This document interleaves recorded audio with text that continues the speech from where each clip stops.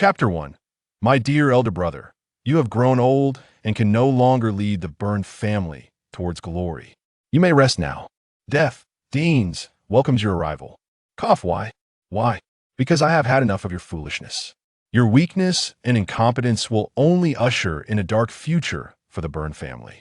Liu Mo felt as though someone had stirred his brain with a stick for hundreds of rounds, akin to the pain of consuming several pounds of counterfeit liquor. He cursed the unprincipled leader who only knew how to drink. He was neither a beauty nor even a woman. Why, amidst so many female colleagues, did he insist on dragging this male colleague into endless drinking? Could it be he had a penchant for swinging both ways? Certainly, he would avoid such gatherings in the future for a mere pittance. There was no need to sell his body. The incessant chatter in his ears resembled a television that had not been turned off, blaring some glitch drama. With a slight effort, he opened his eyes, yearning for a glass of water to moisten his parched throat from intoxication. However, the moment his eyes cracked open, he was rendered utterly astounded. Gone was the familiar rented room, the makeshift refrigerator, and the odor-blocking toilet door. Ah, indeed, I do not have a television from whence comes this melodramatic dialogue. What lay before him was a gray-haired figure, wielding a heavy sword, plunging it into the chest of a middle-aged man seated before him. The sword had already penetrated the chest of the seated man by several centimeters, and the vivid blood trickled down his finely tailored clothes, dripping onto the stone floor and leaving a large pool of crimson. The grievously wounded man clutched the blade with his bare hands, struggling desperately to prevent the fatal wound, as both combatants exerted their utmost strength in a life-and-death struggle. Murder. Liu Mo's first instinct upon witnessing the act of murder was to reach for his phone to call for help. Yet, the heaviness of his body and the excruciating pain in his head dulled his reactions for 3 crucial seconds. It was those 3 seconds that saved his life. My goodness, this is not Earth. I have traversed realms. His eyes, striving to remain still, took in the surrounding scene. This was a grand hall, illuminated by thick, burning candles resembling arms, with 2 rows of long dining tables laden with food, suggesting a festive gathering.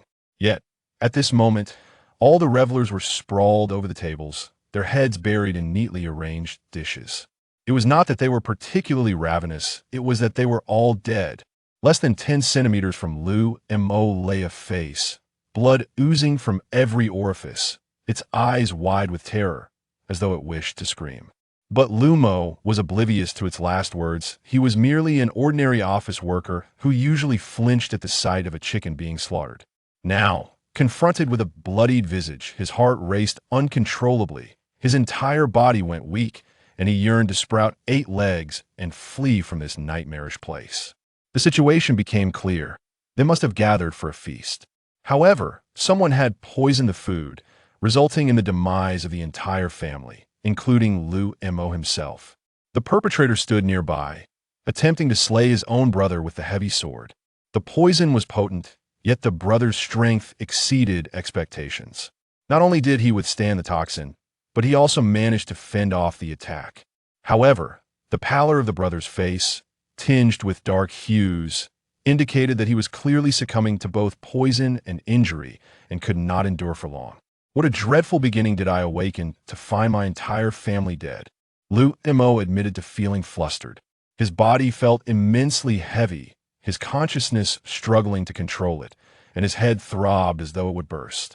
Clearly, he was in a state of severe injury. Once this brother killed the elder, he would undoubtedly be next.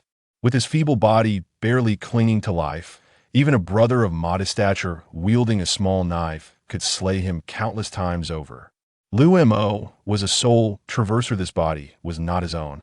He fervently rummaged through his mind for any memories that might provide information about this body and the situation at hand. Brother, may you rest in peace. Thud. The brother, gripping the sword's edge, succumbed to the overwhelming poison and could no longer resist. Accompanied by the flying, severed fingers, the sword pierced through his body.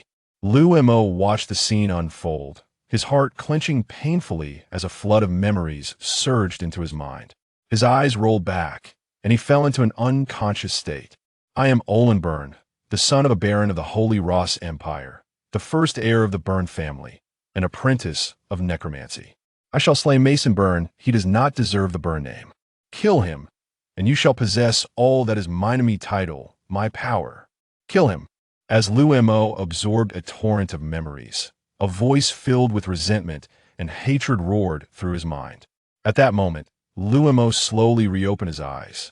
His will had regained control over his body, and a powerful surge of energy coursed through him, creating an illusion that the heavens themselves bowed before him. This sensation arose from Liu Mo's inexperience with extraordinary power. The initial experience induced a sense of delusion. Though the memories had not entirely faded, Liu Mo grasped the general truth of the matter.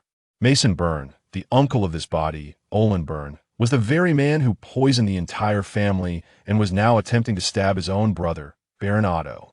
Mason struggled to withdraw the heavy sword from Baron Otto's body. During Liu Mo's unconsciousness, something must have transpired that resulted in Mason sustaining an injury. Just as Liu Mo sought an opportunity to stab Mason from behind, a series of characters appeared before his eyes, accompanied by a cold mechanical voice ringing in his ears. Even while striving to remain motionless, Liu Mo could not suppress a surge of joy. The cheat system had activated. Imperial privileges activated, loading digital modules. Heart of the deceased loading. Soul mutation detected. Meeting promotion requirements. Necromancy apprentice promoted. Promotion complete. Congratulations, you have become a low-level necromancer. Low-level necromancer skills loading. Acquired skills. Skeleton summoning, bone spear, bone shield, touch of the soul, venom missile. Heart of the king triggered. You can expend experience points for skill mutations. Digital modules fully loaded. Welcome to your use. All Imperial privileges activated. Please prepare yourself. Players will descend in 30 days. In an instant, more information flooded his mind, and with the enhancement of his body, magical energy began to surge within him. Liu Mo had no time to ponder the vast array of information. His uncle, the man who had poisoned their entire family, had sensed his transformation and was slowly turning to strike off Baron Otto's head with his sword. Liu Mo glimpsed the sturdy profile of Mason Burn, and information appeared in his vision. Mason Burn, level 21 intermediate warrior, lightly injured. It seemed that during his unconsciousness and the acceptance of the original Bodis memories, Mason had sustained a light injury from Baron Otto. Simultaneously, another piece of information appeared in Liu Mo's vision, pertaining to the already unconscious Baron Otto. Baron Otto Burn, level 37 advanced warrior, poisoned near death. Before his unscrupulous uncle could turn around in confusion, Liu Mo acted first. His body, more adept than his mind, swiftly grasped the staff beside him. As magical energy flowed within him, a long bone spear, as thick as an infant's arm, materialized at his side. With a flick of the staff, the white bone spear shot towards Mason's heart. Liu Mo, who had never even witnessed a chicken being slaughtered, transformed from a compassionate office worker into one filled with an unexpected, terrifying excitement as he launched a deadly attack. The bone spear was released, yet Liu Mo had not yet seen the outcome. For some reason, a feeling of impending failure crept into his heart. With his hand waving the staff, he uttered an incomprehensible incantation, words spilling forth like popping beans. The magical energy within him flowed through the staff and into the corpses on both sides of the dining table.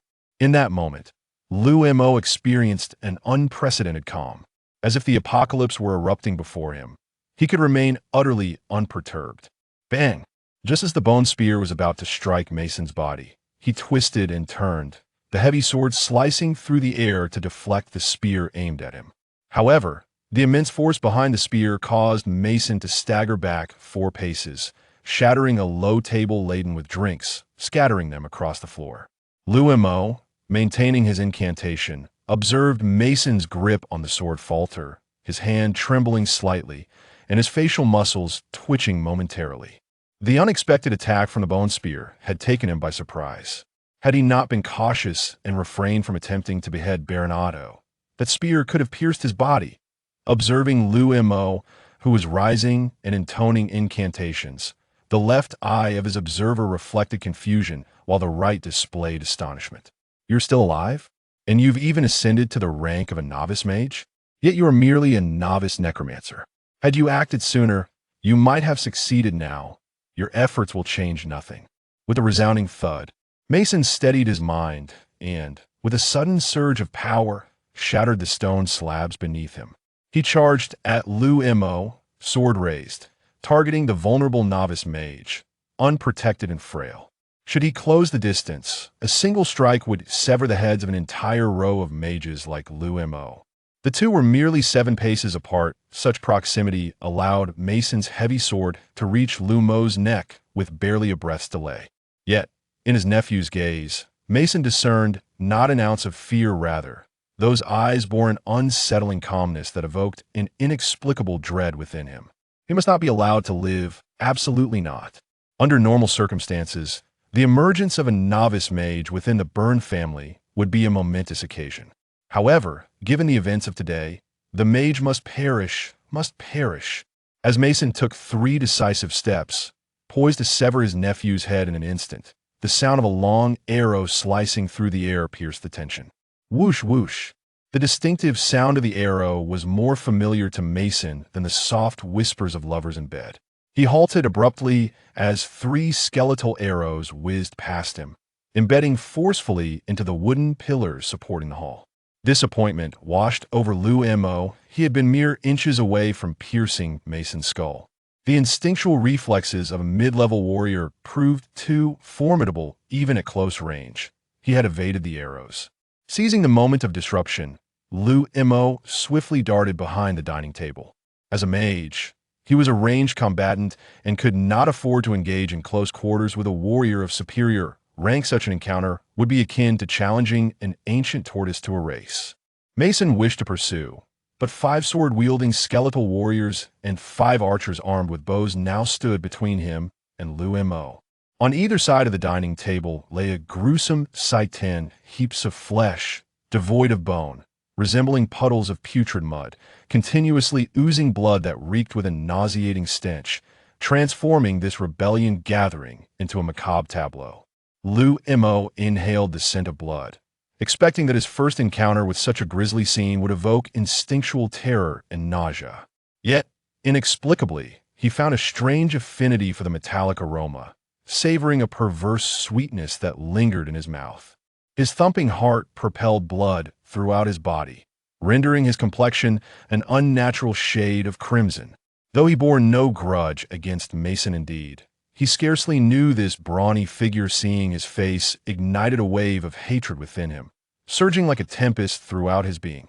Kill him, kill him. This was the vestige of Olin Byrne's will imposing its influence upon him. Liu Mo realized that only by vanquishing Mason Byrne could he fully seize control of this body and truly fulfill his journey through time. His gaze fell upon the skeletal soldiers he had just summoned. Skeleton summoning, a novice necromancer's ability to conjure basic skeletal warriors from intact corpses. The skeletal soldiers bore no flesh, standing resolutely with half-meter-long bone swords, while their hollow eye sockets blazed with flickering grayish-white flames of the soul. The 5 skeletal archers, armed with bows fashioned from bone, had drawn their skeletal bowstrings taut, their pale arrows aimed squarely at Mason, awaiting Liu Mo's command to attack. 2 lines of information appeared in Liu Mo's pupils: Skeleton Warrior, level 5, apprentice rank, and Skeleton Archer, level 5, apprentice rank. The paltry levels caused Liu Mo's heart to sink heavily. If there were evaluative comments, they would undoubtedly read fragile skeletons that shatter upon contact and mere bluffs. Such lowly ranked skeleton soldiers could easily be dispatched by Liu Mo, a junior necromancer renowned for his frail physique. With a mere strike of his staff, however, the unmistakable fear emanating from Ma San's eyes revealed that he was indeed intimidated by the 10 skeleton soldiers. Spellcasters symbolize mystery and the formidable power to alter the fabric of reality. Moreover, the sinister necromancer who manipulates the dead and souls is a force to be reckoned with. Lacking knowledge, Ma San likely perceived these 10 vigilant skeleton soldiers as a typical squad of human soldiers. Given his lightly injured state and absence of armor, he was certainly no match for a unit equipped with a novice spellcaster. Liu Mo dared not be careless. Once combat commenced, Ma San would ascertain the true strength of these skeleton soldiers. and the principal combat power rested solely with him. Amidst the murmurs of incantation, a half-meter skeletal shield materialized before him, shielding his body. The bone shield, a skill of the novice necromancer. A bone spear swiftly manifested at his side, making the white-boned arrows in the skeleton archer's grasp appear as puny as a malnourished infant compared to Yao Ming in height. To wield novice magic with such proficiency right after his advancement. Liu Mo's son, furrowing his brow, glanced back at his brother, who had long succumbed to unconsciousness and was on the brink of death. How could he have been unaware of his nephew's remarkable talent? Had he known of such potential, he would not have entertained nefarious thoughts. "Ma son, my uncle, why did you slay our entire clan?" Liu Mo discerned Ma Sen's hesitation. There was certainly an underlying truth he was oblivious to. Though he had inherited all of Olin's memories, he found no signs of Ma Sen's descent into darkness. Quite the contrary, in Olin's recollections, he held his uncle in high regard. A sin possessed half the power of the Byrne family, and the clan's operations relied heavily on his support. It could be said that the Byrne family's rise to prominence today bore his indelible contributions, the abrupt betrayal of the uncle he had always admired, who had annihilated their kin, spurred Olin Byrne to feel a profound sense of treachery, vowing to end his uncle's life. From admiration to hatred, this instantaneous shift nearly drove Olin Byrne to madness. Fortunately, he perished before losing his sanity. Enough of the rhetoric. Today, only one of us shall exit the castle. A son, lost in thought, dispelled his hesitation with a swift kick that sent the table before him flying towards the skeleton soldiers, his figure following closely behind. Boom! Liu Mo refrained from allowing the skeleton archers to attack. Instead, he waved his staff, causing 2-meter-long bone spears to launch forth like siege crossbows, shattering the table that had been hurled towards the skeleton soldiers. The bone spears, undeterred in their momentum, continued to hurtle toward Ma as the table exploded, revealing Ma's son behind it. 5 skeleton archers, under Liu Mo's command, aimed their arrows at Ma Sen's eyes. The arrows shot by the level 5 skeleton archers possessed limited power. It was likely that Ma's son could stand still, and they would at most only turn him into a pincushion, failing to deliver a fatal blow. Only by striking vulnerable points like the eyes could they hope to kill him. Yet Liu Mo held no expectations for the skeleton soldiers. The 10 level 5 skeletons would merely serve to distract Ma San and buy Liu Mo a modicum of time. Charging forward, Ma San raised his sword to deflect the most potent of the bone spears. He had already experienced the spear's might, capable of piercing through his body with formidable force, were it not for the singular nature of the spear's attack. He would have been impaled just moments ago. Bang! The heavy sword cleaved through the descending bone spear, though the force behind the spear pushed Ma San back, returning him to Baron Otto's side. With a trembling grip on his sword, he deflected 2 white-boned arrows, while one narrowly grazed his cheek, leaving a bloodied mark.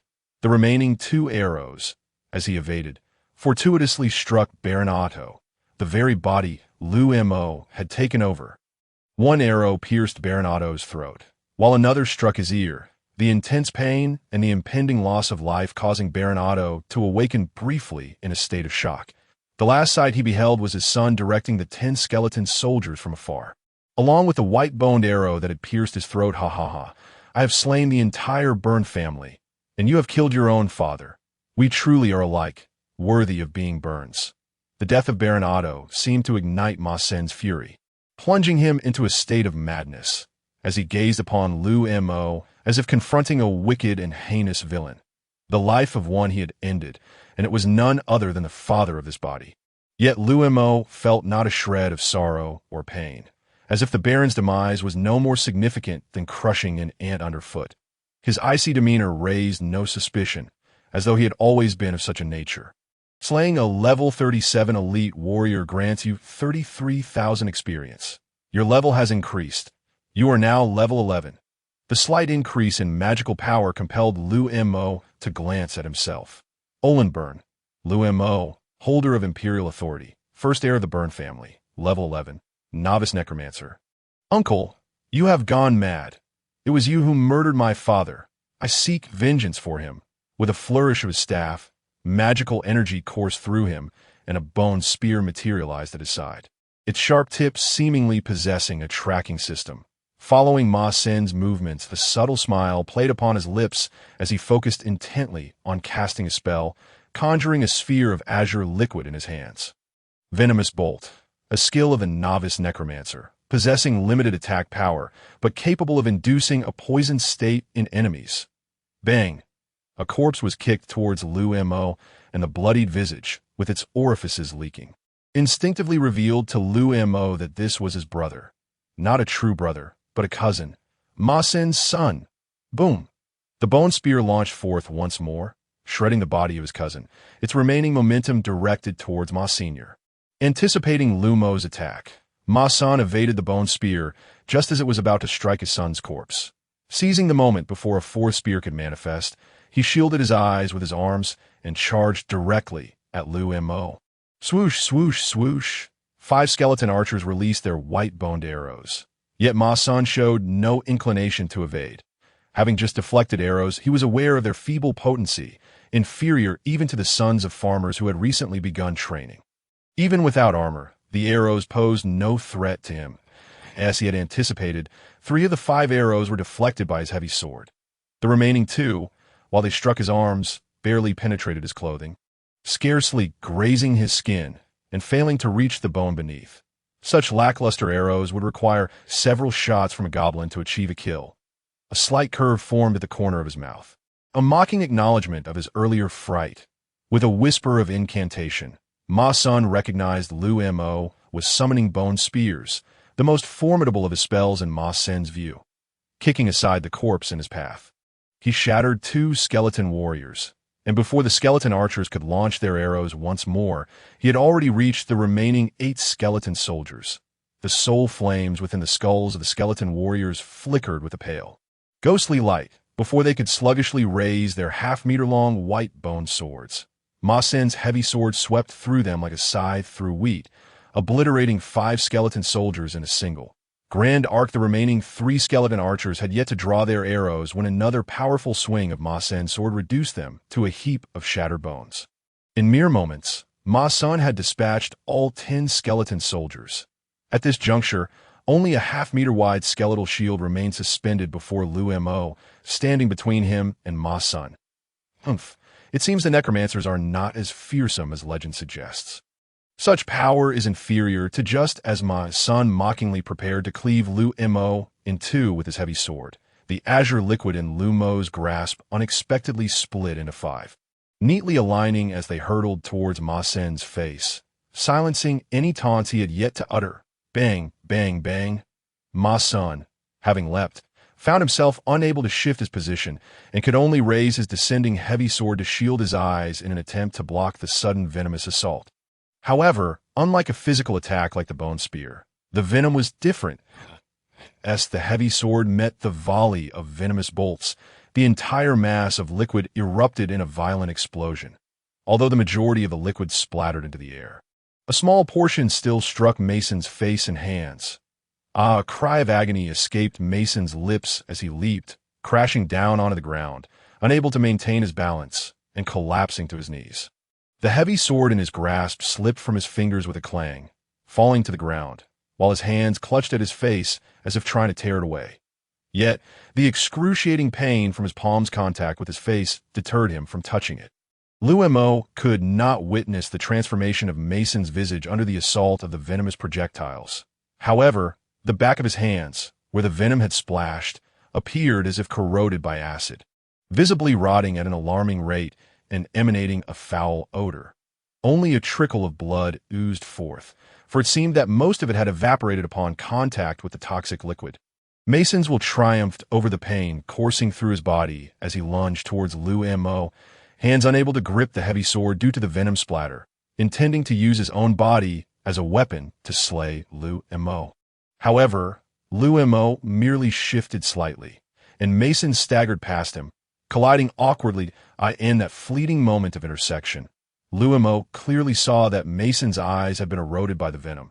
His pupils were utterly gone, replaced by 2 streams of murky, pale liquid trickling down his face. Blinded, the venomous projectile had corroded his eyes away. The bone spear reappeared at Liu Mo's side, and with a gentle flourish of his staff, boom! The spear, slicing through the air, impaled Mason into the ground with tremendous force, penetrating the stone floor by several inches. Phew! The spear pierced through Mason's lung, its formidable power shredding his entire lobe, eliciting a pained, gurgling sound from his throat as blood-tinged bubbles escaped from his mouth. He was beyond saving. My uncle, in your final moments, please tell me why you sought to annihilate our entire clan. Were you coerced into this heinous act? Mason struggled to lift his head, gazing in Liu Mo's direction, perhaps hoping to catch a final glimpse of the one who had taken his life, yet his corroded eyes and ravaged face rendered him blind to all. Life was ebbing away from him, and Liu Mo observed the scene with an impassive gaze, his eyes cold with hatred, devoid of any concern for kin, even wary that Mason might retaliate, preventing him from approaching. Count Lalamon, with great effort, Mason managed to utter a name before his head fell heavily, lifeless, deceased. You have slain a level 21 intermediate warrior, gaining 12,000 experience. Your level has increased. You are now level 12. The mechanical voice echoed in Liu Mo's ears, allowing his anxious heart to finally settle. Eyes and senses may deceive, but the system's voice never would. Congratulations on vanquishing the mastermind behind the Blood Feast. Establishing the Blood Feast dungeon. Only you have survived the Blood Feast of the Byrne family. Your renown has increased by 1. Bang, bang, bang. My lord, what has transpired? Before Liu Mo could fully comprehend the situation, a knocking sound resonated from the closed hall door. Amidst the knocking, Liu Mo distinctly heard the clanging of armor. The heart he had just consumed felt as if it were lodged in his throat. He was the sole survivor of the Blood Feast, and both Baron Otto and Mason, the power holders of the Byrne family, had perished by his hand. And no matter how he explained, such a situation was perilous. However, upon hearing a familiar voice from beyond the door, a vision of a middle-aged man clad in armor with a grizzled beard surfaced in Liu Mo's mind. Enter Uncle Garlio. Liu Mo's voice rang out, and the heavy wooden door swung open, revealing Garlio, over 40 yet still robust, donned in heavy armor, accompanied by a dozen knightly retainers who hurried in upon witnessing the carnage strewn across the floor, with Baron Otto gravely injured and a skeletal arrow piercing his throat. Even Garlio, who had seen the horrors of the Void Gate battlefield, was momentarily taken aback. Several of his knightly retainers, upon taking in the scene, doubled over and fled the hall, retching outside. For those unaccustomed to the brutality of battle, the sight was indeed a harrowing one. My lord, what has happened? Garlio, the trusted aide of Baron Otto and captain of the knightly order in the frontier territory, upon confirming the demise of his liege, met Liu Mo's gaze with disbelief and anguish, his voice a heart-wrenching cry as if the sky had fallen. Uncle Garlio, it was Uncle Mason who sought to usurp power.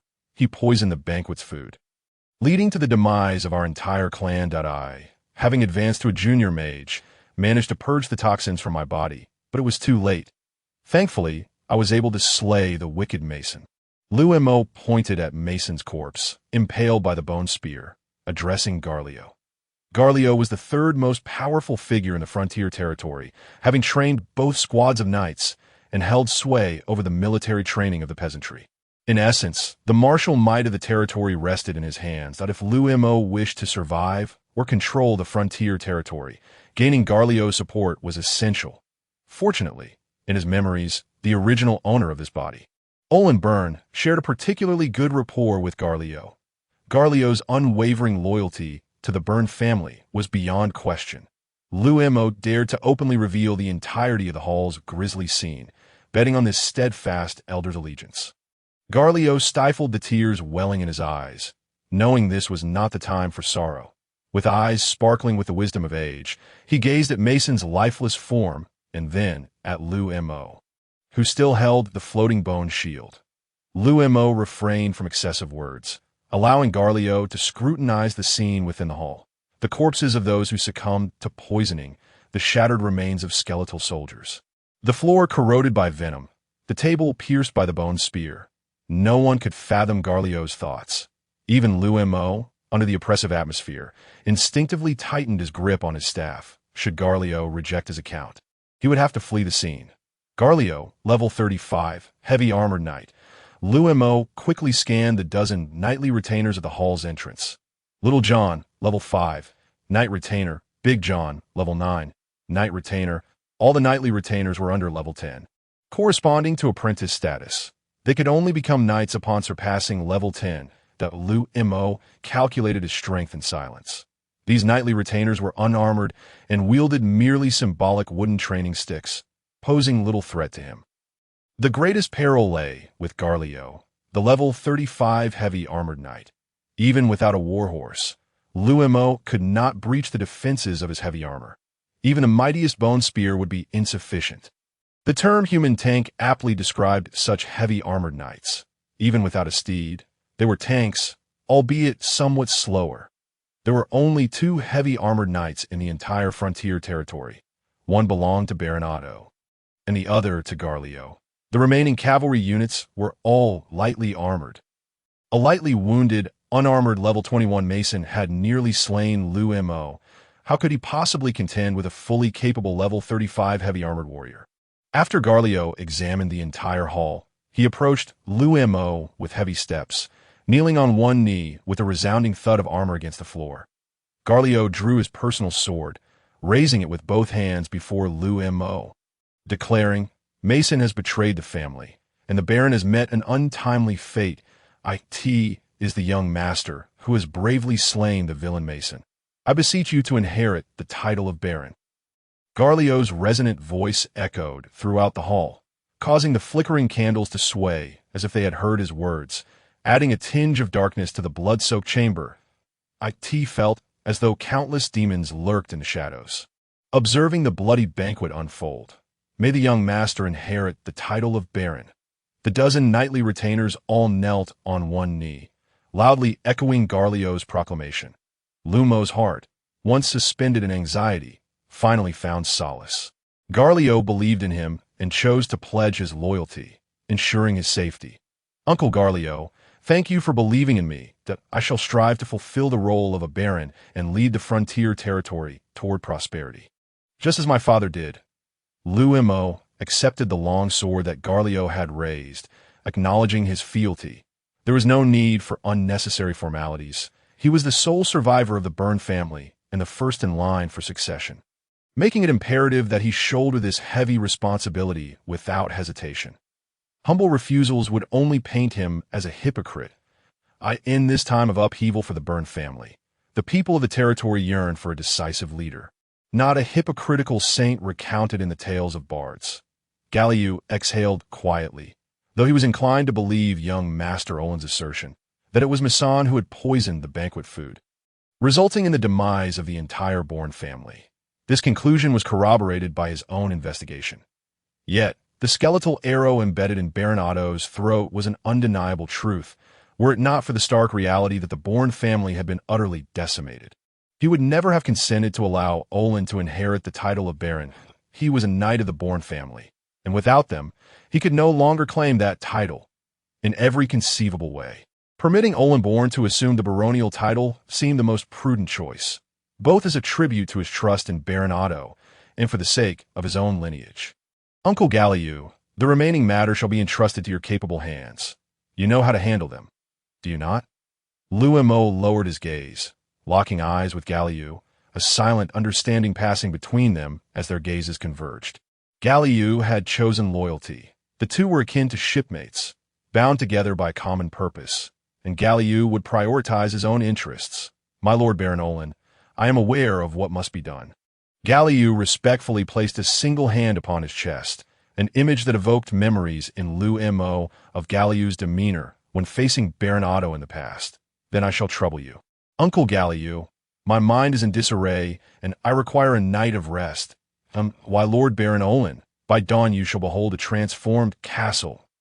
As Liu Mo stepped out of the hall, he was greeted by a world devoid of electricity, illuminated only by the starlit sky. A gentle breeze caressed him, sending a chill down his spine, and he realized that his back was drenched.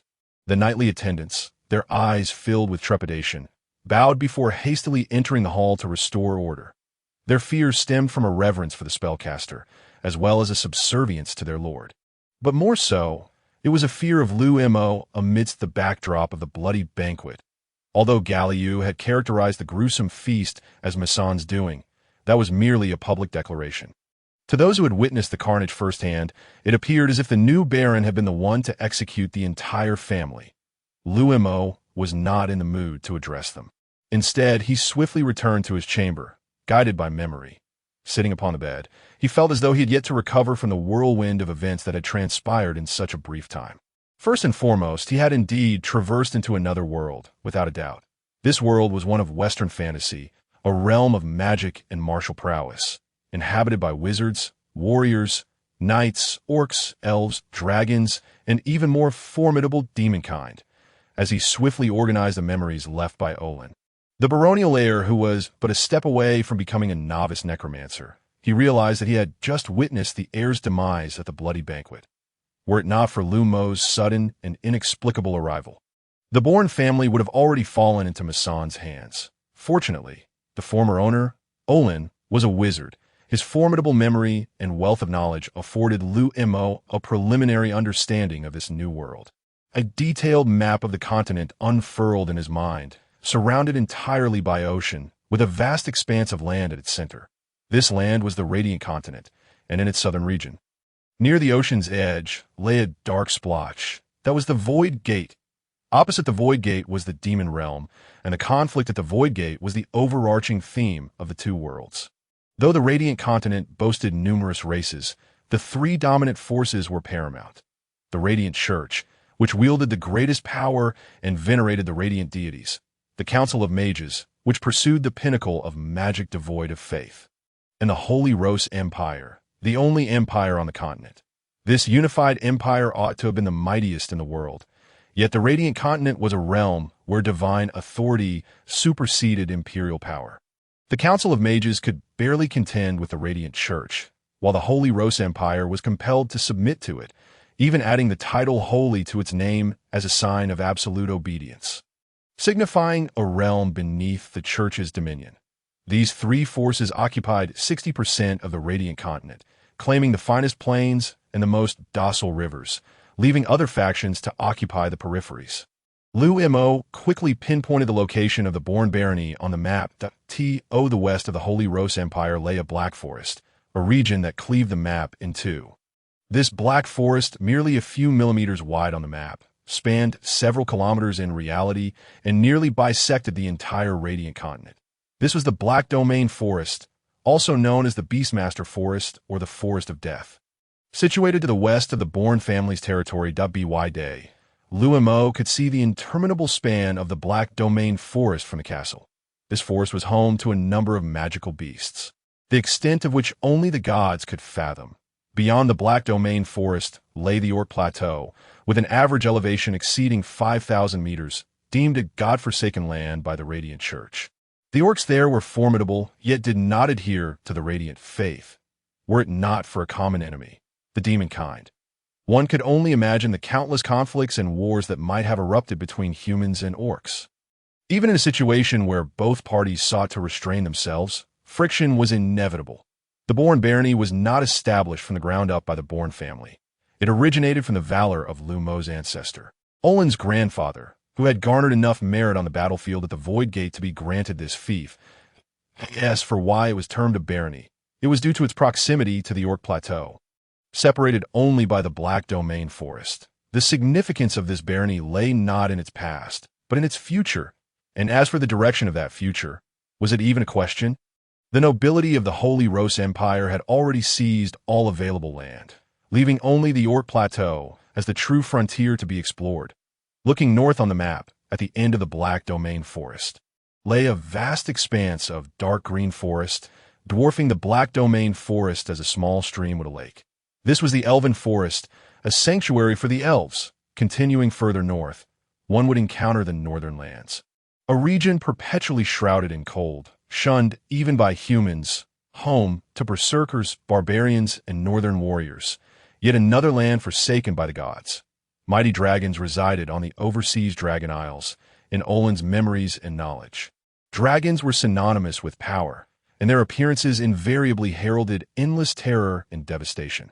Yet, such formidable beings could only remain hidden in the depths of the oceanic islands. Was it that they loathed the radiant continent? Or did they simply relish seafood? Neither, of course. It was the mighty humans who sought to capture the dragons by any means necessary, be it enslavement or extermination. The dragons were powerful, but humanity was more so. With their multifaceted career paths and systematically organized armies, humans could instill dread not only in dragons, but also render the demon kind, who had shattered the magical empire a millennium ago, utterly helpless. A millennium ago, on the Radiant Continent, there existed an even more unified empire, the Magical Empire. Due to the passage of time, Olin's memories of the Magical Empire were scant, with only a few fragments detailing its formidable nature. It was a utopia in the hearts of all wizards, an era dominated by spellcasters. Yet, even such a powerful empire was obliterated by the sudden emergence of the demon kind at the Void Gate. Had the demon kind not suffered grievous losses in that battle, perhaps it would be they, not humanity, who now ruled the Radiant Continent. In the millennia since the fall of the Magical Empire, the history of the Radiant Continent has been one of unending warfare against the demon kind.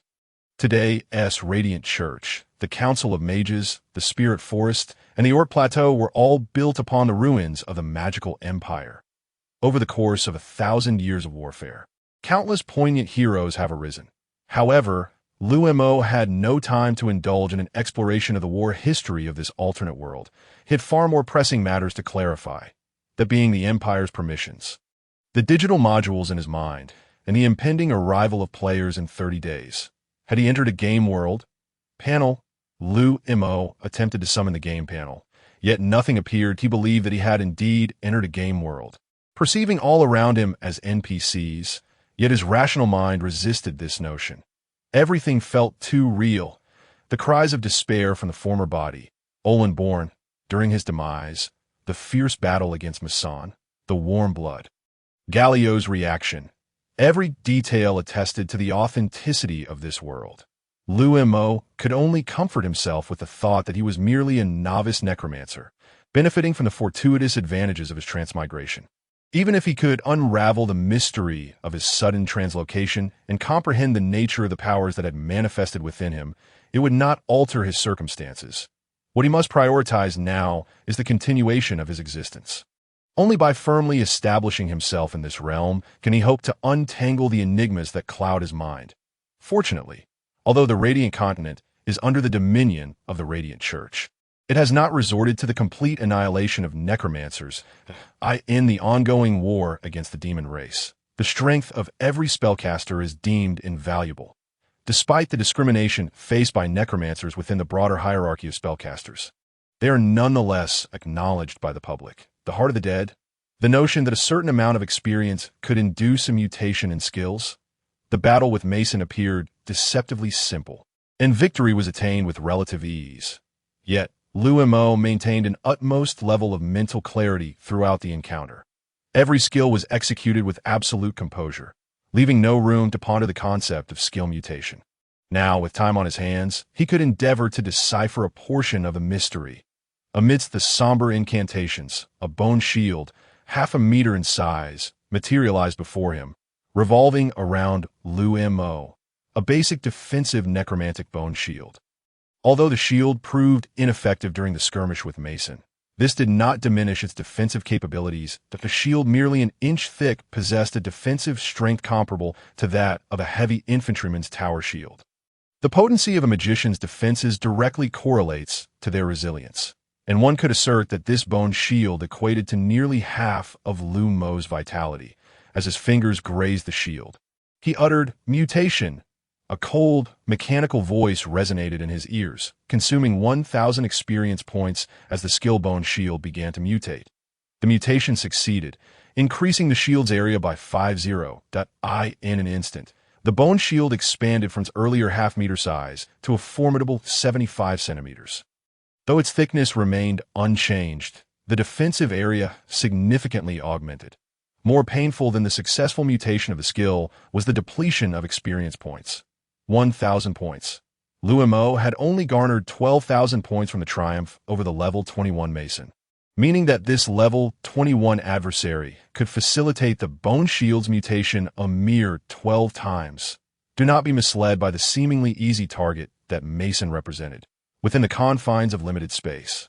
He was lightly injured, unarmored, bereft of a shield, and lacking ABOW. In such a state, Mason had not even tapped into half of his potential. Should he encounter a fully equipped intermediate warrior, even if Liu Mo were to emerge victorious, it would hardly be as effortless, for success would necessitate a considerable price. Against a seasoned intermediate warrior, Liu Mo's chances of victory would be regrettably slim. The battlefield has never been a place for merely comparing levels and professions. If the outcome could be determined solely by level, the Radiant Continent would not have been embroiled in a millennium-long conflict with the demon race. While spellcasters hold a prestigious status, the roster of high-level spellcasters who have met their demise at the hands of lowly warriors is extensive. We all possess 2 shoulders and a head. A single strike can lead to death, irrespective of one's theoretical prowess. It is entirely plausible for even the mightiest of holy-tier beings to fall victim to a goblin's blade. Moreover, Liu Mo is merely a novice necromancer, positioned at the very bottom of the spell-casting hierarchy. Necromancers are notoriously fragile and easily slain at lower levels, their strength barely surpassing that of auxiliary spellcasters of the same tier. The tales of necromancers' formidable prowess on the continent are largely exaggerated. They are but the earthly representatives of the Grim Reaper, Deans. Yet, such legends pertain only to those of higher levels and bear no relevance to Liu Mo, a lowly mage. Given the precious nature of experience acquisition and the staggering rate at which skill mutations consume experience points, Liu Mo is acutely aware that should he succumb to the allure of skill mutations, he may never ascend to the rank of intermediate necromancer. Lacking a panel, he is utterly oblivious to his current experience points. It is conceivable that during his next attempt to mutate a skill, he could plummet from level 12 back to level 11. However, is this mutation permanent or merely a fleeting change? If it were to be a permanent alteration, that would be somewhat commendable. Gazing at the enlarged bone shield before him, Liu Mo waved his hand to disperse it, murmuring an incantation. A shield of merely half a meter in size once again floated before him. Indeed, he mused, it is but a temporary mutation. Deep down, Liu Mo had long anticipated this outcome. Yet, clinging to the hope of a permanent mutation had been a tantalizing fantasy, now cruelly dashed by reality. It felt as though an unseen figure was mocking him. Wishing for a permanent mutation? Why not sleep during the day? Everything exists in dreams. Having gained a rudimentary understanding of the skill mutation feature, Liu Mo temporarily abandoned the notion of experimenting with his other skills. He simply lacked the experience to indulge in such extravagance. Reaching out, a sphere of light materialized in his palm. The Blood Feast dungeon, to be placed no more than 500 meters from the original location, appeared following his defeat of Mason, manifesting directly within his being. The emergence of the dungeon only deepened Liu Mo's suspicions that he had indeed been transported into a game, yet the absence of a panel, quests, or anything of the sort kept him questioning his predicament. Could others perceive the existence of the dungeon? Could he enter the dungeon to acquire experience? Liu Mo whispered his inquiries, awaiting a response from the system. Minutes passed in silence, leaving the room enveloped in a stillness that made Liu Mo feel as though he were conversing with himself. He realized that the so-called system communicated in a one-sided manner, incapable of reciprocation. He was a passive recipient of information, left to decipher everything on his own, as if the system assumed he ought to possess prior knowledge. It felt akin to starting a brand new game while being forcibly bypassed through the tutorial, thrust into action without guidance, having expended a significant portion of his mana during the battle. He was beginning to accept the reality of his translocation. With the system in place and the golden ticket of skill mutation at his disposal, Liu Mo chose not to succumb to slumber, but instead seated himself on the bed to meditate. Though he appeared to have assimilated into this new world and environment, the trepidation within him had not waned. Rather, it intensified upon grasping the nature of the Radiant Realm. This was no longer the Earth he once knew, nor his peaceful homeland, where the military, police, and government safeguarded the populace. This realm was extraordinary, devoid of the smartphones, computers, and bustling thoroughfares of his former life, yet brimming with the capacity to reshape mountains and drain seas. While he need not worry about being struck down by a vehicle while traversing the streets, at any moment, a transcendent battle could erupt, displacing an entire town. Perhaps one moment he might be enjoying a meal, and the next he could find himself ensnared in the realm of the dead. Flipping through the memories of Olenburn, Liu Mo glimpsed the stark reality of this extraordinary world. Only by becoming a professional could one attain a semblance of status. Should he remain an ordinary individual, his standing would be no greater than that of livestock. The mention of Count Layman, uttered by Mason in his dying breath, hung over Liu Mo like a sword poised to strike. He understood that his newly acquired territory had drawn the attention of a count. The count stood 2 ranks above him, and the resources and power they could wield were unfathomable. The count had yet to personally intervene, and the Byrne family had narrowly escaped annihilation. Moonlight spilling through the window cast the outside world as a grinning demon, silently mocking Liu Mo. "Welcome to a ruthless world. If you wish to feast upon me, you must first possess a formidable set of teeth." Liu Mo gently closed his eyes, releasing his mind into meditation to expedite the restoration of his internal mana. He could faintly hear the clinking of armor, hurried footsteps, and the sound of water splashing against the ground as Garriott busied himself erasing all traces of the blood feast. "My Lord Baron Olin, it is time to awaken." Garriott's voice called from outside, rousing Liu Mo from his deep slumber. "Uncle Garriott, I shall be there shortly." Awakened, Liu Mo chastised himself for his uncharacteristic weakness that he had intended to meditate to restore his mana and devise a future development plan. Yet he had unexpectedly fallen asleep during the latter part of the night. Fortunately, his mana had fully replenished. Otherwise, the night would have been a waste. How careless of him to have slept soundly after his entire family had perished. Once again in the castle hall, a breakfast had been prepared by the maids. The table was neatly arranged, and the floor had been cleaned, were it not for the faint scent of blood lingering in the air and the remnants of bloodstains in the cracks of the stone. One might believe nothing had transpired there the previous night, that a few slices of white bread, some pieces of meat, 2 leaves of vegetables, and a cup of water comprised Liu Mo's breakfast. "Leave the breakfast for me, Uncle Garriott, and let the others go."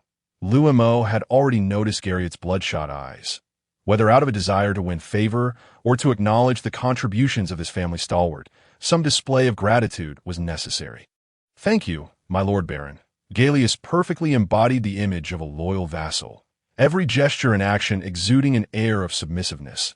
Liu Mo observed the maid, trembling and nearly sprinting in her flight, and suddenly comprehended the purpose of the so-called legendary status that the system had mentioned. Although the massacre of the entire clan was forcibly suppressed by Gallius, over a dozen knightly servants had witnessed the gruesome scene, making it impossible to quash the truth. It was certain to spread. This was not Earth, where one could monitor every utterance made online. In this medieval-like European setting, Liu Mo found himself powerless to control the rumors. It was as if this maid, who had been absent from the scene yesterday, undoubtedly possessed knowledge of all that transpired the previous night. That mere point of legendary status had bestowed upon him a sinister halo.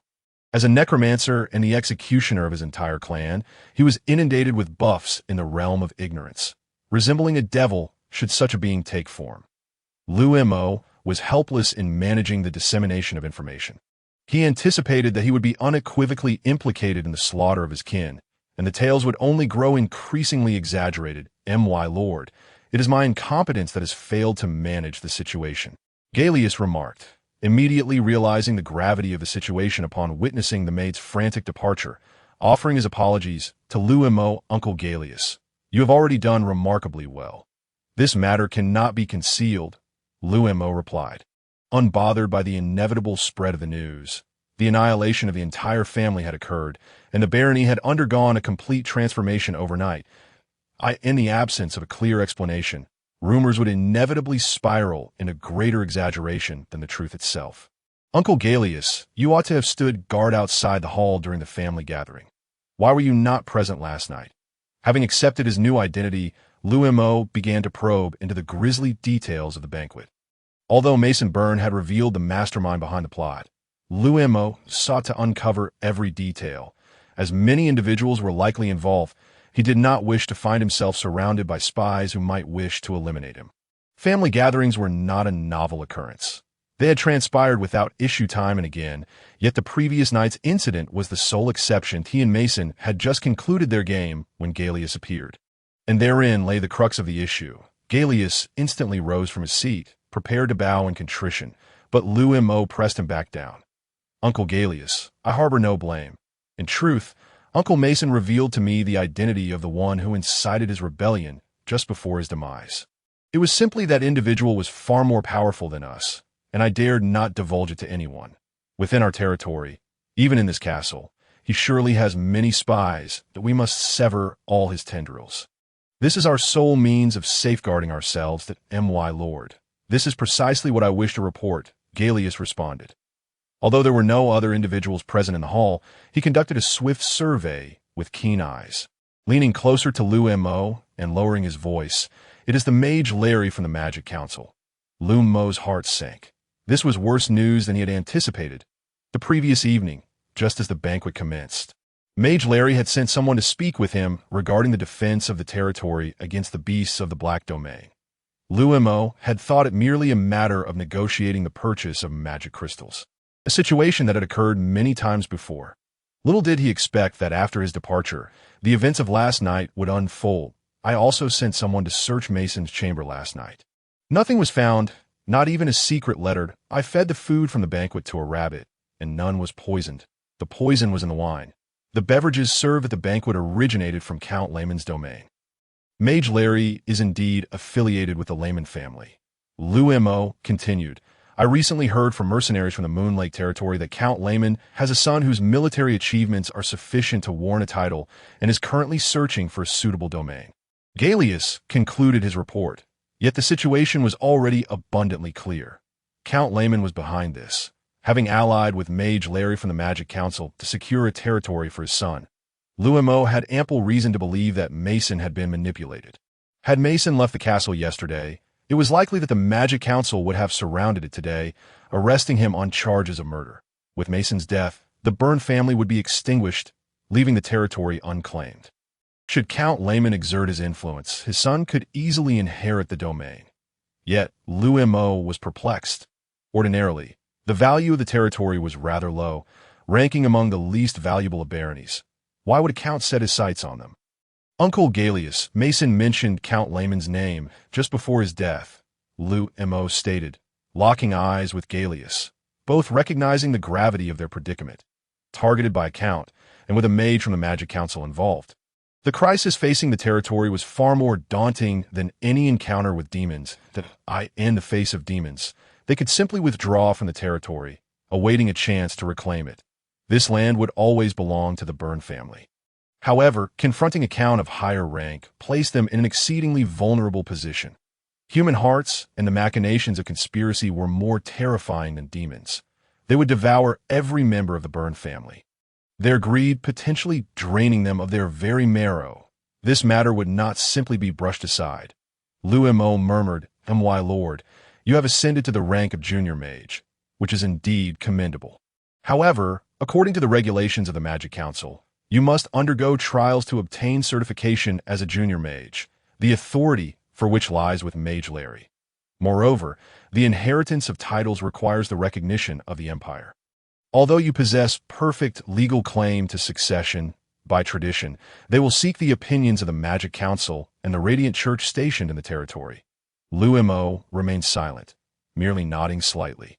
Yet his expression was dark enough to herald an impending storm. Originally, Liu Mo had felt little concern over his claim to the title. As the first heir of the Byrne family, there was no more suitable candidate. However, upon hearing Mage Larry's name from Gallius, he fell into contemplation. Although the Holy Rose Empire was the sole empire on the Radiant Continent, ostensibly enjoying all power, it was, in reality, beholden to two overlords, the Magic Council and the Radiant Church. Wherever there was territory, these two powers were present, in a remote corner, such as the frontier territory, which was merely a barony. Two grand edifices more opulent than his own castle had risen just outside. One was the office of the Magic Council stationed in the frontier, and the other was the Church of the Radiant Church in the same region. While it appeared that he, as the Baron. Enjoyed full authority within the frontier. The reality was that he controlled only a fraction of it. According to the regulations of the Magic Council, all mages on the Radiant Continent were subject to the Council's unified management. Promotions, trials, and assignments were all matters dictated by the Magic Council. The Council not only held authority over mage certification, but also monopolized magical equipment, potions, knowledge, and skills. In simpler terms, the Magic Council wielded a stranglehold over the lifeblood of the majority of spellcasters. The Magic Council loomed before every mage as an insurmountable mountain, an enormous entity that none could bypass. Those spellcasters yet unmonopolized could only seek refuge in the Orc Highlands, the Elven Forests, or the frigid northern wastelands. Yet he, as a newly promoted junior necromancer, fell squarely under the jurisdiction of the Magic Council. Furthermore, the ascension from apprentice to junior mage required passing trials for confirmation. Originally, this trial was merely a formality for those of high status among spellcasters. Often, it was not even a formality, as arrangements had already been made. How could noble spellcasters truly engage in trial tasks? That would be an affront to their dignity. Yet the one responsible for Liu Mo's trial would undoubtedly be Mage Larry. Could he truly allow Liu Mo to merely go through the motions? At this very moment, Larry was likely devising ways to ensure Liu Mo's demise through the trial. Only with Liu Mo's death could the Count fulfill his ambitions. As for the more powerful Radiant Church, it had always held disdain for necromancers and other practitioners leaning towards darkness. In their oft-repeated rhetoric, spellcasters are a group of pitiful beings devoid of faith. And guiding such wretched souls to bask in the glory of the divine is their lifelong goal. Yet they are but a band of miscreants who turn their backs on the divine light. Necromancers were directly categorized among those who turned their backs on the divine light. Deemed as villains, religious zealots in any world behave similarly. When confronting those whom they perceive as loathsome to the divine, they do not choose to enlighten them through doctrine, but rather seize their swords to eradicate them. Gratitude is owed to the demonic entities beyond the Void Gate. Without their existence, the necromancers would find no fertile ground upon the Radiant Continent. This lengthy exposition merely serves to convey Liu Mo's intent to counter the Mage Council's influence with the might of the Radiant Church. However, it may be more prudent for him to contend against both formidable factions single-handedly.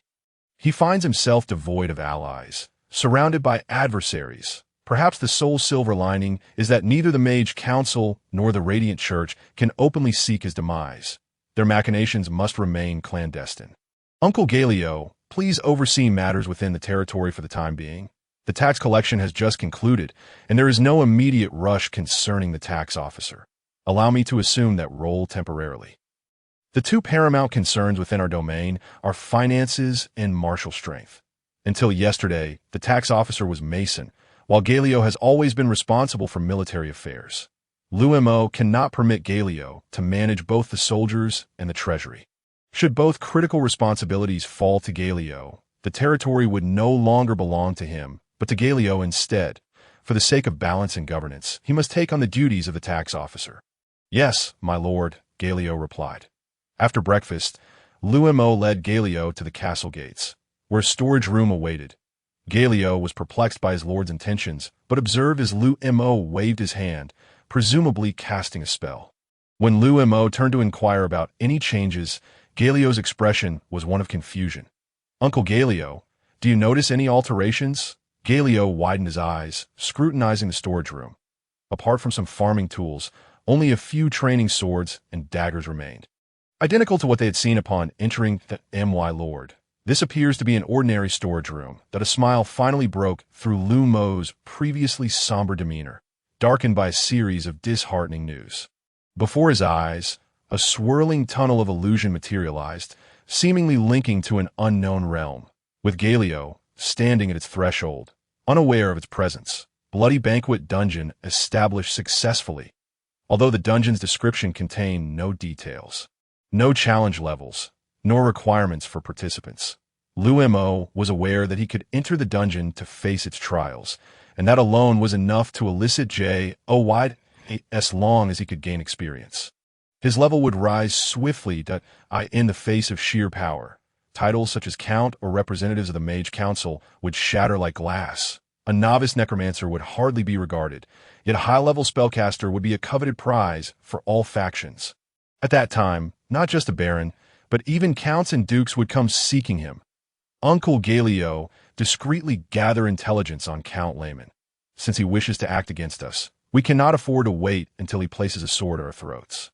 I must avenge the grievances of the Byrne family. Yes, my lord. Galio understood that such clandestine matters required his personal involvement. Entrusting them to others would result in their inquiries being laid before Count Layman's desk by the following day. Once Galio departed, Liu Mo reached out to touch the dungeon interface. Would you like to teleport to the Bloody Banquet dungeon? Yes. In an instant, Liu Mo vanished from the storage room, and upon opening his eyes, he found himself back in the banquet hall, concealed in a shadowy corner by the entrance, where the dim light served as his perfect disguise. The flickering candles illuminated the gathering table, now laden with the lifeless bodies of the Byrne family members, all poisoned. Mason, wielding a heavy sword, was forcefully driving the blade into his brother's chest, his face contorted with rage.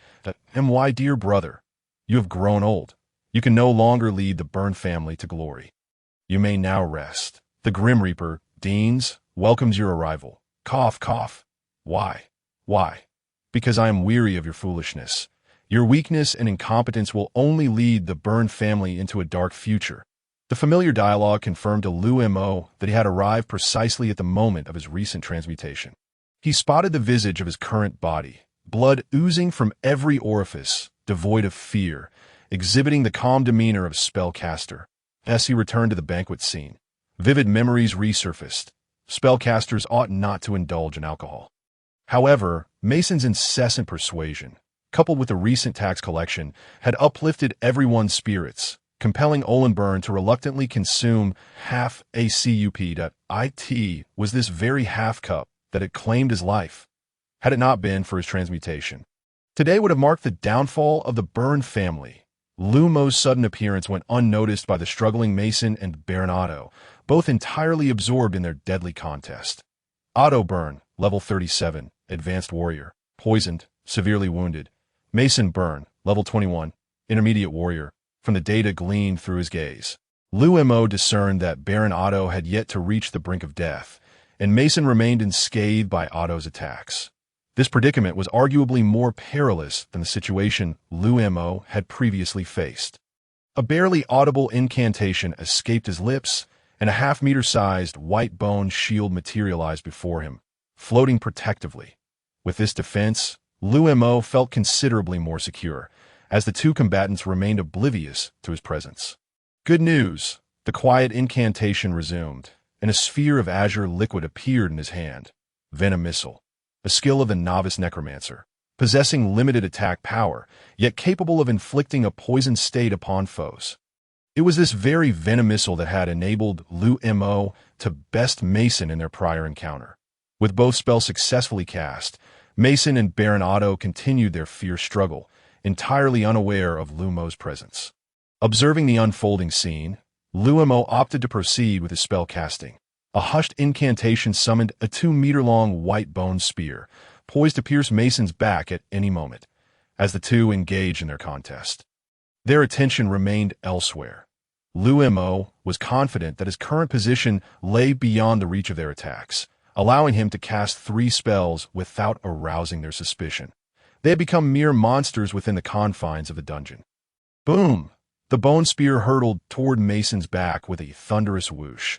A successful strike would surely eliminate him.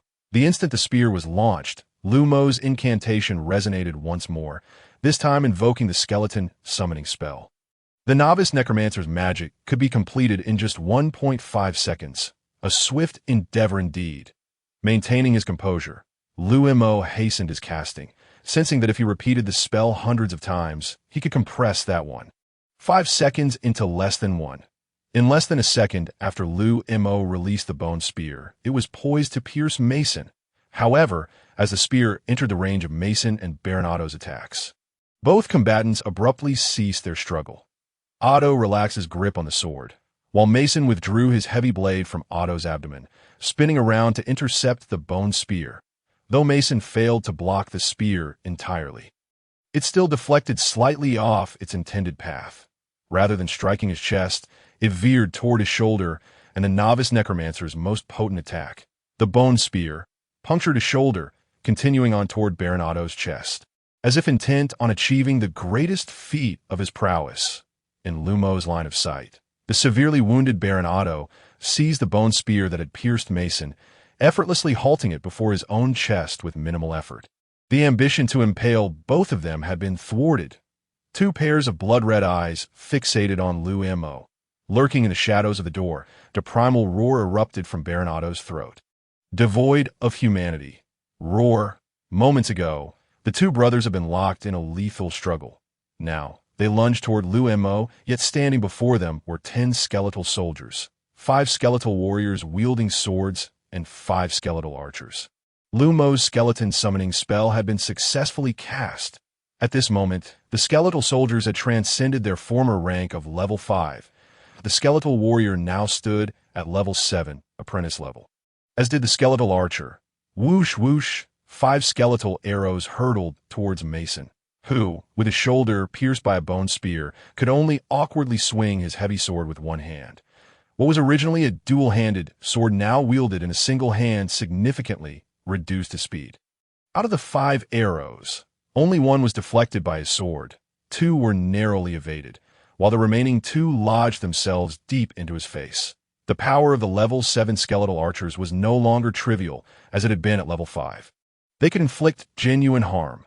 The skeletal arrows pierced through his visage, embedding painfully into his bones. Roar. It seemed that the agony provoked Mason, compelling him to emit a beastly roar akin to that of Baron Otto. Before he could extract the arrows from his face, 5 sword-wielding skeletal soldiers charged forth. Although Liu Mo endeavored to control the attack angles of the skeletal soldiers in hopes of orchestrating their movements perfectly, the strength of these level 7 skeletal soldiers was limited. Even severely injured, Mason wielded his sword with one hand, swiftly dispatching 2 skeletal soldiers, while the remaining 3 were effortlessly torn apart by the injured Baron Otto. Against the likes of a mid-level warrior and a high-level warrior, combating mere level 7 skeletal soldiers was as simple as snapping a hen's neck. Whoosh, whoosh, whoosh. The only purpose served by the 5 skeletal soldiers was to buy time for the skeletal archers to ready their arrows. The arrows required at least 5 seconds of concentration to coalesce, and under Liu Mo's command, they all aimed squarely at Mason. Mason attempted to evade, but constrained by the skeletal soldiers, he could only manage limited movements. 2 arrows were dodged, one was blocked by his arm, and another was deflected by his heavy sword. Yet the final arrow struck as ah. The anguish cries echoed throughout the hall, after sustaining multiple hits. Mason entered a state of near death, his strength severely diminished. Boom! A bone spear shot from the shadows, instantly pinning the gravely injured Mason to the ground. You have slain a level 21 mid-level warrior. Gaining 12,000 experience, the system's voice resonated in his mind. Yet Liu Mo did not receive the sound of promotion. His level remained at 12. Having killed Mason, the injured Baron Otto had already torn apart the 5 skeletal archers with his bare hands. His blood-red gaze fixated on Liu Mo as he advanced. This was Liu Mo's first confrontation with a high-level warrior exceeding level 30. Though grievously wounded, he was still a creature generated by the dungeon, exuding an overwhelming aura of power. Whether in his past life or this reincarnation, Liu Mo felt the palpable threat of death for the first time. His instincts frantically warned him that negligence could lead to genuine demise within the dungeon. He was not a player. Dying would likely mean permanent death. Perhaps there was a chance of revival, but he dared not gamble. He retreated, calmly chanting incantations. Despite being a level 35 high-level warrior, Baron Otto's severe injuries were his sole vulnerability, preventing him from unleashing his full strength. Just as Baron Otto closed in swiftly, the incantation concluded, and a bone spear materialized. Liu Mo opted not to launch it, for the spear's straightforward attack method could be evaded even by a mid-level warrior like Mason. Let alone the higher-tier Baron Otto. As Liu Mo continued to retreat around the hall, he observed the approaching Baron Otto, minimizing his heartbeat to its lowest. maintaining unparalleled calm as he mentally commanded. Bone Spear Mutation. He expended 1,000 experience points, initiating the mutation of the Bone Spear skill. The mutation succeeded, increasing the number of bone spears by 1. The single bone spear that had been floating beside Liu Mo instantaneously split into 2 identical spears. Akin to a doppelganger, before Liu Mo could release the bone spears, Baron Otto had already caught up to him. Boom! A powerful punch, even without a weapon in hand, could easily shatter Liu Mo's skull. A half-meter-sized skeletal shield materialized to block Otto's fist. Bang! With a resounding thud, Liu Mo observed the skeletal shield's defensive capability rivaling that of a heavy infantryman's tower shield, as it developed a network of fissures upon impact with Otto's fist. Although it had not shattered completely, the dense cracks suggested it could break with the slightest touch, certainly unable to withstand Otto's next strike. However, this was precisely the moment Liu Mo awaited. With a slight motion of his staff, a bone spear shot forth from his side. At such close range, with Otto unarmed, Liu Mo believed he could not possibly evade. Yet in the instant the bone spear was launched towards Baron Otto, his pupils dilated slightly, and he crouched low, narrowly avoiding the spear as it zipped past his head. His acute instinctual battle awareness allowed him to dodge the spear that was mere inches away. Liu Mo, gazing at the instinct-driven Baron Otto, felt a chill run down his spine. Was a high-level warrior truly this formidable, even when gravely injured? The bone spear's speed and power rivaled that of small siege crossbow. Capable of embedding itself into a city wall for soldiers to scale, powerful enough to fend off cavalry, yet Baron Otto had evaded it at such close proximity. However, Liu Mo possessed more than one bone spear. In the moment Baron Otto crouched to evade the first spear, the second spear was already released, and simultaneously, Liu Mo mentally commanded, "Mutate Poison Dart, mutate Bone Shield." He expended 1,000 experience points, initiating the mutation of the Poison Dart skill. He expended another 1,000 experience points, initiating the mutation of the Bone Shield skill.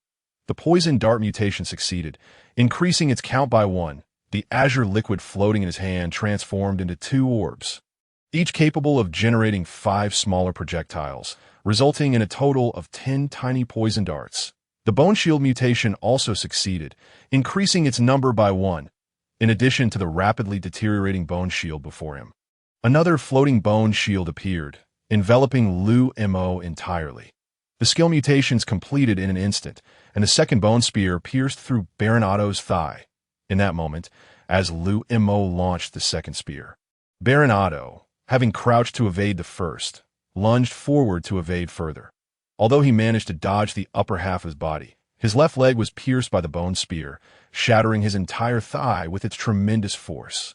Liu Mo could clearly see the bone fragments flying through the air. Roar! The agony of his severed leg elicited a howl from Baron Otto, rendering him nearly incapacitated in terms of mobility. He had already lost. However, before his wails could fully escape, the 10 tiny poison darts had already reached his face. Baron Otto's instinctual reflexes kicked in once more. Even amidst excruciating pain, he managed to tilt his head and evade the first 3 darts. Yet, the remaining 7 struck him squarely in the face.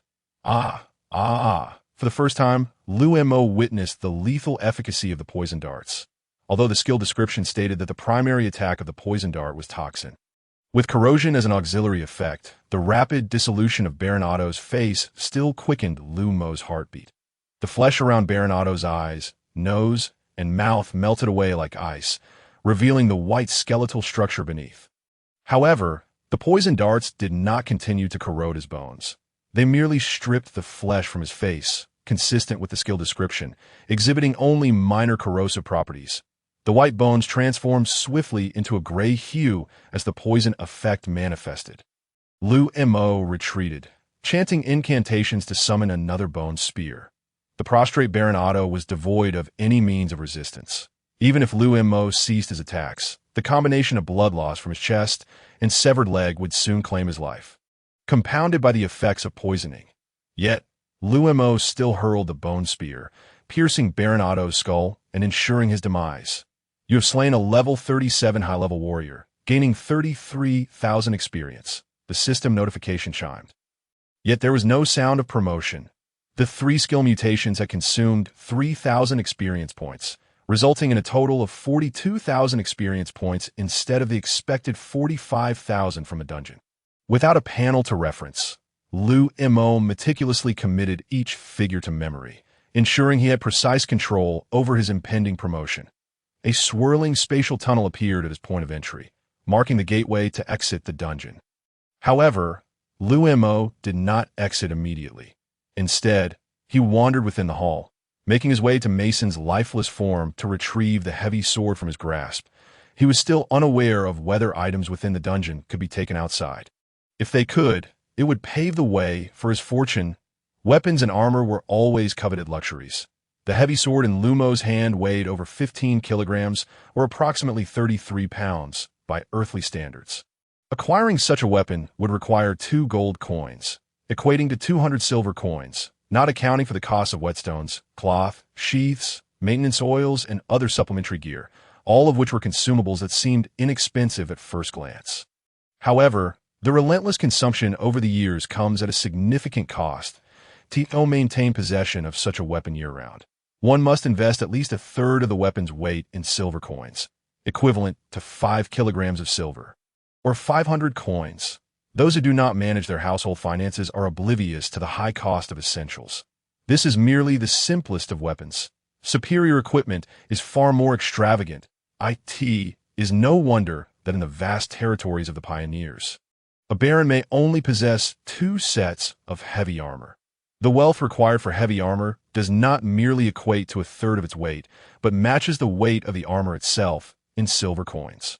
A 100-pound suit of heavy armor corresponds to 100 pounds of silver, translating to 4,600 silver coins or 46 gold coins. The annual tax revenue from the pioneering territory barely amounts to 1,000 to 2,000 gold coins, hardly sufficient to support an abundance of equipment. This merely accounts for the cost of equipment. It does not include the expenses of training competent soldiers or the livelihood of fully devoted knights. While the life of the nobility may appear idyllic, any noble with even a hint of ambition is undoubtedly a penny pincher. Liu Mo's hand delved into every corpse of the burned family, leaving no copper coin unturned. By the time he had scoured the hall of all its bodies, he ultimately acquired 5 gold coins, 27 silver coins, 2 gold rings, and 3 gold teeth. Attending a gathering without sufficient funds is a recipe for financial ruin. Yet, one cannot entirely blame them. The burned family comprises dozens of members, and apart from few in power, the rest merely scrape by, black bread being the norm, perhaps with a touch of butter on occasion. For a true peasant family, 10 silver coins suffice for an entire year. In addition to the meager hoard, he also found 2 weapons, a heavy sword valued at 200 silver coins and a staff worth 300 silver coins. Weapons for warriors can still be measured by their silver weight, but the staves used by spellcasters are exorbitantly priced, with no comparable reference point. The staff wielded by Olin Byrne is merely an apprentice-grade hardwood staff, serving only to hasten the flow of mana, and its speed is slower than that of a feeble old woman. Remarkably, this rudimentary hardwood staff is still 100 silver coins pricier than the heavy sword. The monopoly of the Magical Council is indeed a source of envy that could make one bleed from the eyes. He tossed a stool towards the portal leading to the dungeon, gripping his sword with both hands, and tucked the 2 staves under his arms as he stepped through the portal. As the space shifted, he opened his eyes to find himself back in the storeroom. The stool he had kicked aside was nowhere to be seen, but the heavy sword in his hand, the staves tucked under his arms, and the coins in his possession remained intact. Only the items he personally held could be retrieved.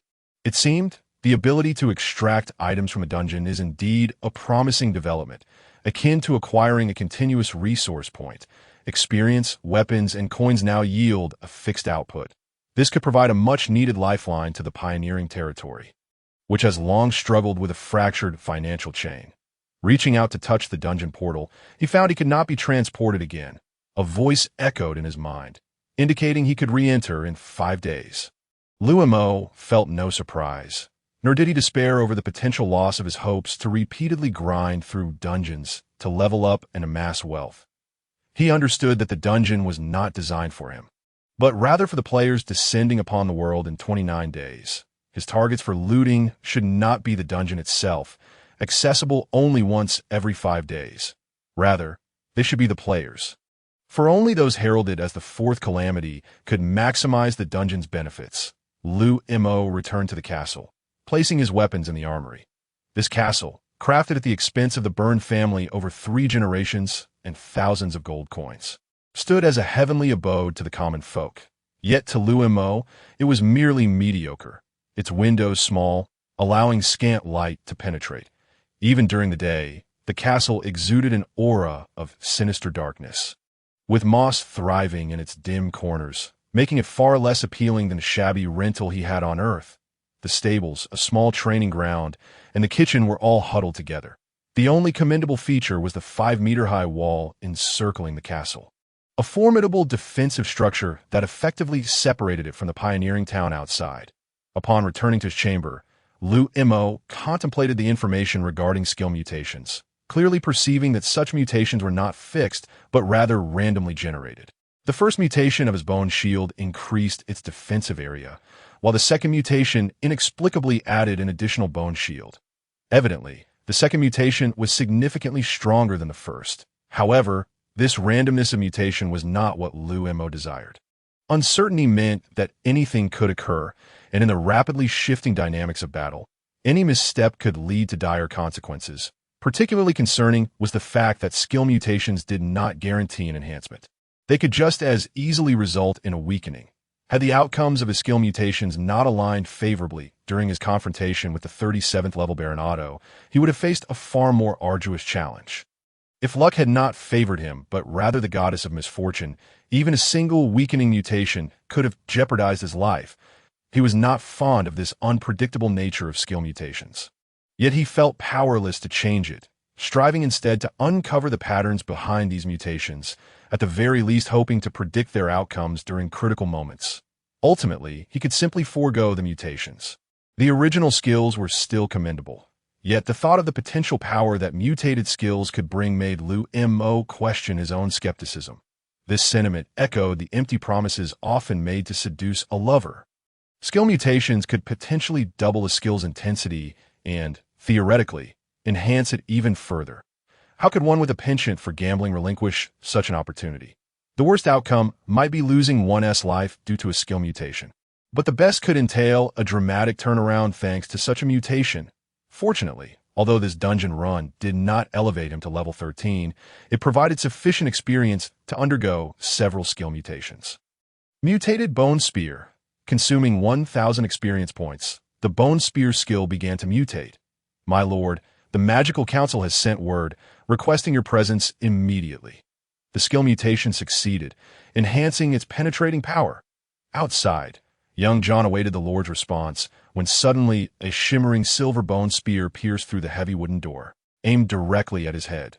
The cold bone spear, penetrating the thick door, resembled a scythe wielded by the Grim Reaper, and in that fleeting moment, young John felt as if he were being beckoned by the grim visage of death himself.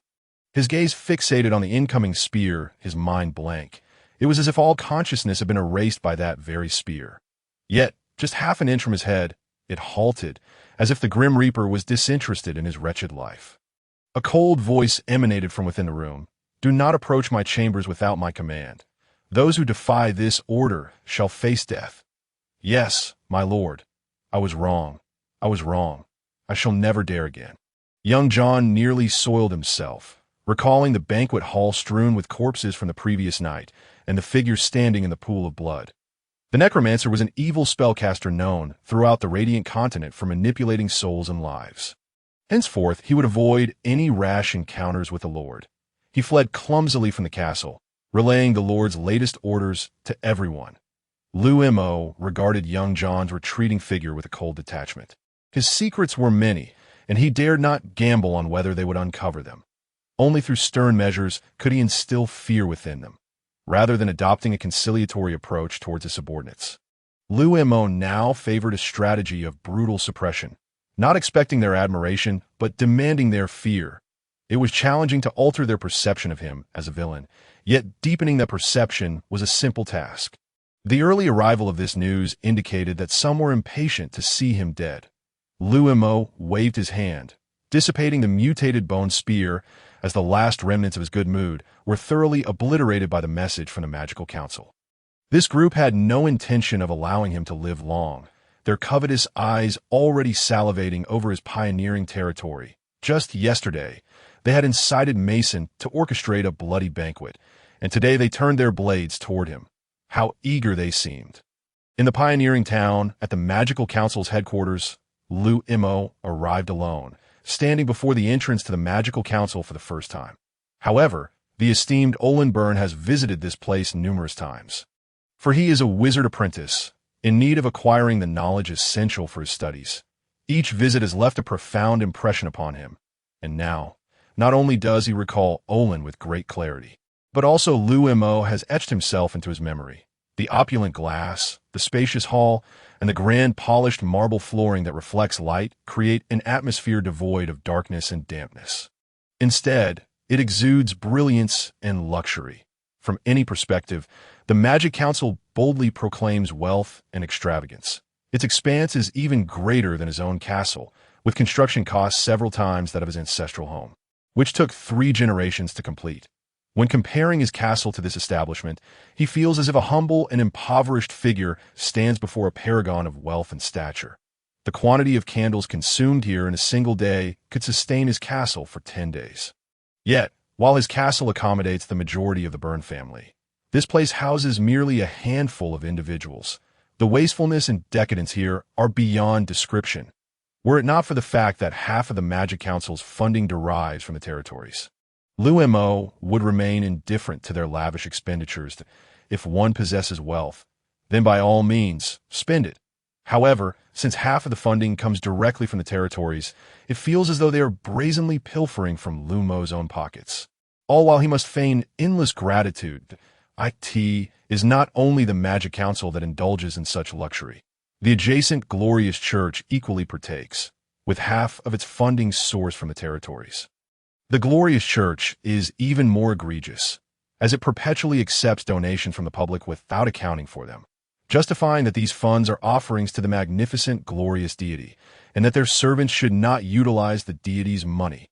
Those ignorant commoners eagerly embrace this rationale, stubbornly believing their faith has been acknowledged by the glorious deity. In truth, behind closed doors, their donations have long been divided among the clergy, bishops, knightly orders, archbishops, and cardinals, each level adhering to a strict distribution ratio, ensuring not a single copper coin reaches the glorious deity. Liu Mo finds it utterly incomprehensible that a family on the brink of starvation would still contribute their meager coins to donation boxes. That seemingly bottomless donation box accumulates more over the course of a year than he collects in taxes. The failure to develop the territories and the abject poverty they face can be attributed solely to these 2 parasitic entities sucking the lifeblood from the land. Worms, vampires, leeches, and demons masquerading in human guise. When compared to these, Liu Mo, the Necromancer, could be deemed a benevolent lord worthy of praise. One day, I shall make them regurgitate everything they have consumed. Olin, congratulations on your promotion to Junior Necromancer. Lord Larry is awaiting you inside. Allow me to escort you. Just as Liu Mo was about to step inside, a tall, gaunt apprentice clad in a wizard's robe and wielding a similar cedar staff spotted him. Showing no regard for Liu Mo's baronial status, he loudly called out Liu Mo's name. As if addressing a baron was an exhilarating feat, Carl. I've been promoted to junior wizard. I recall you have been studying magic for 5 years longer than I. Why have you not made any progress? Liu Mo's expression remained unchanged, yet a single remark rendered Carl speechless, as though his throat had been sealed with concrete. Carl, level 8, magic apprentice. Liu Mo silently condemned this individual, who had clawed his way up from the depths to a metaphorical death sentence. To become a spellcaster is a stroke of fortune bestowed by the goddess of luck, according to the Magic Council's statistics.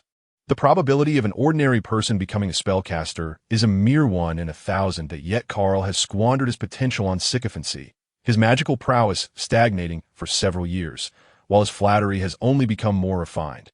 One may criticize his magical abilities, but his skill in reading others' intentions is undeniable. When Olin Byrne previously visited, Carl did not dare to utter his name directly, for the chasm between their statuses commoner and noble, was unbridgeable. Even if Olin were to strike him down, no one would pursue the matter. Now, his audacity to directly address Liu Mo, the Baron, signifies that Mage Larry is unreservedly targeting him.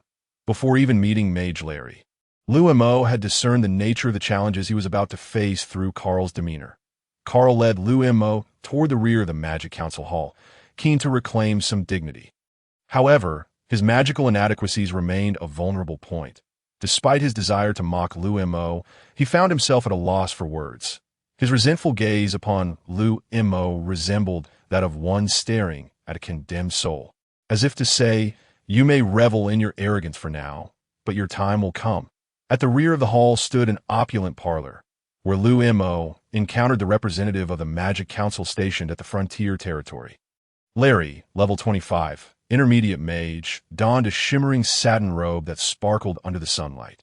This luxurious silk, fit only for earls and above, is a product of the elven forest, a true luxury of high society that cannot be measured by mere currency. For it is something wealth alone cannot procure. Elaborate. A satin robe does not enhance magical effects. It merely offers unparalleled comfort. In his hand, he held a cedar staff adorned with a gem the size of an infant's fist, which radiated a luminous aura in the sunlight. This gem, known as a magical crystal, embodies the magical energy of magical beasts, and a staff crafted from such crystals significantly amplifies a mage's strength. Adorning his 10 fingers were 3 ornate rings, each pulsating with magical energy, all of which are magical artifacts. Though Larry has surpassed 40 years of age, his life of luxury renders him appearing under 30. This is no mere man. He is a figure crafted from mountains of gold. Standing beside him, Liu Mo's robe, now faded, and his unembellished cedar staff made him resemble not a brother, but rather a servant. 2 burly men clad in standard guard armor stood behind Mage Larry, casting a shadow over the scene. As the most powerful profession, mages, due to their physical frailty, typically form their own guard squads for protection, often collaborating to maximize their magical capabilities. Naturally, the expenses for such guard units fall entirely upon a mage. The wealth of spellcasters is renowned. Mosu, level 32, advanced heavy armor warrior. Rini, level 30, advanced warrior. Archer, the entire Byrne family boasts only 2 advanced warriors, the late Baron Otto and Galio. Regardless of profession, leveling up equates to financial expenditure. It is merely a matter of degree. With the Byrne family and the frontier territory facing financial constraints, they could only afford to support 2 advanced warriors and 1 mage. Adding another would spell doom for the Byrne family in terms of combat power. Mage Larry and the 2 advanced warriors behind him collectively possess enough strength to easily overpower the Byrne family. Having encountered Mage Larry, Liu Mo inclined his body slightly in a respectful bow. Outside, he is a baron, but within these walls, he is merely a newly promoted junior necromancer. Our esteemed baron has arrived. Please have a seat. Mage Larry appeared to have just noticed Liu Mo's entrance and promptly invited him to sit. However, this invitation extended only to sitting, with no refreshments or delicacies presented. Pray tell, my lord, what business do you have with me? Despite wishing to metaphorically slay his counterpart 1,000 times, Liu Mo maintained a cordial facade. A competent adult understands the art of pretense. Alas, I have heard troubling news regarding your family. Bernard, I never imagined Merson to be such a person. There are all sorts of rumors circulating outside, and they reflect poorly on your ascension to the title. Rest assured, Olin, you are one of us in the Magic Council. I have witnessed your rise to junior mage and recognize your talent, that I shall certainly stand by your side. Mage Larry feigned deep concern over the slanderous rumors about Liu Mo, patting his chest and expressing heartfelt intentions to vindicate him. Liu Mo silently scoffed, realizing that such terrifying rumors could spread so widely in a single day, indicating that this Mage Larry had contributed significantly to their propagation. Thank you, my lord, for your assistance. Moving forward, the frontier territory will surely advance in tandem with the Magic Council. Liu Mo attempted to summon a few tears, but lacking a theatrical background, he could only manage a thin sheen of moisture in his eyes, refusing to let any actual tears fall. This is merely my duty. How could I stand idly by while you face adversity? However, Those commoners' rumors are of little consequence. You now find yourself in a significant predicament. The wizard Larry furrowed his brow slightly, as if the predicament of Liu Mo was quite formidable. I am in trouble. Please, my lord, you must assist me. Liu Mo appeared like an inexperienced youth, nearly ready to cling to Larry's leg at the mere mention of a dilemma. A sheathed longsword stood before Liu Mo, which thwarted his impulsive desire to grasp at the wizard's leg. He forced a sheepish smile, striving to mask his ineptitude. Larry wore a smile as well, though his eyes scrutinized Liu Mo as if 800 discerning gazes were whirling within them at that very moment. Such a situation has arisen within the Byrne family, although I have my testimony. That neighbor of ours is intent on causing trouble and has already spread the word. The Radiant Church wields vast influence, and the Holy Ross Empire is under their control, based on my calculations. Even with my endorsement, the Empire will scrutinize the legitimacy of your claim to the title. What? Am I not the primary heir? Is your testimony not sufficient? Liu Mo panicked, his gaze drifting through the window toward the more majestic cathedral, his body trembling involuntarily, unable to fathom that he had offended the most powerful faction in the Radiant Continent. My lord, might I seek out priest alone to clarify the matter? I have discovered clues regarding Mason's poisoning. I am wronged, and if he grants me the opportunity to communicate, I can clear my name. Liu Mo's flustered words prompted Larry to sit up straighter, his eyes fixed intently on Liu Mo. In a lowered voice, he inquired, "Do you possess evidence of Mason's poisoning?" "I lack concrete proof, merely a thread of a lead, yet I believe I can persuade priest alone," Liu Mo replied earnestly. Larry observed the sincerity in Liu Mo's demeanor. Unable to discern which of his words were truthful and which were fabrications, he was uncertain of how much Liu Mo truly knew or whether he held any irrefutable evidence, despite their prior efforts to erase anything that could serve as evidence. He could not guarantee whether Mason had left behind anything to conspire against a noble is a grave offense. Should this matter come to light, I am convinced both the Holy Ross Empire and the neighboring Radiant Church would be eager to tear you apart and divide your family's wealth. If you do not possess solid evidence, I do not advise seeking out that neighbor of yours. As a necromancer, the religious zealots would care not for your truth, that avoid inciting his wrath. Leave this matter to me. I shall endeavor to negotiate on your behalf. After all, you are one of our council of mages. Larry attempted to convey the intricacies of the situation with a gentle tone, assuming full responsibility, embodying the perfect image of a considerate elder. Thank you, my lord. Thank you. I shall repay your kindness in the future. Liu Mo expressed his gratitude profusely. Both Larry and Liu Mo played their parts well. Liu Mo, now a noble and a novice mage, could not afford to be easily dispatched. Had Mason survived, he would not even be worthy of sitting here. You, too, have advanced to the novice level. It is time for you to undertake your trial. Return and select suitable guards. I will do my utmost to secure a manageable task for you. Thank you, my lord, for your consideration. I shall complete the trial. Liu Mo, laden with gratitude, exited the Council of Mages. Larry gazed at his departing figure in silence for a prolonged moment. He sensed that the Olin Byrne he encountered today was markedly different from the one he had seen previously. The former Olin appeared mature, yet was still a youth who had not encountered much of the world. However, the Olin he beheld today exuded an elusive air, mature like a seasoned politician, though it seemed he had the conversation entirely under control. In reality, he had discerned nothing. Larry had sought to probe how much Liu Mo knew of the underlying truths and how much substantive evidence he possessed, but he had gleaned none of that. Nor had he employed any of his prepared contingencies. My lord, why did you not assign him the prepared trial task? Carl questioned, puzzled.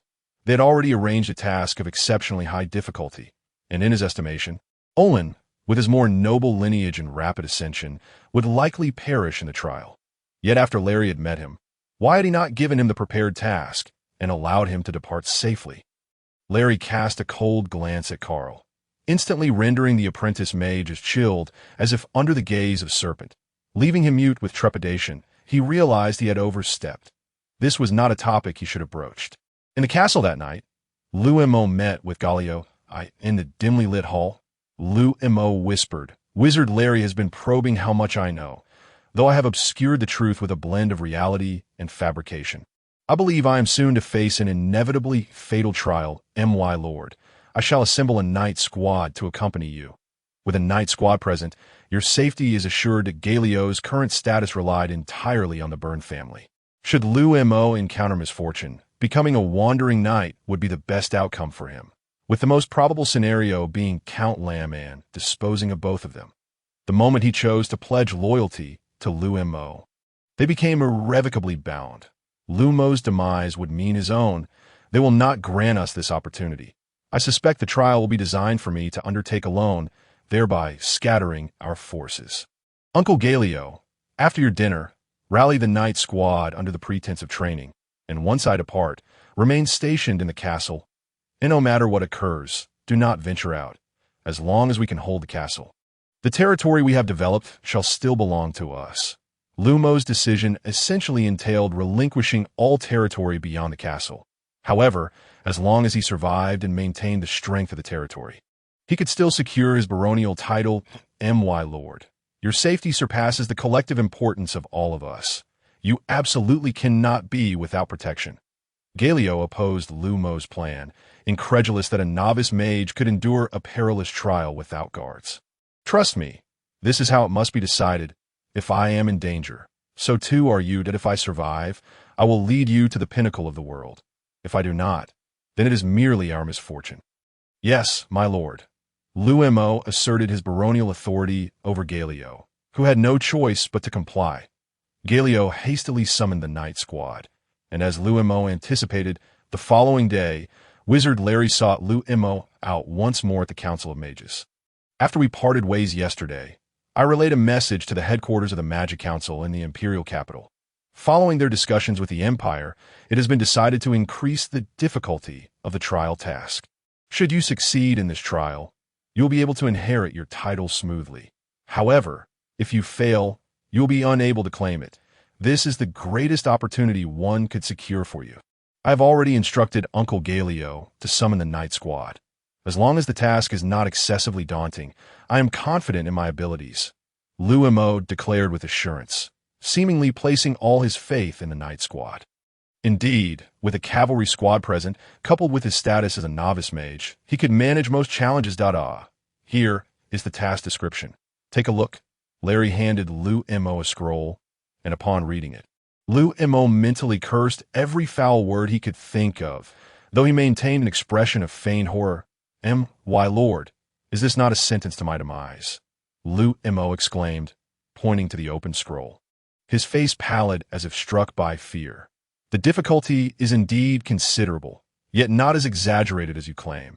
It merely requires you to venture alone into the Blackwood Forest to slay a mid-level ogre. If you prepare traps in advance, your chances of success remain quite high. I understand the Empire's reasoning.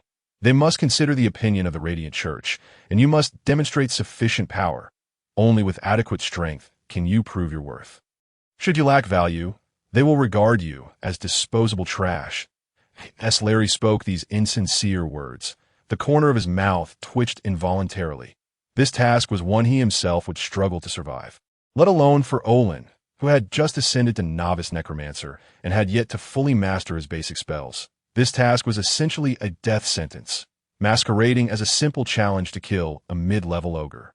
However, what this truly signifies is that Liu Mo must venture alone into the abyssal forest to confront the ogres, a realm far more perilous than the creatures themselves. Even more daunting is the fact that ogres are social beings, not solitary. Thus, to deal with one ogre, one must be prepared to face several. As for the arguments regarding value, they are mere excuses to be disregarded that if tasked with the narrative, Liu Mo could easily pen an entire novel. Originally, the Empire's directive was for you to travel to the imperial capital and recount the events of that night in person. You are aware that should you make your way to the capital, the bureaucratic empire will not spare you until they have extracted every last copper coin from you. Moreover, it is highly probable that, under the influence of the Radiant Church, they would execute you on the spot, providing no opportunity for defense. Confronting an ogre is certainly preferable to heading towards the Empire. Prepare diligently. You have only 15 days, and I await your return. Mage Larry comfortingly grasped Liu Mo's hand as he escorted him out of the magical council. Observing Liu Mo's despondent figure, a wicked smile briefly flickered across Larry's face before he quickly suppressed it. This mission had been hastily requested by him just the previous night. The task of exterminating the ogres was not part of the original assignment. Yet, to ensure the complete demise of Olin, he invested considerable resources to elevate the difficulty of the trial. The Magical Council has long established a clear prohibition against altering trial difficulties and forbids outside interference in trial tasks. Raising a finger slightly, a figure clad in light armor approached Mage Larry's side. "Follow him. Should he emerge alive from the abyssal forest, you need not return." "Yes, Lord Larry." Upon his return to the castle, Liu Mo encountered 15 knights, assisted by their squire, diligently tending to their armor and grooming their steeds. Due to the urgency of the orders, both the knights and their horses bore the evidence of sweat, clearly having galloped in haste. My lord. 5 more knights are delayed due to the distance, but are expected to arrive by noon, that we pledge our unwavering loyalty to the Byrne family, declared Gario, leading all the knights in homage to their new lord. "Rise. The territory belongs to us all. I trust you will defend our lands with your swords." Liu Mo scrutinized them closely. Allison, level 15, Junior Light Armor Knight, and a fewer, level 17, Junior Light Armor Knight. None exceeding level 20, were all novices. A cavalry squad typically consists of 10 members, and the entire frontier territory could only sustain 2 such squads. Although clad in light armor, their defensive capabilities were not to be underestimated. With leather padding beneath a layer of iron plating, rendering them akin to walking, humanoid tin cans, resistant to bone spears. Their warhorses were similarly outfitted with simple leather armor, enhancing their defense while minimizing weight. A well-prepared squad of junior cavalry charging forth could easily slay even seasoned warriors. The only concern was the visibly aged equipment. Despite proper maintenance, the scars of countless battles were evident that a suit of armor could be a family heirloom. And the equipment on their bodies may well have been worn by several previous owners, perhaps even their fathers or grandfathers. While the cost of maintaining a light cavalry knight is significantly lower than that of heavy cavalry, it still represents a considerable financial burden. Each knight, aside from their own equipment and warhorse, requires 23 squires, each of whom must also be equipped with horses and gear, in the event of full-scale war. Activating the highest state of readiness for the frontier territory could transform a cavalry squad into 23 divisions, and 2 squads could yield a battalion of 1,000 by organizing farmers with basic military training. An army of 2,000 to 3,000 could be mustered under extreme conditions. Liu Mo engaged in brief conversation with them, leveraging the attributes he had observed in his previous life as a political commissar to swiftly enhance their loyalty. Once they were acquainted, he pulled Gario aside to succinctly explain the situation regarding the trial task. "They are truly despicable." Gario's eyes were ablaze with anger, nostrils flaring as if ready to lead the cavalry squad in a charge against the Magical Council, seeking to drag Mage Larry out and exact vengeance. Such a challenging task, and they do not even allow escorts. It is clearly designed to lead our lord to his doom. Plans remain unchanged. These 2 cavalry squads are the backbone of our frontier territory, and we cannot afford to lose even one. That you must rely on the castle walls to safeguard the fortress. You need not worry on my end. I am absolutely confident in my ability to complete the task and return alive. Once I fulfill the trial, no one will be able to threaten us further. Gario took Liu Mo's words as mere consolation. Even if Liu Mo returned unscathed, their situation would remain perilous. With a count of account and a mage from the Magical Council targeting them, they would not cease until they were utterly annihilated. Unbeknownst to them, Liu Mo was fixated on the 15-day deadline for the task. Once he completed it, players would soon arrive. He intended to devise a means to harvest experience and wealth from the players. Once the players descended, his strength would experience exponential growth. With sufficient power, he would be entirely secure. The only danger lay within the confines of this month. In truth, Liu Mo had prepared multiple contingencies in his mind. Should the task prove insurmountably difficult, he would relinquish the title to preserve people while losing land is to lose both. To preserve land while losing people is also to lose both. His safety was paramount. titles were mere trappings. However, seizing this opportunity, he intended to plunge into the abyssal forest and garner substantial experience. Though the castle was secure, it lacked avenues for acquiring experience, and the world he engaged with was far too limited. The vast expanse outside was where he truly belonged. Liu Mo swiftly packed a few essentials, departing the castle as Gario repeatedly reminded him of wilderness survival skills, observing Liu Mo's retreating figure. Gario felt an overwhelming sense of regret and profound helplessness. If only their strength were greater, they would not be bullied by a mid-level mage. With anger boiling within him with no outlet, he shouted at the cavalry squad, instructing them to remain vigilant, never shedding their armor, and to take shifts guarding the fortress. Liu Mo's departure was unmistakable, especially to one particularly animated figure who seemed to dance with excitement. To him, it appeared as though Liu Mo was embarking on a journey to the underworld. In his heart, Liu Mo made a mental note against Carl, vowing to eliminate him at the first opportunity. Shortly after Liu Mo's departure, a robust figure emerged from the magical council, heading in the same direction as Liu Mo toward the frontier town.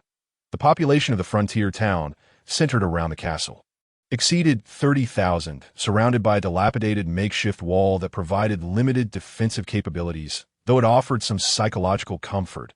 At the very least, the surrounding villages aspired to reside within the frontier town. "My lord, we have arrived."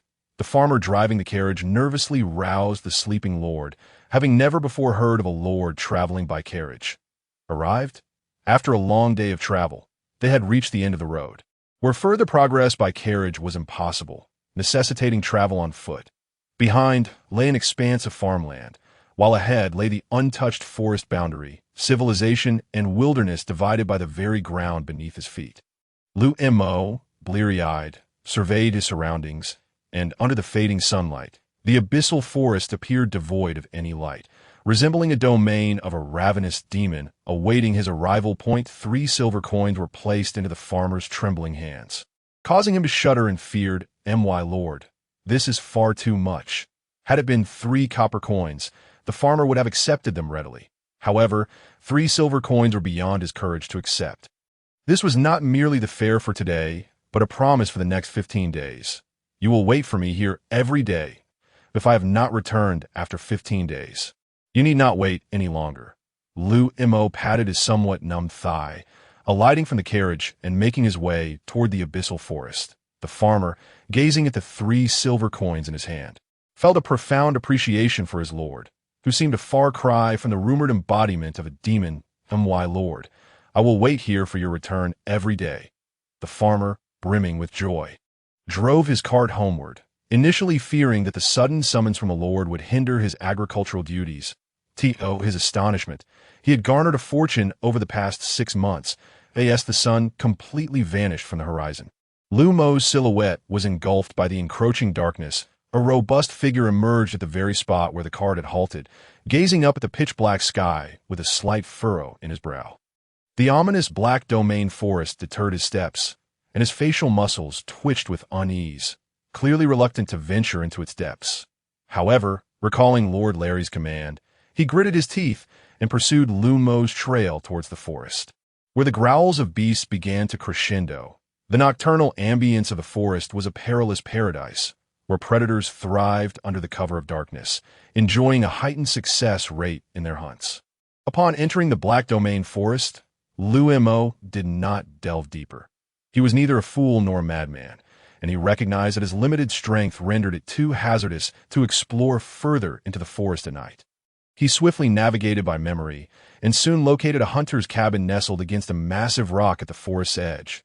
These hunters' cabins, scattered throughout the Black Domain forest, were stocked with provisions year-round. Thanks to the constant application of insect repellent powder, these shelters were deemed forbidden grounds for beasts, offering humans a sanctuary of safety. Liu Mo was not a pampered noble, nor was the Bond family wealthy enough to afford such luxury. Since reaching adulthood, he had accompanied Liu into the Black Domain forest annually for training. Although he had not ventured deep, remaining at the periphery had still imparted invaluable wilderness survival skills. He retained a mental map of the hunter's cabin's locations and had been provided an additional map by Liu. Armed with all the necessary survival supplies from the castle, he felt emboldened to enter the forest at night. The trial's timeline was pressing, a mere 15 days, almost as if urging him toward his demise, leaving him no time to tarry. After a quick bite of the provisions he carried, he listened intently to the continuous roars echoing from the forest's depths, a smirk playing at the corners of his mouth, as if he had caught sight of a shadow lurking behind him. Continue following. Let's see how long you can keep this up. Even without witnessing it firsthand, he could surmise that Lord Larry had sent someone to shadow him. If he were to perish, how could the Lord remain at ease? The shadowy figure trailing him was likely one of his 2 guards. He dared not deploy both, only one at most and a mere high-ranking guard. One who had hardly set foot in the Black Domain forest and had no knowledge of where to find the hunters' cabins. Lord Larry, living in luxury and aloofness, never soiled his shoes with mud. And consequently, these guards, who should have grown through battle, had become inept. Liu Mo could almost envision the expression on the face of the high-ranking guard currently stalking him, several hundred meters away from Liu Mo's cabin. Linny, with a pale face, scrambled up a tree, having inadvertently stepped on a blue-patterned venomous snake. Had it not been for the instinctual reflexes of a seasoned warrior, he would have met his end the moment he entered the Black Domain forest. The starlight and moonlight struggled to penetrate the dense canopy, rendering the forest a realm of utter darkness. Worse than nearly succumbing to the snake's venom, he lost track of Olenbon. Since arriving in the frontier territory, he had never entered the Black Domain forest, nor had he anticipated doing so. Given his understanding of Lord Larry, who was terrified of death, it was clear he would never venture into such a perilous place. As his protector, he too would never dare to enter. He never imagined the debacle involving Olenbon would arise. Initially believing him to be merely a novice mage, how could he possibly evade his surveillance? Yet this youth, despite appearing timid and fearful before Lord Larry, harbored a ruthless core, daring to traverse the Black Domain forest under the cover of night. In the obscurity of night, they were merely a few hundred meters apart. Under normal circumstances, he could keep a close watch from even a kilometer away. But here, the moment he stepped into the Black Domain forest, Olenbon's figure vanished from sight. In such a place, not even daylight visibility of a few dozen meters would suffice to see one another. He was certain the target was close, yet as he attempted to search the area surrounding his entry point, he found not a single trace. Though he lingered at the forest's edge, his incessant noise attracted more than just the blue-patterned snake. More sounds were converging towards him. Unhooking the longbow from his back, he swiftly nocked an arrow. With a whoosh, the ordinary arrow released a terrifying sound as it shot forth, instantly pinning a beast resembling a leopard, seamlessly merging with the night, against a nearby tree. The prowess of a skilled archer enabled him to pinpoint the creature's location with remarkable accuracy, even in the impenetrable darkness of the Black Domain forest. This was precisely why Lord Larry had dispatched him. The other guard, Maso, a heavily armored warrior, lacked the capability to survive alone in the wild, making him the optimal choice for this mission. Yet despite his formidable skills, he had underestimated the dangers of the Black Domain forest at night, losing track of Liu Mo almost immediately. As the morning sun pierced through the dense foliage, casting mottled light upon the ground, Liu Mo had already embarked deeper into the Black Domain forest. Though he had spent the previous night in the safety of the hunter's cabin, anxiety gnawed at him, resulting in a restless sleep punctuated by faint sounds that periodically jolted him awake.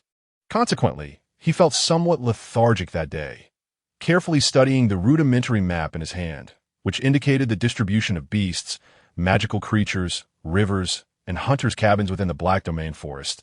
He recognized its simplicity belied its immense value. This map had been painstakingly refined over 3 generations by the Bond family, at an incalculable cost of lives and resources. Each seemingly trivial notation concealed the fate of perhaps several lives eternally lost within the forest's depths. The worth of this map alone was beyond measure. It marked the areas frequented by ogres, who claimed a substantial territory within the Black Domain forest. After about 3 hours of travel, he would encounter a goblin tribe, numbering between 50 to 100, which he could likely dispatch within half a day. Beyond the trial task, Liu Mo's paramount objective was to gain experience. For him, The notion of a mage leveling up through meditation held no significance. Having ascended through the crucible of battle, he dismissed the slow accumulation of experience through meditation. Why choose the leisurely route of a cart when a rocket offered a swifter ascent, with thoughts of experience beckoning him? Liu Mo quickened his pace, heedless of a noise he was generating. Any seasoned hunter observing his reckless behavior would undoubtedly deem him insane, as his actions screamed of a novice destined to enrich the forest with fertilizer. What hunter would not tread cautiously upon entering the Black Domain forest, measuring each step with utmost care, almost wishing to scrutinize 100 steps ahead, especially as one ventured deeper into its embrace? Liu Mo's brazen conduct could only be described as courting death. Yet, upon closer inspection, one would notice that as he passed, a multitude of insects scurried away from the fallen leaves beneath his feet. As if a predator had descended, several beasts and low-tier magical creatures, merely catching a whiff of his scent, fled in terror, unwilling to obstruct Liu Mo's path. They didn't even need to see Liu Mo, for their instincts screamed that a formidable presence was near, akin to how the underworld's minions would react to the footsteps of the King of Hell. An inconspicuous trinket dangled from Liu Mo's waist, swaying gently with his movements, excrement from the high-tier magical creature. The earth tree, sloth, the apex of the food chain, its scent served as the finest protective veil, though this droppings was no larger than a walnut. It bore a value of 2 gold coins, equivalent to that of a heavy sword, and within the castle's storeroom, only a few such pieces existed. In the Black Domain forest, possessing an item that emanated the scent of a high-tier magical creature was tantamount to acquiring a second life. The beasts and magical creatures detected only the scent of the earth tree sloth, their brains overwhelmed with fear, leading them to instinctively believe they had wandered into the territory of a high-tier magical beast. The primal pressure emanating from the depths of their souls would send them fleeing in terror. Rumor had it that some could even procure dragon droppings. One could only wonder how effective that would be. The ogres did not reside near the lairs of high-tier magical beasts, as the rulers of the Black Domain forest. They were astute enough to delineate their territories, ensuring mutual non-interference, as long as Liu Mo adhered to a fixed route. He would effortlessly encounter his designated targets. When the time comes, I shall devise a method to eliminate an intermediate ogre point 3 hours later. Liu Mo concealed himself behind a grand tree, cautiously peering out to survey the nearby goblin camp. Though referred to as a camp, it was essentially a makeshift shelter constructed from branches, bark, and the caves they had excavated themselves. This hour of daylight, the goblins were particularly active. One had captured a rabbit, another was digging into an anthill, and yet another had slain an aging goblin. These feeble, half-witted creatures, adept at shifting allegiances, bullying the weak while fearing the strong, and possessing astonishing reproductive capabilities, were frequent patrons of the tables of larger carnivores. With their short legs and slow pace, they wielded weapons, albeit ineffectively. Aside from their penchant for social living, they were practically the ideal prey for any predator. Their breeding capabilities rivaled that of gremlins, making it nearly impossible to eradicate them completely. 75 of them were manageable. Goblin, level 5. Goblin, level 7. Goblin Chief, level 13. Except for one chief, all were below level 10, although slaying one yielded a decent amount of experience. Their sheer numbers were overwhelming. Liu Mo stealthily approached their water source, which was nothing more than a fetid puddle, amidst the Black Domain forest where several rivers flowed down from the Orc Highlands. However, prime locations along the way had been claimed by more formidable beasts or wild animal packs, making it a considerable feat for goblins to occupy even a stinking puddle. Several goblins were taking turns drawing water from the foul pit, fully aware that such noxious liquid could be lethal.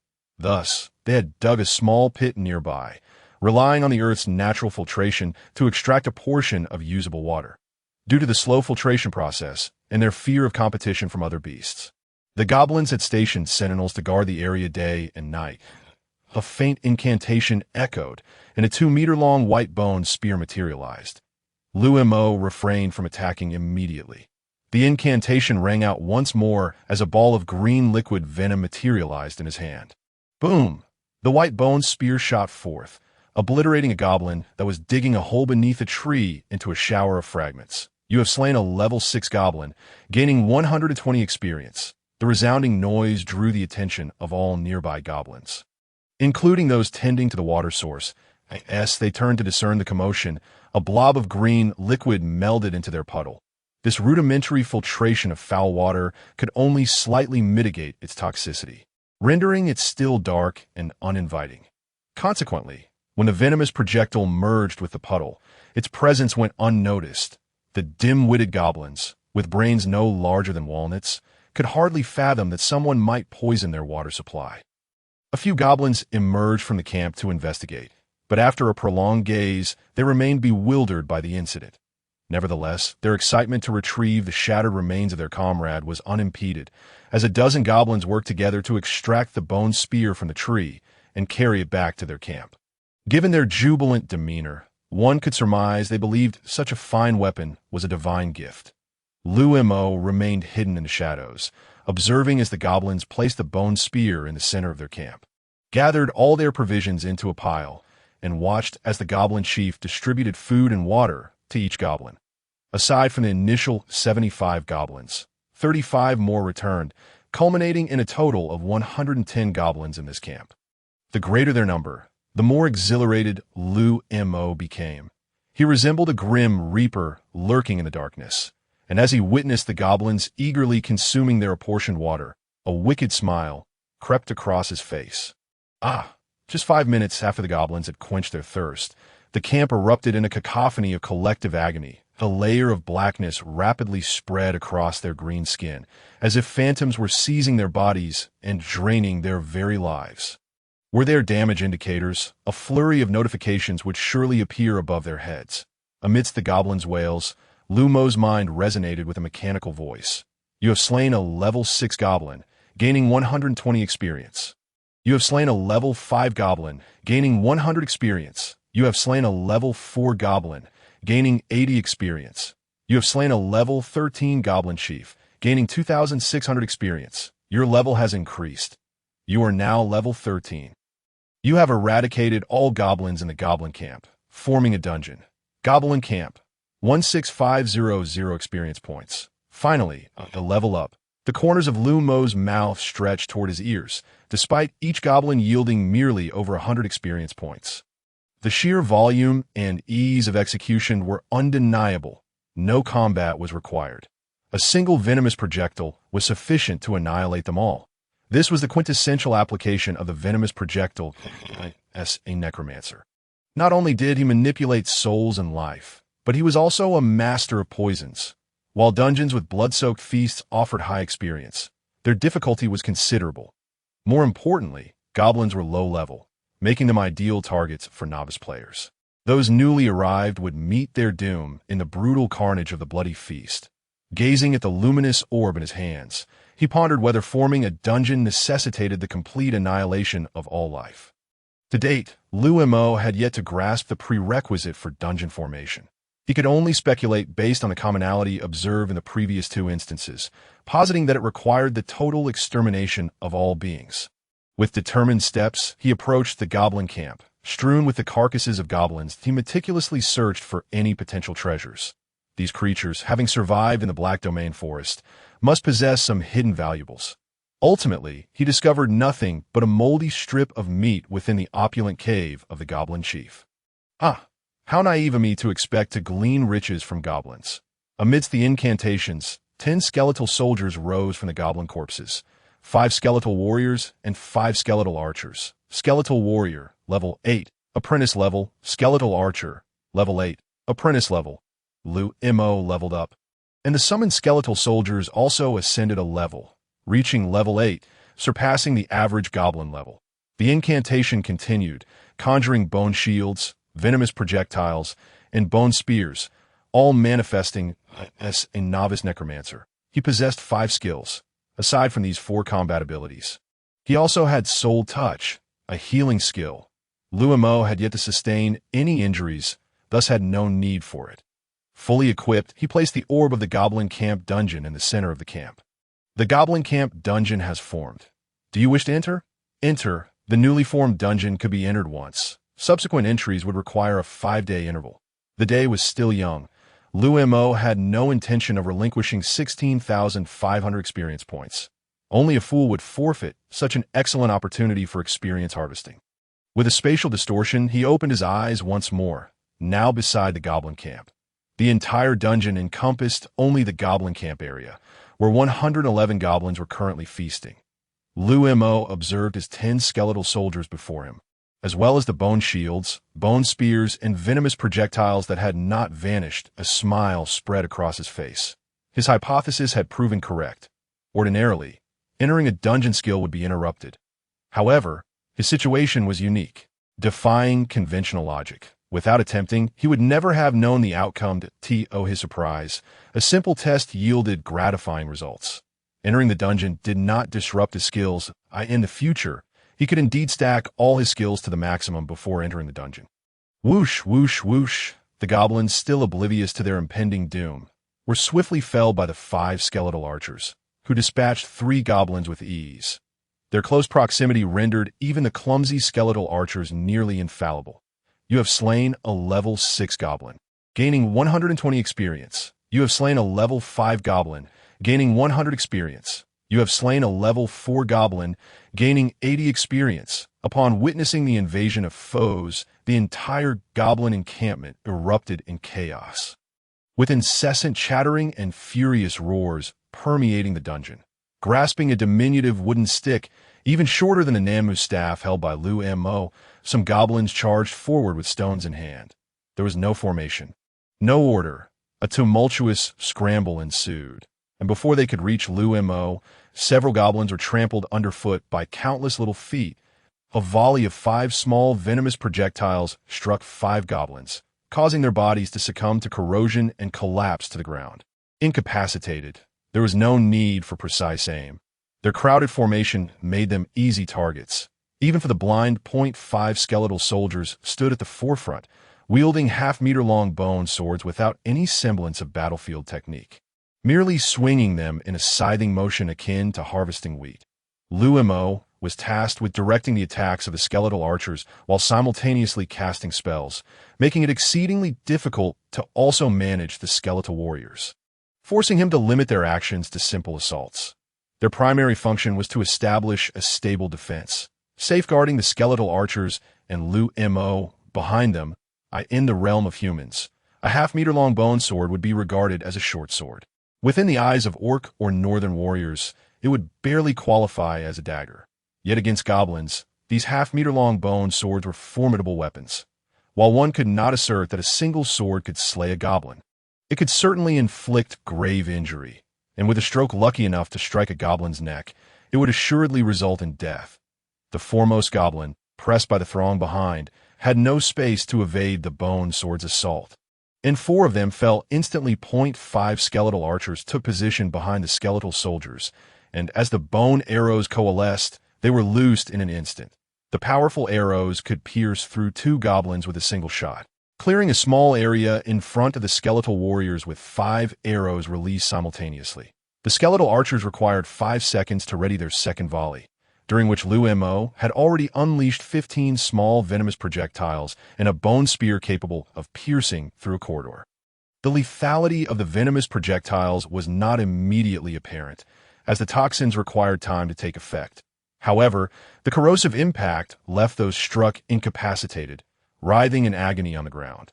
Liu Mo targeted the central position among the goblins, ensuring their incapacitation while using their bodies as barriers to obstruct the advance of those behind. This created a disruption in the goblins' offensive, alleviating the pressure on the skeletal warriors as much as possible. While the effects of the venomous projectiles were subtle, the bone spear's destructive power was terrifying.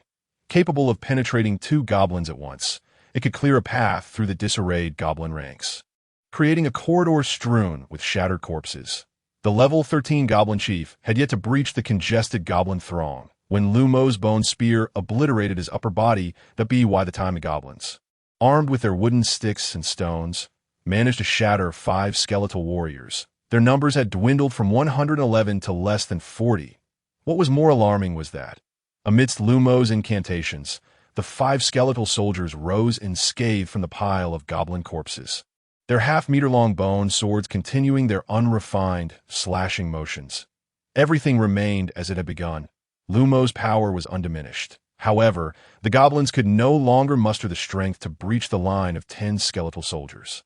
As the last goblin soldier was simultaneously pierced by 5 bone arrows, there remained not a single living goblin within the dungeon. Liu Mo gained 16,500 experience points, yet received no notification of promotion. The dungeon's teleportation portal appeared, and he departed. After spending several hours in the goblin camp, the sky had darkened, and distant roars of large beasts began to echo. The goblin encampment was a known hunting ground for these formidable creatures, and their hesitation to approach Liu Mo stemmed from the aura of the high-level magical beast, the earth tree sloth, that lingered about him. However, once they realized the absence of the earth tree sloth, they would rush towards him without hesitation. Liu Mo quickly oriented himself and made his way toward the next hunter's cabin. As darkness enveloped the forest, he spent another half-hour locating an almost abandoned hunter's cabin. Now situated in the middle section of the Black Domain Forest, a place few hunters dared to venture. Typically, only high-level practitioners could reach this vicinity. Liu Mo refrained from lighting a fire, relying instead on the feeble glow of magical fireflies to hastily consume some provisions and assess his journey. If all went well, he would reach the ogre's location by the following afternoon. With less luck, he might need several more days to search, utilizing meditation to restore his magical energy in lieu of sleep. He felt secure with the presence of the earth tree sloth nearby, as few creatures would dare approach him. Should a creature brave enough to confront the earth tree sloth appear, it would undoubtedly be a high-level beast.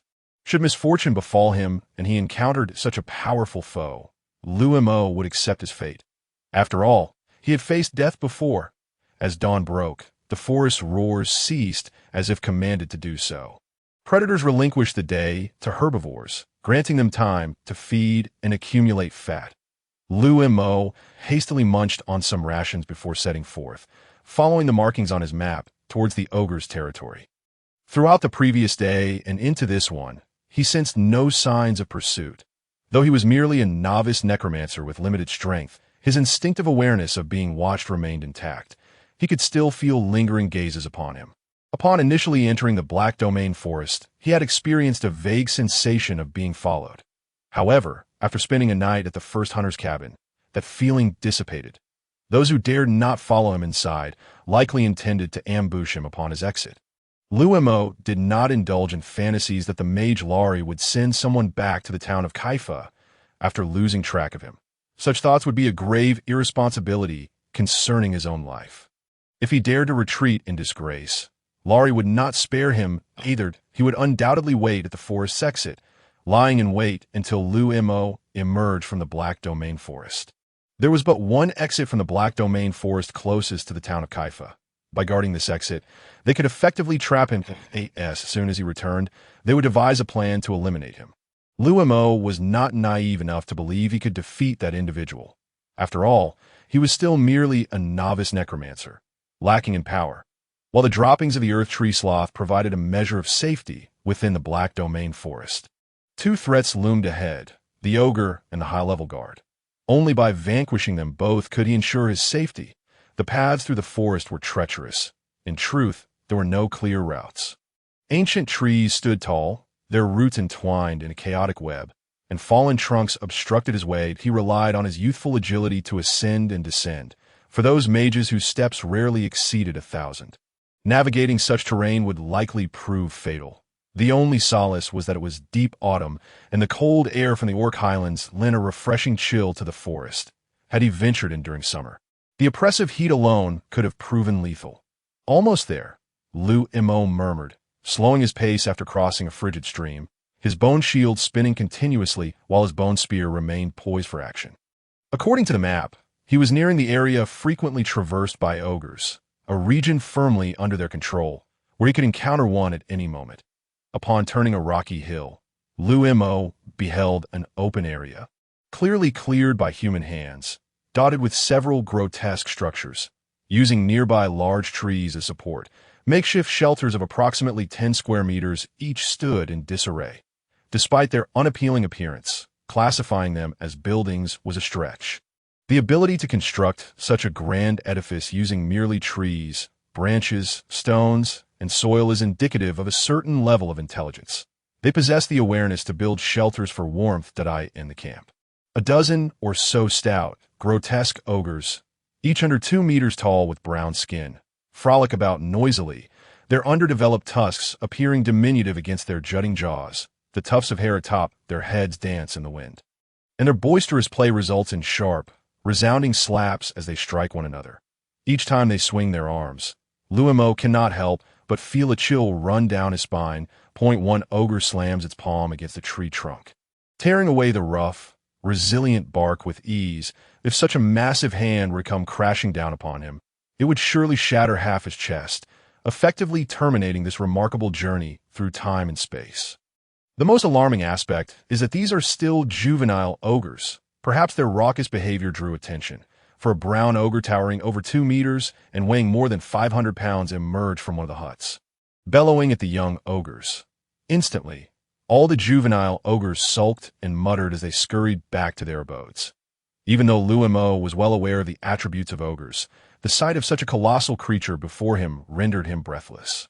The overwhelming pressure it exuded made him gulp nervously.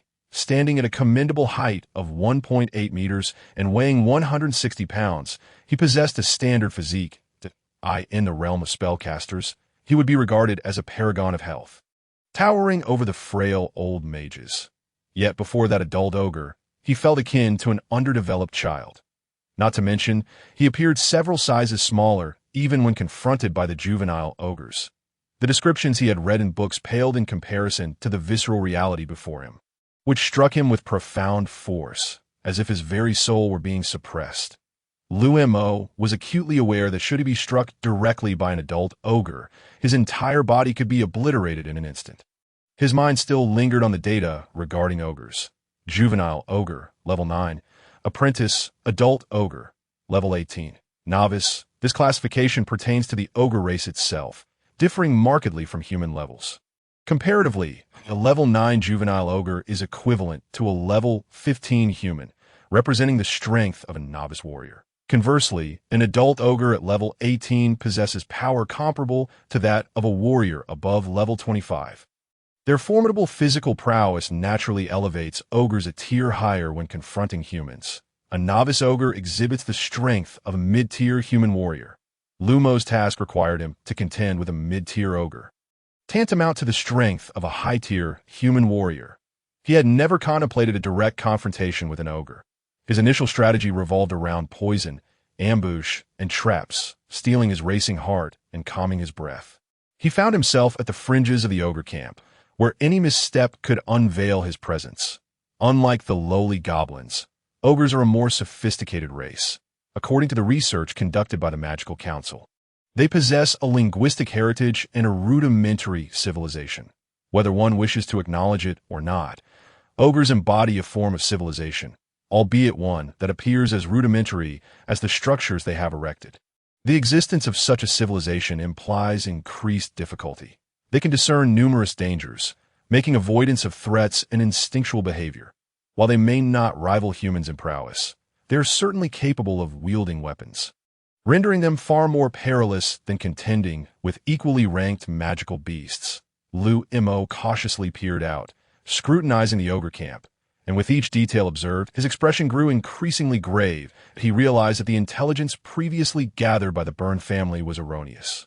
According to their map, no more than 5 ogre families were supposed to inhabit this area. Should the ogres have encountered any peril, it would be entirely plausible for the camp, comprising 5 families, to be leveled. This uncertainty had prevented him from asserting that he would undoubtedly encounter ogres here. Had that been the case, he would have ventured elsewhere to search. Ogres form familial units, typically consisting of 1 male and several females, and generally construct around 23 structures. Yet upon counting the buildings present, he was astonished to find 97 in total. This was not a mere 5 families. This was a tribe of 3,050 families. A single ogre tribe could easily muster over 100 adult ogres. And should they choose to attack, even high-tier magical beasts would flee in terror. How could such a situation arise? In the Black Domain Forest, it is inconceivable for ogres to form a tribe of this magnitude, as their considerable size necessitates a vast supply of sustenance. The Black Domain Forest is elongated. To find sufficient food, one must travel farther afield, posing significant challenges for the ogres in their quest for nourishment. Without adequate food, ogres would not band together only to starve. Could it be? Liu Mo contemplated a possibility, his complexion shifting dramatically. Ogres, being a race that values strength above all, adhere to a survival of the fittest philosophy, where the robust seize everything from the weak, even their very lives. The emergence of a tribe among such a race strongly suggests the presence of a more powerful ogre among them. A more powerful ogre. Liu Mo recalled a name he had encountered in a cultural record of the Radiant Continent. The two-headed ogre, observing the structures of the ogre tribe with keen eyes. He discerned a massive skull faintly visible within the central edifice, a high-tier magical beast. Liu Mo had limited knowledge regarding magical beasts. Previously, he had merely been an apprentice mage and had yet to learn much of the lore. However, following the common belief that larger creatures correspond to higher ranks, the enormous skull he glimpsed within the central building resembled that of a high-tier magical beast. Hunt such a beast. Could this two-headed ogre have evolved into its final form? Liu Mo felt an urge to flee. The two-headed ogre, nicknamed the Little Giant, was a creature that could easily rival dragons in brute strength. The very fact that this two-headed ogre was referred to as a little giant underscores its perilous nature. In terms of comparative strength, a two-headed ogre, capable of casting spells with one head while engaging in physical combat with the other, was the epitome of a magic warrior. Liu Mo, being merely a novice mage, stood 2 tiers below the ranks of intermediate and advanced mages. Should he encounter a two-headed ogre, he would likely serve as little more than a meal. The emergence of such a dangerous entity near the pioneering territory posed significant problems. A two-headed ogre with the prowess of a magic warrior, alongside over 100 dulled ogres, could easily overpower all the warriors under his command, including the mages of the Magical Council and the clerics of the Radiant Church. Liu Mo had resolved to abandon his mission. Even an advanced mage would likely meet their demise here. Carefully documenting the ogre tribe on his map, he prepared to initiate defensive measures. With winter fast approaching, the pioneering territory lay just below the Orc Highlands, and the frigid winds descending from the highlands could chill one to the bone. Every year at this time, Liu led a cavalry squad to patrol the borders of the territory, eliminating beasts and magical creatures that emerged from the Black Domain Forest due to hunger. Given the Black Domain Forest's limited capacity for sustenance, it was inevitable that the ogre tribe would launch an assault on the pioneering territory. Aside from the pioneering territory, there were no other viable sources of food. Of course, they could venture to the opposite side of the Black Domain Forest, ascending along the Orc Highlands, where they would encounter the orcs. Liu Mo secretly hoped they would head towards the Orc Highlands, for there they would likely fall prey to the more formidable orcs. After meticulously recording all the information, Liu Mo furrowed his brow in confusion. Although the ogres in the tribe were frequently coming and going, he observed that not a single male was in sight. Only females and juveniles remained. This was abnormal. Even if they were hunting, it was unlikely that all would venture out. Were they perhaps engaged in a confrontation with another powerful magical beast? The absence of the two-headed ogre and all adult males suggested they were indeed contending with a formidable adversary. Could they be hunting dragons? Liu Mo was uncertain about the kind of adversary that could prompt their collective mobilization. Within the Black Domain Forest, there seemed to be none capable of withstanding their full might. The tribe lacked mid-level ogres, comprising only low-level and juvenile ones. Shaking his head, he turned to leave, whatever their intentions. This was the opportune moment for him to explore the territory. However, just as Liu Mo was about to depart, a cacophony of footsteps resonated from the distance, accompanied by the distinctive guttural language of the ogres and a flurry of panicked birds taking flight. The ogres had returned. Uncertain if other directions harbored returning ogres, Liu Mo dared not venture recklessly. He promptly concealed himself atop a hillock, using the branches of a few sturdy trees to obscure his presence. He resolved to wait until it was entirely safe to depart, for should he inadvertently cross paths with an ogre now, it would undoubtedly lead to a grim demise. The scent of the earth sloth could deceive and intimidate magical beasts. Yet it held no sway over ogres. In fact, their nostrils flaring at the whiff of the earth's sloth heightened their excitement, as these rotund brutes were lamenting their lack of sufficient sustenance. Unable to quell his curiosity, Liu Mo cautiously parted the foliage to observe the ogre tribe. The two-headed ogre was a legendary creature among its kind. Since it could not leave anyway, he deemed it enriching to witness their appearance. The female and juvenile ogres left behind also heard the approach of their comrades and scampered westward to greet them. After several minutes of waiting, Liu Mo finally beheld the main contingent of returning ogres. Each stood between 2 and 2.5 meters in height, wielding the thigh bones of unknown ferocious beasts as weapons. Their massive forms bore down like mountains, rendering even the imposing female ogres, who had already left a profound impact on Liu Mo, relatively delicate in comparison to the males. Liu Mo remained uncertain whether ogres possessed any instinctual perception abilities, so he stole glances from the corner of his eye as he counted the male ogres. Reaching 50, he finally spotted the two-headed ogre at the center of the formation. In addition to its normal head, a smaller, tilted head protruded from its neck. One hand gripped a somewhat diminutive bronze battle axe, while the other brandished a Namu staff that towered above Liu Mo, standing nearly 3 meters tall. It was a striking figure among the male ogres. Two-headed ogre, level 34, advanced warrior, intermediate spellcaster. Fortunately, it had yet to evolve into its complete form. The time since it sprouted the second head had not exceeded 6 months. Once the two-headed ogre evolves into its fully developed state, the sizes of both heads would equalize, and the smaller head currently exhibited was less than half the size of a normal one, indicating a relatively recent evolution. However, the spellcasting system of the second head had already reached an intermediate level, suggesting that it would not be long before it attained its complete form. Liu Mo estimated that within a year, it could evolve fully. At that juncture, its combat prowess would rival that of a mage, capable of obliterating a barony without difficulty. Presently, its strength could only be classified as high-level peak. In contrast to its statistics, the adult ogre seemed rather unremarkable. Adult ogre, level 20. Intermediate, adult ogre, level 19. Beginner. Of course, these adult male ogres were merely appearing ordinary when compared to the two-headed ogre. Any one of them would not be considered weak in isolation. They bore visible marks of battle, many still bleeding from their wounds. Observing the nature of these injuries puzzled Liu Mo, as they did not seem to stem from encounters with magical beasts, but rather appeared to be the result of conflicts with an organized force. They were not out hunting, but had clashed with some faction. Behind the returning ogre contingent, Liu Mo noticed them hauling back a cow along with 3 bound and unconscious minotaurs. Goodness, these ogres truly clashed with the orcs in the Beastman Highlands. Had they lost their minds? Liu Mo had just hoped these ogres had ventured west to battle the orcs. Yet, both from a rational standpoint and geographical distribution, that seemed implausible. Only a fool of an ogre would abandon the nearby, bountiful and easily conquerable territory in favor of engaging with the distant, impoverished, and volatile orcs. Yet the reality was that the ogres had indeed forsaken the territory, opting instead to confront the orcs. A whirlwind of confusion ensued. Ogres were not simpletons. They possessed their own language and a rudimentary civilization. How could they commit such folly? There must be a reason behind this. The entire ogre tribe had returned, comprising 30 male and 50 female ogres. Far fewer females than the normal ratio.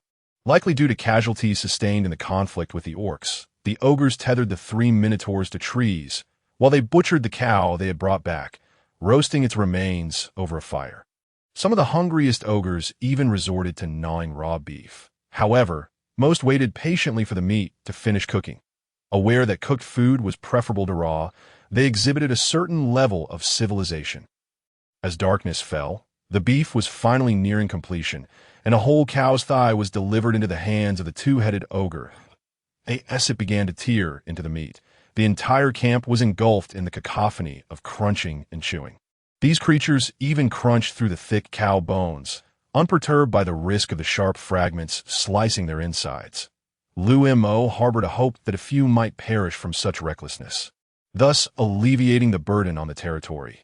Yet upon finishing their feast, he observed no signs of discomfort among the ogres. Their robust physiques were a testament to their formidable appetites. Their gastric acid could dissolve bone. In the distance, the roars of predators echoed, yet none dared encroach upon the ogre territory. Given the strength of this ogre tribe, any beast or magical creature that approached would merely become fodder for their ravenous bellies. Having gathered ample intelligence about the ogre tribe, Liu Mo prepared to depart, when suddenly, a particular action by the two-headed ogre caught his attention and halted his departure.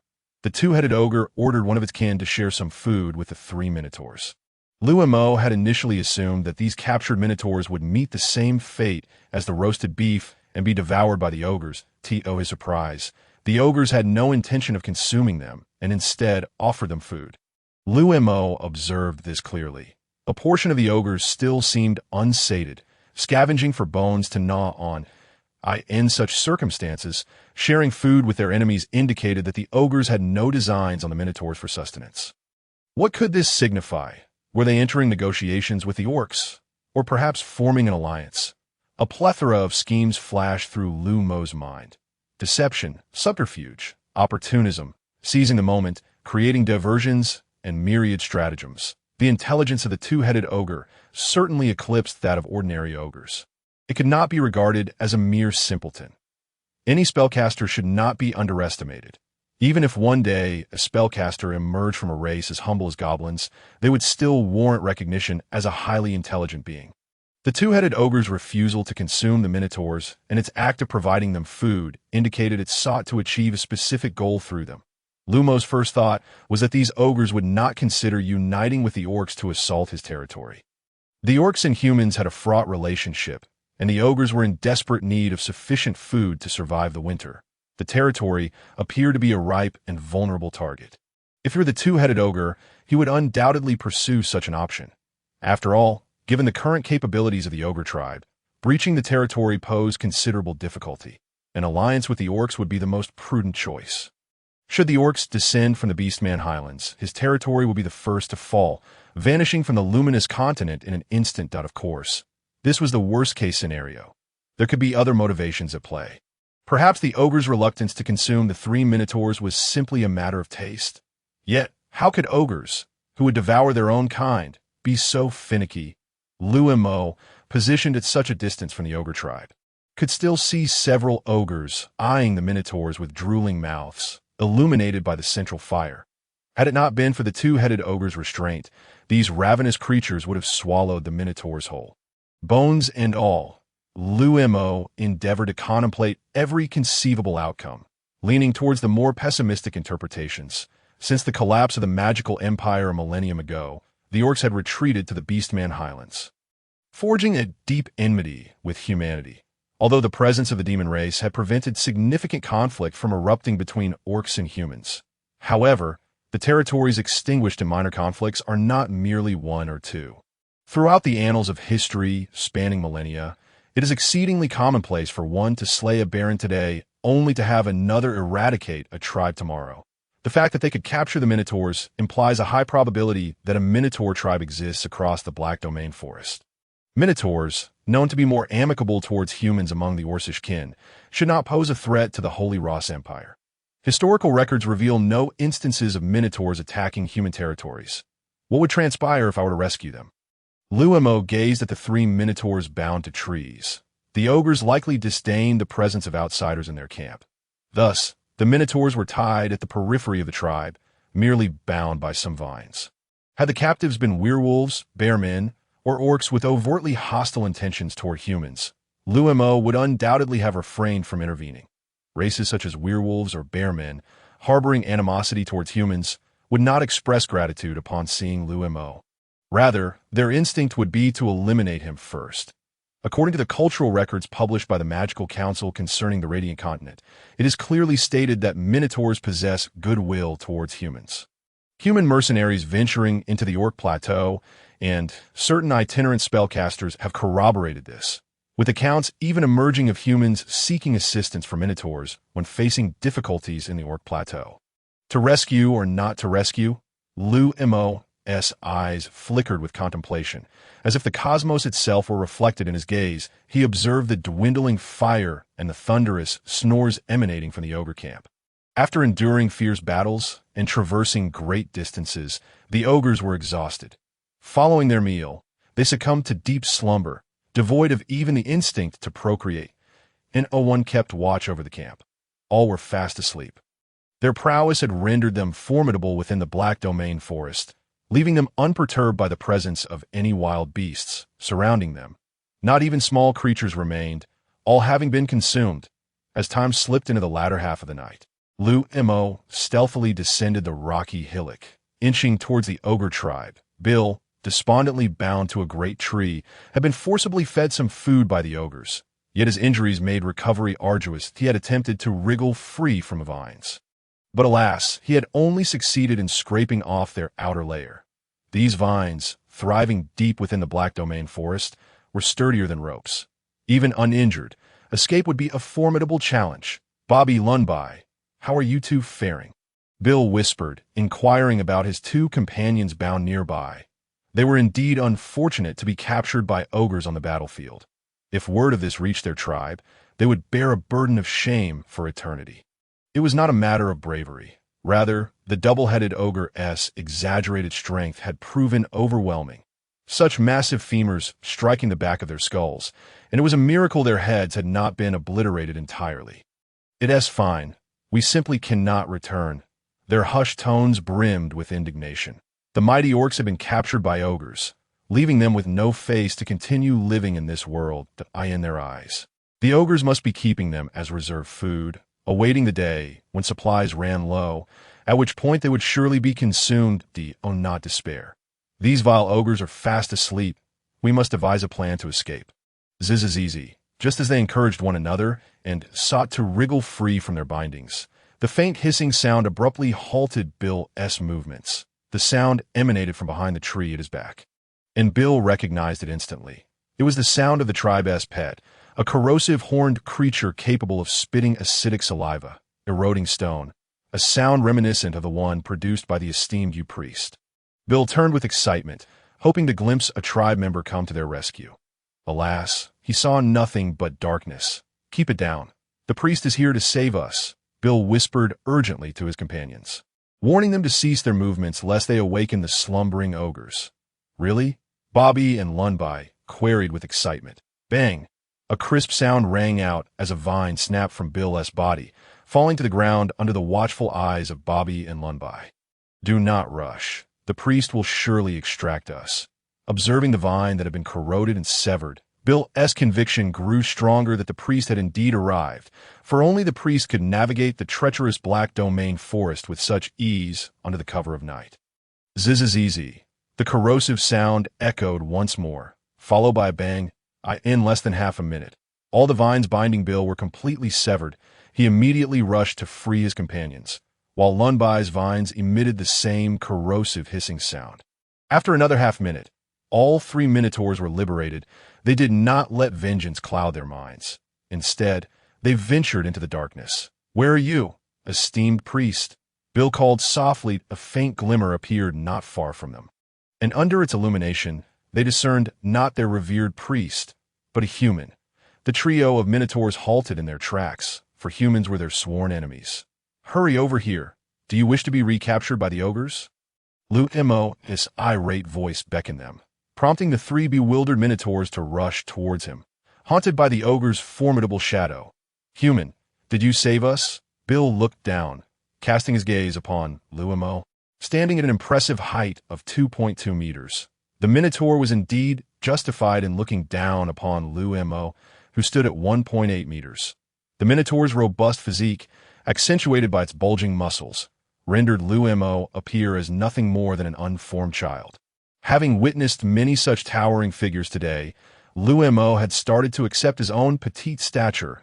"It was I who rescued you. Let us depart from this place first." They were perilously close to the ogre tribe, and should the ogres discover the Minotaur's escape, they would undoubtedly mobilize to search for them. Liu Mo had risked his life to save them, and he certainly did not wish to be ensnared alongside them by the ogres.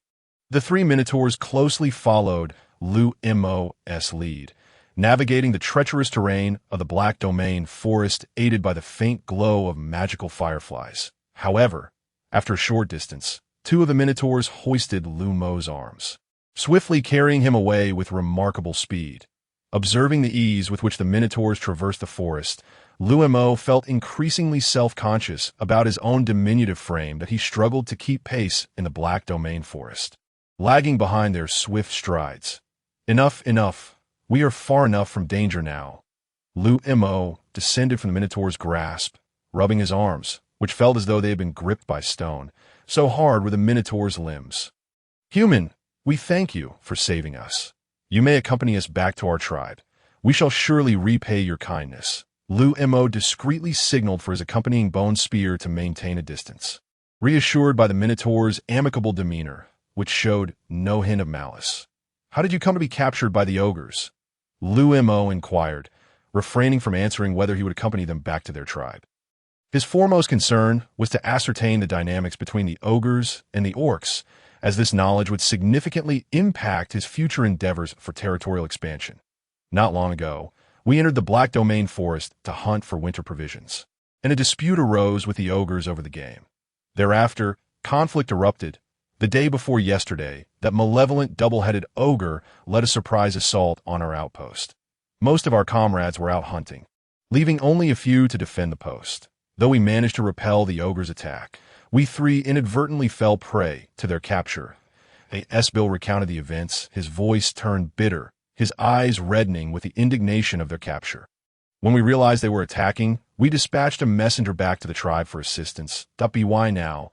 Our people should also be entering the Black Domain forest to rescue us. Human, if you accompany us.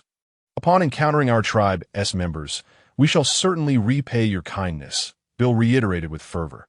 However, Liu Mo remained silent, lost in thought. A human. It was reckless to venture into the Orc Plateau, although he had rescued 3 minotaurs. The outcome of such an act was uncertain.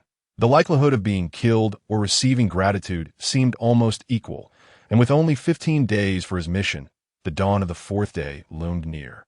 He must eradicate this detestable band of ogres entirely, and upon returning, he would ensure the demise of those ogres who had imprisoned them. It would be a waste of resources to keep them alive.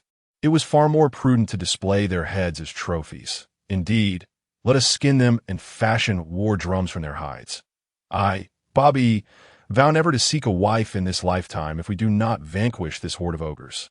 Liu Mo and Bill engaged in dialogue, while Bobby and Lunbai quietly expressed their discontent, insisting that they must first eliminate the captured ogres. Upon overhearing this, Liu Mo's eyes sparkled with intrigue.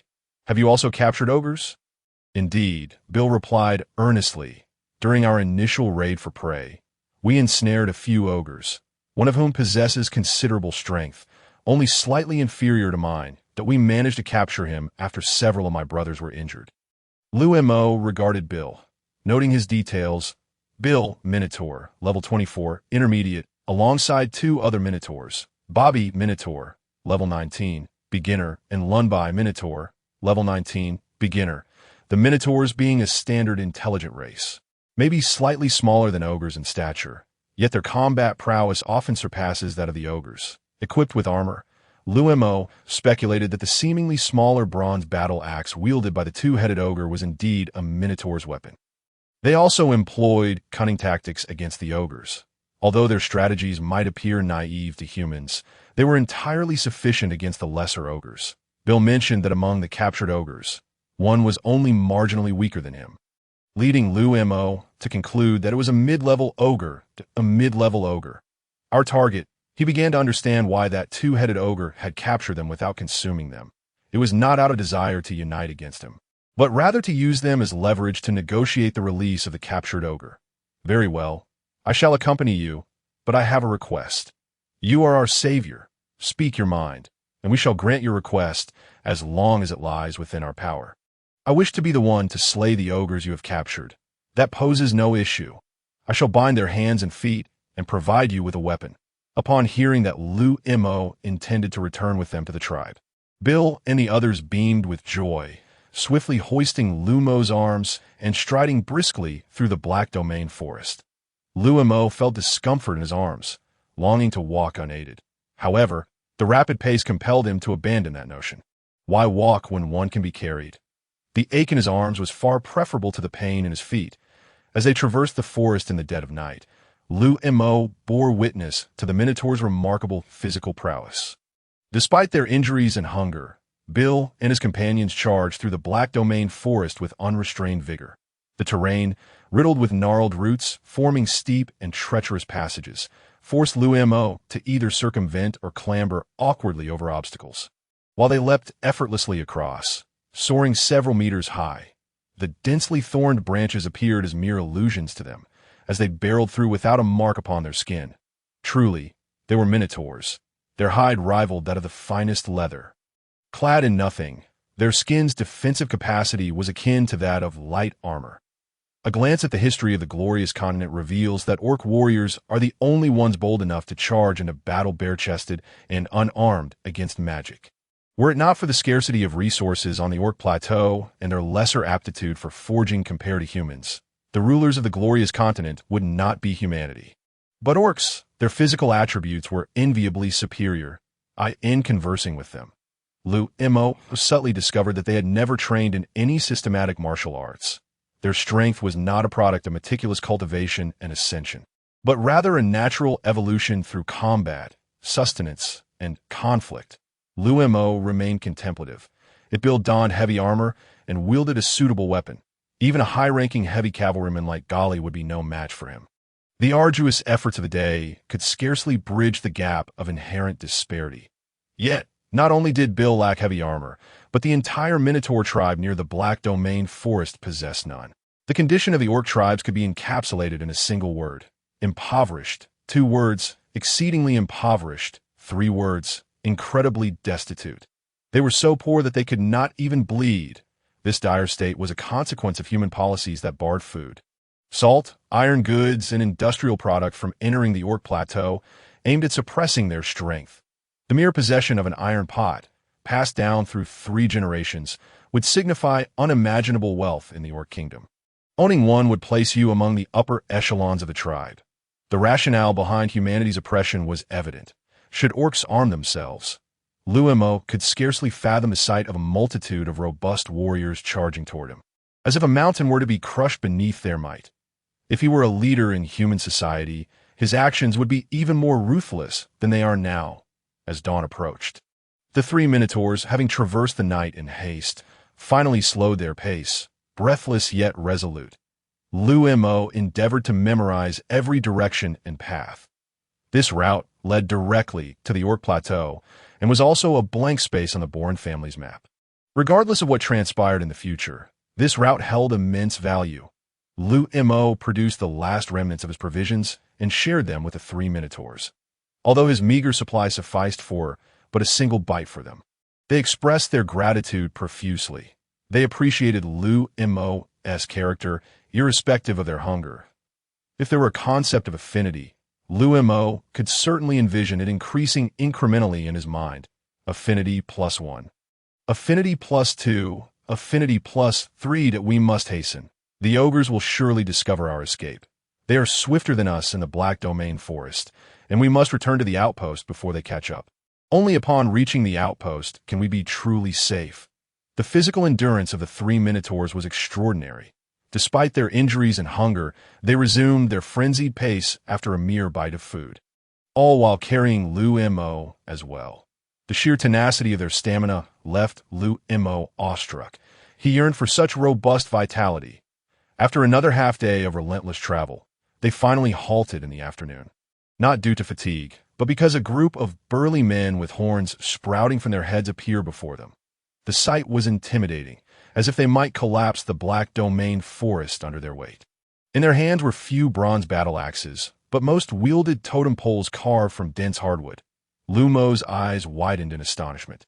The hardwood totem poles were as thick as his thigh and nearly matched his height. He could scarcely imagine the devastation they would wreak upon an adversary. Even an ogre's skull might be crushed into its chest cavity. "Captain, we have returned," Bill shouted excitedly to the Minotaur leader wielding the bronze axe. Liu Mo followed the sound, observing the Minotaur captain, whose data materialized in his vision. Bear, Minotaur, level 30 advanced. This was the second most formidable warrior Liu Mo had encountered, the first being the 2-headed ogre. That creature defied conventional judgment. The birth of a two-headed ogre among their ranks was anomalous, a probability of 1 in a million. B-Bear's expression brightened upon seeing Bill and his companions, but upon noticing Liu Mo, a look of wariness clouded his face. Skilled individuals possess an intuitive sense of each other's prowess. However, he felt no such aura emanating from Liu Mo, a feeble human. The presence of a frail human in the Black Domain forest seemed more bizarre than that of a skilled human. "Captain, this is Liu Mo. He rescued us from the clutches of the ogres, and I invited him to our tribe." Though Bill may have appeared simple-minded, he was astute enough to discern the captain's expression. "He managed to rescue you from the ogres?" B-Bear shook his head in disbelief. Questioning his own hearing, he, along with 2 squads of brethren, would not have dared to assert they could rescue Bill and his companions. How could such a diminutive human achieve such a feat? "Please, do not misunderstand. I merely seized the opportunity while the ogres were asleep under the cover of darkness to rescue Bill and the others. I'm no match for those ogres." Liu Mo's arms, having been restrained for so long, had gone numb. He attempted to bow slightly in courtesy, only to find his limbs utterly unresponsive. His arms hung rigidly in midair, resembling a patient immobilized by a plaster cast. "You are a mage?" B-Bear recognized Liu Mo's mud-stained mage robe and the staff strapped to his side, although Liu Mo's appearance was far from the grandiose image of an all-powerful, omniscient mage. It did not detract from his status as a mage. Liu Mo was a novice necromancer, having entered the Black Domain forest to undertake a trial task. Bill eagerly responded. Liu Mo intended to utilize these Tauren to accomplish his trial task, and naturally, he would not conceal anything. Apart from his own identity, he disclosed all other circumstances to Bill. Initially, upon learning that Liu Mo was a wizard, all the Tauren approached curiously, their gazes akin to those observing some novel phenomenon. Their tribes seldom encounter humans, and most orcs had never seen what a human looked like in their entire lives. Thus, the sudden appearance of a living human, especially one rumored to be a wizard, filled them with intrigue.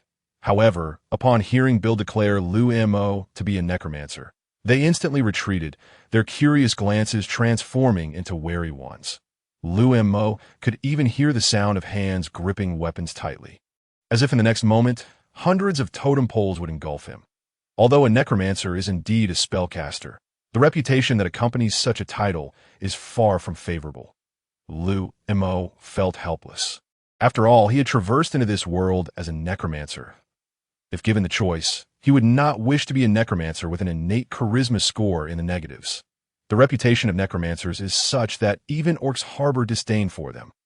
"I need to slay a mid-level ogre to complete my trial task, and Bill mentioned that you have captured one," Liu Mo stated. "Hence, I have followed you here. If your tribe find it inconvenient for humans to enter, I am prepared to leave at this moment." Liu Mo endeavored to lower his stance as much as possible. There is no shame in bowing to conduct business. "Captain," upon seeing Bill hesitate, he implored softly. After a day's interaction with Liu Mo, Bill believed him to be a good person, not the malevolent demon that toyed with souls as the legend suggested. "You saved Bill and the others. Thus, you are our friend, and the Tauren tribe welcomes your presence." Bill, observing the 3 of them, felt reluctant to let Liu Mo depart and resolved to bring him back first. Having rescued Bill and the others, he had no intention of confronting the ogres, for he was no match for the two-headed ogre. Although many Tauren kept their distance from Liu Mo due to his necromancer identity, fearing that a mere glance from him might siphon their souls. The subtle expressions of goodwill and explanations that necromancy, while seemingly sinister, were not inherently evil, gradually shifted their perceptions of Liu Mo during a meal. Liu Mo even showcased his ability to summon bone spears and bone shields, inciting gasps of astonishment. Several Tauren even believed they had grasped the principles of magic release, merely lacking the aptitude to become spellcasters. At this juncture, the forest no longer obstructed Liu Mo's view. He beheld the highland continent that seemed to soar into the heavens. The Orc highlands were not the gently rising terrain one might expect, but rather exhibited a sudden uplift of the Earth's crust. In certain areas, vast expanses of solid rock jutted straight up and down, making the Orc highlands appear as if crafted by the divine hand of a celestial being. according to Liu Mo's geographical knowledge from Earth. Such steep geological uplift must be attributed to tremendous tectonic forces. Yet, such tectonic movements typically result in mountain formations, akin to the Himalayas and Mount Everest, rather than a continent rising abruptly, as the Orc Highlands did. Liu Mo found himself perplexed by the formation of the Orc Highlands, marveling instead at the wonders of nature. The tribe resides atop the highlands.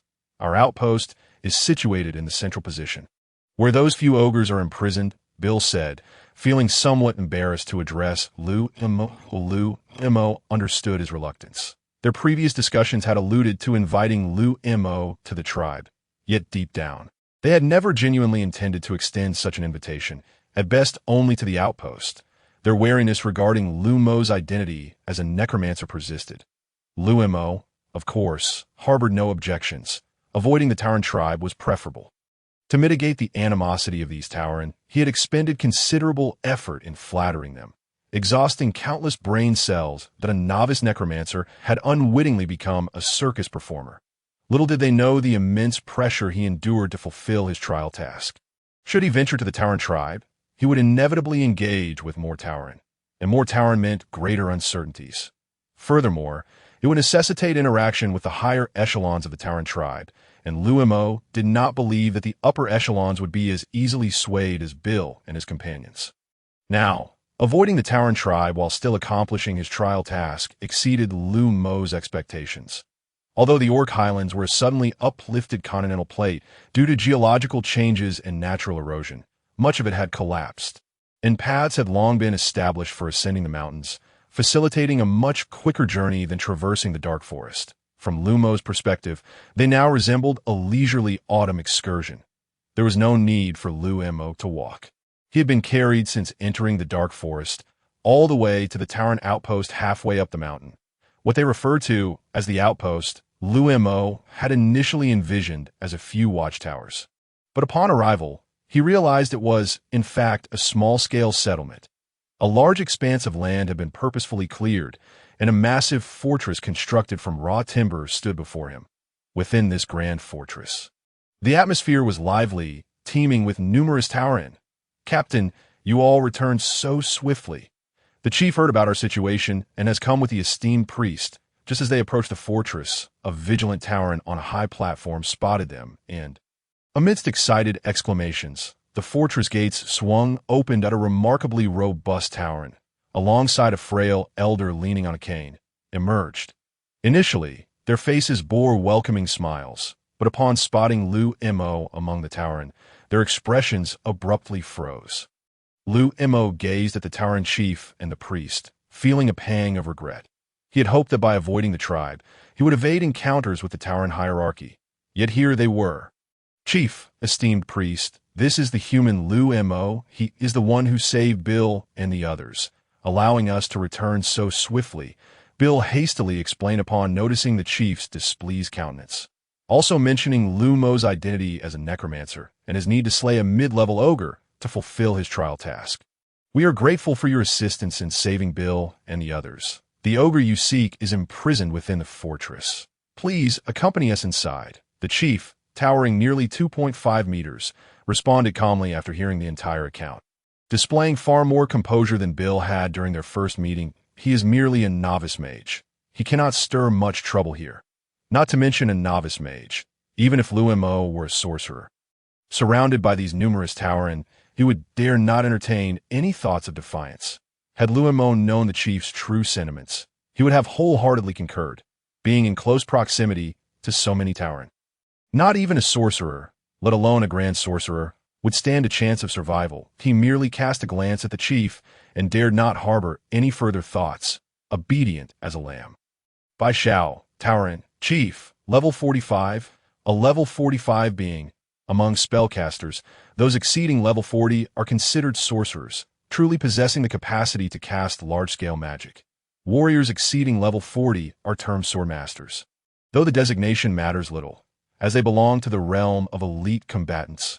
Liu Mo was utterly oblivious to the power associated with this level, his scant knowledge leaving him in the dark about its true strength. It surpassed anything he had previously conceived, marking the highest level he had encountered, thus FARDAS for the seemingly insignificant priest beside the chief. Liu Mo initially dismissed him.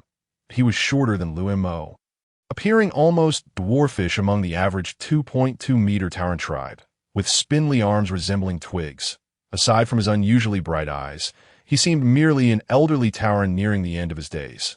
However, upon glimpsing the priest's data, Liu Mo regretted underestimating him. BIU, Tauren, priest, level 49. Priests are spellcasters, and spellcasters forever surpass warriors in strength. This unassuming Tauren, who seemed as though a gust of wind could blow him away, was in fact level 49. Within the realm of mages, a level 49 individual is already at the pinnacle of sorcerer status, with the next tier being that of a grand sorcerer. Grand sorcerers can independently cast minor forbidden spells. Although orc priests lack primary offensive skills, primarily possessing supportive abilities, they are still formidable spellcasters. Anyone who dares to underestimate any spellcaster will pay a painful price for their folly. The true strength of orc priests manifests in augmenting warriors. Their enhancement prayers can enable a warrior to attain strength beyond their level. This means that Chief Bai Shao could, under the enhancement of Priest Bai Yu, elevate his level beyond 50. The two-headed ogre that had caused Liu Mo such discomfort would be nothing more than a subordinate in the presence of this chief. What is even more terrifying is that the enhancements bestowed by this level 49 priest amplify the entire army, rather than just a single individual, having stalemated with humanity for millennia, with victories and defeats on both sides. And having jointly kept the demonic forces at bay beyond the Void Gate, it is evident that the orcs possess formidable capabilities. Liu Mo concealed all his extraneous thoughts deep within his heart, presenting himself with utmost respect as a junior. "Thank you, esteemed chieftain. Thank you, revered priest." Indeed, Liu Mo's respectful demeanor greatly pleased the expressions of both the chieftain and the priest as Liu entered the fortress alongside Bieber and the others. His gaze was met with an array of towering level indicators.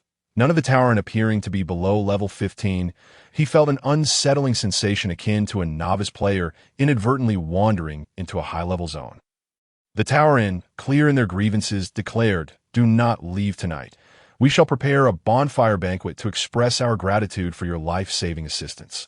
Bieber seemed to instinctively reach out to pat Liu Mo on the shoulder, a gesture of camaraderie from his kind, only to realize that his hand could envelop the entirety of Liu Mo's head, rendering the motion awkward, as he recalled Liu Mo was human, not one of their own.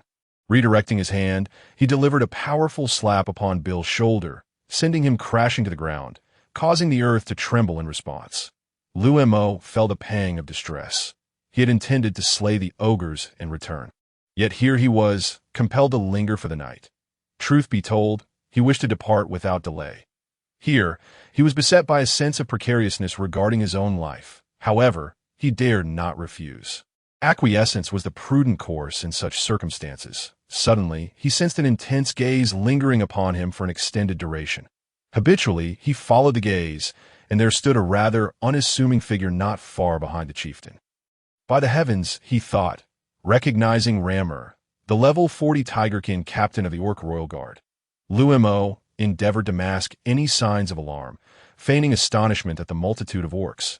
Yet, upon catching sight of Rammer, even his best efforts could not prevent his pupils from subtly trembling. Lacking the mental preparation for such an encounter, he considered it a feat to remain still. Spotting a hidden tiger amongst a herd of cattle would startle anyone. While the other Tauren remained oblivious to Liu Mo's subtle shift, Rammer, who had been observing him from a distance, perceived the instant their gazes met, witnessing the change in Liu Mo's pupils.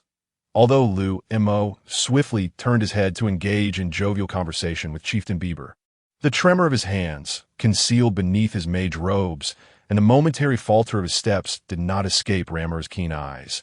"This is no ordinary novice necromancer," Liu Mo mused inwardly. "What in the world is a captain of the Royal Guard doing here? What is their intent?" As he navigated the surrounding Tauren, his mind raced like a fan at full throttle. The Orcish society is composed of 3 major factions, one of which consists of the various tribes, each possessing significant autonomy. Much like the Tauren tribe before him, Where many matters are decided by the chieftain alone, the highest authority among the orcs is the Orc Royal Court, which holds command over all tribes. In times of war, the Royal Court issues orders to the tribes. The Orcish throne has historically been inherited among the Tigerkin, suggesting a feudal lineage governs the Orcish realm. The third governing force among the orcs is the priesthood, with all tribal priests under its jurisdiction, wielding religious authority. The interaction of these three powers, tribes, royal court, and priesthood, constitutes the political stability of the Orcish realm. This division of power is rather archaic. The decentralization of authority leads to inefficiency in governance, with inter-factional conflicts severely hindering the orcs' advancement. Yet, given the diverse races within the Orcish nation, rife with internal discord, they have no alternative but to adhere to such antiquated systems. There are no backward systems, only those that reflect the prevailing realities. The separation of powers is a product of compromise, ensuring no single entity can dominate. Liu Mo's understanding of Orcish society was limited to these insights, and the lack of information left him unable to discern the relationship between the Tauren tribe and the Orc Royal Court. The sudden appearance of a captain from the Royal Guard felt akin to the Emperor's personal bodyguard appearing at a border outpost. What could this signify? Was the Orc Royal Court planning to send the Tauren tribe to assault the Holy Ross Empire? With no information at his disposal, Liu Mo found himself enveloped in darkness regarding the situation, striving to maintain his composure and feigning ignorance. Resolutely, he resolved that after eliminating the ogres, he would hastily depart at dawn. Regardless of the internal affairs of the orcs, they were beyond his reach as a mere insignificant figure. The tremors of a vast kingdom could spell disaster for him, and even the slightest ripple could drown him. Should the orc kingdom truly embark on a campaign of war, he was determined to be the first to flee. Nothing was more important than preserving his own life. As Liu Mo discreetly surveyed the layout of the fortress, he restrained his gaze, adopting a demeanor akin to a meditative monk, fearful of inciting the Tauren's ire. According to military protocol, outposts serve as military bases. As a human, should he brazenly scrutinize the surroundings, the Tauren could justly slay him under the pretense of espionage. Fortunately, the Tauren harbored no such complex thoughts. Displaying no intention of secrecy as Bieber led Liu Mo into the dungeon where the ogres were confined. Though referred to as a dungeon, it was merely a cave carved in the mountainside. Where the ogres were securely bound, we have captured a total of 7 ogres. Even if you hadn't come, we would have executed them. The esteemed priest has indicated that this winter arrives earlier than usual, and our own provisions are insufficient to sustain them, Bieber remarked casually. The speaker was oblivious, yet Liu Mo felt a flicker of alarm. 7 ogres. No wonder that 2-headed ogres sought to barter with Bill and the others. 7 ogres represented a significant portion of their tribe's strength. What if I were to eliminate all 7? Liu Mo cautiously suggested. Sure, if you can dispatch them using necromancy, that would be splendid. It would also broaden our horizons. Bieber replied without a hint of skepticism regarding Liu Mo's intentions. No problem. But I am merely a novice mage with limited spells at my disposal. That's all right. I only wish to witness your prowess. Liu Mo and Bieber quickly struck a deal regarding the lives of the 7 ogres, and a cadre of towering figures surrounded Liu Mo, grinning as they made their way toward the oblivious ogres. Unbeknownst to Liu Mo, a conversation regarding him was unfolding in the largest chamber of the fortress. He recognized me.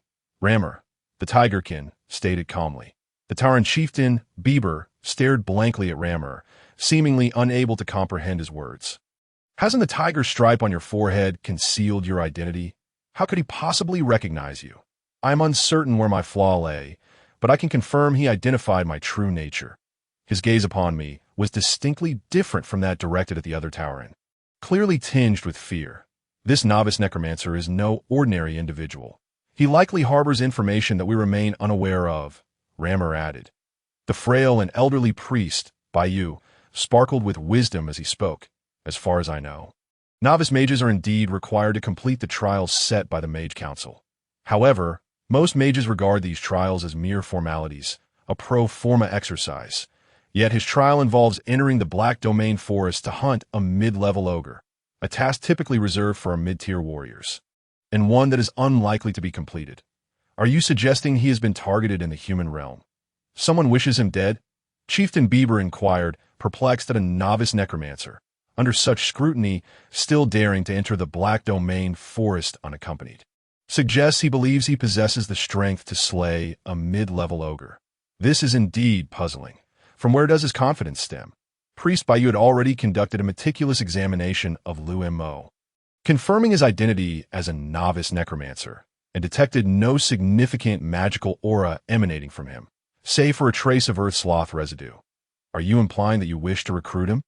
Chieftain Bieber began to grasp the intentions of the priest and rammer. Why not? A necromancer targeted and discriminated against in the human realm. If we were to extend an olive branch to him, I believe he would have little reason to refuse, Rammer reasoned.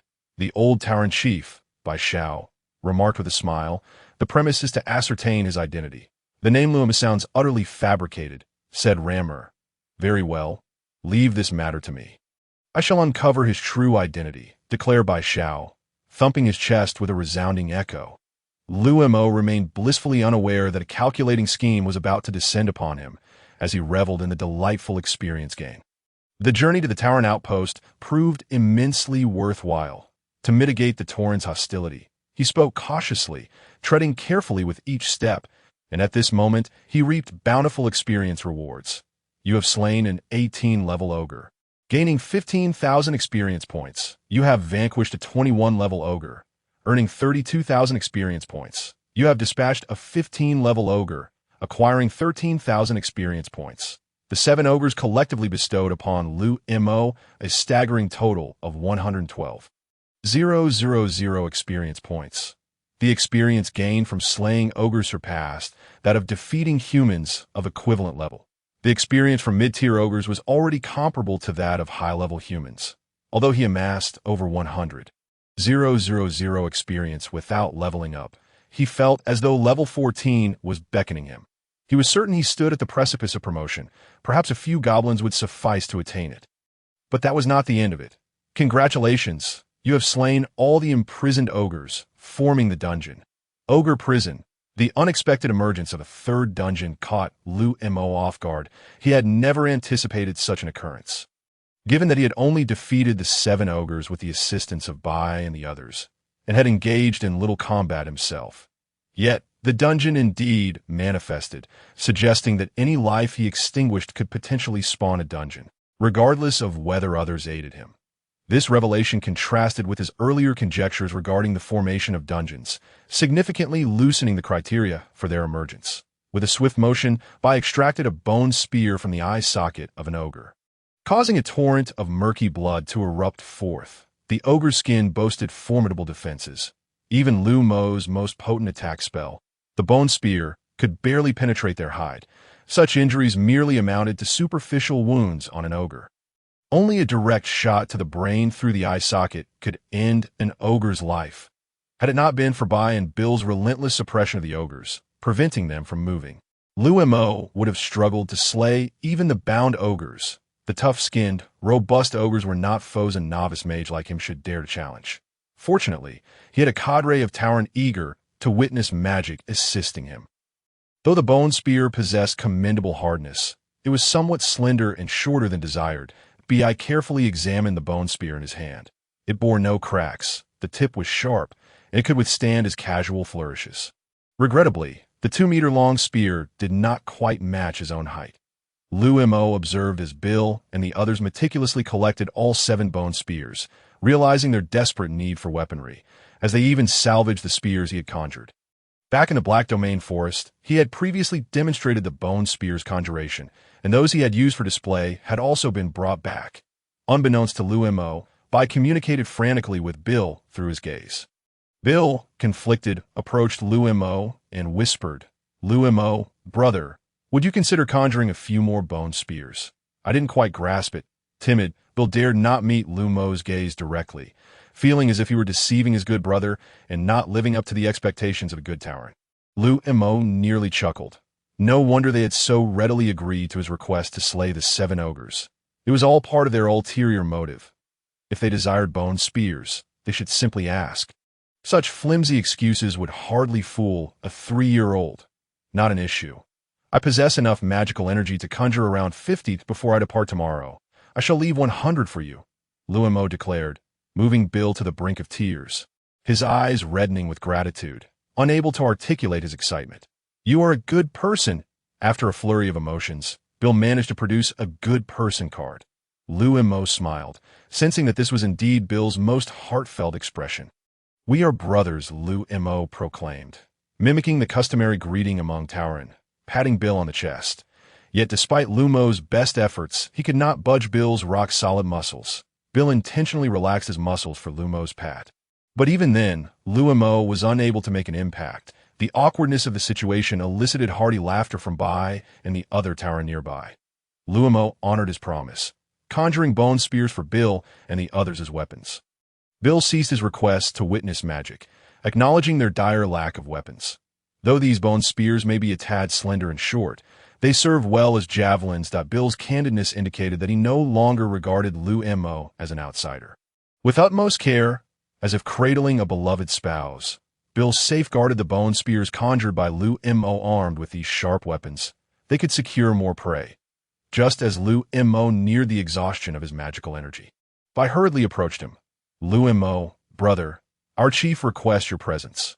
Liu Mo's heart skipped a beat, a tingling sensation creeping across his scalp that, if possible, he wished to avoid an encounter with the chief and the priest altogether. He had remained in the company of Bill and the others, readily fulfilling their requests in hopes of leveraging their protection for his safety. Standing beside those with over 40 levels of power made him feel like a timid rabbit in the jaws of a fierce tiger. Brother, you go ahead. We shall prepare the gratitude bonfire. When you return, we shall feast, Bill encouraged. Very well. I have longed to sample your delicacies, Liu Mo replied, donning an innocuous smile as he followed Bai to meet Chief Bai Shao, who was alone, without the priest. Bai Yu. Liu Mo, brother, what do you think of our outpost? Bai Shao inquired. The IT is quite impressive. Bill and the others have treated me with great kindness, contrary to the hostile reputation humanity speaks of. Liu Mo responded, striving to flatter and ensure that not a single Tauren found fault with him. We Tauren repay kindness with kindness. Brother Liu Mo, you saved Bill and the others, making you a benefactor of our tribe. It was but a trifling task. Your assistance in completing my trial quest was immensely beneficial. I ought to express my gratitude to you, Liu Mo replied. Liu Mo maintained his ever-present smile. The expression on Chief Bai Zhao's face suddenly turned cold. We consider you a brother. Yet why do you still refuse to reveal your true name? Is it that your words of gratitude and our sincere appreciation cannot compel you to face us with your true identity? I overlooked it, Liu Mo thought to himself. Wishing he could slap himself for his oversight, he had intended to conceal his identity, but neglected to remember that the Radiant Continent did not follow the Chinese naming conventions. The name Liu Mo practically screamed. This is a fake name, crafted to deceive you. He vowed never to make such a rudimentary mistake again. Please forgive me, Chief. It is not my intention to conceal. Rather, my identity is rather unique. Liu Mo sensed energy fluctuations emanating from behind the room. The priest Bai Yu and the Tiger Man Rammer were undoubtedly eavesdropping on his conversation with Chief Bai Shao. He realized that if he did not disclose his true identity today, he might never leave the Tauren outpost. I care not what your identity is, be you a fugitive or a ruthless killer. As long as you are deemed a friend by us, you shall remain our friend eternally. However, we forge friendships only with those who are sincere. Chief, are you aware of what lies beyond the Black Domain Forest in the St. Ross Empire? Indeed, years ago, I encountered a mercenary who spoke of it being a Baron's territory, known as the Frontier Territory. Precisely, the Frontier Territory. Upon uttering that name, Chief Bai Zhao's face contorted with rage. The human empire's desire to eradicate our orc kingdoms remains unquenched, allowing even a mere Baron's territory to be dubbed the Frontier Territory. When I find the time, I shall ensure that Baron witnesses the might of the Tauren, that I will drag him from his heap of stones and force him to change its name. Or I shall raze his lands to the ground. Liu Mo listened awkwardly as Chief Bai Shao vented his frustrations. This was hardly the chief's fault. If blame were to be assigned, it would be directed at the name of the territory itself, which was indeed vexing. Even the simple-minded Tauren understood what that name represented. The fact that the territory had remained stable for so long was already a testament to their mercy. The orcs. The name Frontier Territory bore the same weight as "I will kill your entire family." In truth, the Baron was not to blame. It was the inept bureaucrats in the imperial capital who had concocted the name, and he had no power to change it. If it were possible, he would have long desired to change his name. The Minotaur chieftain, Bai Shao, glanced at the awkwardly expressioned Liu Mo and instinctively inquired, "Brother Liu Mo, why do you speak so favorably of that Baron? Are you perhaps a relative of his?" "I am not his relative." "Then who are you?" "I'm that Baron." Olin Byrne, startled, the Minotaur chieftain sprang to his feet, perplexed, and asked, "You are the Baron of the Frontier? Wasn't it said that the Baron is an old man?" Liu Mo blinked and replied helplessly, "You must be referring to my grandfather. He passed away 13 years ago. My father also departed this world just days ago, and I inherited the title 8 days ago." Even the blunt Minotaur could feel the discomfort in the air, realizing that he had just spoken many unflattering remarks. Completely unaware that the very subject was seated before him, did not feel embarrassed. "Chieftain," Liu Mo continued, "after all, the discord between humans and orcs has not arisen overnight, and the name Frontier indeed targets orcs, for the sake of his own safety." Liu Mo had no choice but to continue with pleasant words that "I truly did not expect you to be that Baron." "Huh."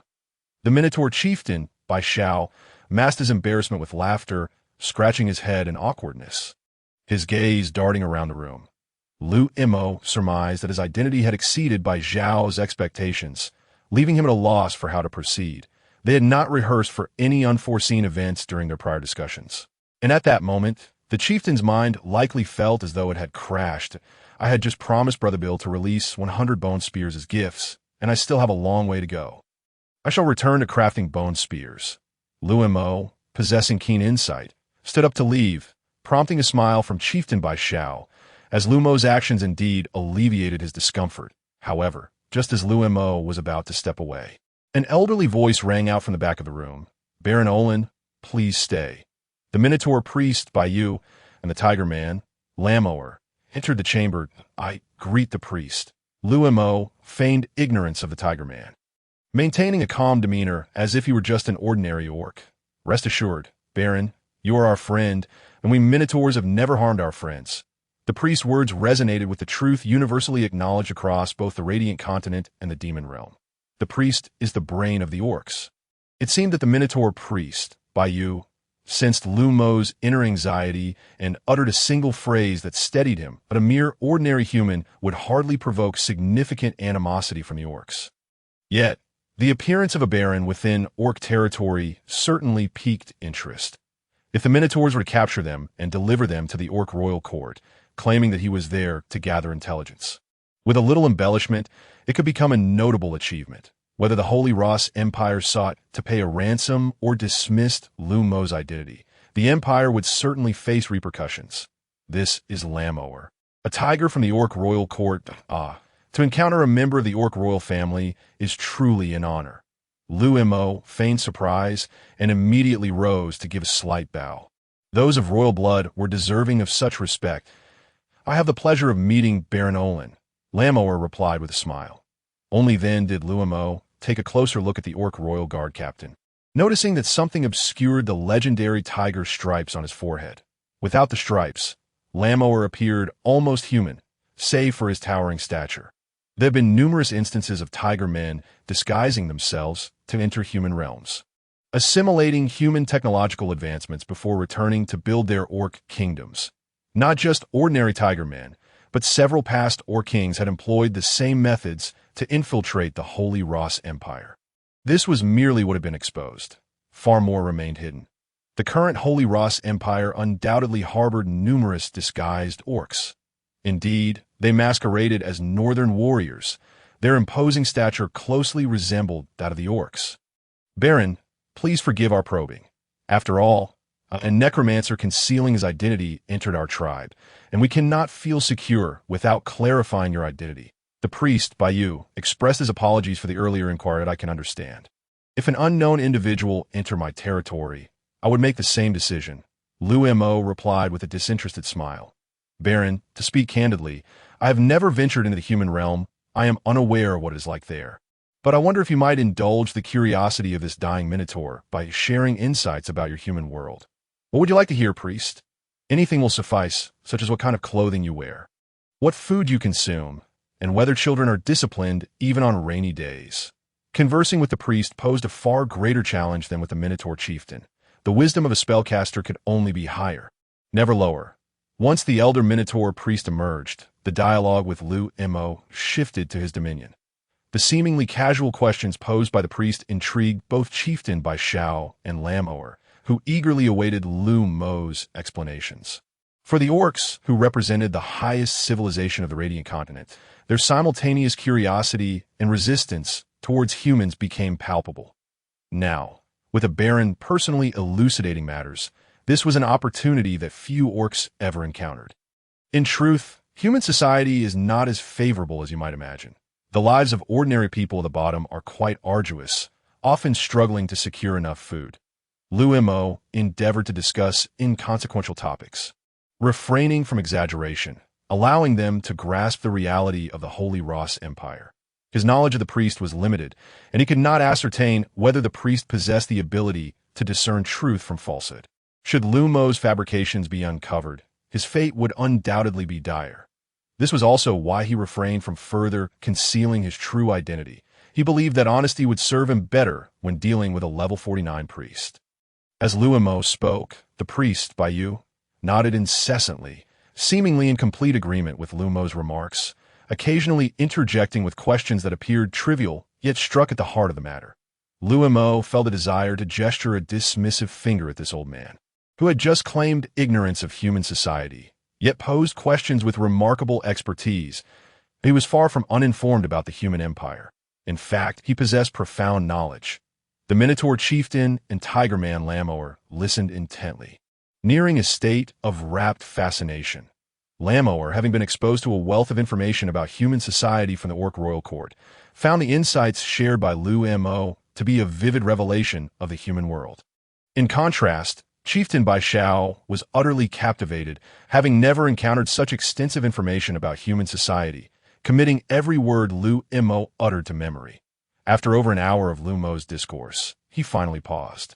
Nearly frothing at the mouth, he had claimed a wish to avoid dealings with the tribal elite, yet his identity necessitated that he exercise utmost caution. Alas, while human life is also challenging, it is at least considerably better than ours as orcs. We orcs, just as Liu Mo ceased speaking, the Minotaur priest took it upon himself to continue the discourse without prompting. From his lengthy monologue, Liu Mo discerned, orcs suffer more than humans. The worst fate for humans is hunger. While orcs endure the yearly deaths of many due to starvation, only a few patches of land on the plateau can cultivate crops, while the rest is barren wasteland devoid of even grass. In a daze, Liu Mo felt as though he had stumbled into a lamentation assembly. Just as he had remarked on the hardships of humanity, the Minotaur priest quickly countered with the plight of orcs. Devoid of nourishing food, lacking sufficient water sources, and bereft of pasture land, we possess nothing. Listening to the priest's words felt as though he was hearing the end of the world, in the old Minotaur priest's narrative. The Orc Plateau resembled an endless desert. Last year, our tribe lost dozens of strapping young men who were devoured by beasts due to the lack of suitable weapons for hunting. This year, dozens more succumbed to death after resorting to eating rotting carcasses out of desperation. Alas, Liu Mo's ears perked up. He realized the old fellow was ultimately after something, but he sought to procure weapons from him. Every hair on Liu Mo's body stood on end. Images of smugglers burned at the stake and rows of executions flashed through his mind. To dare smuggle iron weapons to the orcs meant a death sentence. Liu Mo lowered his head in silence, yet a soft voice still penetrated his ears that, "My Lord Baron, do you think our orc kin suffer?" "Yes, my Lord Baron. Are we not brothers?" "Indeed, we are brothers." "Then could you lend us your assistance?" At that moment, the Tauren priest, the Tauren chieftain, and the Tiger Man, Lamoer, fixated their unwavering gazes upon Liu Mo. If they could procure weapons from Liu Mo, even in limited quantities, it could alter the fate of their tribe. Orcs are impoverished, and they are acutely aware that Liu Mo would likely refuse their request. Engaging in trade with them will be tantamount to courting death. Why would a respectable baron risk his life for a mere encounter with them? In the human realms, a single piece of equipment is a treasured heirloom, and for the orc tribes, iron weapons are akin to ancestral relics. Yet, what if this baron, who is targeted in the human kingdom, agrees to trade with them? As they awaited Liu Mo's response, the heartbeats of the three slowed, and time itself seemed to curiously linger, inching closer to Liu Mo, eager to hear his reply. Suddenly, Liu Mo lifted his head and smiled at the three. "We are brothers, and of course, I shall assist you." "Really?" the towering chieftain exclaimed, leaping with such fervor that he left 2 large dents in the ground. "However, brothers must be clear in their dealings. I cannot assist you without compensation. Of course, though our towering tribe is destitute, we still possess some assets." Liu Mo observed the old fellow, who had just been lamenting their poverty, now proclaiming wealth. An old fox. Normally, a human would scarcely dare to engage in trade with orcs. It is not merely a matter of wealth, but a perilous endeavor that could lead to death for oneself and one's entire family if discovered. But is he a normal human? He is not. He is a transmigrant. Moreover, the most crucial point is that players will soon descend. Regardless of their origins, as long as they are players, their abilities could undoubtedly transform the orc's circumstances. If he refrains from selling weapons to the orcs, those players will act. They are devoid of moral constraints. As long as the orcs issue a task, they would dare to infiltrate the Radiant Church. If he does not seize this opportunity to profit now, when the players arrive, he will be left with naught. What do you require? Weapons and food. Food is out of the question. My territory cannot sustain it. And transporting food from the Blackwood Forest poses significant challenges that we would surely be discovered on the first day. The Magic Council and the Radiant Church would devour me. Then weapons, the more, the better. I am but a baron, with limited weapons at my disposal. Human equipment would not suit you. I can only select some weapons that may be appropriate for your kind. That is acceptable. Let us discuss the price. I can only accept silver and gold coins. Furs and similar items are too conspicuous and easily expose our dealings that we do not possess your human gold and silver coins. But we have this. The towering priest opened his palm, revealing a gem radiating a soft glow. The luminescence expanded. Liu Mo's pupils dilated in astonishment. Magic crystal. Ironically, the Byrne family, having managed their territory for 4 generations, had not saved a single magic crystal. Each year, the magic crystals harvested from the Blackwood Forest were either surrendered to the Magic Council or the Radiant Church. Not only that, but they also had to allocate a portion of their tax revenue to them. Liu Mo's miserly father, Baron Otto, had intended to prepare a magic crystal as a gift upon Liu Mo becoming an apprentice of necromancy. Yet, that gift never materialized before his demise. Indeed, it is a magic crystal. The Orc Highlands are home to numerous magical beasts, and the tribes have long battled these creatures, thereby accumulating some magic crystals that we can exchange magic crystals for weapons. That is agreeable. 1 mid-tier magic beast crystal can be traded for 1 weapon. Liu Mo wiped away the non-existent drool at the corner of his mouth. If he possessed a staff embedded with a magic crystal, his magical prowess would be significantly enhanced. Upon hearing that a mid-tier magic crystal could be exchanged for a weapon, the towering chieftain was ready to agree on the spot. Such a golden opportunity would be challenging to find even with a candle in hand. However, the priest chuckled, retracting the magic crystal. Why, Lord Baron? A mid-tier magic crystal can fetch over 50 gold coins in your human realm, while a weapon costs merely 5 gold coins at most, and even the most expensive would not exceed 10 gold coins. Asking us for 50 gold coins for this price is quite extravagant. Liu Mo inwardly cursed the old fox again, recognizing his profound ignorance of human society. Yet he did not falter in his understanding. His grasp of human information was so precise that it felt as if he were bargaining with a human merchant cloaked in the guise of a tauren. I must bear considerable risk. 1 mid-tier magic crystal is worth at most 2 weapons. This is my bottom line. After pondering for a moment, Liu Mo established his limits. Although the priest was well-versed in human society, he was unaware of the existence of dungeons, where weapons could be produced, allowing for profit without any initial investment. The price could be dictated entirely for his gain. A pleasant cooperation. The two exchanged smiles, each secretly cursing the other as an old fox and a young fox. Before the transaction, I have some matters to discuss regarding the origins of my trial task. Liu Mo swiftly recounted the tale of the bloody banquet and the sorcerer Larry. He had been targeted by a count and a mid-level mage from the Magic Council, who sought to usurp his territory as, "Oh, you require our protection." Liu Mo had not explicitly stated his need, yet the old Tauren priest guessed Liu Mo's intent. Both their eyes involuntarily turned toward the Tiger Man. Lammer, if they were to provide protection, there was no better choice than Lammer. The Tauren would be easily captured on human territory with their conspicuous horns. Furthermore, to ensure the safety of our transaction, the Blackwood Forest must be devoid of risks. The ogre tribe presents an unstable factor that must be dealt with. This is not a problem. Leave it to us. The Tauren chieftain, by Shao, responded eagerly, his large eyes reddening, nostrils flaring as he longed to march against the ogre tribe and seize their heads. Anyone who dares obstruct their path to iron weapons would be their greatest enemy. Even if 200 Tauren could not defeat them, their tribe still had hundreds of thousands. He could scarcely imagine the sight of every Tauren in his tribe wielding iron weapons, that a single baron could not provide so many weapons. But as long as he could muster a few squads, he would be willing to sell himself to Liu Mo. An army equipped with iron weapons would be a privilege reserved for orcs on the battlefield of the Royal Court and the Void Gate. This is inevitable. It's not merely a matter of trade. The ogres have threatened us, and their removal is essential. The old Tauren priest, by you, nodded in agreement to eliminate the ogre tribe. Liu Mo's heart soared with joy. Over 100 ogres. If he could devour even one, it would elevate him several levels. If luck favored him and a dungeon was formed, that would guarantee a steady stream of experience points. I need to ponder the first issue. Did you not say you agreed to Bill's request to forge a bone spear?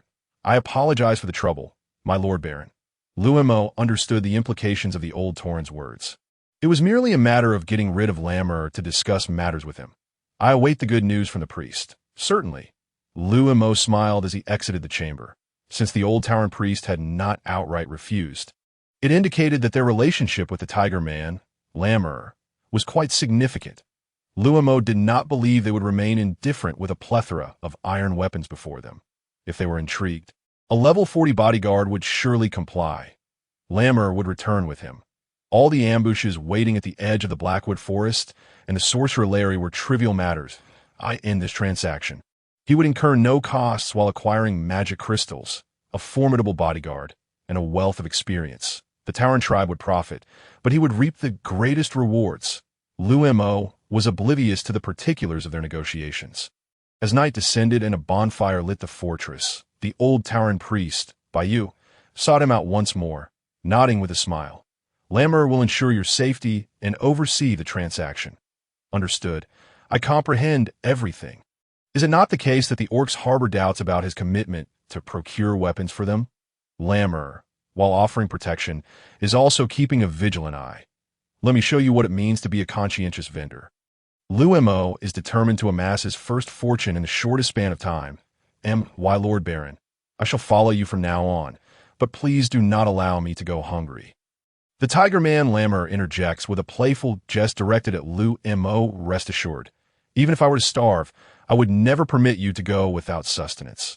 When one's strength is lacking, Lammer serves as Liu Mo's lifeline. He is truly capable of enduring hunger himself to ensure Lammer is well fed, that a level 40 bodyguard is akin to having no stepmother.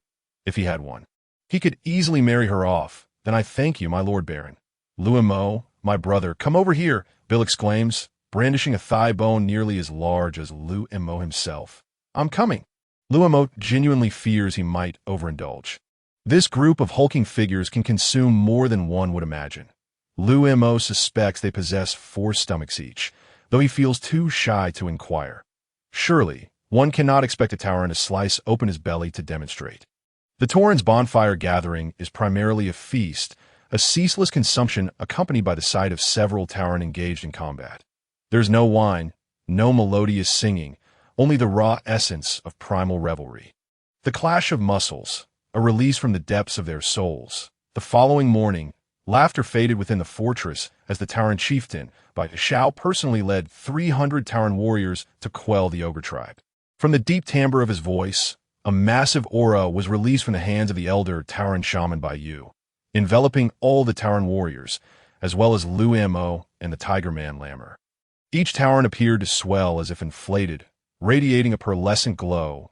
Liu Mo felt an inexhaustible force coursing through his body.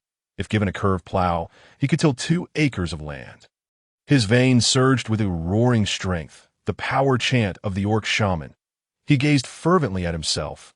Olin Byrne, Liu Mo, Imperial Authority Holder, Baron, Level 13, Junior Necromancer, Level 10.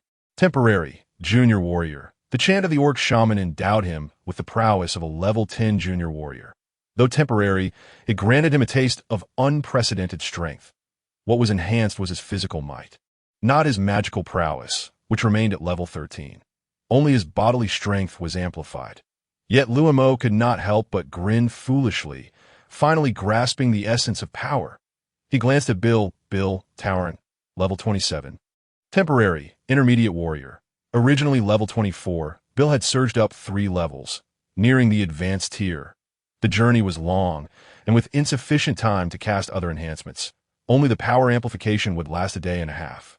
The elder Tauren shaman by you had seemingly unleashed a trivial spell, his demeanor unchanged, breath steady. Truly, he was a master of Level 49. The strength amplification prayer from the elder Tauren shaman was remarkably potent. One could only imagine the terrifying effects if all enhancements were bestowed upon a single individual. Liu Mo now regarded the elder Tauren shaman with fervent admiration. If only he could have such a formidable shaman by his side daily. His vitality would multiply several-fold. Unfortunately, such musings were mere fantasies. In the Orc Kingdom, a shaman's power parallels that of the noble class in the human empire, residing in the upper echelons of society.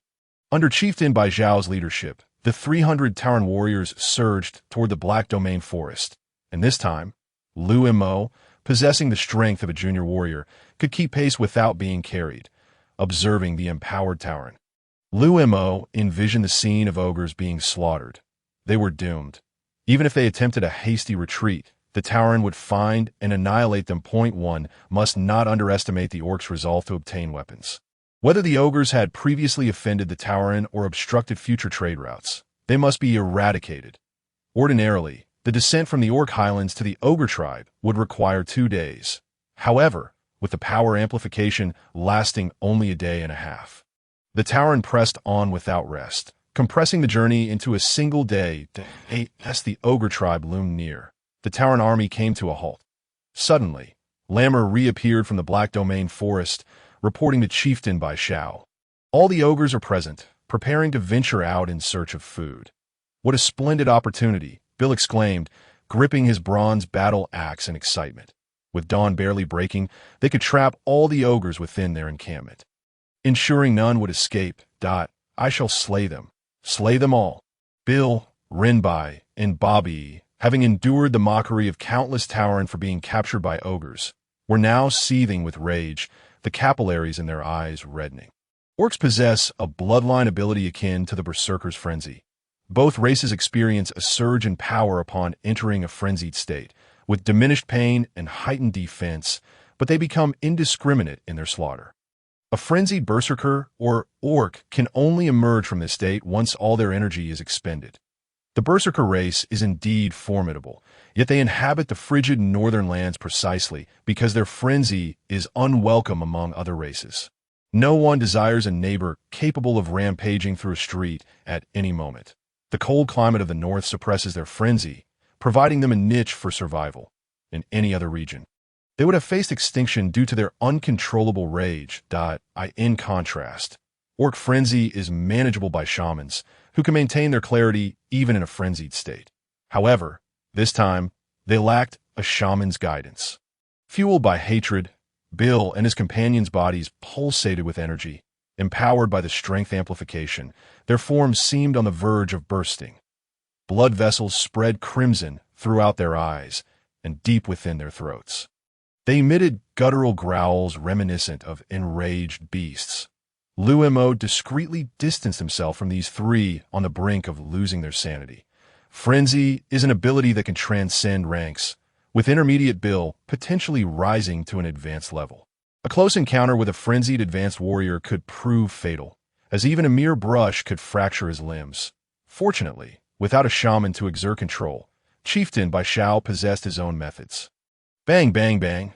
Chieftain Bai Xiao's massive fist struck the heads of Bill and his companions, rendering them dazed and dispelling the bloodshot veins from their eyes. What are you doing? If you cannot control yourselves, then return at once. B. Bai Xiao may not have been a psychologist, but he understood the weight of his fists. Even in a frenzied state, he could subdue them with ease. My apologies, Chieftain. Bill and the others complied, standing obediently in line like well-behaved children. Liu Mo rolled his eyes, wondering why they had to endure punishment to behave. Are you all rested? Chieftain Bai Xiao inquired of all the Tauren that we are well rested. The Tauren, seemingly oblivious to the concept of a surprise attack, bellowed in unison, their voices resonating through the black domain forest. Liu Mo felt the very ground tremble beneath them. Autumn is a season of slaughter, and the collective roar of 300 Tauren caused leaves to rain down from the towering trees, resembling a cascade of yellow-green droplets. Let us annihilate the ogre tribe. Stealth was no longer an option. Unless the ogres were deaf, they would have heard such a thunderous outcry. Preparedness posed no threat, for their overwhelming strength would lead to unilateral domination. Chieftain, do not forget your promise to me. Liu Mo, concerned that these bloodthirsty warriors might lose control, repeatedly reminded Chieftain Bai Xiao of their agreement. Fear not. I shall remember, the Tauren chieftain assured, thumping his chest. That is all I ask, despite the chieftain's assurance. Liu Mo remained apprehensive. Though his interactions with the Tauren were brief, he had come to understand their characteristic impulsiveness and nonchalance. He reiterated his warnings to the other Tauren, urging them not to become overly exuberant and eliminate all the ogres. They must leave some for him to deal with. In pursuit of sufficient experience, Liu Mo has discreetly struck a deal with the Tauren chieftain. Should he slay 10 ogres, he would be rewarded with an additional iron weapon. The ogre tribe comprises 81 adult ogres and several juvenile ones that, if Liu Mo is to deliver the final blows himself, he will need to part with 10 weapons. Is 10 weapons excessive? Not at all. It is in fact a most worthwhile exchange. Liu Mo mused upon how many levels he could ascend if he were to eradicate the entire ogre tribe, when suddenly an open clearing revealed the ogre settlement ahead. Upon his return to the ogre stronghold, the trepidation he had felt mere days ago had dissipated. Now, he regarded the hulking brown-skinned figures with a sense of eagerness. They were nothing but experience points. The ogres, initially preparing for a hunt, sensed the murderous intent in the recent bellow of the Tauren and swiftly altered their plans, arming themselves for battle. The two-headed ogre wielded a slightly smaller bronze axe in one hand and a towering mahogany staff in the other. Rallying all the ogres at the edge of the tribe, they beheld 300 Tauren emerge from the forest. Memories of prior conflicts and fallen comrades surged within them, igniting a fierce bloodlust in their eyes. Liu Mo stood behind the throng of Tauren, hearing the furious huffs emanating from the ogre tribe. There were no declarations of war, nor proclamations of attack. The moment the two hulking masses locked eyes, combat erupted instantaneously. Tear apart this rabble. The Tauren chieftain swung his bronze axe, roaring as he charged towards the two-headed ogre. The Tauren, following in a chaotic cacophony, surged forth behind their leader, brandishing their bronze axes and hardwood totems against every ogre in sight. They seemed utterly oblivious to the concept of strategy, rushing forward en masse. They did not understand the need to disperse their forces or to execute flanking maneuvers. Their singular focus remained on the ogres, fearing that their adversaries might slip through their grasp. From a human perspective, one would assume that the ogres would fortify their stronghold, especially given their numbers were merely 1/3 that of the Tauren, relying on the terrain to withstand the onslaught. Yet, they did not. At the moment the Tauren charged, the ogres unleashed a thunderous roar, their brown skin taut with fury, even with numbers less than the Tauren. They showed no fear, brandishing their haphazard weapons with reckless abandon. Liu Mo observed the chaotic melee, shaking his head in resignation. He had anticipated such an outcome, precisely as described in the tomes. Without the presence of a shaman, it was exceedingly difficult for an untrained force to execute tactical maneuvers in battle. Liu Mo stood afar, despite the conflict being merely 400 strong. The lack of even the simplest tactical coordination was palpable. Yet, the raw ferocity of the combat ignited a primal thrill within him. There was no finesse, only the most primitive forms of combat. Purely physical clashes, the ogres wielded unidentifiable beast bones and hardwood totems. Each impact resonating like an explosive detonation, complemented by the guttural roars of both ogres and Tyrion that moment. The Blackwood forest seemed to fall silent, as if listening intently to the eruption of war. Liu Mo, initially astonished by the wildness and brutality of the skirmish, soon found himself seething with frustration. The Tauren's promises proved to be unreliable. Their words were mere empty rhetoric, despite his repeated reminders before the battle to spare the last breath of the ogres for him. He watched in dismay as 3 ogres had their skulls crushed by a horde of Tauren within moments of the conflict's onset. Raymore, assist me. Understood, the Tauren had become wholly unreliable. In the heat of battle, they were more ferocious than ever, trampling upon the agreement made with Liu Mo as if it were naught but refuse. Fortunately, Raymore, the captain of the Royal Guard, still adhered to Liu Mo's commands. Though he did not comprehend Liu Mo's insistence on personally delivering the killing blow to the ogres, he executed the orders without hesitation. Raymore surged into the fray, targeting the nearest adult ogre. Kicking aside a Tauren engaged in combat with it. With 2 heavy curved blades in hand, he dispatched the ogre with surgical precision, cleaving through its resilient brown hide as if it were mere sugarcane. The ogre, which had previously held its ground valiantly against the Tauren, was now on the brink of death. As a member of the Orcish nobility, Raymore was no ordinary orc untrained in combat. His strikes were methodical and lethal, reducing the level 25 ogre to a grievous state without extinguishing its life. He left the final breath for Liu Mo to claim. Liu Mo positioned himself at the periphery of the battlefield. Murmuring an incantation as a bone spear materialized at his side, the moment the spear appeared, the ogre, fixated on Raymore, became immobile, its head embedded within a stone, ensuring Liu Mo could reap its life with minimal effort. Thwack! As the ogre's gaze remained locked on Raymore, the bone spear pierced through its eye socket. You have slain a level 25 ogre, gaining 37,000 experience points. Your level has increased. You are now level 14. Liu Mo, exhilarated by his ascension, surveyed the battlefield and bellowed, urging the Tauren to temper their fervor. He still required weaponry. 1 ogre yielded 37,000 experience points, surpassing that of Baron Otto from the Bloody Banquet dungeon. With 100 ogres present, the potential for experience was unfathomable. Liu Mo, witnessing the Tauren's frenzied assault, yearned to choke them. Desperate to salvage the ogres from their clutches, in mere moments, he observed several ogres reduced to mere pulp. Hundreds of thousands of experience points squandered. Liu Mo, I have one here. Thankfully, some remembered the agreement. Upon hearing Liu Mo's roar, Bill dragged a near-death ogre for him to slay. I have one too. Bieber also pulled forth a bloodied ogre. Liu Mo had no time to remind the other Tauren of the spirit of cooperation. Neglecting the contract could entitle him to compensation. His incantations echoed. A bone spear materialized. You have slain a level 13 ogre. Gaining 10,000 experience points. You have slain a level 22 ogre, gaining 31,000 experience points. Hurry, more ogres. The Tauren's eyes remained unclouded by bloodlust. Yet Liu Mo was certain his own were now inflamed with urgency. Such a wealth of experience could not be missed. These ogres represented his singular opportunity to amass substantial experience early on. Should he squander this chance, he feared the heavens would strike him down for his incompetence in seizing opportunities. The reliable Raymore brought forth 2 near-death ogres, gasping for breath, awaiting their final moments to contribute to Liu Mo's ascension. Liu Mo lacked the time for individual bone spear summons. Bone spear mutation.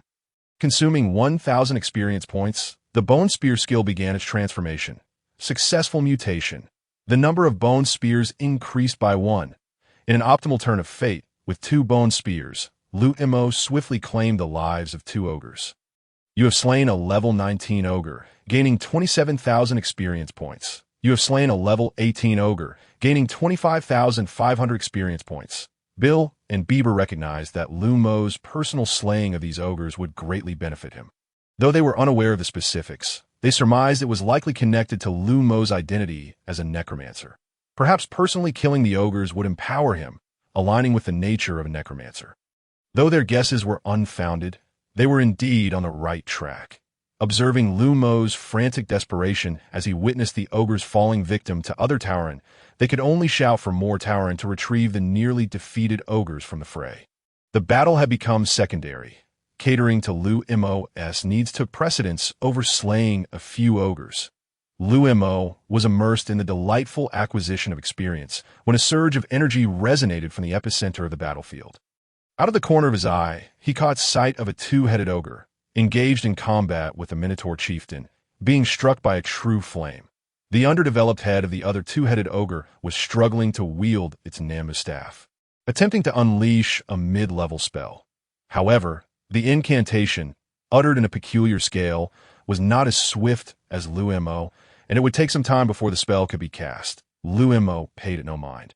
Even if the spell were successfully released, it would be of little consequence against the power-enhanced Minotaur chieftain, who was thoroughly overpowering the two-headed ogre. The chieftain wielded a 60-pound bronze battle axe, as if it were a mere sprout, effortlessly exuding an air of nonchalance. Instead of worrying about the Minotaur chieftain, he should hasten his spell casting, for the line of ogres awaiting their demise before him was already forming. Several ogres had succumbed to their grievous wounds before they could even reach Liu Mo, causing his heart to ache. So much experience wasted. Bone Spear Mutation. Consuming 1,000 experience points, the Bone Spear skill began its transformation. Success! A razor-sharp bone spear. Damn it, Liu Mo cursed fervently, disregarding the hefty 1,000-point cost of the mutation. His sole desire was to summon the bone spear and amplify its quantity. Compared to the experience gained from harvesting ogres, the 1,000 experience points were negligible, as long as he could reap one more. He would recoup dozens of mutation opportunities. Bone Spear Mutation. Consuming another 1,000 experience points, the skill began to mutate once more. Success. The number of bone spears increased by 1. Your level has risen. You are now at level 15.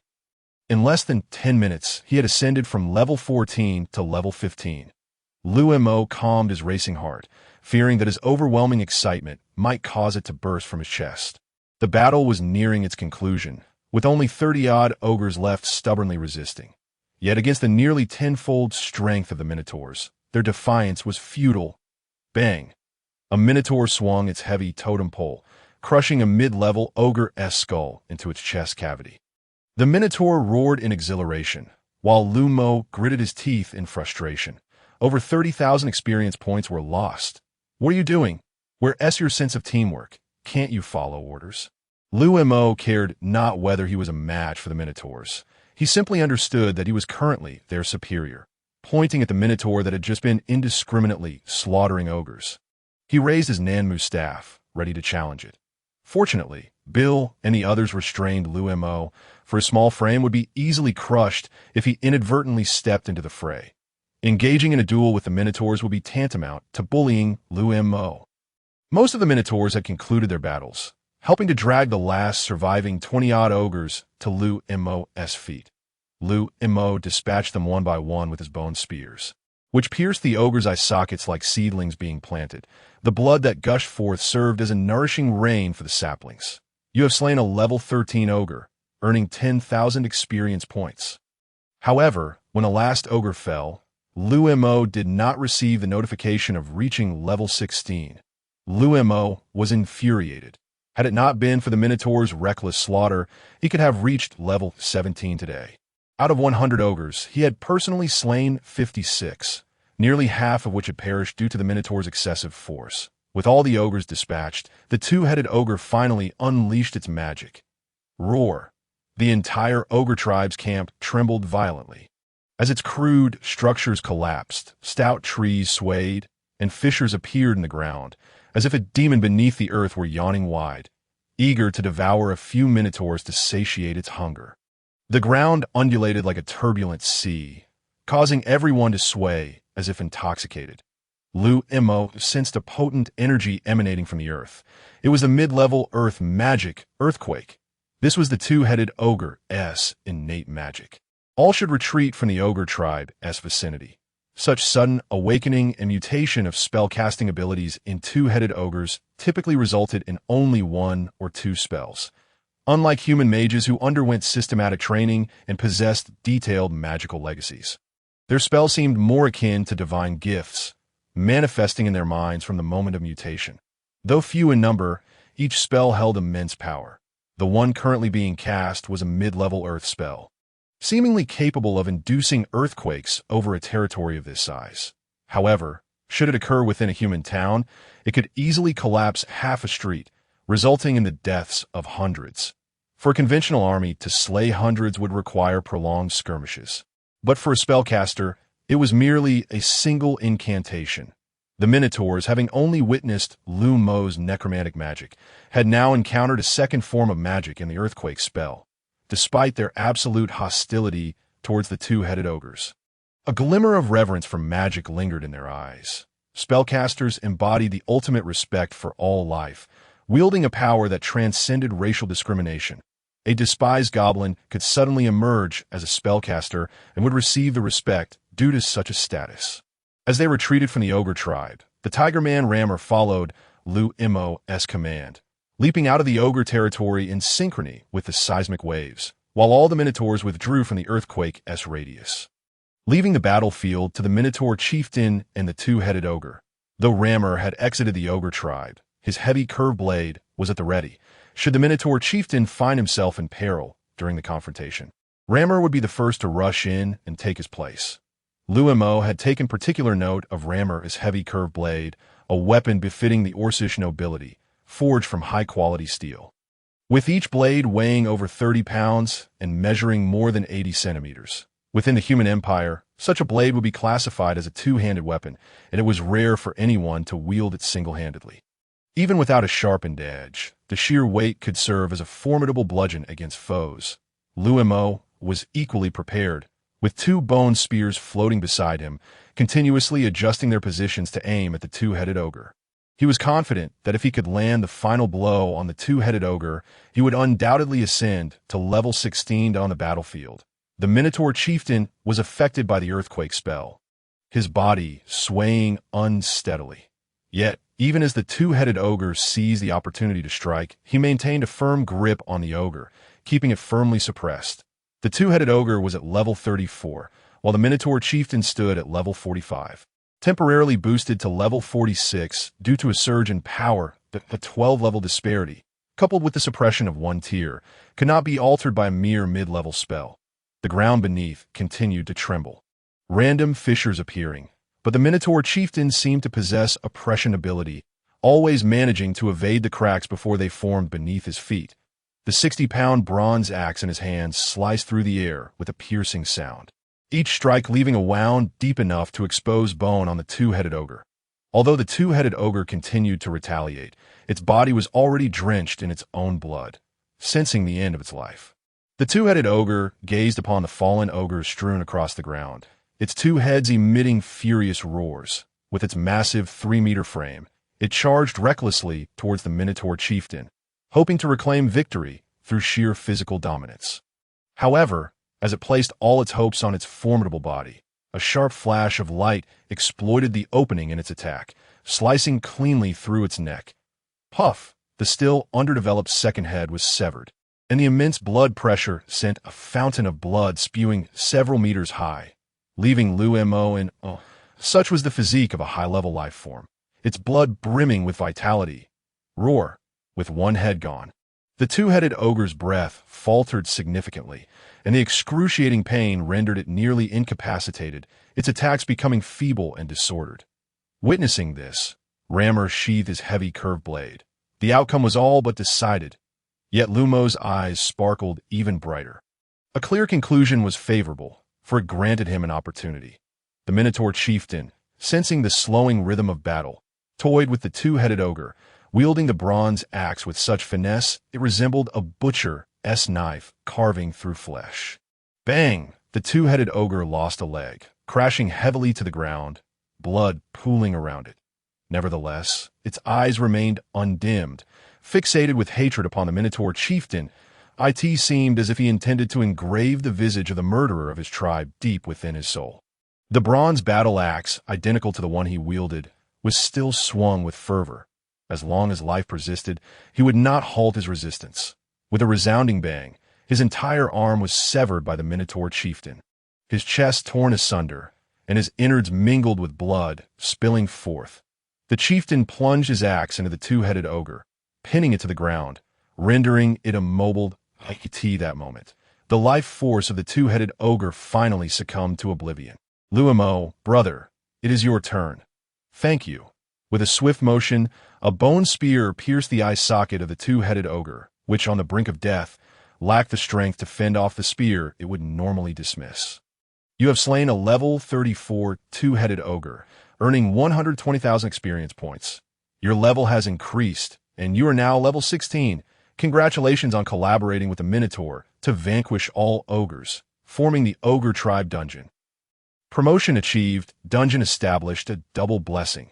This marks the fourth dungeon, the third dungeon. The Ogre Prison has already been arranged by Liu Mo outside the Minotaur outpost. Once the players arrive, they shall naturally behold it.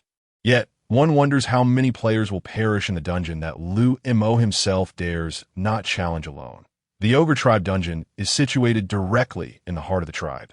A challenge Liu Mo is currently ill-equipped to face, at least not until he ascends to a higher rank. Bill, brimming with excitement, rushed to reclaim his bronze battle axe, gazing at the chipped edge with such sorrow it nearly brought him to tears. The bronze battle axe in the hands of the two-headed ogre had been snatched from him. The hatred of losing a weapon to a beast man surpassed that of slaying the ogre's wife. Chieftain, the task of clearing the battlefield is entrusted to you. Lamor and I shall take our leave. Having just ascended to level 16, Liu Mo bid farewell to the Minotaur chieftain, for he needed to return to the frontier with Lamor. Liu Mo, brother, allow me to see you off. No need. It is likely we may encounter hunters venturing into the mountains, so it is best we do not travel together. You are right. We must be discreet. When it comes to matters concerning their transactions, the Minotaur chieftain exhibited a caution that belied his usual boisterous demeanor. I have slain a total of 57 ogres, including 6 weapons. Thank you. The Minotaur chieftain gazed longingly at Liu Mo as he departed, only retracting his gaze once Liu Mo and Lamor's figures were obscured by the towering trees. What a splendid individual! Liu Mo, accompanied by Lamor, took advantage of the remaining surge of power within them, reaching the goblin camp dungeon within half a day. When he had left a few days prior, the ground had been littered with goblin corpses. Now, not even a scrap of flesh remained. The beasts, magical creatures, ants, and microorganisms of the Black Domain forest consumed even the soil stained with goblin blood. The dungeon's portal continued to swirl, seemingly beckoning Liu Mo to enter. He cast a glance at Lamor beside him. Noting the 16,500 experience points, which did not seem particularly significant. Let us proceed. The dungeon was his greatest secret. He dared not vanish before Lamor, lest he expose it. Their relationship was one of collaboration, not that of intimate friends who shared everything. Lamor followed Liu Mo's lead, his gaze fixed on the center of the camp. Sensing that Liu Mo's attention had been largely drawn there, something must have captivated Liu Mo's interest. And a clear hesitation lingered in his aura. Liu Mo did not wish for him to discover the truth. However, Lamor, with his superior vision, scrutinized the area for some time, yet saw nothing unusual, just a most ordinary camp. Could it be that he was bitten on the backside by some beast here? Lamor pondered, unable to fathom what Liu Mo had concealed from him to the edge of the Black Domain forest. Rini, bow in hand, stood alert, listening intently. For a skilled archer, no sound within tens of meters could escape his keen senses. With his eyes closed, he could construct a mental map of the surrounding terrain. The rustling of mice beneath the leaves, the collective movement of ants transporting food, and a snake poised to strike at unsuspecting rodents. All these sounds registered in his mind, alongside the distant noise of a cart. That farmer comes here daily, and Rini surmised he awaited the return of Baron Olin from the Black Domain forest. The smirk of disdain curled at the corners of Rini's mouth. He believed his presence here was unnecessary. Not to mention a novice necromancer. Even he, as a seasoned archer, had little hope of emerging alive from the depths of the Black Domain forest.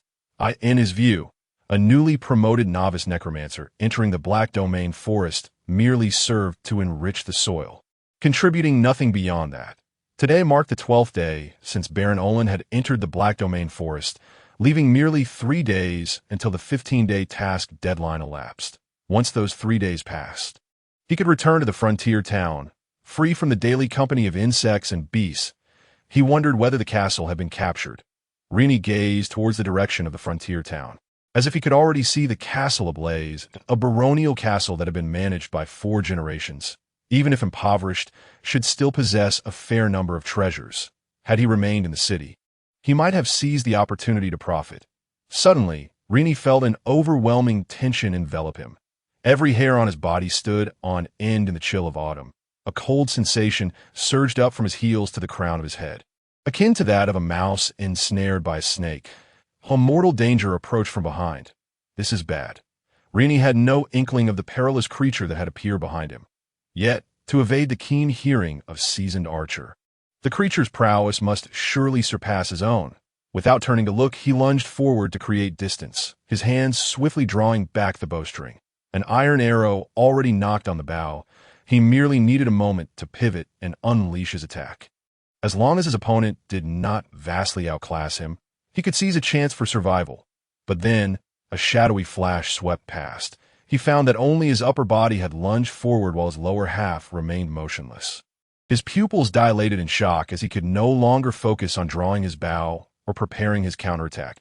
He had been cleaved in twain beneath that dark radiance. His upper and lower halves had separated. And yet he remained oblivious. With a thud, his upper body crashed to the ground, and the searing pain finally registered. Ah! A scream of agony erupted as a white-boned spear suddenly appeared in his field of vision, aimed directly at his eyes. In the midst of unimaginable torment, Rini gritted his teeth and evaded the spear's strike, allowing it to embed itself in the earth beside his ear. Yet before he could relish his narrow escape, a subsequent spear pierced his throat. In the final moments of his life, he beheld the figure he had once looked down upon emerge from the forest. The cold gaze scrutinizing him mirrored the disdain he had once held. You have slain a level 30 elite warrior, earning 27,000 experience points. It seemed that amidst the battle against the ogre tribe, Liu Mo had amassed an abundance of experience. Now, the sudden death of an elite warrior elicited little more than a muted response. He believed himself to be floating. Were it not for Lamor's decisive blow that had bisected Rini's level 30 elite archer would have easily turned him into a pincushion from hundreds of meters away. With Rini deceased, Lamor began to strip him of his equipment, devoid of any semblance of a beastman noble's decorum. Lamor had employed the cleaving technique to avoid damaging the gear Rini wore, maximizing the integrity of the equipment. Liu Mo joined him in the endeavor, stating, "The equipment on him is ill-suited for you beastmen, and I cannot use it openly. We shall stash it away for now. And once the commotion subsides, I will find an opportunity to sell it. We shall split the proceeds evenly, and no problem. Next time such fortune arises, be sure to include me." Lamor felt invigorated, having just crossed into human territory.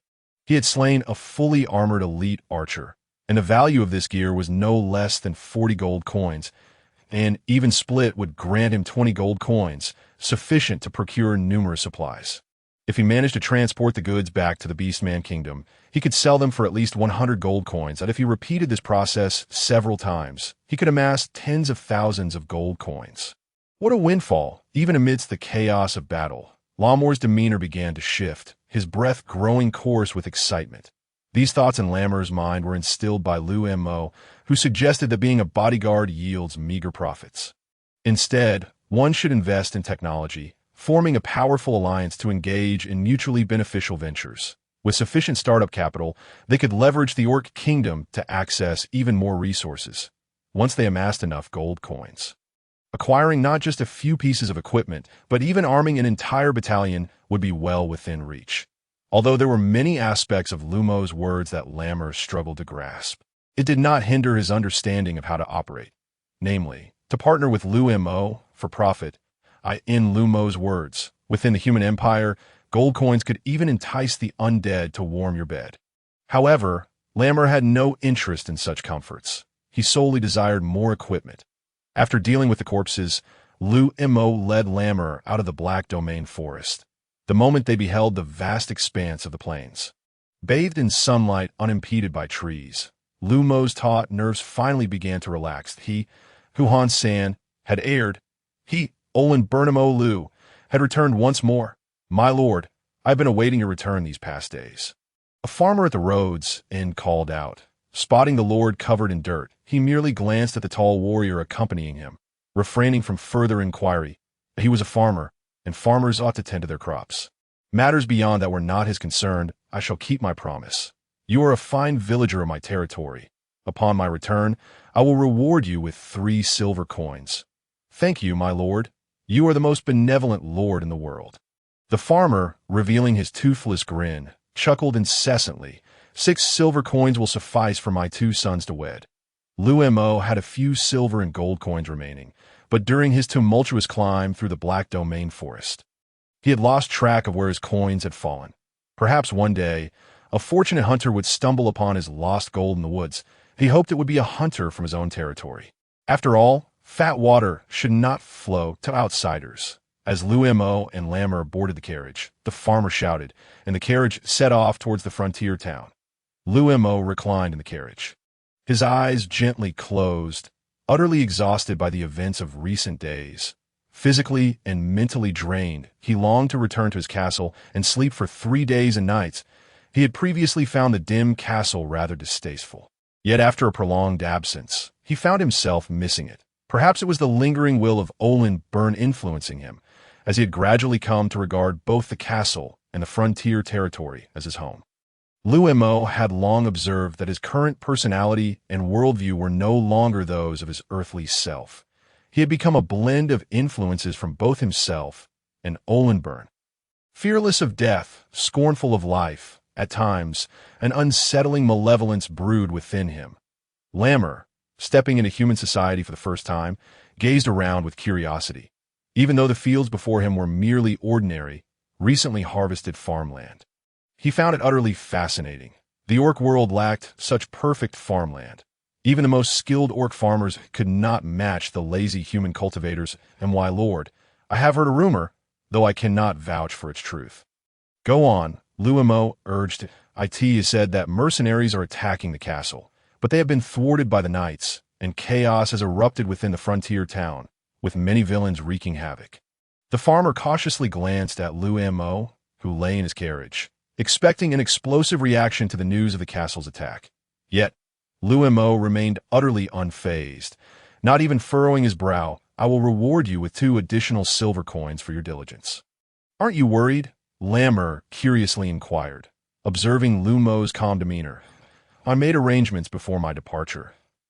As long as no mage of intermediate level or higher appears, my castle will remain unbreached. Moreover, they have been unable to conquer my castle despite their prolonged efforts. I would rather rest a little longer than rush back. Liu Mo kept his eyes closed, though his body was actively recovering. Upon entering the town, with more eyes upon them, Lammer aimed to avoid drawing attention, allowing Liu Mo to take the lead as he sought to restore himself to peak condition. Although officially, Lammer was merely a fortunate warrior Liu Mo had encountered while traversing the Black Domain forest. He had recruited him as a bodyguard. However, there was a considerable difference between northern warriors and Tigermen. With the Magic Council and the Radiant Church in place, Lammer risked exposing his true identity with every action he took. The Tigermen dispatched to the human empire from the Orc Kingdom had undergone extensive training to masquerade as northern warriors effectively.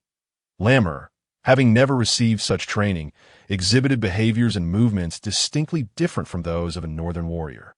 It was only in the remote and unsophisticated frontier territory that he found a naturally concealing environment. In the Empire, his clumsy disguise would be discovered in less than a day, despite the farmer's claims of hearsay. Liu Mo was confident the information was entirely accurate. One hand aimed to eliminate him in the Black Domain forest, while the other sought to kill Gario and his companions, ideally setting fire to the castle and robbing the entire frontier town, erasing all traces. Even if someone later sought to uncover the culprits behind the Byrne family's demise, they would find nothing. Moreover, aside from Liu Mo, the Byrne family had no surviving members. Thus, no one would seek vengeance for them. Master Lari and Count Layman had indeed been ruthless, leaving him no chance for reprisal. Were it anyone else in such a predicament, they would surely meet a grim fate. Yet he had carved a path for himself amidst despair. I have returned. Now it is your turn to lose sleep. As Liu Mo's carriage approached the gates of the frontier town, he spotted a group of mercenaries rushing out, laden with stolen goods. Bloodstains marred their clothing, and they clutched scattered coin purses. Their greed overwhelmed them, rendering them oblivious to their disheveled appearance. Well, it seems they truly view my territory as a free lunch, taking what they please. In that case, they shall remain here as fertilizer. With a low incantation, a bone spear was summoned. Bone spear mutation. Consuming 1,000 experience points, the skill began to evolve. The mutation succeeded, increasing the bone spear count by 1. With a flick of his staff, whoosh, the bone spear flew forth, cleaving through the air. The mercenaries, none exceeding level 15, were no match for Liu Mo's current level. Enveloped in their greedy euphoria, they had long since abandoned the vigilance they ought to have maintained. The first bone spear pierced through the bodies of 2 mercenaries in an instant. Realizing their peril, the remaining mercenaries finally spotted the dirt-covered mage standing nearby, flanked by the tall warrior. I could see that moment. The second bone spear struck down a 3rd mercenary. Liu Mo had compressed his spellcasting time to a mere 1.1 seconds, allowing him to release multiple bone spears in a single breath. As the 4th spear manifested, it was clear the undead mage lord, the Baron, had returned. Though they had never seen the lord of the frontier territory, they were aware that he was a rare junior undead mage, who had ventured into the Black Domain forest weeks prior to hunt an ogre for his trial task. Rumors suggested he had perished in the forest, leading them to believe the Byrne family had no heir, which emboldened their robbery attempt. Had they known that the lord had survived and returned, they would not have dared to attack a noble's domain, even if they were granted 100 lives. Run! The mercenaries, burdened with their ill-gotten gains, abandoned thoughts of resistance, their earlier martial prowess forgotten amidst their exhilaration.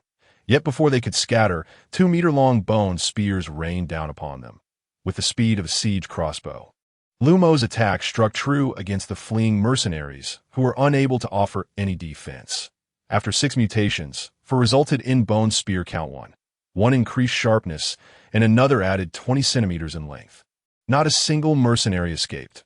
All were impaled upon the ground. The once chaotic crowd at the gate stood frozen upon witnessing the bodies pierced by bone spears.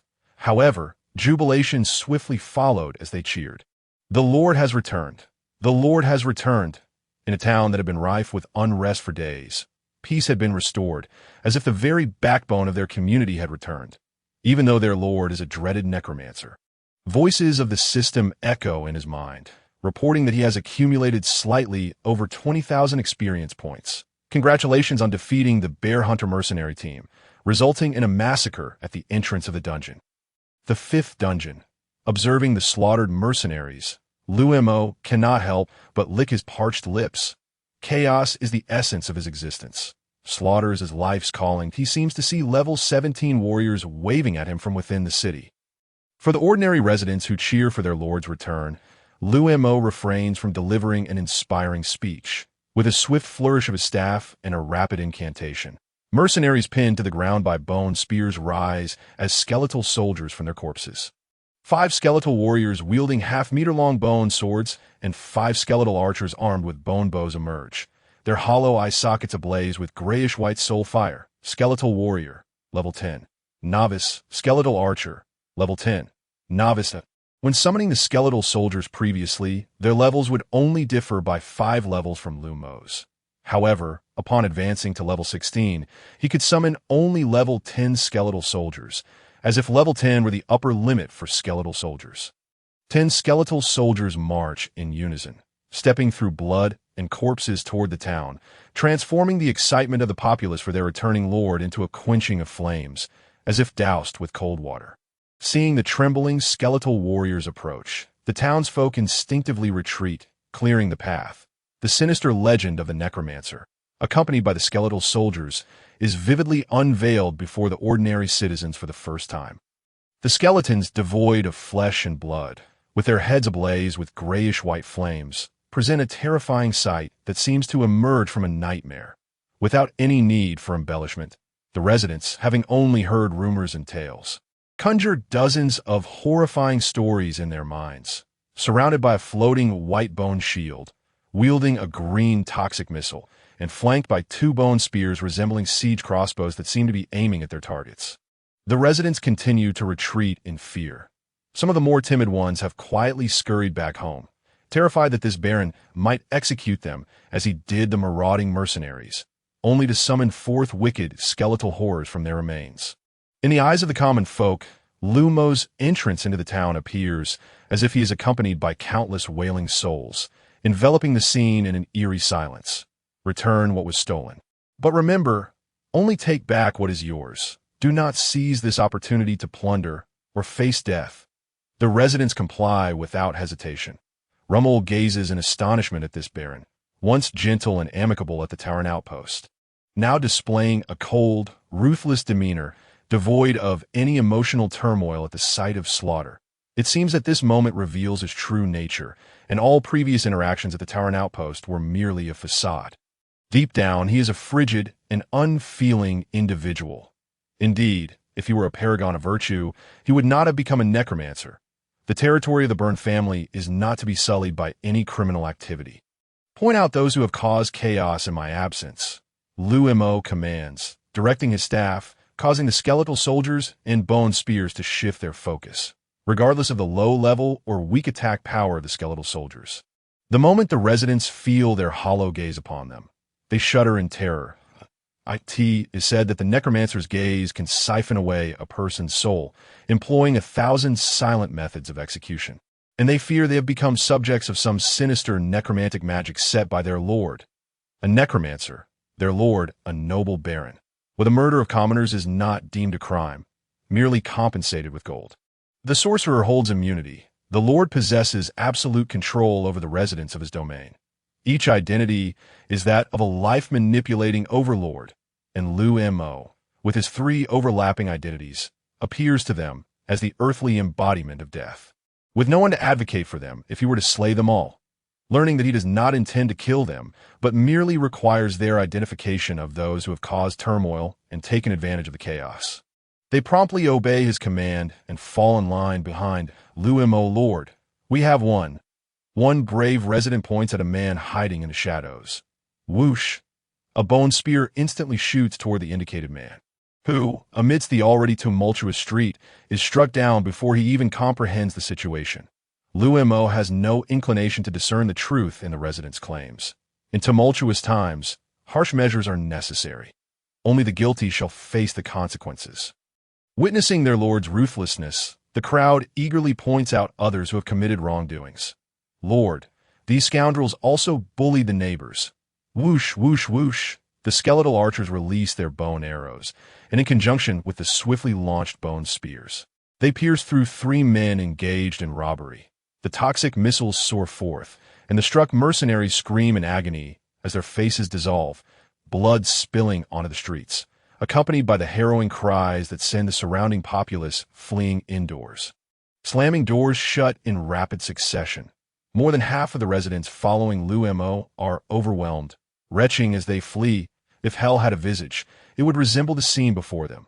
Lord, there are 2 more. They looted Old Man Hansen's general store. Those scoundrels also broke his leg. With ample evidence at hand, Liu Mo swiftly dispatches them. As he walks, he continues his execution, targeting only those who are no more than level 15. Most not even surpassing level 10. Easily dispatched by the level 10 skeletal archers. Liu Mo chuckles, amused that such miscreants dare to wreak havoc in his domain. Yet the growing fear among the onlookers at his smile only intensifies, for their lord, a necromancer, seems to take delight in the act of killing. In truth, they have misconstrued Liu Mo. He is no bloodthirsty maniac. His methods are merely lacking in finesse that account, a mid-level sorcerer dispatched from the Magical Council. Employing such base tactics against him, a novice mage, truly a disgrace. Leaving behind a trail of corpses, there are no interrogations, no opportunities for defense. To be named is to face a grim fate.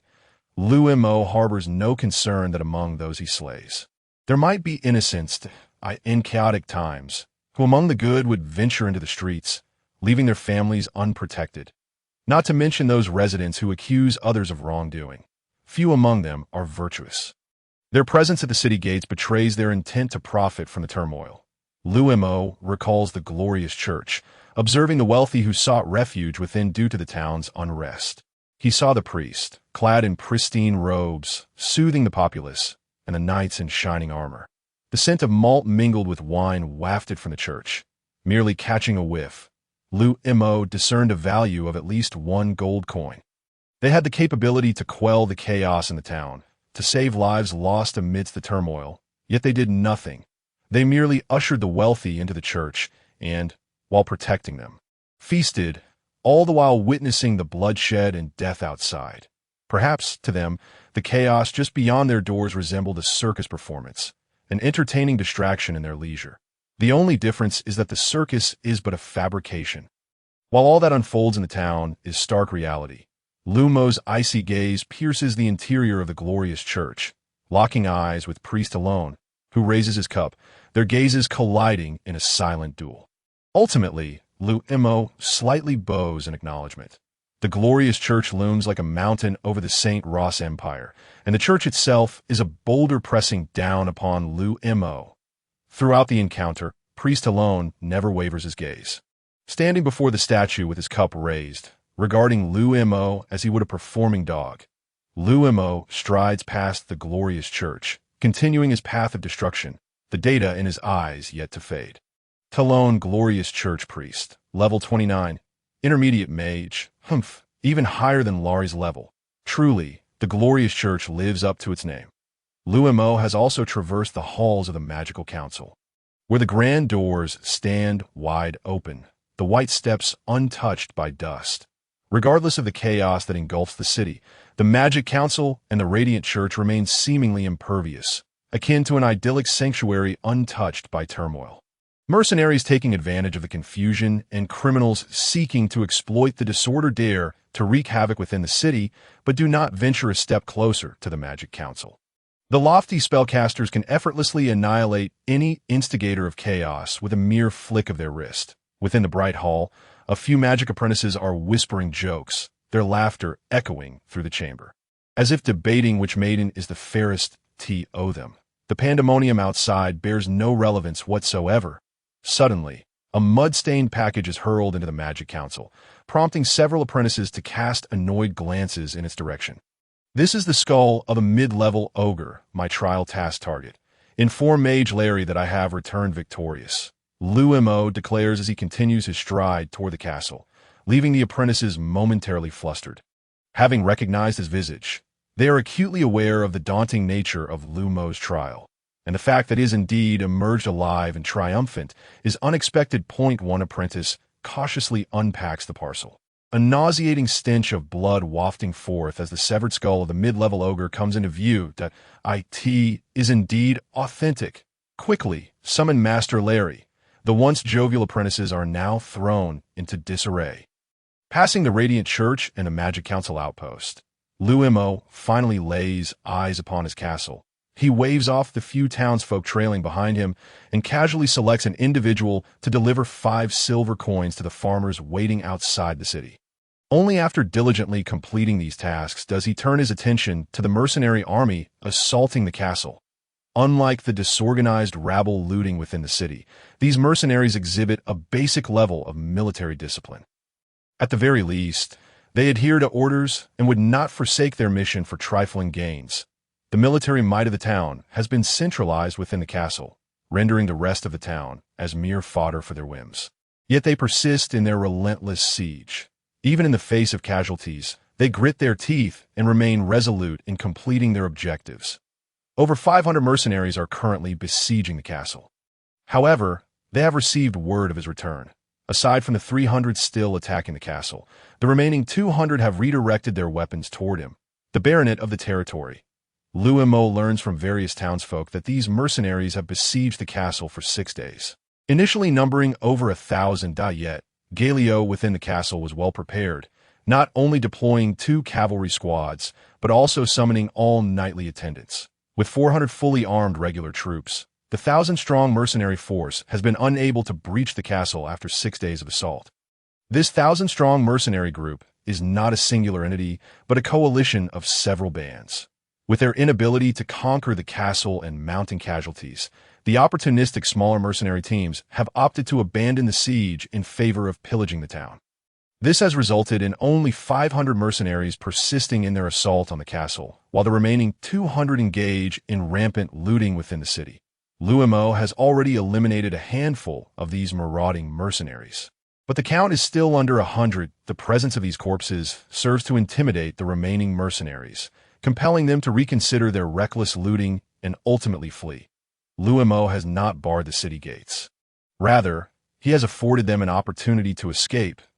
He is merely a novice necromancer, and should these mercenaries scatter, he would be able to pick them off one by one. However, should he close the gates and deny them any avenue of escape, their instinct for survival would undoubtedly compel them to fight him to the death.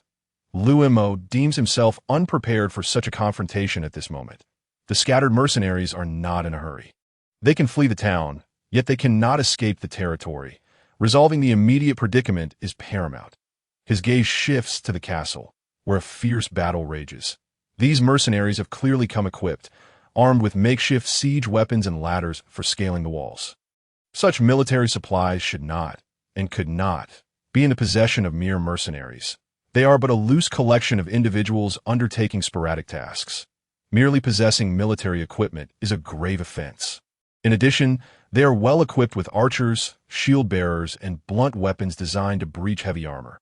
Aside from their lack of suitable armor, at most clad in leather or entirely unarmored, Liu Mo suspects they are regular soldiers disguised as mercenaries. Had he not made prior preparations before departing, the castle's normal defensive forces would not withstand the onslaught of such a mercenary contingent for even a day. Dozens of archers continuously alternate their fire towards the walls, covering the mercenaries as they scale the ladders, striving to contest control of the battlements from the knightly squads and their attendants. Clad in heavy armor, Galio and the lightly armored knights disregard the archers' fire. Their bodies already peppered with arrows, yet they remain active atop the walls. Like hedgehogs, they command their attendants and the mercenaries descending the ladders into battle, while the inadequately protected mercenaries swing their weapons in attack. However, their efforts are hardly effective. Levels, combat proficiency, and equipment are not in the same league as the knightly squads, whose weapons cannot even penetrate light armor. If they cannot breach the light armor, it is inconceivable that they could harm Galio's heavy armor. Galio resembles a humanoid tank, conserving energy by not swinging his heavy sword and opting instead to bulldoze through the mercenaries who have just scaled the walls. While fall from the 5-meter wall may not kill these mercenaries, it will undoubtedly leave them crippled, rendering them incapable of fighting on the battlefield. Injured soldiers demoralize the troops far more than those who die outright, as they require additional manpower for care. Liu Mo observes keenly. Although these mercenaries display basic tactical coordination, it is evident they have hastily learned a few concepts and have yet to reach the level of regular troops. Their tactical maneuvers are clumsy, with archers inadvertently shooting their own comrades, and one mercenary even caught dangling from a ladder. What seems to be a dire struggle for control of the walls is, in fact, firmly in Galio's hands. These mercenaries have no hope of wresting control from him. At the city gates, rough men shouting slogans push a makeshift battering ram against the entrance. Their rudimentary siege weapon consists merely of a sharpened log affixed to a cart, with minimal covering, relying solely on human strength to ram the door. With each impact, the heavily fortified gate emits a lamenting groan. The stones securing the gate have long since been dislodged, and it teeters on the brink of collapse with each subsequent strike. However, the gate's endurance for 6 days surpasses Liu Mo's expectations. This is not due to the gate's exceptional strength, but rather the sheer incompetence of the adversary. If Liu Mo were to reconstruct the battering ram, he could breach the gate in half a day.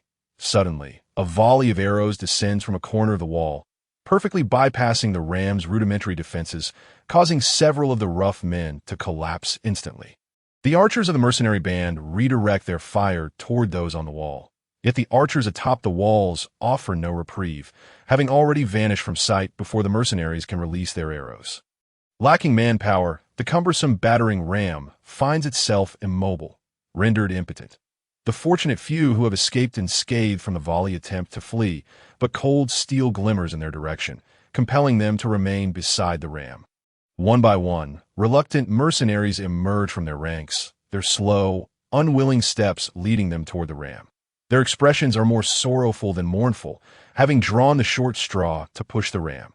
Hundreds of corpses litter the ground beneath the walls, strewn across the battlefield.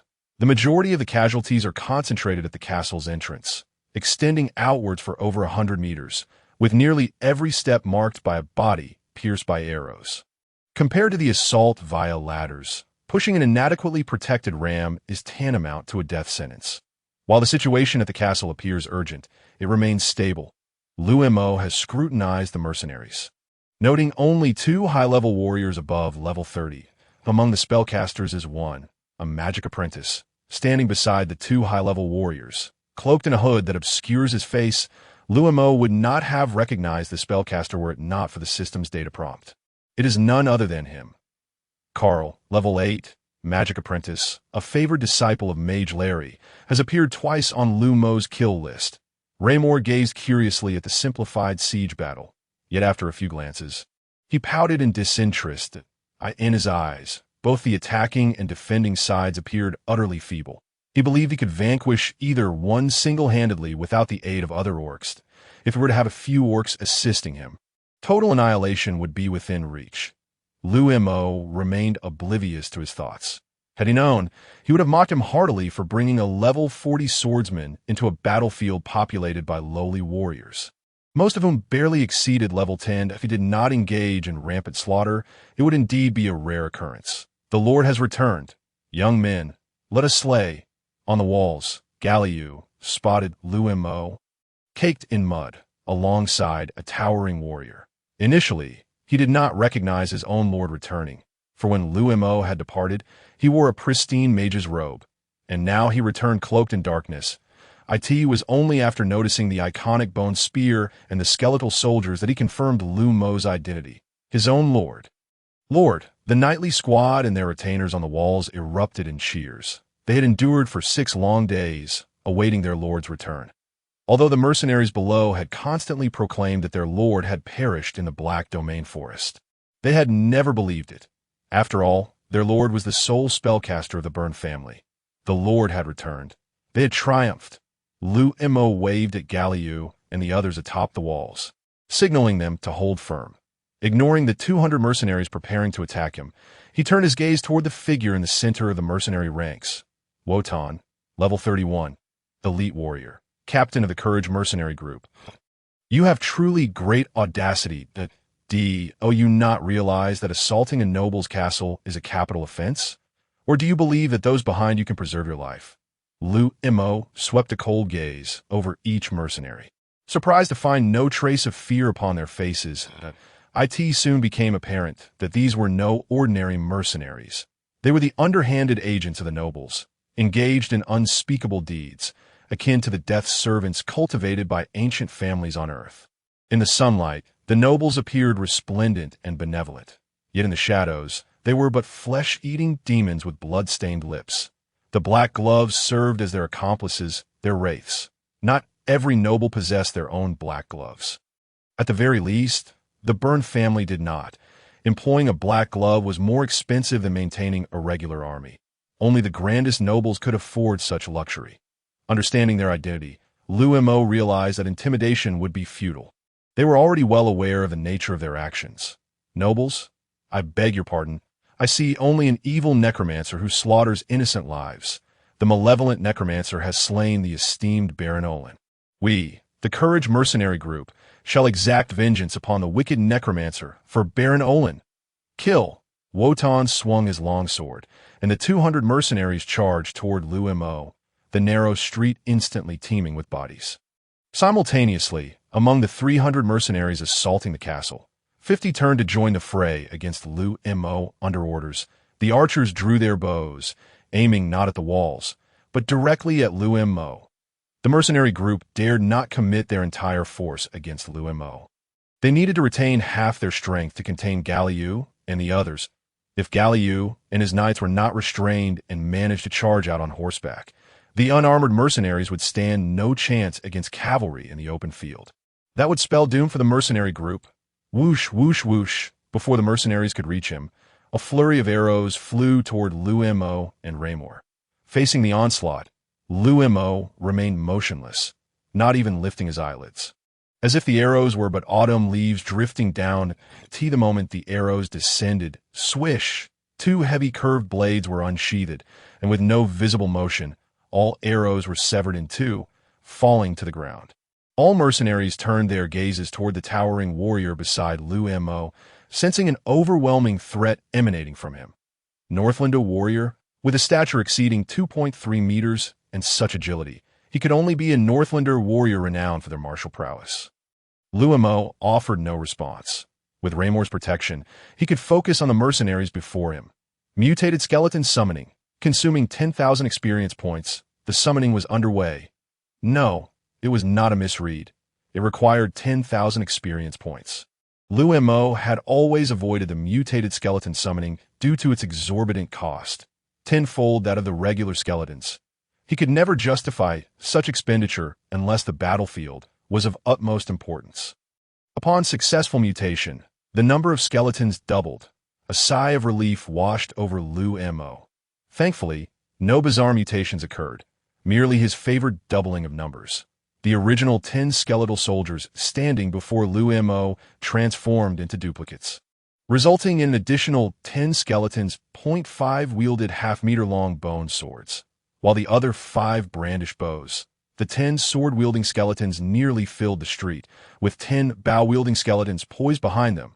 Whoosh, whoosh, whoosh! The 10 skeletal archers unleashed their bone arrows at the charging mercenaries, most of whom were level 8, 9, or barely exceeding level 10. The great nobles were not wealthy enough to throw numerous low-level warriors into the black glove ranks. A slight investment could elevate a level 10 warrior into a junior knight, thus bolstering their army. Unarmored mercenaries stood no chance against the level 10 skeletal archers. A single hit could lead to severe injury, and a stroke of misfortune could result in instant death. Moreover, the battlefield conditions favored the skeletal archers. The buildings on either side created a narrow avenue for their assault.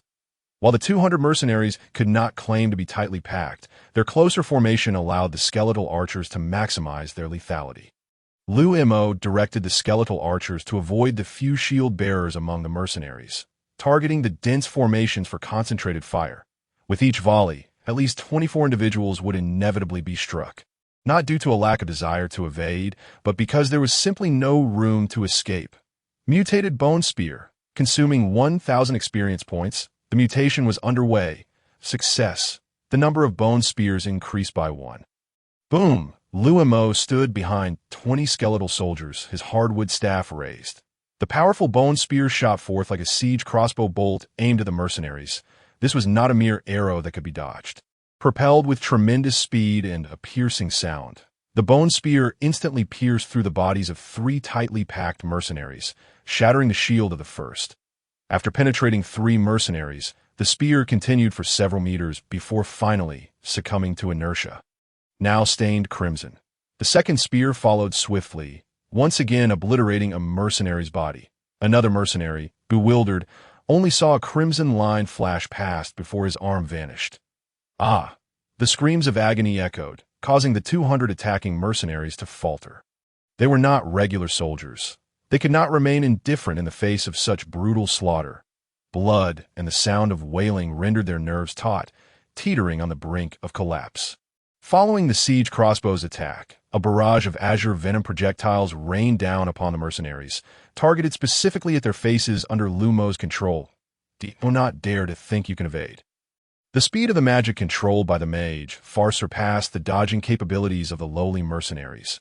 The snail attempting to escape from the racing rabbit would only meet a disastrous end. Ah! The cacophony of screams melded into a singular chorus. For though the venom projectiles primarily inflicted toxic damage, the corrosive effects often instilled even greater terror. The anguished cries of a dozen mercenaries drowned out the sounds of battle across the entire field. The skeletal archers released their arrows with a deliberate slowness, delivering a relentless torrent of damage upon the mercenaries, shooting once every 5 seconds. Liu Mo alternated between hurling bone spears and venomous projectiles, his incantations rapidly dwindling as his mastery increased, allowing him to maintain his spells for ever shorter durations. With the aid of his mutated skills, this novice necromancer began to reveal the devastating might of a mage's artillery. As the mercenaries charged towards him, in the brief span of less than 200 meters, the skeletal archers had loosed 7 volleys, inflicting casualties upon nearly 30 of them. Meanwhile, Liu Mo had already dispatched 40 mercenaries with his bone spears, leaving a dozen writhing on the ground in agony, convulsing and frothing at the mouth. By the time the mercenaries traversed the grim path of death for over 100 meters, Liu Mo had decimated half of their forces. Exaggeration? Not in the slightest. With a spear launched every second, boasting over a 70% increase in quantity after mutation, and a 90% accuracy rate for 2 bone spears per second, he alone was capable of slaying more than 40 mercenaries. In less than 30 seconds, the battlefield had undergone a complete transformation. Their assault on the city walls, even if sustained for a day, would scarcely claim 100 lives. Yet, in their attempt to confront this troublesome baron, they had already lost over 100 men. The narrow streets had become a fatal corridor for the mercenaries, lined up to meet their demise, as Liu Mo's continuous spell-casting resembled a grim reaper. Delighting in the harvest of souls, Wotan's face darkened, his heart writhing in agony as if pierced by 100 blades. One had forewarned him that this newly promoted novice baron possessed such formidable power. They had dealt with novice mages before, but none had displayed such prowess. His lethality rivaled that of an intermediate mage. Wotan seized Karl, cloaked and refusing to reveal his face, pulling him close with a fervent gaze. "You too are a mage. Cast a spell for me. If we do not eliminate this troublesome baron today, we shall both perish." Karl, merely an 8th-level magic apprentice, was paralyzed by the overwhelming force Liu Mo exhibited. He had never anticipated that a novice necromancer could wield such strength. The text had not prepared him for this. They had described novice mages as weak, with limited casting ranges and slow attack speeds. Their summoned skeleton soldiers easily dispatched. Why was this detestable baron so powerful? Killing was as effortless for him as mowing grass during his childhood while feeding pigs, as mercenaries were shredded with each wave of his staff. Karl trembled, nearly losing control of his faculties. He had volunteered to join the assault on the castle, seeking to impress the mage Larry, thinking it would be a mere formality to gain his favor. Little did he know that this accursed baron would return alive, and his strength was nothing like that of a freshly promoted novice necromancer.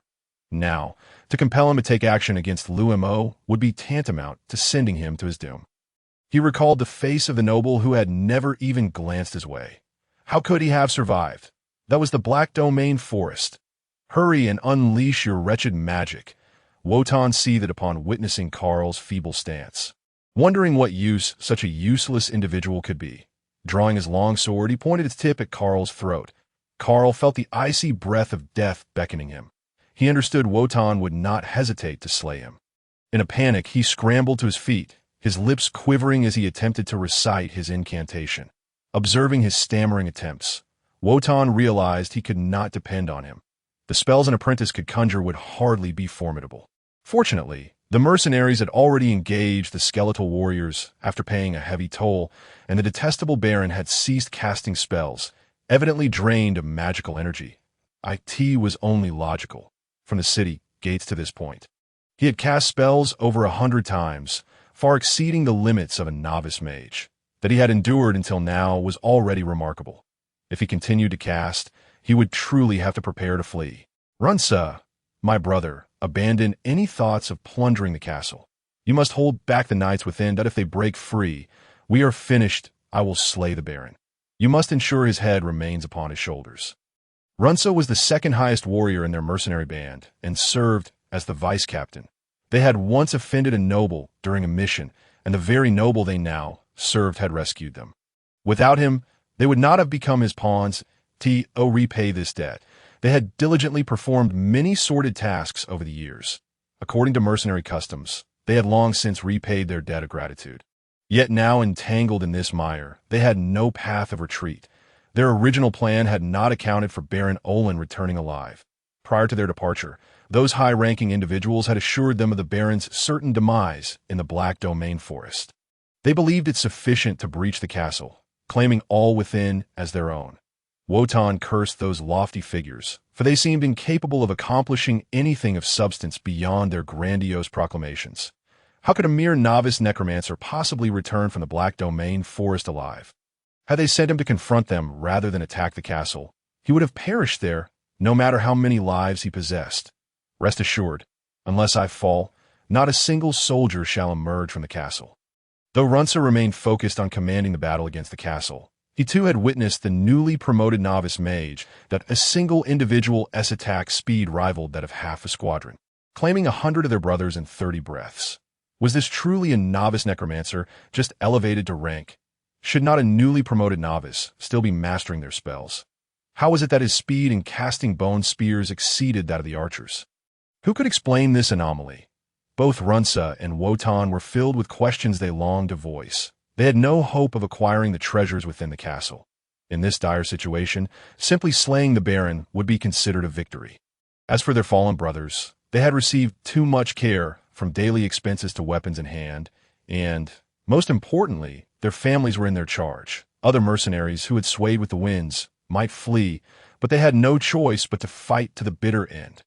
They would perish here, ensuring their families could survive.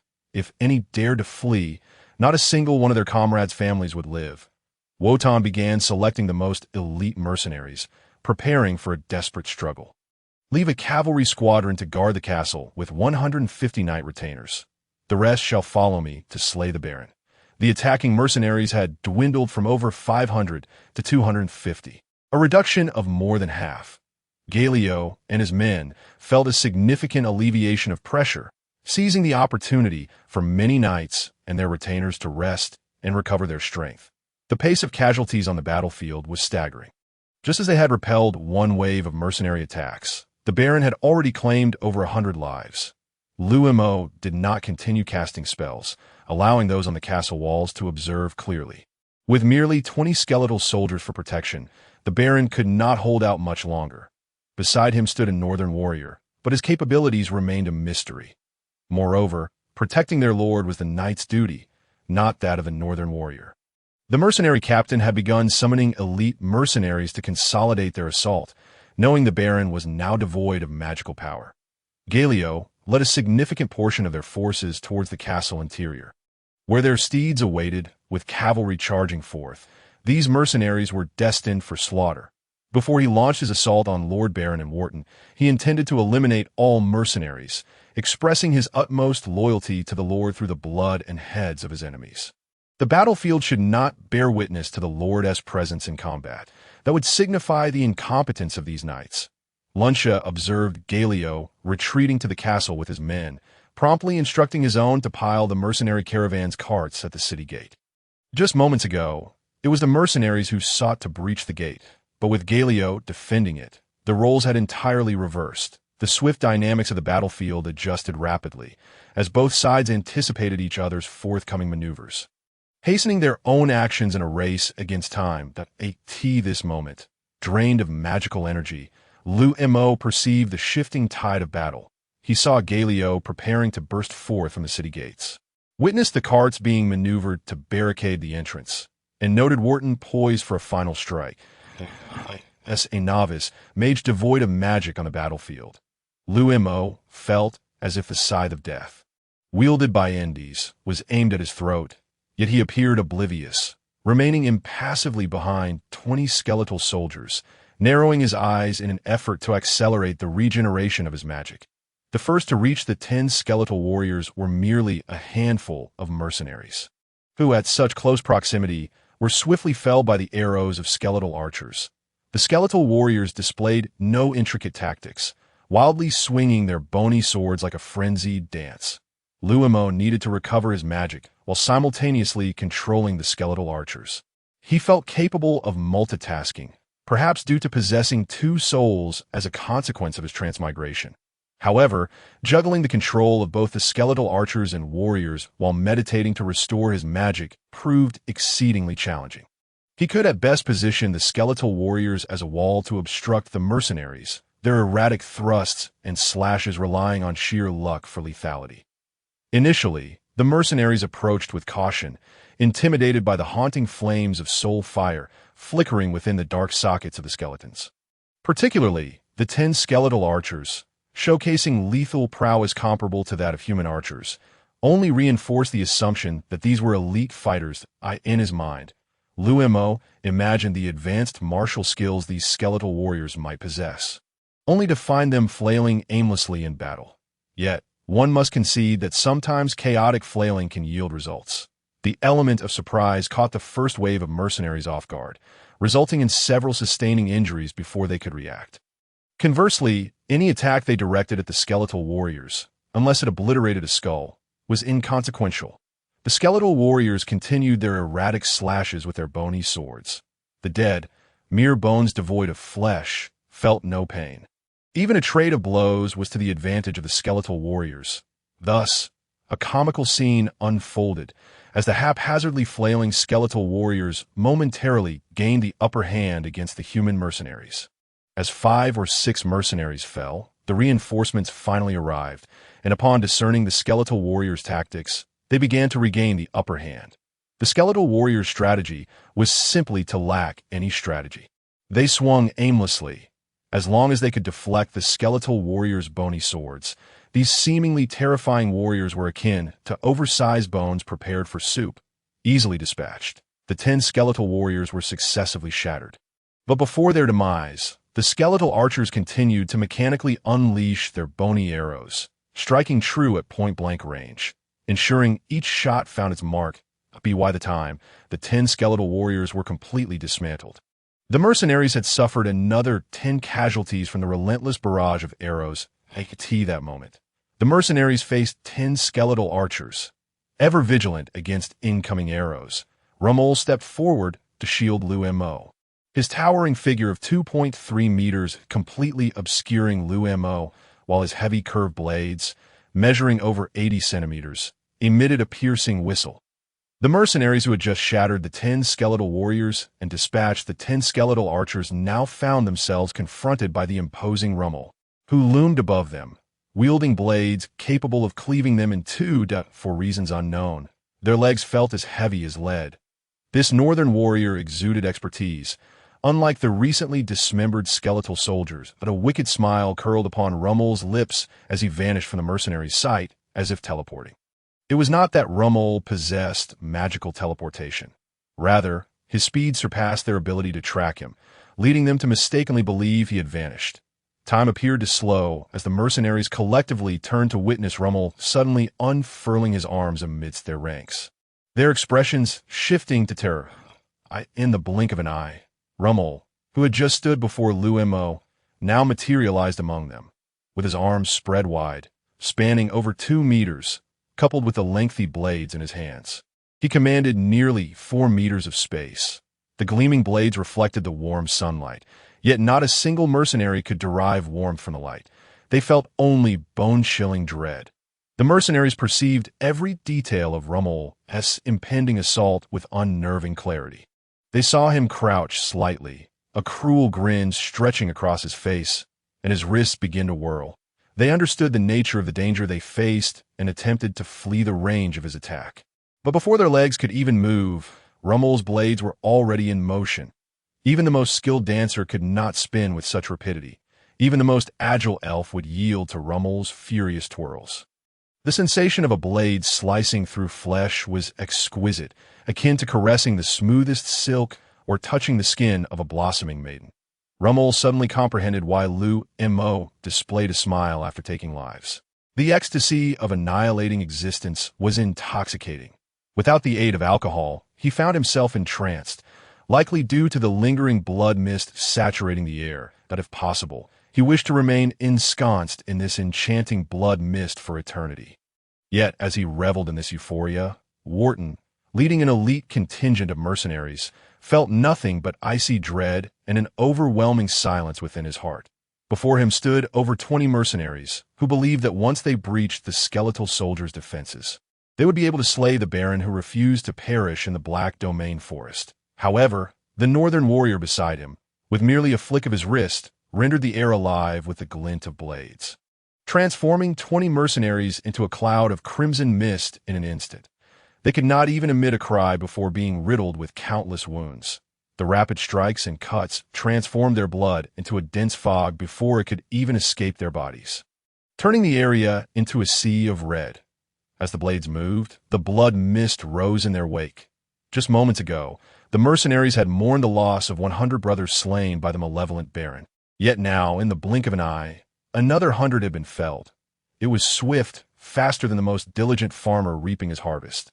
This was no ordinary warrior, but a being whose power transcended that of even the most elite fighters.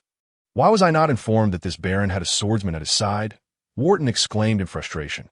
"How can we fight? A single swordsman could annihilate our entire band. This swordsman could easily slay those above him, draining them one by one without issue." A swordsman was no longer a typical adversary. Wharton longed to drag those noble fools with pig-like brains before him, forcing them to witness the folly of targeting a noble protected by a swordsman. Were they mad? Did they not understand that this swordsman could wipe out their entire lineage under the cover of darkness? After the northern warrior, suspected to be the swordsman, made his move, it seemed that Lady Luck disdainfully cast him into the arms of Lady Misfortune. With a series of crackling sounds, the castle gates, which had been forcefully battered for days, creaked open like a throat caught on a fishbone. The sound of hooves clattering on the cobblestones resonated above the battle cries and roars of the battlefield. Within the gates, 200 cavalrymen, arranged in a somewhat disarrayed formation, raised their lances, their trembling weapons betraying their exhaustion, as if they might collapse at any moment. Yet, their martial spirit had reached its zenith. Especially after 6 days of combat without the deployment of their steeds, the horses, having heard the clamor of battle, were restless with anticipation. One must not conflate war horses with ordinary steeds, after thousands of years of breeding. The yearning for battle had become ingrained in their very souls. They preferred the clash of combat over mundane life in the stables. With the advantage of these war horses, the cavalrymen could still unleash peak combat capabilities. Though this state would not last long, it was indeed a significant advantage against the equally fatigued mercenaries. The Courage Mercenary Corps fought valiantly for 6 grueling days, their bodies and minds utterly exhausted. Upon witnessing the arrival of the cavalry, even the most resolute mercenaries felt their spirits wane. The deafening roars of the chariot wheels echoed in their ears as the commander rallied the last remnants of the Courage Mercenary Corps at the city gates. Determined to hold back these formidable instruments of war with their very lives, Liu, astride a heavily armored warhorse, stood resolutely at the forefront, nearly blocking half of the city gate single-handedly, his visor drawn down. Only his bloodshot, weary eyes remained visible, piercing through the lines of mercenaries to gaze into the blood-misted distance, to think they had fought their way to the very side of the Lord. Such transgressions were unforgivable. Cavalry, charge! Those 4 simple words were punctuated by the fierce whinnies of the war horses.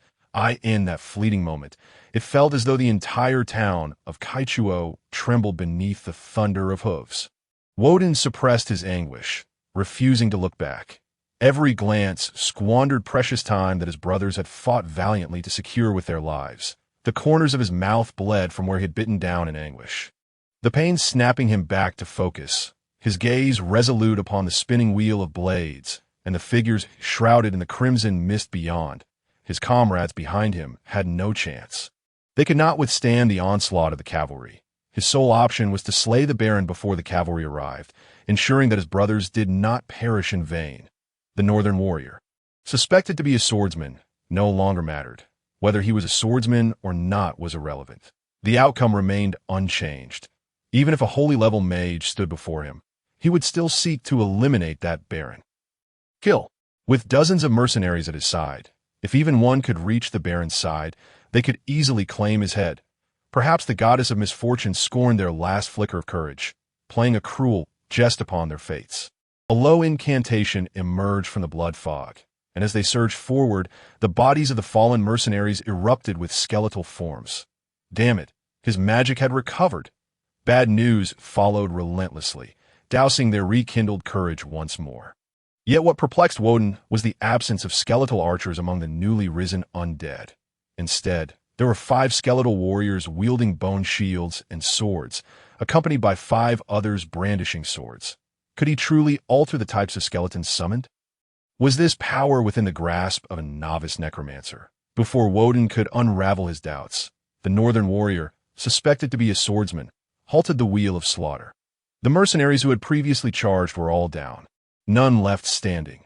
Amongst the scattered remains, the northern warrior astonishingly sheathed his curved blade, a bizarre smile crossing his face as he swiftly materialized before Woden, bringing the sword and sheath crashing down upon him. Woden had anticipated this attack, raising his heavy sword to block, prepared to sacrifice himself to hold back the northern warrior. Only he, with his advanced skills, possessed the strength to do so.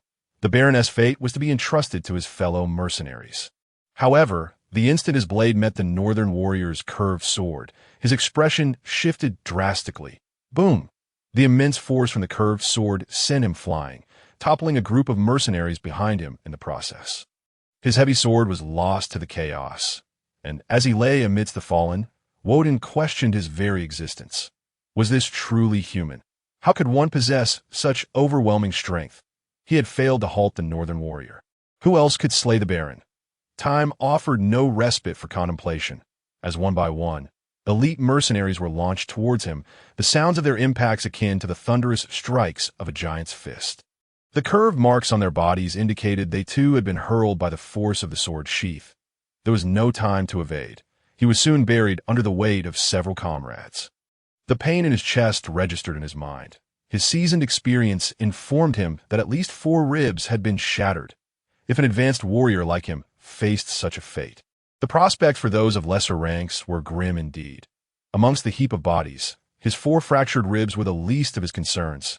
Not a single mercenary could breach the terrifying defense of the northern warrior, who stood as an unyielding iron wall, thwarting all malice directed at Baron Olin.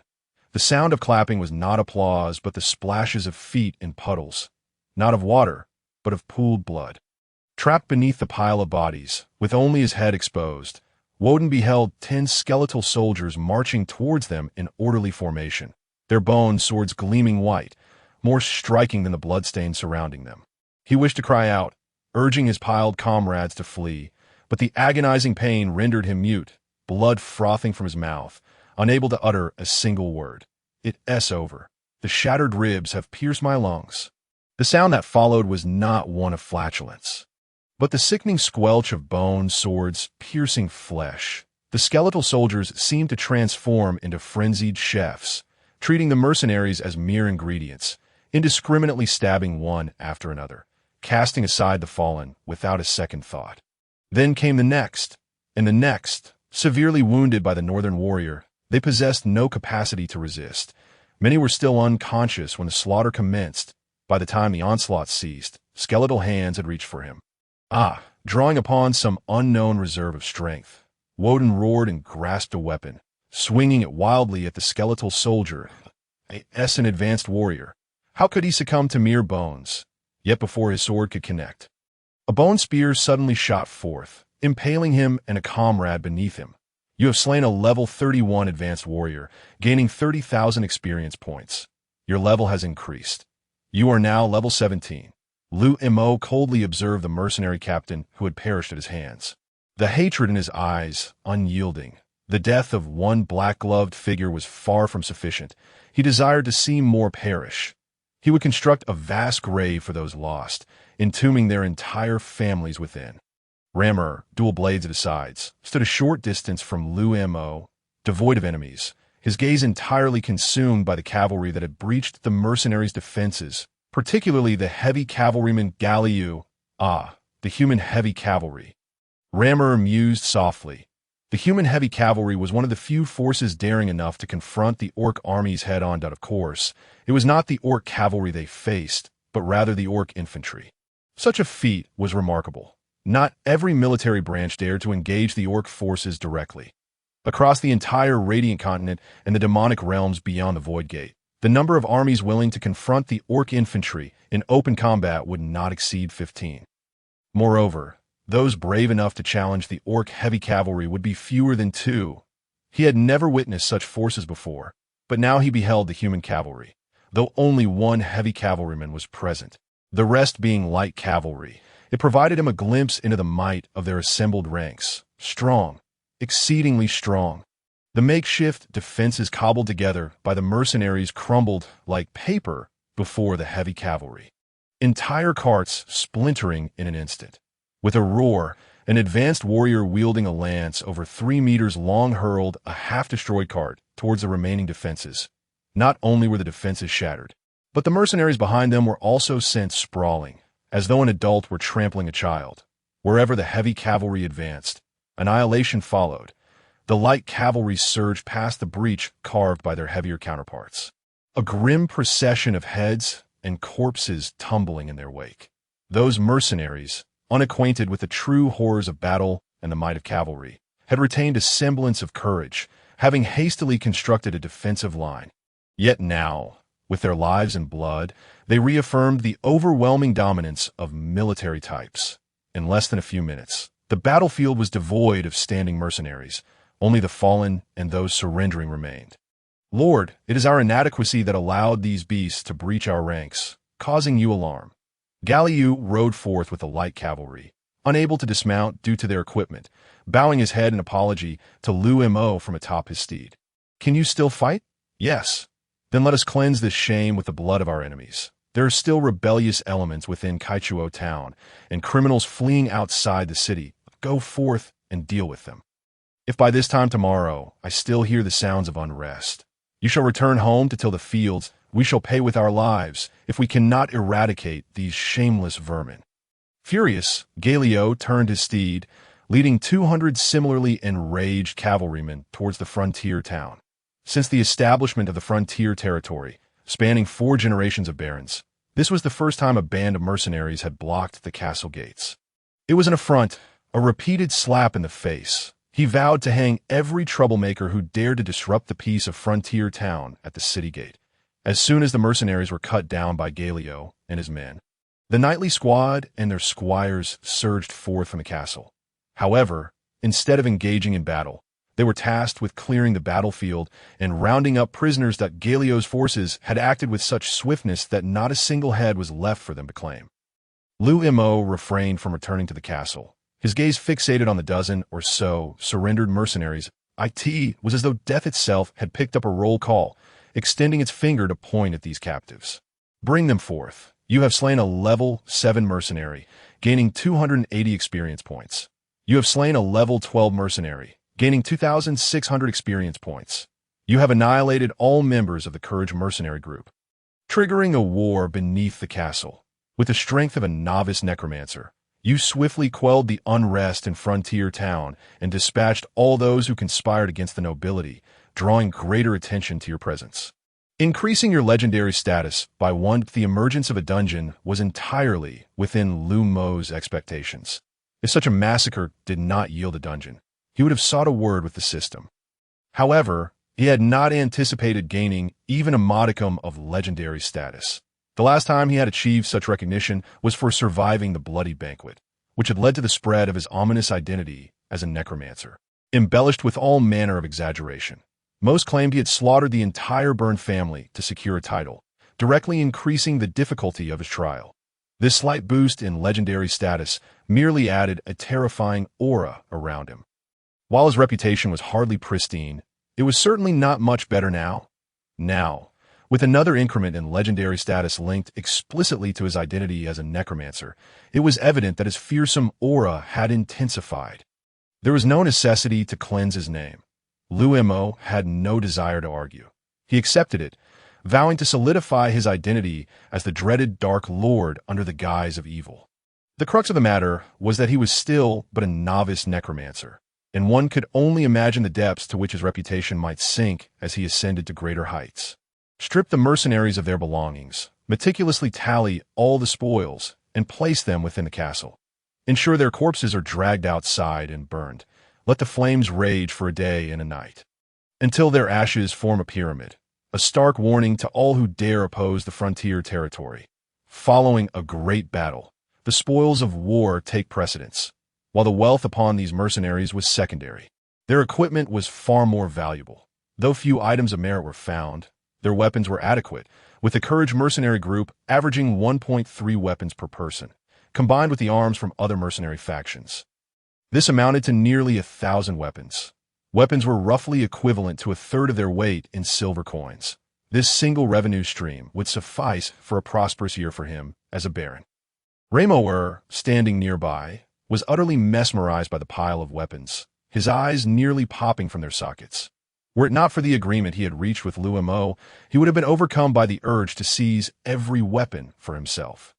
To speak candidly, any weapon here, even the most mundane dagger, could become a treasured heirloom in an orc household. One need not exaggerate. Liu Mo had heard from some minotaurs that many orc tribes still resorted to using sheepskin bags as cooking pots. A single iron pot forged by human hands could fetch the price of dozens of sheep. Raymo gazed at Liu Mo, who was issuing commands with unyielding authority, sensing that their future dealings would surpass their wildest imaginations.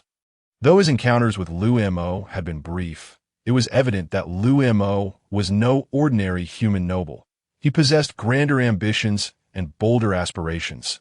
He would certainly not allow these weapons to languish in a warehouse gathering dust. They would serve as items of trade. With nearly 1,000 weapons, the Minotaur tribes could not possibly consume them all. These were standard human weapons, which they might find cumbersome, yet they could be melted down and reforged. There was no need to reconstruct the entire weapon. Simply crafting a spearhead or a mace head would suffice, while utilizing hardwood for the remaining parts would still enhance the orc's combat prowess. However, the previously agreed-upon price seemed a tad steep. 2 weapons for a mid-tier magical beast crystal. With over 1,000 weapons here, that would amount to 500 crystals. A single crystal equated to 50 gold coins, meaning 500 crystals would total a staggering 25,000 gold coins. Liu Mo was set to make a fortune. As long as he transported these weapons to the Minotaur tribes, he could easily deplete their coffers. Unbeknownst to anyone, Raymo's gaze at the weapons shifted continually, his thoughts veiled in secrecy. The battlefield was vast, littered with corpses in dire need of removal. Despite the biting cold, time would inevitably lead to decay. Should disease arise, it could obliterate all of Frontier Town. The knights, accompanied by their squires, summoned the castle's servants and even familiar townsfolk to assist in the grim task of cleaning the battlefield. The sight of the blood-soaked ground and scattered corpses was overwhelming. Many residents, unable to bear it, succumbed to nausea and fainted. Those fortunate enough to retain intact bodies were considered lucky. Most were little more than mangled remains, and even a beloved spouse would struggle to identify a matching head. Some were reduced to mere fragments of flesh. Had it not been for the intact skulls, they would have been unrecognizable as human corpses. It was unfathomable to consider the battles these mercenaries had endured to meet such a fate. Since the inception of the frontier territory by the first Baron, such a brutal war had seemingly never erupted. The most severe incidents had involved the capture of a few thieves or the hunting of a handful of magical beasts.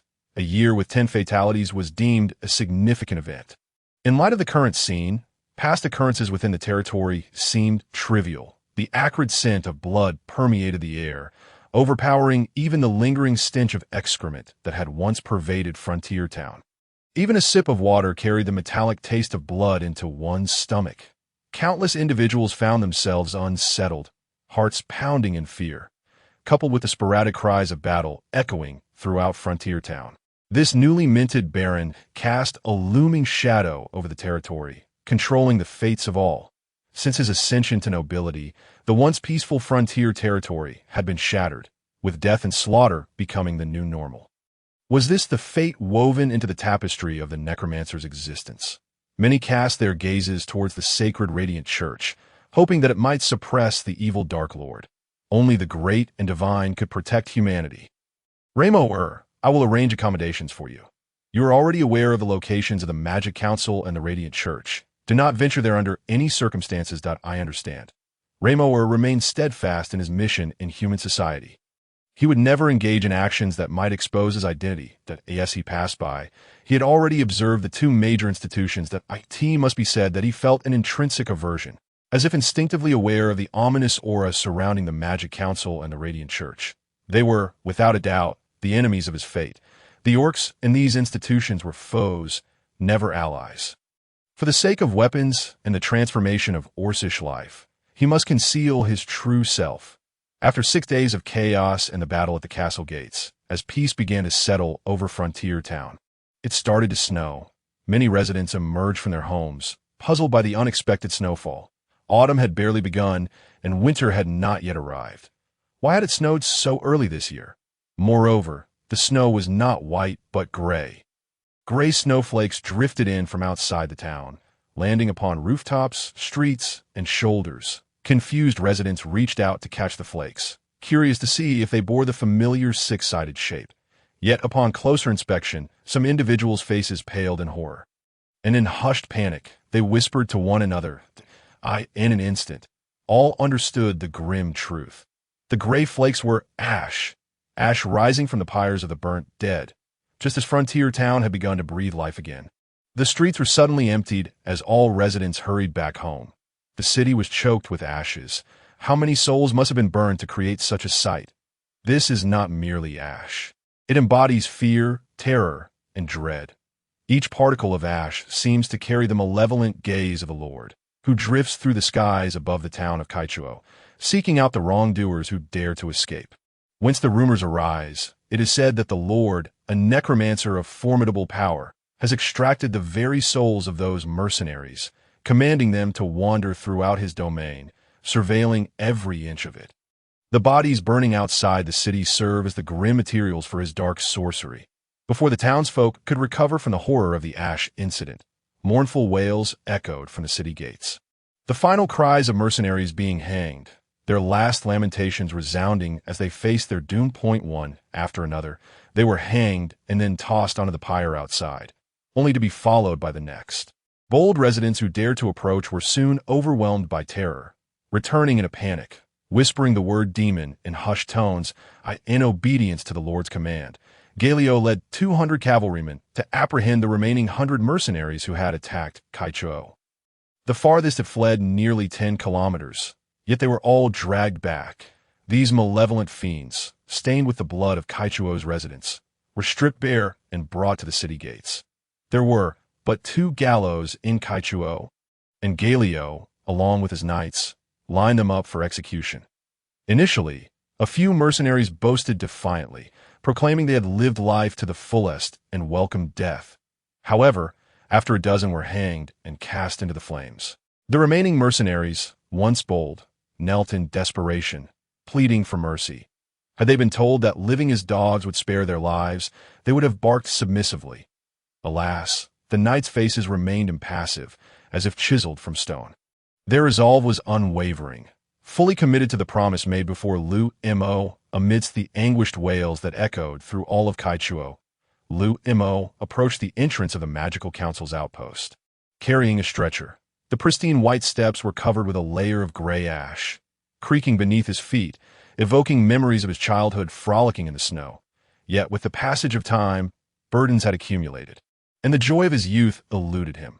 His icy gaze swept across the bright hall, where several magical apprentices turned pale at his arrival. To owe them.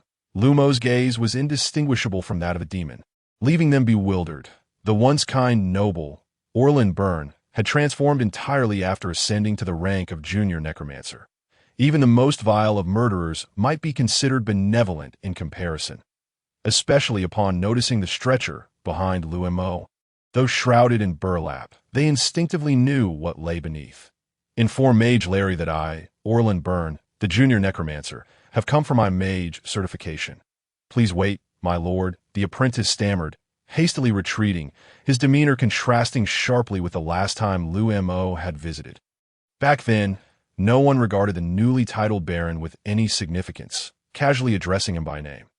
Now, the fact they did not fall to their knees was already a courtesy to the Magical Council. Soon the apprentice returned. My lord, Mage Larry requests your presence. Liu Mo strode toward the back of the hall, while young John attempted to follow with the stretcher, only to be blocked by the apprentice. Young John, his expression darkened and still reeking of blood from battle, attempted to push past, but the apprentice firmly prevented him, casting a pleading look at Liu Mo, Lord. Mage Larry only summoned you. These others cannot accompany you. Liu Mo remained silent, fixing his gaze on the apprentice until the latter seemed on the verge of tears, and then addressed young John and the others. You may wait here. Return, Lord. We shall not leave. We will stay to protect you. Young John and his comrades drew their swords, vowing to stand by their lord to the death. The apprentice's brow twitched at this scene. He had no doubt these battle-hardened individuals would indeed dare to kill within a magical council. In times past, anyone who dared act recklessly in the council would have been swiftly expelled. Yet, facing the frenzied eyes of these knights, he faltered. These individuals must be under the control of necromantic magic, without a doubt. Very well, you may wait here. Liu Mo smiled, realizing that after the fierce battle, the military forces of Kaichuo had finally acknowledged him. His position as lord had been solidified in the familiar reception room. Mage Larry, clad in a satin robe and adorned with 3 magical rings, regarded the young baron who strode in with purpose. Since learning of Liu Mo's successful return from his trial, Larry had not once smiled. The return of Orlin Byrne not only signified the failure of their plans, but also marked the death of a high-ranking guard and the annihilation of his family's elite force. The Black Gloves, though he had not witnessed the battle beneath the castle, he was well aware of its outcome. Over 500 trained warriors, cultivated at great cost by the family, had perished without a trace. The pain of loss mingled with confusion. How could this newly minted baron, barely a month into his ascension as a junior necromancer, wield such mastery over magic? He hardly resembled a novice, but rather an adept seasoned through years of practice. Moreover, from whence had he acquired these elementary spells? The records of the Magical Council bore no evidence of his purchasing any magical knowledge. And what of that warrior from the north, suspected to be of swordsman caliber? Orlin Byrne had been a familiar figure to him, having witnessed his rise from apprentice to junior necromancer. Yet now, he seemed enshrouded in a myriad of enigmas, utterly unlike the Orlin Byrne he once knew. Upon meeting Mage Larry, Liu Mo executed the most refined, noble greeting. Yet his eyes bore an unmasked chill as they fixed intently on Larry. In Larry's perception, Liu Mo now resembled a wolf in sheep's clothing, his gaze predatory, as if poised to devour him whole. Previously, Larry had not considered Liu Mo his equal, but with the presence of the northern warrior, the balance of power had dramatically shifted. Even the high-ranking warrior, Masao, could not instill a sense of security in him. Unease began to creep into his heart. And what secrets did this young man possess? Larry was certain that the Black Gloves would never betray the family. Yet one could never be too cautious. I cannot remain in Kaichuo. I might find myself dead in my bed before long. In that simple exchange of glances, Larry had to concede that his ambitions to eliminate the newly minted baron had been thwarted. Possessing considerable strength and a swordsman-level protector, such power was beyond his capacity to confront. Welcome, my lord. Please take a seat.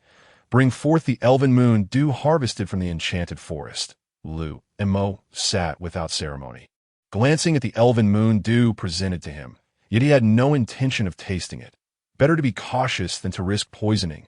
Mage Larry, I have completed the trial. Kindly provide me with my certification as a junior mage. Prepared well in advance. I had intended to send it to the castle, but it seems you arrived first. Mage Larry feigned camaraderie as they conversed, their exchange seemingly cordial. An apprentice produced a wooden plaque, seemingly mundane, yet imbued with a magical essence.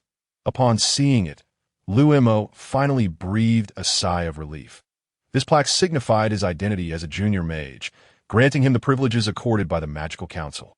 With this, he was entitled to procure magical knowledge, potions, and equipment. Not everyone could make such purchases. The most fundamental requirement was to possess the identity of a junior mage. Without the council's recognition, no amount of gold would suffice to acquire their wares. Do not question why they would forego profit. The Magical Council operates by its own arcane rules. Moreover, with the status of a novice necromancer firmly established, his noble rank was irrevocably secured. Master Larry, You are surely aware of the siege on the castle by mercenaries. With the proof of identity tucked away, Liu Mo mustered the courage to address the matter of the Courage mercenary group. Alas, I must admit my fault. At the time of the castle's siege, I happened to be in seclusion, engrossed in magical studies, and the apprentices below dared not disturb me. It was only after emerging from my retreat that I learned of the events. Fortunately, your proficiency in magic is commendable, and the cavalry within the castle performed admirably, preventing a grave disaster. I have already reprimanded those apprentices who failed to discern the gravity of the situation. Had I been called out of seclusion earlier, such an incident might have been averted. Liu Mo observed Master Larry's remarkable display of shamelessness in fabricating excuses. Were he on Earth, such acting would undoubtedly earn him accolades. Do not blame yourself, Master Larry. After all, this matter does not pertain to you. Liu Mo regarded Master Larry with a knowing smirk, as if inscribing the words, "I know it was you," upon his visage. Master Larry, feeling guilty, dared not meet Liu Mo's gaze and instead picked up the elven moon dew, savoring it to avoid direct eye contact. I mention this matter only because I discovered Apprentice Carl among that group of mercenaries. I am perplexed as to how he came to be among those who besieged my castle. Regrettably, by the time I found him, he had already perished, and in his final moments, he was channeling magical energy to attack my knights. His corpse has been retrieved. If Master Larry wishes to see it, we may do so now. As Liu Mo spoke, he prepared to rise and grasp Master Larry's arm to accompany him outside to view Carl's remains. However, a long sword barred Liu Mo's reach, preventing him from touching Master Larry. Liu Mo did not withdraw his hand, but rather cast a frigid glare at the guard, Maso, standing behind Master Larry. Maso felt a chill at the sight of Liu Mo's icy eyes, reminiscent of a drawn dagger. For the first time, this seasoned warrior felt a pang of fear toward a novice magician. While I am still unclear about this matter, once he entangled himself with those mercenaries, he ceased to be affiliated with the Magic Council. His demise would be a fitting end. Rest assured, I shall investigate Carl's affair and provide you with a satisfactory response if Carl were to hear such words. One can only imagine how infuriated he would be, having done so much for Master Larry, only to find himself disregarded here. Orlin, you have yet to recount how you completed your trial task. Frankly, a mid-level ogre is no trivial foe. Was it your guard who took action? Master Larry hastily shifted the topic, fearing that if Liu Mo continued to steer the conversation, he might inadvertently reveal too much. It was not he who acted, but rather my burned family had already located an ogre clan that I set traps along their route and poisoned their meals, which ultimately led to the demise of the ogre. An astute approach. We magicians are not mere brutes who charge headlong into battle. That it is our intellect that serves as the most effective weapon. Master Larry lavished praise, nearly elevating Liu Mo to the status of a prodigy among magicians. In whatever regard, I have heard whispers outside suggesting he possesses the prowess of a swordsman. Is this true? Liu Mo smirked internally, sensing Master Larry's trepidation.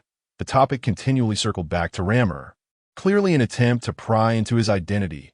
A level 40 swordsman in a frontier territory such as this could wreak havoc, akin to an individual armed with an AK-47 in a primitive tribe.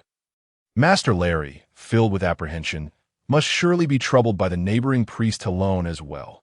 Rammer is a northern warrior training in the Black Domain Forest. By chance, I encountered him and promised to find him a few wives. And thus he agreed to be my guard. As for his abilities, he is likely a swordsman. I did not inquire further, but I witnessed him dispatch several high-ranking warriors with a single strike. Liu Mo's gaze shifted back to Maso, a sardonic smile lingering as his eyes roamed over Maso's neck, sending shivers down the guard's spine. Both Maso and Master Larry had come to the realization that Lenny had indeed met his end at the hands of that northern warrior. Furthermore, this young baron likely already knew the entirety of the situation, including the schemes orchestrated by Count Layman. The implications in his words were unmistakable. Remaining in a frontier town is perilous. Staying any longer may lead to fatalities. Congratulations. You have acquired an enviable guard. You have also received the certification for a novice magician. You may now purchase knowledge pertaining to novice magicians from the Magic Council, and according to their policies, the first purchase after promotion to novice magician is eligible for a 20% discount. As you are not an outsider, I shall grant you a 30 discount, in an effort to placate the bloodthirsty Liu Mo.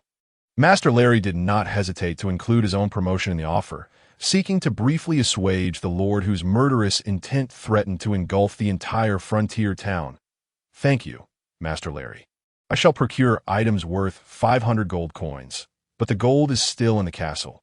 I will retrieve it upon my return. One must seize the opportunity when it arises. To do otherwise would be foolish. 500 gold coins constituted 20 of the Byrne family's treasury. For both Liu Mo and the frontier territory, such an expenditure represented a significant sum. However, with a steady influx of magic crystals soon to be at his disposal, this amount would soon seem trivial. He would soon be wealthy. Were it not for the limited items required for a novice magician, Liu Mo might have emptied the castle's treasury in one go. No matter, you may send it later. Master Larry was unconcerned about Liu Mo's willingness to pay. Even the Emperor of the Empire would not dare to default on debts owed to the Magic Council. Should Liu Mo truly attempt to evade payment, Master Larry would be delighted. The Magic Council would take care of him without his intervention. Half an hour later, Liu Mo returned to the castle laden with several large packages. Inside the reception room, Master Larry's face, which had been contorted in a tense smile, began to relax. As if he had exhausted all his mirth for the year, he could hardly have imagined that one day he would find himself laughing incessantly alongside a novice magician. After pondering for a while, he ventured to the innermost chamber of the station to activate the teleportation array, sending a message to the upper echelons of the Magic Council, and whispered to Maso, "Prepare to pack your belongings quietly. Once we receive a response from above, we shall depart immediately. I will attend to it now." What of the apprentices? If he were not Master Larry's guard, he would not wish to remain in this place for even a second. In just a few minutes of conversation, he had sensed the murderous intent emanating from that baron on several occasions. Such blatant hostility felt as though a blade were pressed against his throat. Previously, he would never have regarded the murderous intent of a novice magician with any seriousness. However, with that northern warrior present, it was prudent to leave as soon as possible. Reflecting on Lenny's demise in the Black Domain forest filled him with dread. It was fortunate he had not been the one to tail this lord. Escaping from beneath a swordsman was no disgrace. Charging in headlong would be foolish. There was no need to concern themselves with the apprentices. They could be left for the Baron to deal with. Master Larry guarded the small teleportation array located at the deepest point of the Magic Council's outpost. This small teleportation array could not transport individuals. Only messages, a high-end magic exclusive to the Magic Council and the Radiant Church. Beyond these two factions, only a handful of nobles possessed such technology. All other forces were devoid of it. Often, communication between the nobility and the Empire required their intervention. As was the case with Liu Mo's issue, it was through this small teleportation array that he had swiftly communicated, allowing for the prompt delivery of the transcendent trial task. He had never anticipated that rather than bringing about his demise, this encounter would yield him a swordsman-level northern warrior as a guard at AS for his jest about marrying wives. It was merely a blatant mockery. He had resolved to abandon his family's mission, unable to comprehend why there was such an insistence on this impoverished locale. Had the frontier territory remained as it once was, he might have continued devising ways to eliminate this baron. However, that was no longer feasible. With the protection of a swordsman and Liu Mo's unexpectedly formidable magical prowess, let whoever wishes to undertake this task do so. He would not, upon his return to the castle. Liu Mo remained oblivious to Master Larry's anxiety as he guarded the small teleportation array, each second feeling like an eternity. His initial intention had merely been to intimidate Master Larry, while he could not exact revenge. Alleviating his frustrations was still worthwhile. Without that intimidation, how could the 20 discount have been lowered to 30? He currently lacks the capability to confront a mid-level mage at a magical assembly. Even if there were substantial evidence proving his involvement, he would still have no authority to execute a mid-level mage. The privileges of the Magical Council are reserved for addressing transgressions among their own members, typically resulting in mere reassignment. The lofty Magical Council is indifferent to the fates of others. Their own talents take precedence. Even if Liu Mo is merely a novice mage, the worst consequence for Larry would be a fine. Unless Liu Mo's rank were to surpass that of Larry, and his influence within the magical council exceeded Larry's. Only then would the council consider Liu Mo's sentiments and impose stern measures against Larry the Mage. Otherwise, the notion of eliminating a mid-level mage through conventional means is utterly preposterous. Regarding Larry's desire to flee, Liu Mo had not anticipated such a development. Had he known that mere intimidation would lead to such an outcome, he could only lament that an overly comfortable life had dulled the edges of a mage's spirit. Outwardly appearing as a mage, he was, in truth, a coward fearful for his own life. Upon returning to the castle, Liu Mo commenced the task of addressing the aftermath of battle, which involved rewarding merit. Observing all the knights and their squires who participated in the conflict, Liu Mo directly retrieved 3 large chests from the castle's treasury. Once opened, the chests gleamed with gold coins, dazzling under the sunlight. If there exists a brilliance that captivates everyone in the world, it is not the divine light of the glorious faith, but rather the luster of gold coins. Even the most aloof individuals would find themselves entranced by its glow. This is a universal truth. This battle served as a test of your courage and loyalty. You have proven yourselves to be the warriors of my fief. In the face of invading foes, you exhibited neither retreat nor fear. Your actions honored the oath you took on the day you wielded your longswords. You have upheld the dignity of your blades and the nobility of your steeds. Although we have lost 47 of our dearest warriors forever, we shall always remember the days we fought alongside them. They will watch over us from the heavens, blessing our triumph over all adversaries. They are with us, a fervent speech exceeding 30,000 words unfolded, encompassing the responsibilities of a warrior, the significance of defending our territory, culminating in a call to uphold the highest honor of knighthood. By the moment Liu Mo concluded, tears streamed down the faces of the knights and their squires, who felt they had finally found a lord worthy of their loyalty, a lord who truly understood them. They were eager to shed their blood for their lord, to defend the fief at all costs. Witnessing these men, who could withstand severe wounds without bleeding, moved to tears by his oratory, Liu Mo recognized that words possess the most formidable power in this world. My lord, we are guilty. We could have taken the initiative to battle outside the city. Had we done so, the town would not have suffered such devastation at the hands of these beasts. And perhaps our 47 brothers would still be alive. The knights wept bitterly, for they were knights meant to charge into battle, not cower behind the castle walls. Liu Mo observed this group of warriors, still reeling from the war, and felt a mix of sorrow and confusion spreading among them. It was my command that prevented you from taking the offensive. You are the last bastion of strength for our fief. The mercenaries daring to besiege the Baron's castle are not ordinary. There are those who ordered them to do so, and my directive to hold you back was to prevent you from encountering an ambush that could lead to total annihilation. If you had all met with misfortune, our fief would have lost its guardianship. Not only would you have suffered, but your families and the entire fief would have fallen victim to their spoils. My lord, who are the individuals behind this? Inquired an irate knight, furious at the audacity to assault a noble's castle. Liu Mo's gaze met that of Liu, who subtly shook his head, indicating he had never mentioned this matter. Liu Mo felt relieved and reassured the soldiers eager to take up arms in retribution, saying, I am still investigating this issue. Once I uncover the truth, I will ensure you accompany me to seek justice and confront those who dare to offend us. Without further ado, for each warrior who perished for the fief, there would be 10 gold coins. This sum would ensure their families live comfortably. In addition, as Baron Olin of the fief, promised that when their children reach the appropriate age, they will receive priority training to become squires. The remaining gold will be distributed according to merit. Remember, for every warrior who has shed blood for the fief, I, as your Baron, will ensure that not a single sacrifice is made in vain. Even if it means selling the castle. With the power of words combined with the allure of gold, the atmosphere of rewarding merit reached its zenith point one after another.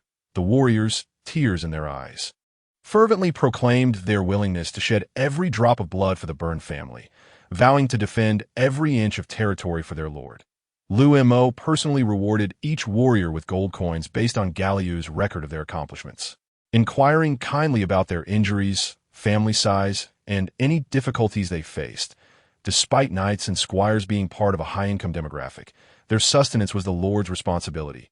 However, the bulk of their income was consumed by equipment, leaving little in their pockets. The gold they received now equated to several years of income, with the highest among them, a knight named Berg, receiving 7 gold coins, second only to the compensation for the fallen. 7 gold coins could significantly elevate his family's standard of living, allowing them to purchase a large piece of land or even marry 2 wives comfortably. Overwhelmed with emotion, Knight Berg slapped himself multiple times, questioning whether this was all a dream. Thus, Liu Mo continued to hold their hands, expressing that the fief was still too impoverished, promising that as they grew and prospered, each knight would be granted a village of their own. In the future, they would reminisce together over drinks and share stories of their children. When Galliu witnessed knights kneeling before Liu Mo, eager to draw their blades and pledge eternal loyalty to the burned family with their blood, he understood that their newly minted baron had firmly established his position at that moment. Even the previous Baron O2 could not reclaim his title from his son. The knights and squires, unprompted by their lord, would willingly see the former baron consigned to the grave. They could clearly discern which lord offered the most promising future. Galliu looked on with satisfaction. With such a capable young lord, at least their generation could enjoy a stable existence. As long as the next generation of the lord was nurtured well, their descendants would also lead secure lives. However, the thought of the dwindling treasury caused Galliu considerable distress. There were barely 3,000 gold coins remaining, amassed over more than a decade. Now, having sent 500 coins to the Magical Council and disbursed another 1,500 as post-war rewards, the treasury held less than 1,000 coins, although they had acquired considerable spoils from the battle. With hundreds of gold and silver coins, and an assortment of weapons and materials worth over 2,000 coins, these resources could not be liquidated quickly. Moreover, many of these items were vital for the fief's development. Weapons and equipment, the most valuable spoils, could not be sold, as they were essential for expanding and strengthening the territory. Understanding the fief's situation intimately, Galliu pondered how to acquire more funds. After much contemplation, he found no viable path to generate income, that if it were easy to make money, the previous 3 generations of lords would not have lived in such strife. They had traversed every conceivable avenue for revenue, even the arduous ones, and no matter how one looked at it, the fief was on the brink of selling the castle. With winter approaching, the expenses for maintaining the castle and supporting a portion of the impoverished residents within the territory would impose a significant financial burden. Based on previous winter expenditures, the current treasury could only sustain the castle until the next summer, and without the autumn tax revenue, there would be not a single copper coin left. Liu Mo distributed gold coins generously to the warriors. Galliu felt as though what he was handing out was not mere gold, but the very lifeblood of the Lord himself. Come, let me ensure you are well fed. There will be enough meat, but the wine is scarce. I have scoured the entire castle, and there is barely enough for each of you to have a cup. Oh, be frank, after this feast, there will not be a single drop of wine left in the castle. Liu Mo's unabashed remarks elicited hearty laughter from the soldiers, who felt as if they were already intoxicated, even before taking a sip. After their meal, they planned to take 2 portions home, although not exquisite delicacies. It would still allow their families to savor a taste, at the very least providing them with some meat. The open space beneath the castle's walls, where they had once fought, was now filled with tables and chairs, laden not with refined dishes, but with generous servings of meat, whole chickens, and entire fish. It was evident that the cook had rushed through the preparations, as many of the dishes fell short in flavor. Yet, listening to their lord's heartfelt words, spoken with the camaraderie of a brother, there was no trace of aristocratic aloofness or the insurmountable distance typically associated with wizards. Even if the food had been slightly overcooked or tasted akin to refuse, they would still find it exceedingly delightful. With their feet upon the bones of their enemies, sharing cups with their lord, they felt that their lives had been richly fulfilled. It would be even more splendid if a few foes were to suddenly appear, giving them a chance to vanquish them once more. Point 1. Might wonder if there exists any noble within the entirety of the St. Ross Empire who would be willing to lay bare all their resources for their men, as their lord had done. The knights were utterly moved, and those outside who dared to spin baseless tales about their lord would certainly face repercussions should they be overheard again. claims of their lord having usurped the entire Byrne family were mere fabrications. They had been present when the old baron passed on his title. It mattered not whether one could articulate the situation clearly. They had witnessed it firsthand. The soldiers' loyalty to Liu Mo was unwavering. Though Garrio was left aghast as he noted a staggering figure in the account books. The dining expenses for over 300 individuals, coupled with 2 portions for each of their homes, nearly depleted all the meat in Kai Tua town. It was foreseeable that the town would be vegetarian for a considerable time, not due to an inability to afford meat, but because even those with wealth could not procure any. The feast continued until the sun set and the moon rose. Once Garrio had arranged for all the knights and their attendants to return, he wearily entered the hall, only to find his lord seated alongside a northern warrior, suspected to be a swordsman, gazing at him with keen interest. Though he was filled with curiosity about this guardian of his lord, he understood the boundaries of inquiry. While wizards often employed guards, it was unusual for a novice wizard to have hired a swordsman. Such tales, spun by wandering bards, could easily sweep one into daydreams of becoming a dragon knight. Everyone relished such narratives, yet in reality, numerous schemes would whirl through one's mind. Indeed, their lord possessed an extraordinary charisma, capable of rallying the soldier support in a remarkably short span. However, that alone did not suffice to attract a swordsman. Put it plainly, should this swordsman be enticed by gold, their lord would need to sell the castle to amass sufficient funds. Moreover, a master of the swordsman's caliber would naturally seek a wizard as an employer, gravitating towards the imperial capital, where many would be willing to pay a sum sufficient to purchase Kai Tua territory for his services. Garrio, allow me to introduce you to Rummel, the Tiger Man swordsman.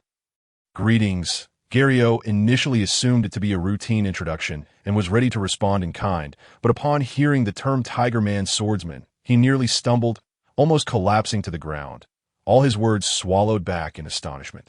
Overcome with shock, his face flushed crimson. The emotional upheaval he experienced eclipsed even the moment when Liu Mo nearly depleted the castle's treasury. He disregarded decorum, his eyes wide, as if they were 2 glaring lanterns, silently questioning, "My lord, you cannot be jesting." A beast man. His pupils dilated as he gazed at Rummel across the table, nearly drawing his sword. A beast man. When had they reached a point where humans could sit peacefully at the same table? Fear not. There is no need for alarm. There are only the 3 of us here. This is our most crucial partner for future endeavors. Uncle Garrio, you are the second in command of Kai Tua territory. Exhibit some composure, Liu Mo urged, pulling Garrio onto a chair. Yet, Garrio remained unable to steady himself as he stared at Rummel, a beastman swordsman with whom they were to collaborate, should outsiders learn of this pairing. It would spell disaster for them all. The castle would be purged, and any living being would meet with annihilation. Allow me to outline the situation. Liu Mo began to recount how he had saved the Minotaur from the ogre tribe, detailing his visit to the Beastman outpost, his meeting with the Minotaur chief and priest, and the ensuing trade until they had wiped out the ogre tribe and returned. Is that clear? Do you have any questions? As Liu Mo spoke, he glanced at Garrio, who felt profoundly moved by his lord's trust in him. It was evident that the initiation of this trade had not been solely Liu Mo's decision. In such circumstances, survival necessitated meeting the Beastmen's demands. The price they offered was indeed substantial. 1 mid-tier monster crystal in exchange for 2 weapons, and their warehouse currently brimmed with 1,000 pieces. If they could convert all these weapons into monster crystals, the territory on the brink of bankruptcy would be revitalized, flourishing like never before. It was no wonder so much gold had been spent on rewarding the soldiers. Compared to the trade with the Beastmen, it was but a trifling sum, hardly even a fraction. Garrio swiftly calculated the potential profits of the trade, discovering that they far exceeded the Beastmen's estimates. The Beastmen believed the cost of weapons to be under 2 gold coins, a misconception perpetuated by human smugglers. Their lord's silence on the matter was a strategic move to secure greater profits. In reality, the cost of weapons was negligible compared to that of mid-tier monster crystals. This meant that they could acquire monster crystals at an almost insignificant cost, should this transaction come to fruition. Kai Tua territory would reap immense rewards. It was no wonder that the trade with beastmen persisted despite prohibitions. The profit margins were too enticing to resist. What did laws or death sentences matter to them? As he turned his gaze towards Rummel, any remnants of resistance dissipated, replaced by a smile that made Rummel feel decidedly uncomfortable. Rumor had it that some humans harbored peculiar inclinations. Rummel scrutinized Gario, wondering if he might indeed be one of those individuals. I understand that, I assure you. I will not divulge a single secret.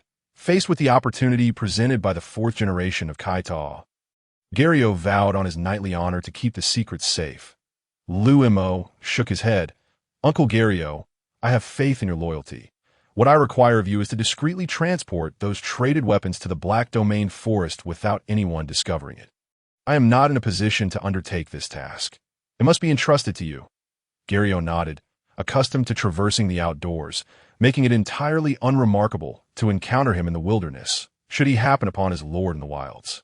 It would pique the curiosity of the locals, potentially exposing their dealings with the beastmen.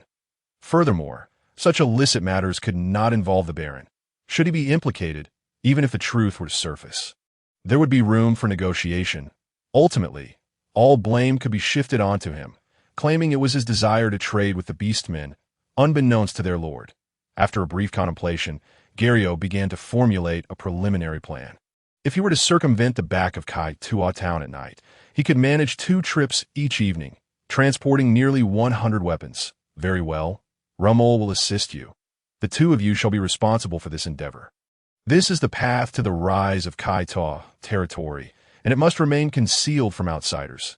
Understood, I will ensure that no word of this escapes. Gario's eyes sparkled with a lethal glint. Should anyone be unfortunate enough to uncover their secret, they would face enforced disappearance, in light of the rare opportunity for development in their territory. Everything else must yield.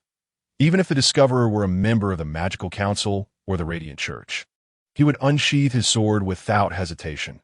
Let us commence this evening. I will leave a signal for Bai Shao and the others. Rummel, unable to contain his eagerness, recognized that while these weapons were valuable, they were still secured within Liu Mo's treasury. Only upon their actual delivery to the Beastman Highlands would he be at ease. Moreover, given the substantial volume of their trade, the Minotaurs would likely be unable to consume it all. He would need to contact the others as well, necessitating adjustments to their plans. You two can decide the details. The key to the storeroom is in Uncle Gario's possession. I must attend to other matters. Liu Mo graciously left the hall to the 2 individuals, one a seasoned warrior with years of experience managing a barony, and the other a captain of the elite guard hailing from the Orcish royal court. Their expertise ensured that their actions would be executed flawlessly, rendering his intervention unnecessary. His primary focus now rested on delving into dungeons to amass experience and acquire equipment. Gazing at himself, Olin Byrne, Liu Mo, Imperial Authority Holder, Baron, Level 17, Junior Necromancer. Having traversed into this world merely 16 days prior, he had already ascended from Level 10 to Level 17. Only 3 levels stood between him and the rank of Intermediate Necromancer. If a Junior Necromancer possessed such formidable power, one could only speculate how potent an Intermediate would be. Intermediate mages were considered minor experts. While spellcasters were undeniably powerful, the path to advancement was fraught with challenges, surpassing those faced by other professions. Rarely did more than 10 individuals achieve the next tier, with only a select few managing to rise to the subsequent rank. Take the case of Mage Larry, who became an apprentice at a tender age. Yet, decades later, he remained merely an intermediate mage, his potential exhausted, forever barred from reaching the advanced tier. Achieving intermediate status would suffice for thriving in this remote and desolate frontier of the Empire. However, the only source of experience lay within the dungeons, of which there were currently 6: the Bloody Feast, Goblin Encampment, Ogre Prison, Ogre Tribe, Slaughter at the City Gates, and War Beneath the Castle, excluding 2 located in the Black Domain Forest and 1 at the Taran Outpost. The remaining 3 resided within the developing town. Among these, 2 could be completed with relative ease, yet the final one, War Beneath the Castle, posed the highest difficulty. Liu Mo speculated that he would have to contend with over 500 mercenaries in this dungeon, including 2 advanced warriors, making the task seem daunting given his current strength. To say he would struggle would be an understatement. He would be utterly overwhelmed. Without Rummel's protection, he would be swiftly dispatched by the archers among the mercenaries before even engaging in battle.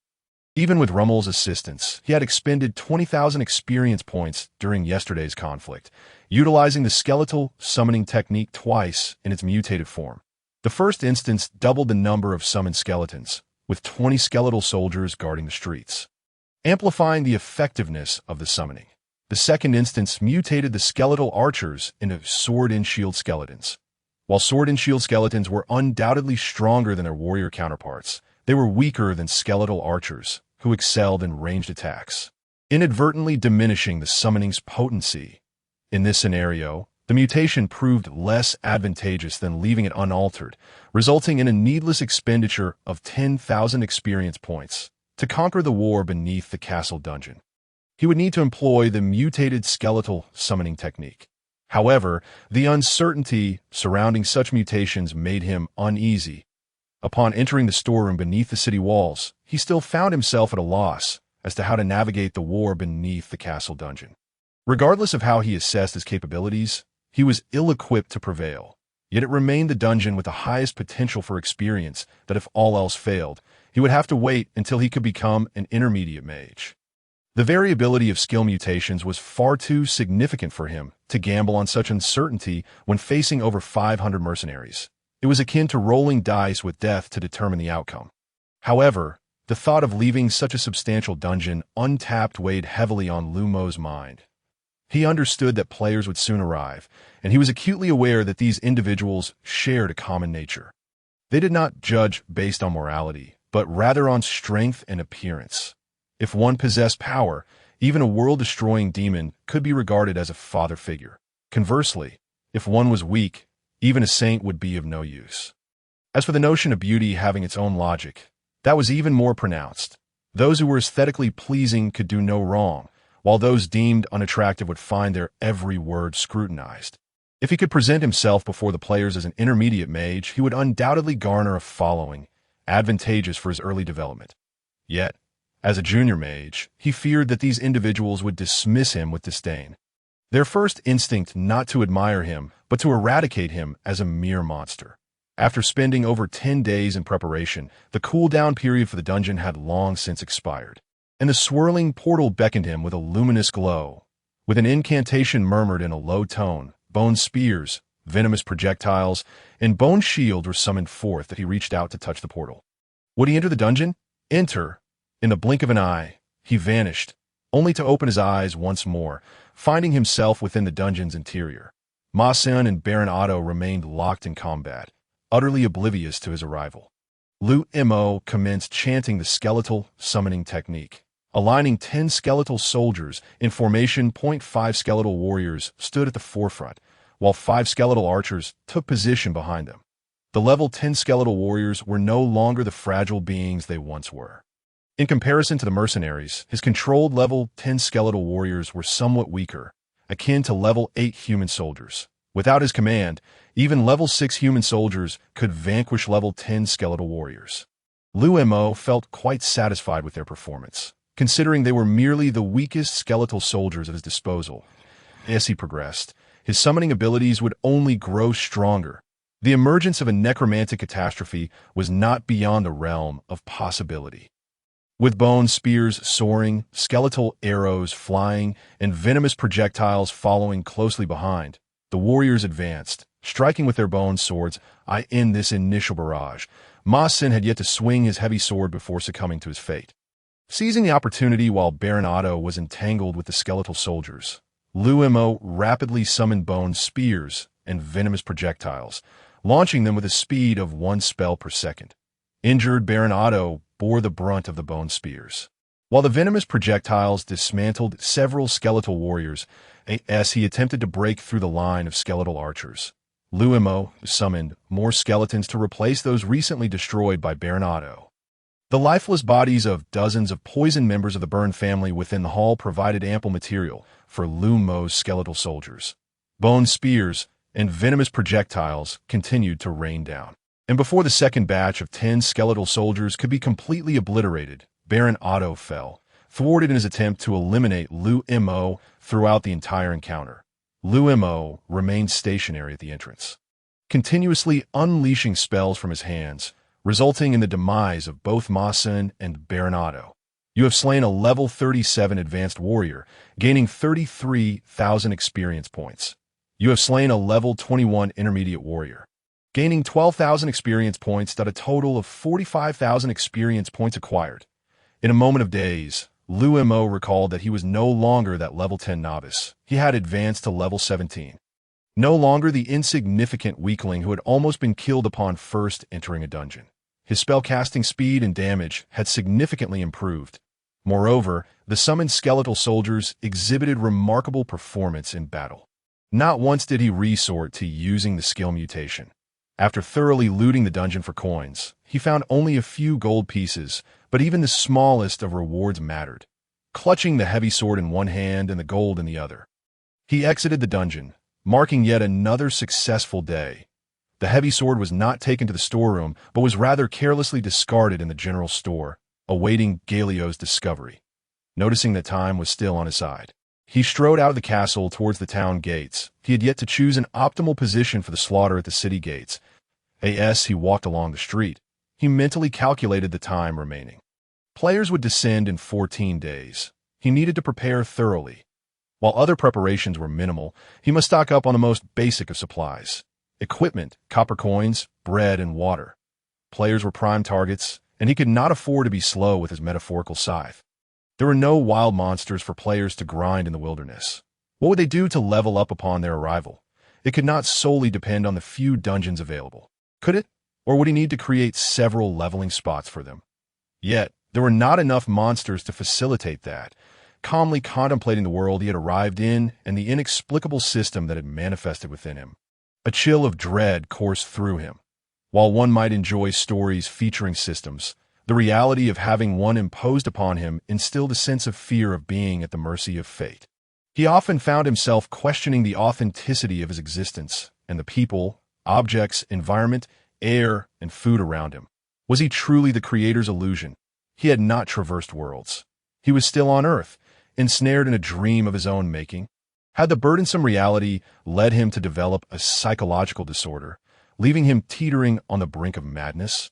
He quickly cast aside such nonsensical thoughts, fearing they might genuinely drive him to insanity. As the imminent arrival of players approached, he felt both excitement and trepidation. He yearned for the players to be fellow Earthlings, as their presence would bring a sense of familiarity and safety, alongside the opportunity to glean information about Earth post-transformation. But what if it were the life of other worlds? Or perhaps their entry into the Radiant world is not about battling monsters for advancement, but rather fighting for their own ascension? Am I to be considered a monster? The wild imaginings of my mind sent shivers down Liu Mo's spine, especially as I walked alone on the desolate streets at night, feeling as though I inhabited a world steeped in strangeness. Fortunately, I quickly reached the city gate, illuminated by the bright moonlight, where within a 500-meter radius lay the locations for dungeons. The streets were certainly not a viable option, nor was the city gate, and I was unaware of how many players might be present. If there were too many players, those entering the dungeon could easily block the entire city gate. A glance revealed the staircase leading up the city wall, a corner that was seldom frequented, thus remarkably vacant, a splendid spot, I thought, as I opened my palm and cast a sphere of light into the corner. Should I enter the dungeon? Enter. Inside the dungeon was the area around the city gate, where 16 mercenaries were scurrying out, burdened with large and small packages. They were so overloaded that their gear hung loosely, weapons carelessly slung across their bodies. The interior of the city gate revealed no residence. A vast whiteness marked the dungeon's end. Liu Mo smiled. This dungeon was a standard small one, not expansive and offering modest experience. However, the bounty of resources was abundant. With a wave of my staff, bone spears shot forth, and I slew a level 7 mercenary, earning 210 experience points. I then defeated a level 10 mercenary, gaining 4,000 experience points. In total, I accrued 27,500 experience points, still less than what I earned from a single encounter with Baronado. Yet, gazing at the treasure capable of burying me, resources, equipment, currency, Liu Mo yearned to clear this dungeon daily. This was a dungeon with little experience, but bountiful resources, aptly termed a money-grinding dungeon. I was laden with 2 large packs, my arms hung with 4 smaller ones, dragging 4 more of my feet, while a bulging purse of coins dangled from my mouth. Each step was a struggle, yet I could not abandon a few more packages behind. 10 gold coins, 235 silver coins, 1,500 copper coins, 16 weapons, 4 pieces of leather armor, herbs, beast hides, clothing. The total value exceeded 20 gold coins. Although not much in currency, many of the resources were invaluable, scarce even with money, especially in an economically underdeveloped territory like the frontier. Resources often outweighed gold in utility. That be why the time Liu Mo exited the dungeon and piled his belongings at the base of the city wall, he was nearly exhausted. He could not carry all this back to the castle and would have to summon a servant to retrieve it. With the hall secured, the wild thoughts that had cluttered my mind were swiftly dispelled. Why dwell on such matters? Fate had ordained my demise in the well. Surely, I would not drown in the river. Even if I were currently deranged, the radiant world and the frontier were merely figments of my imagination. Enjoyment first, consequences later, returning to the castle to have young John retrieve the goods from the base of the city wall. I noticed Galio and Liu Mo had departed the hall, indicating they had already begun their endeavors. After so many days of fatigue, I could finally enjoy a good night's sleep. Upon opening my eyes again, the sun was nearly at its zenith. Stepping out of my chamber, I found Galio, his eyes bloodshot but brimming with vigor. Galio gestured towards the Black Domain forest, and Liu Mo understood the implication.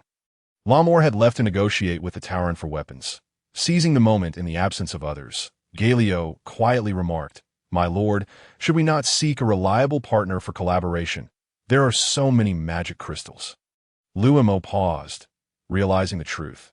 While magic crystals were valuable, they could not be directly converted into currency or turned into bread. That it was imperative to find partners to exchange the crystals for gold and resources.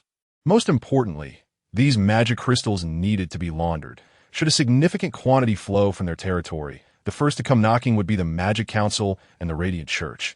Their noses are keener than a hound's. Nestled against the Black Domain forest, a baronial territory with a lineage spanning 4 generations could easily possess a few magic crystals. However, if the number exceeded 10, the scrutinizing gazes would discern every detail of your existence. The regulation of magic crystals is far stricter than that of military supplies. Do you have any suggestions? Regardless of whether it was the former Olenburn or the current Liu Mo, neither had encountered the dark side of the human empire. Such matters would fall to Galio. It is quite normal for nobles to harbor unsavory dealings, and there are several methods to launder such goods. One approach would be to establish a mercenary group, issue tasks, and complete them independently. Through this intermediary, even illicit goods could be brought to light. Liu Mo chuckled, realizing that humanity across any world behaves similarly. What difference is there from those who make films on Earth? Yet, we lack the capacity. A newly formed mercenary group could not possibly launder such a vast amount of items, and the sudden establishment of a mercenary group would undoubtedly signal our guilt. Galio concurred that this method was unreliable and continued. The second approach involves trading with other nobles. We exchange magic crystals for antiques, and subsequently, we trade the antiques for gold. This was a sound plan. Yet the Byrne family knew very few nobles. Liu Mo grimaced, the mention of other nobles causing him discomfort. Ironically, though Liu Mo's family had been barons for 4 generations and managed an expanding territory, they had yet to gain the recognition of many nobles. The most direct indication of this was that none of the wives of their 3 generations of barons hailed from daughters of other titled nobility. The first baron had gained his title through sheer desperation at the empty gate, marrying a childhood friend from a peasant family, initially intending for the second baron to wed a lady of standing. The impoverished frontier territory had yet to escape destitution. According to family records, the table often lacked bread made from peeled wheat. The first baron hardly ever indulged in white bread, and no noble would ever consider marrying into such a poor territory, leaving him to randomly wed a peasant woman, resulting in the birth of the third baron. The third, Baron Otto, father of Olenburn, was the first to enjoy white bread, a result of 2 generations' efforts to improve the frontier. Yet before any noble marriage could materialize, Baron Otto rescued a disaster victim during his travels, igniting a sensational love story between a noble and a commoner, causing quite a stir in noble circles. Though certainly not in a positive light. That stepmother had passed away before Liu Mo's arrival, serving to alleviate his burdens. Nobles tend to marry increasingly well with each generation, while his family seemed to decline with each. Observing the broader St. Ross Empire, the Byrne family was an anomaly. In such a remote region, who knows how much scorn they would face otherwise. The impact of 3 generations had entirely ostracized the Byrne family from the noble circles. No noble would deign to acknowledge them. Just consider that Liu Mo had inherited the Baron title for half a month, yet not a single congratulatory visitor had appeared, a testament to their family's unpopularity. Thus, they were left with no choice but to seek the services of the Thieves' Guild operating in the shadows. However, their prices were often lower than market rates. Galio mentioned a name, the Thieves' Guild. Liu Mo rifled through his memories of this organization. The guild was named not for its members' criminality, but because all bore hidden identities, akin to thieves navigating the shadows. Its origins were untraceable, with claims that it existed since the era of the Magic Empire. Despite their notorious reputation for illicit activities, they were reputed to be quite discreet, as evidenced by the Magic Council's acknowledgement of their reliability. Liu Mo had not anticipated Galio's connection to the Thieves' Guild and suddenly recalled how. After the bloody banquet, Galio had swiftly gathered a wealth of confidential information in a modern context. Such intelligence gathering would be unremarkable. Yet here in the frontier, the speed of such news was astonishing. This indicated that Galio had likely obtained the information from the Thieves' Guild during the previous encounter. Liu Mo's eyes brightened, and he quietly inquired of Galio, "Is there a Thieves' Guild outpost in our territory?" The frontier was rather small, with a population of fewer than 70,000, most of whom were agricultural laborers. Although the Black Domain forest lies adjacent, the potential for development is virtually non-existent. The entire territory is already stretched thin under the stewardship of the 3 major institutions, the Barony, the Magical Council, and the Radiant Church. Any moderately sized endeavor could plunge the entire region into chaos.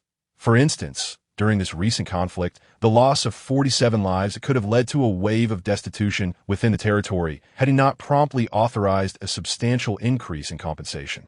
Otherwise, the land could have seen a surge of bankrupt refugees within days. The economy is indeed that fragile. A single feast could nearly bring the entire town to its knees, highlighting the dire state of the region's economic conditions. It is thus no surprise that no noble wishes to marry their daughters into this territory, where the baronial life is less favorable than that of a mere knight under a grand noble. Simultaneously, it remains perplexing why Count Ramong has fixated on the territory, seemingly eager to endure its hardships. Could it be that his son is not of his own blood? Out of curiosity regarding their lord, Gario felt compelled to pour cold water on the matter. There is no Thieves' Guild presence in their territory, while several thrive in the neighboring Marquis Augustus's domain. Liu Mo chuckled awkwardly, realizing that if a Thieves' Guild were to establish a foothold here, they would likely starve as the farmers toil in the fields. Who among them would have the inclination to engage with such a guild? For the Thieves' Guild to profit from the territory, they would truly need to act as thieves. As for Gario's mention of the neighboring Marquis Augustus, Liu Mo had once encountered the venerable gentleman at the age of 7. He was taken by Baron Otto to attend the Marquis's 70th birthday celebration, where he merely caught a distant glimpse of the sprightly old man surrounded by beautiful women. Now, that venerable gentleman is nearing 80, were it not for his exceptional memory as a magician. It would be quite a challenge to recall his features from nearly a decade ago. Suddenly, Liu Mo was struck with realization. Next year, he would be attending the Marquis's 80th birthday celebration. A minimum of 100 gold coins for a gift. When factoring in the cost of travel and expenses, it would be impossible to escape without spending at least 150 gold coins. Goodness, the old man, who refuses to pass on, demands gifts for his longevity, and even upon his eventual demise, gifts must still be offered. Furthermore, when the new Marquis inherits the title, gifts are required as well, allowing his family to profit immensely. Attending is not optional. In this corner of the imperial capital, that old man's influence is formidable. His daughters and granddaughters are almost universally wed to the nobility, including Count Ramon, whom Liu Mo has contemplated eliminating countless times. Of course, there exists one notable exception in the entire Northwest region: the Byrne family. The Augustus family stands like a colossal tree in the northwest corner of the empire, its vast roots deeply entrenched in the land, uniting all the nobility. Here, even the emperor's decrees hold less sway than his. The Magical Council and the Radiant Church would also prefer to avoid offending him, should Liu Mo choose not to attend. Trouble would undoubtedly find him the following day. With considerable power comes a flourishing economy. Their lands, while adjacent to the Byrne family, are anything but impoverished. In fact, they are exceedingly prosperous. Compared to them, the territory of expansion appears as a struggling peasant living next to a wealthy landlord. Uncle Gario, please bear with me a bit longer and reach out to the members of the Thieves' Guild. Liu Mo felt a twinge of guilt in adding more burdens to the shoulders of the elder who had served the Byrne family for over 2 decades. However, these matters could not be entrusted to anyone else. For the sake of the territory, these responsibilities are mine to bear. Gario seemed to have anticipated this outcome, hastily recounting his actions from the previous night with Rummel before taking his leave. The remaining members of the Thieves' Guild in the territory are merely peripheral members. Any significant undertaking, such as laundering magic crystals, requires prior notification to allow for upper management's approval to proceed to the next steps. In short, the process is rather cumbersome and time-consuming. After a long sleep to restore his energy, Liu Mo instructed young John to procure a large quantity of basic supplies before immersing himself in the tomes purchased from the Magical Council. These volumes contained not only magical knowledge, but, for the most part, introductions to the world, its races, mythologies, legends, and historical information. In an era devoid of telephones and computers, the explosion of information simply does not exist. Knowledge is the most precious commodity. Without exception, not only the Magical Council and the Radiant Church, but also the St. Ross Empire, along with various noble families, consciously monopolized knowledge and literature. Liu Mo understood the significance of knowledge and the ramifications of its widespread dissemination. Even if there were a million benefits, he dared not embark on public education. Such an endeavor would challenge the entire world. Attempting to educate the populace on the first day would result in the obliteration of the entire territory of expansion by nightfall. To become a noble is to accept the unspoken rules of nobility. One cannot embrace the benefits of nobility while simultaneously undermining it. Liu Mo spent 500 gold coins to acquire 500 books at a discounted rate, which still amounts to 1 gold coin each. On Earth, any bookseller daring to charge such exorbitant prices would face a riot. Yet in the Radiant world, countless individuals wielding gold coins yearn to purchase these tomes. Yet none are willing to sell. The monopoly of knowledge is far more terrifying than any other. It effectively seals individuals at the lowest echelons of society, whether it is due to the merging of 2 souls or not.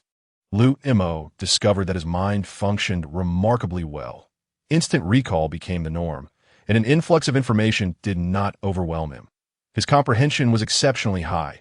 He grasped vast amounts of magical information after a single read-through. Complex incantations were memorized after one recitation, and after a few repetitions, he could articulate them flawlessly and proficiently. His remarkable intellect felt almost foreign to him. While on Earth, he was merely a typical undergraduate, barely scoring high enough to secure a place in a first-tier university. Were he to take this mind back with him, he would surely rank among the top 7. Never had he experienced such joy in learning. Upon finishing a book, he could set it aside without the need for second reading. The content of the book would vividly replay in his mind, allowing him to summon any page at will. This is the realm of the academic elite. No wonder that in his previous life, the student who never studied yet ranked first viewed others as though they were intellectually deficient. Now he comprehends the sentiment he once held. It is maddening how swiftly some concepts come to him, while others toil for so long. It would be an affront to his intellect not to regard them with disdain. I am back. When the door opened and Rummel appeared beside him, Liu Mo looked up in bewilderment, realizing the sun had inexplicably returned to the east. A full day and night had passed. Liu Mo set aside his book and regarded Rummel, whose attire was dust-laden. Was it successful? Extremely successful, Rummel replied. They were unaware that the first shipment arrived so swiftly and in such abundance. We had not prepared the magic crystals in advance, so we agreed to meet again in 5 days. By then, the crystals will be ready for collection. Perhaps fearing Liu Mo's concerns about relinquishing weapons without seeing the crystals, Rommel emphasized, "Rest assured, with me around, not a single magic crystal will be lost." "It's all right. I trust you, and I also trust Chief Biao. You haven't eaten yet, have you? Let's go for a meal." Liu Mo, having gone a day and night without sustenance, felt as though his stomach were pressed against his back. The castle's servants, seeing their lord finally emerge from his chamber, had already prepared a feast. Ever since young John had nearly been killed for venturing to the castle's second floor without orders, no one dared to enter uninvited. Thus, Liu Mo suffered hunger for an entire day and night, with no one daring to disturb him. Had it not been for Rummel's awareness of the command regarding the second floor, Liu Mo might have remained ignorant of how long he would endure starvation. One could say that immersing oneself in the sea of knowledge can make one forget the pangs of physical hunger. After a tempestuous consumption of food, Liu Mo finally felt revitalized, having secretly resolved never to allow himself to become so engrossed again. Had Rummel not awakened him today, he might well have starved to death on the second floor. Knowledge is paramount, but life is even more precious. "My lord, someone from the Magical Council has arrived, insisting on urgent business with you," just as Liu Mo was about to rest after his meal. Young John rushed in to report. "Who is the visitor? What matters do they bring?" Liu Mo's brow furrowed slightly. What urgent matters could the Magical Council possibly have? He had previously intimidated Mage Larry. Surely he would keep a low profile for a time. Why had they come to trouble him so soon? The visitor was none other than Richard, a magical apprentice, who did not disclose the nature of the matter but appeared quite anxious and insisted on meeting with him. The magical apprentices of the Magical Council are all recruited from the territory. Having a spellcaster emerge from the region is indeed a cause for celebration. However, it is quite unfortunate that these spellcasters do not belong to the Lord, but rather to the Magic Council. Such a policy not only risks a significant loss of population within the territory, but also exacerbates its burdens.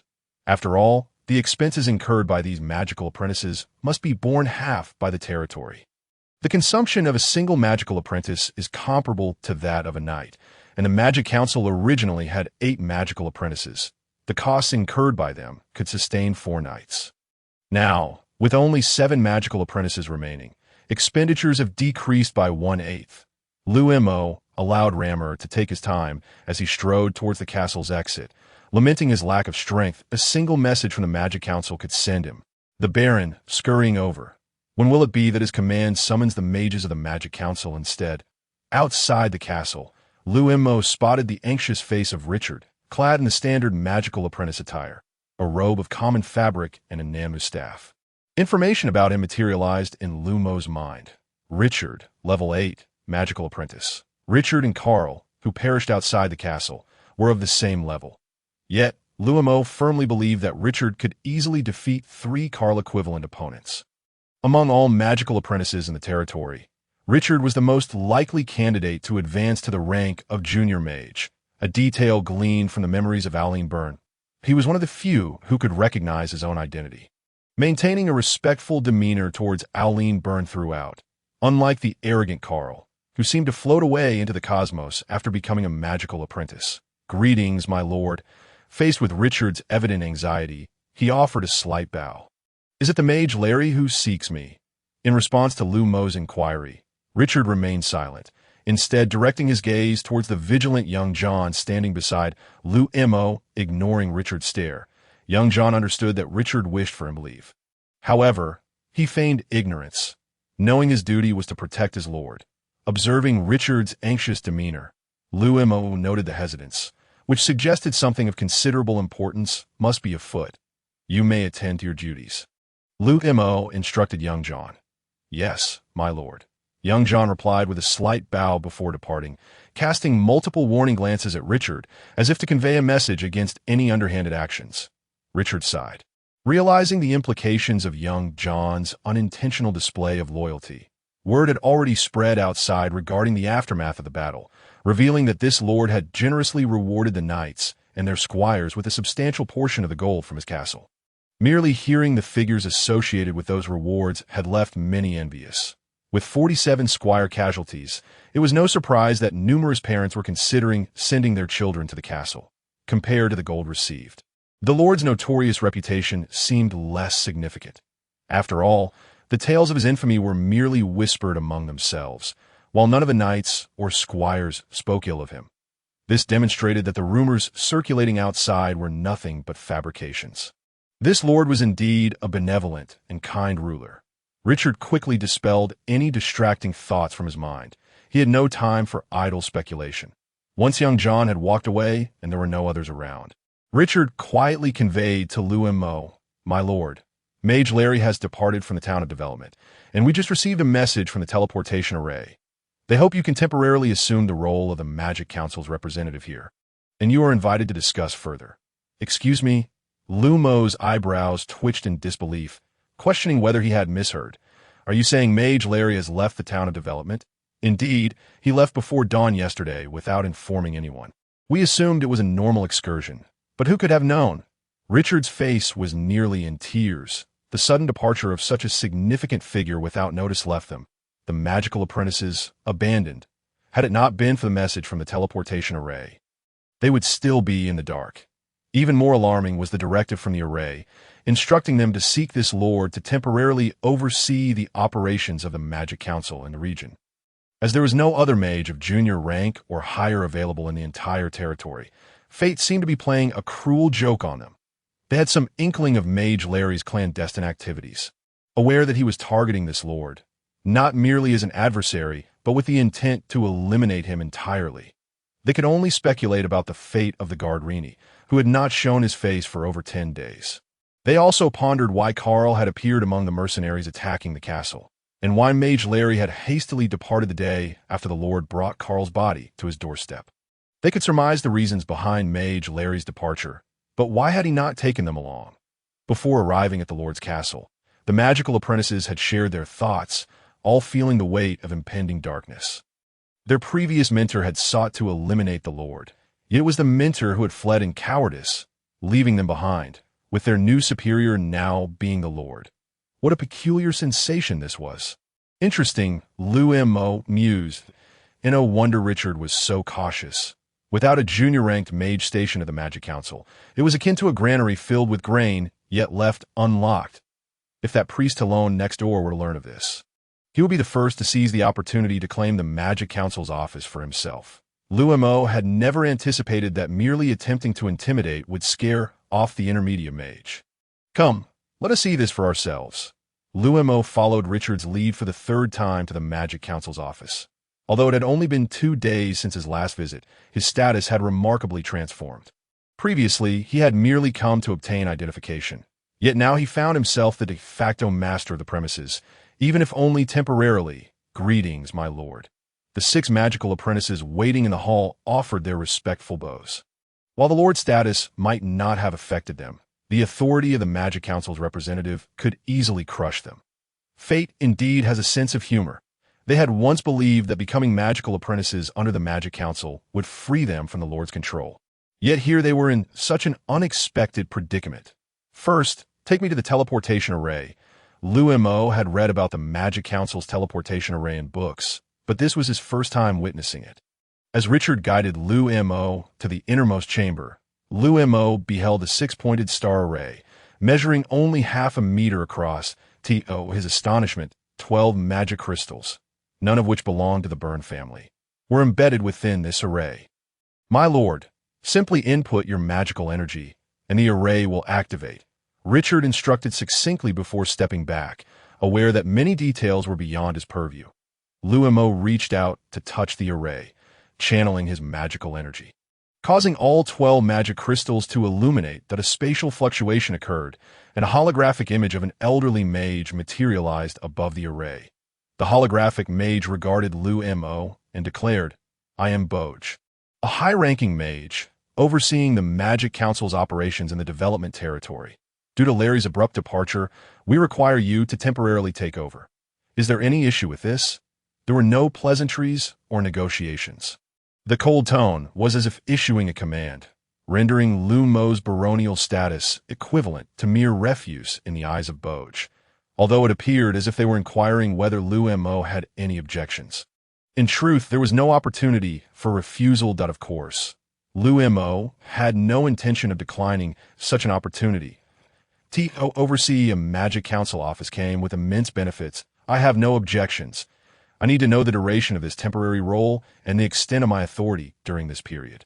Liu Mo's response was entirely expected by Boj. I have arranged for a successor to travel to the development territory, expected to arrive in 5 days. Your authority is limited to the querying of junior mage information, basic office facilities, and access to the library. Once the new mage arrives, you are to hand over the office in good condition. The compensation for this arrangement would entail a 50% reduction in the Magic Council's funding for the development territory in the coming year. Understood. I assure you that there will be no issues at the Magic Council's office within 5 days. In less than half a minute of exchange, the beam of light from the teleportation array suddenly vanished, and Liu Mo observed that the brightness of the 12 magic crystals had dimmed somewhat. The energy consumption of the teleportation array was indeed staggering. In such a brief span of mere seconds, nearly 10% of its energy had been expended. Under normal circumstances, the teleportation array does not activate video functionality. At most, it merely transmits a small note or a command. It is only in moments of urgency that direct video calls are initiated. Liu Mo adjusted his mage robe, an irrepressible smile spreading across his face. Although it appeared that he held minimal authority within the Magic Council's office, merely granted the most basic permissions, in reality, his status as a junior mage within the council was already quite significant. At the very least, he had access to a wealth of knowledge far beyond the meager 500 gold coins spent within the castle. Moreover, next year's territorial expenditures could be reduced by several hundred gold coins, which essentially translates to profit. His actions could compel the Magic Council to proactively lessen their financial subsidies. It was evident that the departure of Mage Larry had indeed caused considerable distress for this bog. Furthermore, he simply needed to hand over the Magic Council office to the newly appointed mage in 5 days. Yet the office contained many items not belonging to the council. Striding out of the teleportation room, he addressed the 7 magical apprentices. Please introduce me to our working environment. Yes, my lord. In truth, the Magic Council office consisted of only a few rooms. One was a storeroom, housing valuable items and a limited supply of magical materials. Unfortunately, a magical lock barred Liu Mo from indulging his curiosity. The key had been transferred to Bog by Mage Larry via the teleportation array. In 5 days, it would return with the new mage, rendering any treasures within inaccessible to Liu Mo. There was a study filled with numerous confidential documents, which Liu Mo was permitted to peruse entirely at a training room etched with energy-converging magic circles, where meditation was thrice as effective as in other locations. A small kitchen dedicated to mages, a parlor, and various personal belongings left behind by Mage Larry. These items are rather splendid. Someone should head to the castle and inform young John to bring a few more people. Upon hearing this, Richard and the other apprentices immediately understood the intentions of their lord, their expressions contorting into pained grimaces as they desperately wished to dissuade him. Yet, for reasons unbeknownst to them, they could feel the chill emanating from Liu Mo, leaving them a loss for words. They could only dash to the castle to summon assistance. Strictly speaking, these apprentices were not formal members of the Magic Council. Should this lord truly wish to act against them, they would be powerless to resist. Rumors circulated that certain territories' Magic Council offices favored the recruitment of female apprentices, and everyone understood the implications. Soon, a contingent of knightly servants entered the Magic Council office to the astonishment of many onlookers. These knights began transporting various large and small items from the office to the castle. The apprentices could only watch in despair, knowing that if their lord continued this way, the office would soon be emptied. However, they dared not voice their concerns, for ostensibly, all items being relocated were not the property of the Magic Council, but rather personal acquisitions of Mage Larry. In theory, all these items belonged to Mage Larry. Yet by the time he finished moving them, there would be nothing left for the next mage to use. Not even a bed. This lord exhibited audacity unparalleled. It had always been the Magic Council that transferred items in, yet he was the first to dare remove them. You pampered layabouts. If you cannot be of assistance, then go prepare meals for me. 50 portions to start at ah. The apprentices could no longer contain their shock, as such a quantity would incur considerable expense. What do you mean, ah? Prepare 5 portions according to Mage Larry's usual standards. Power, when unused, becomes obsolete. The Magic Council has profited immensely from the Lord's labors, and today, as actions merely serve to reclaim a fraction of that interest, he had discerned the limits of his temporary authority. As long as he did not exceed those boundaries, he would face no repercussions. My lord, perhaps you should reduce the quantity. It may not reflect well upon us when a new mage arrives. Richard, the mage apprentice, urged Liu Mo with trepidation. This behavior would undoubtedly create a significant financial shortfall. The incoming mage would surely harbor displeasure, and the first to bear the brunt of that ire would not be the lord, but rather themselves. They were acutely aware that Liu Mo's reckless actions were, in essence, a gamble with their very lives. They understood that this lord was using his seemingly ludicrous demands as a warning. A form of admonishment. Reduce the quantity? Well, we can still assist our lord in smoothing things over to in order to survive safely within a magic council and the expanding territory. Richard reluctantly positioned himself behind the lord to mitigate the fallout. Thus, they settled on reducing the order by 10 portions, with the understanding that all would be delivered to the castle. Liu Mo offered them no chance for rebuttal, waving his hand dismissively as he entered the study. Time was fleeting. He needed to absorb all the knowledge contained within those books within the span of 5 days. As for the affairs of the Magic Council, what could they possibly concern him? He was merely an interim figure with no decision-making power. Any issues could be left for the new mage to address upon arrival. The environment within the Magic Council was indeed pleasant, reminiscent of Earth, spacious and well-lit. Though time felt rather brief, he spent the first day engrossed in reading, the second day likewise, and the third day continued in the same manner. The magical apprentices served their lord with utmost caution, ensuring that any requests he made were attended to at once. They were more attentive to Liu Mo than they had ever been to Mage Larry, fearful of incurring his displeasure and facing his peculiar methods of punishment. This individual was acutely aware that his time was limited to 5 days, and he endeavored to exploit his authority as much as possible. The Magic Council office did possess a certain reserve of funds. Within just 3 days, he had already expended 200 gold coins. He purchased an array of basic supplies: flour, fabric, ironware, timber, semi-finished bows, leather. Essentially, he sought to acquire everything visible on the market. Although these items were inexpensive, their sheer volume quickly accumulated. All these goods were dispatched to the castle, and it was rumored that the castle's storerooms were already overflowing, prompting the construction of new storage facilities overnight. The town of Kaitoa had been somewhat desolate due to recent warfare, yet now, under the Lord's inexplicable maneuvers, it was experiencing a fleeting resurgence of prosperity. Every trade was bustling, eager to capitalize on this windfall. After all, their Lord paid in full up front, a generosity not witnessed in many years. As for the purpose behind the Lord's extensive purchases, Sir Garlio inadvertently revealed that the Lord simply wished to allow everyone the opportunity to earn some coin. Without ulterior motives, the Baron had exhausted his reserves of gold within the castle, thus resorting to the Magic Council as funds. With only 5 days to manage the council, the Lord's buying spree could only last as long, so those wishing to profit should seize the opportunity. Due to Liu Mo's acquisitions, resources for neighboring villages were being funneled toward Kaitoa, dispelling the gloom that had previously shrouded the town in favor of a burgeoning optimism. However, when Liu Mo reviewed the compiled resources, he let out a soft sigh. After 4 days of collective effort, they had merely gathered enough supplies to sustain 5,000 individuals for 10 days. The total expenditure was laughably low, at just over 500 gold coins. My lord, is this truly insufficient? Garlio observed the disappointment etched upon his lord's face. To him, these supplies could easily fund 5 engagements like the last one with the mercenary group. With such a small populace in Kaitoa, managing to amass such resources in a mere few days was commendable. Liu Mo was uncertain how many players would ultimately arrive in Kaitoa, nor did he know if they would require these supplies. After all, some games allowed players to reach level 999 immediately upon logging in. His current actions were more of a gamble. What if? What if it turned out to be a typical game type, where players needed foundational supplies upon their arrival? In that case, The materials he had collected would surely multiply in value. Tomorrow, the new mage is set to arrive. My task will be complete. Liu Mo had just finished assimilating all the text from the study when the 5 days came to a close. Rummel has already set out, Garlio whispered, just loud enough for the two of them to hear.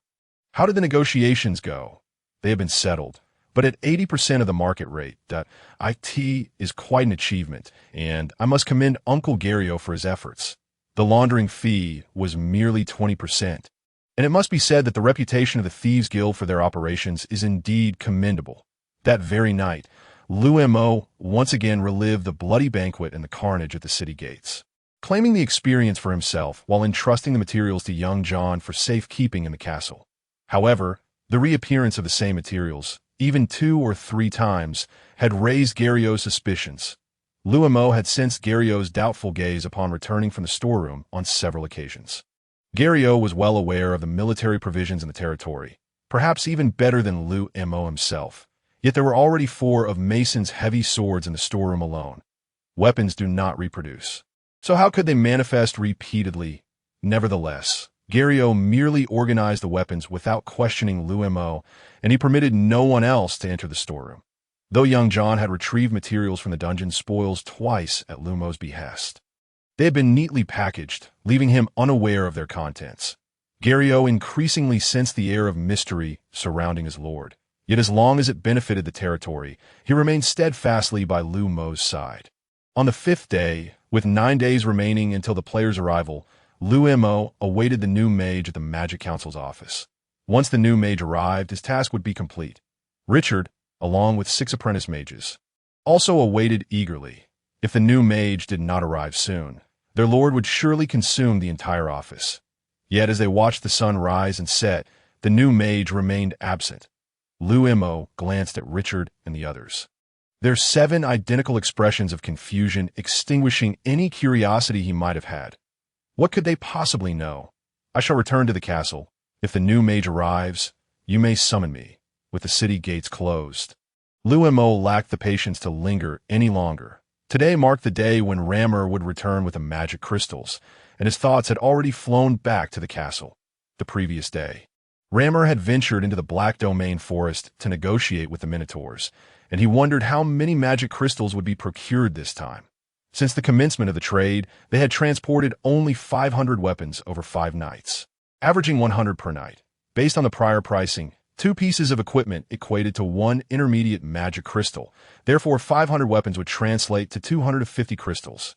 Each magic crystal was worth 50 gold.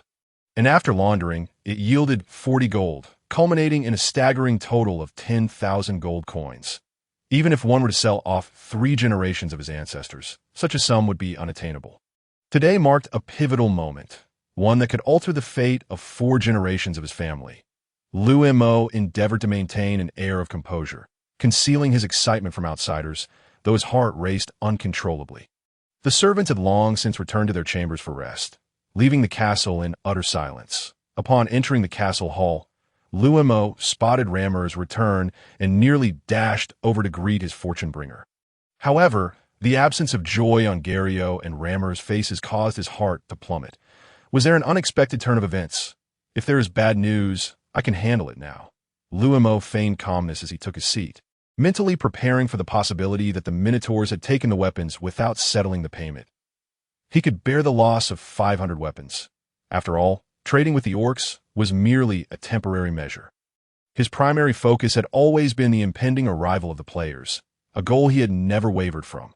Rammer then produced a small package before Liu Mo, unveiling 2 magic crystals the size of an infant's fist.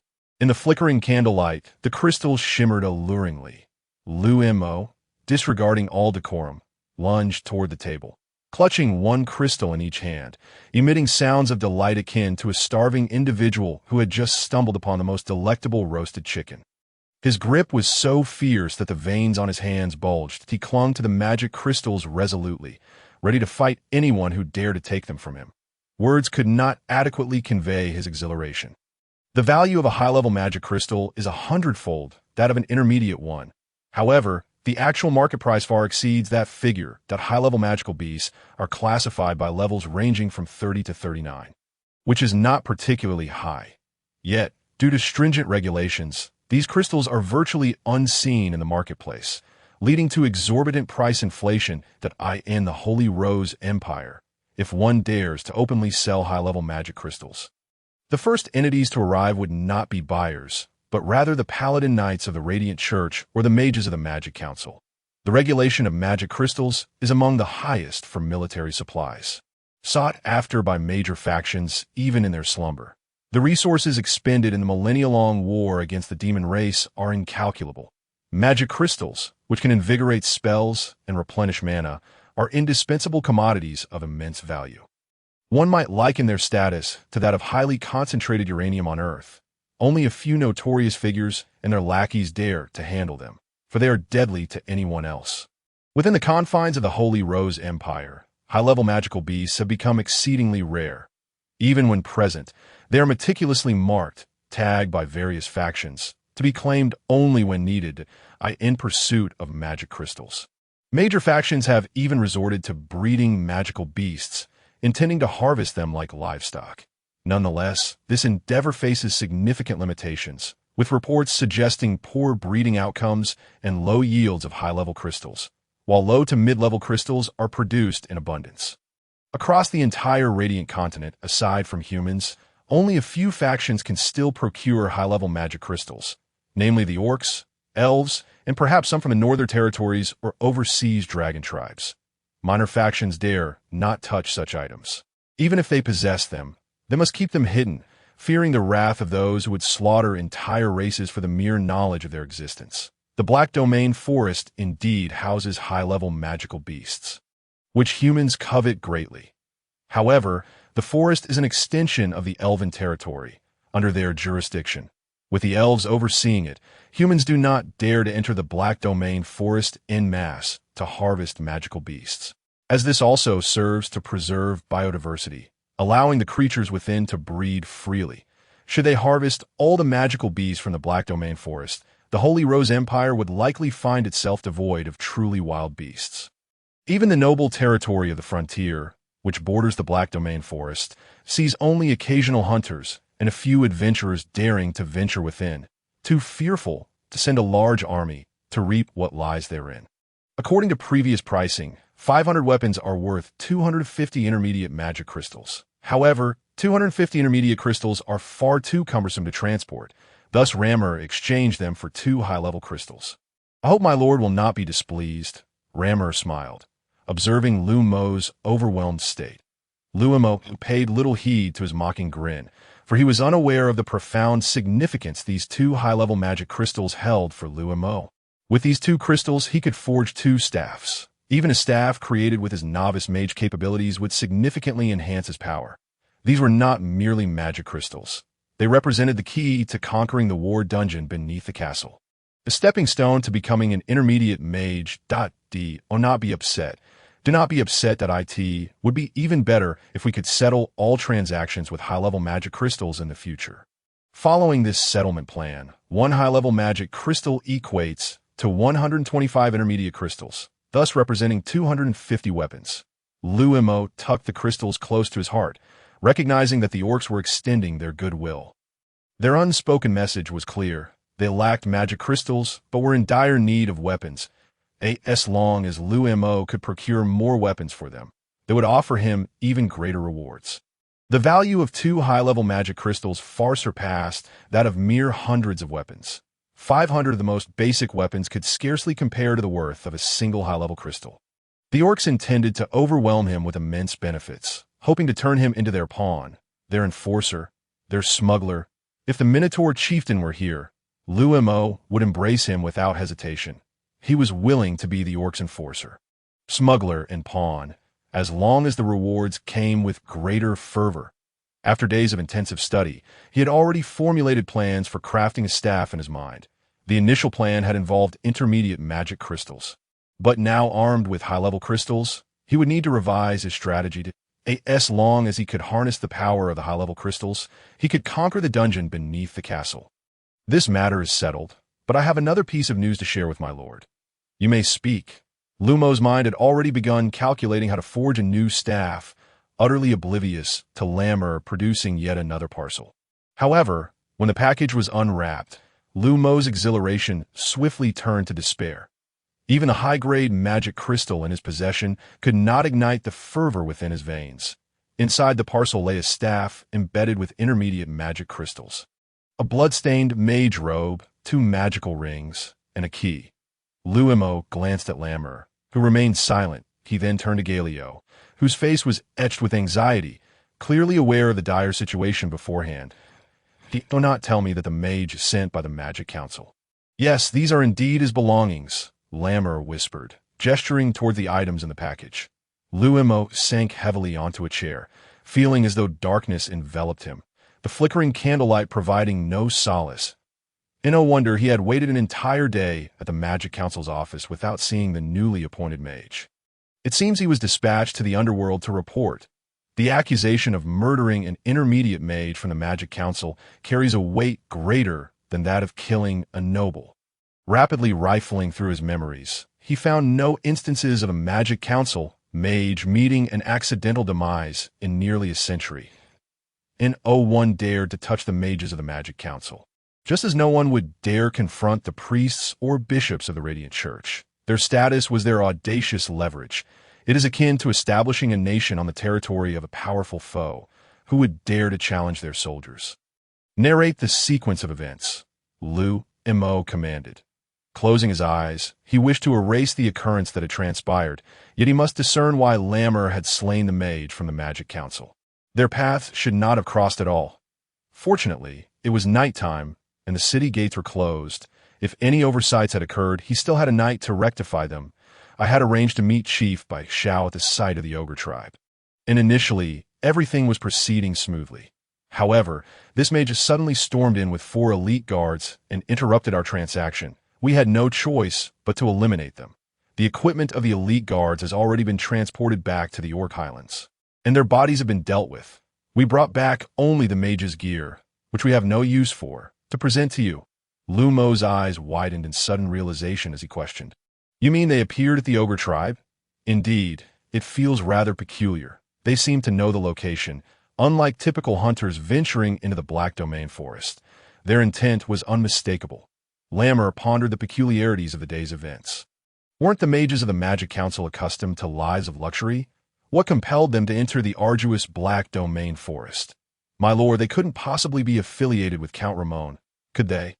If not for Liu Mo's trial task requiring the extermination of intermediate ogres, the entire frontier would remain oblivious to the ogre families evolving into a tribe."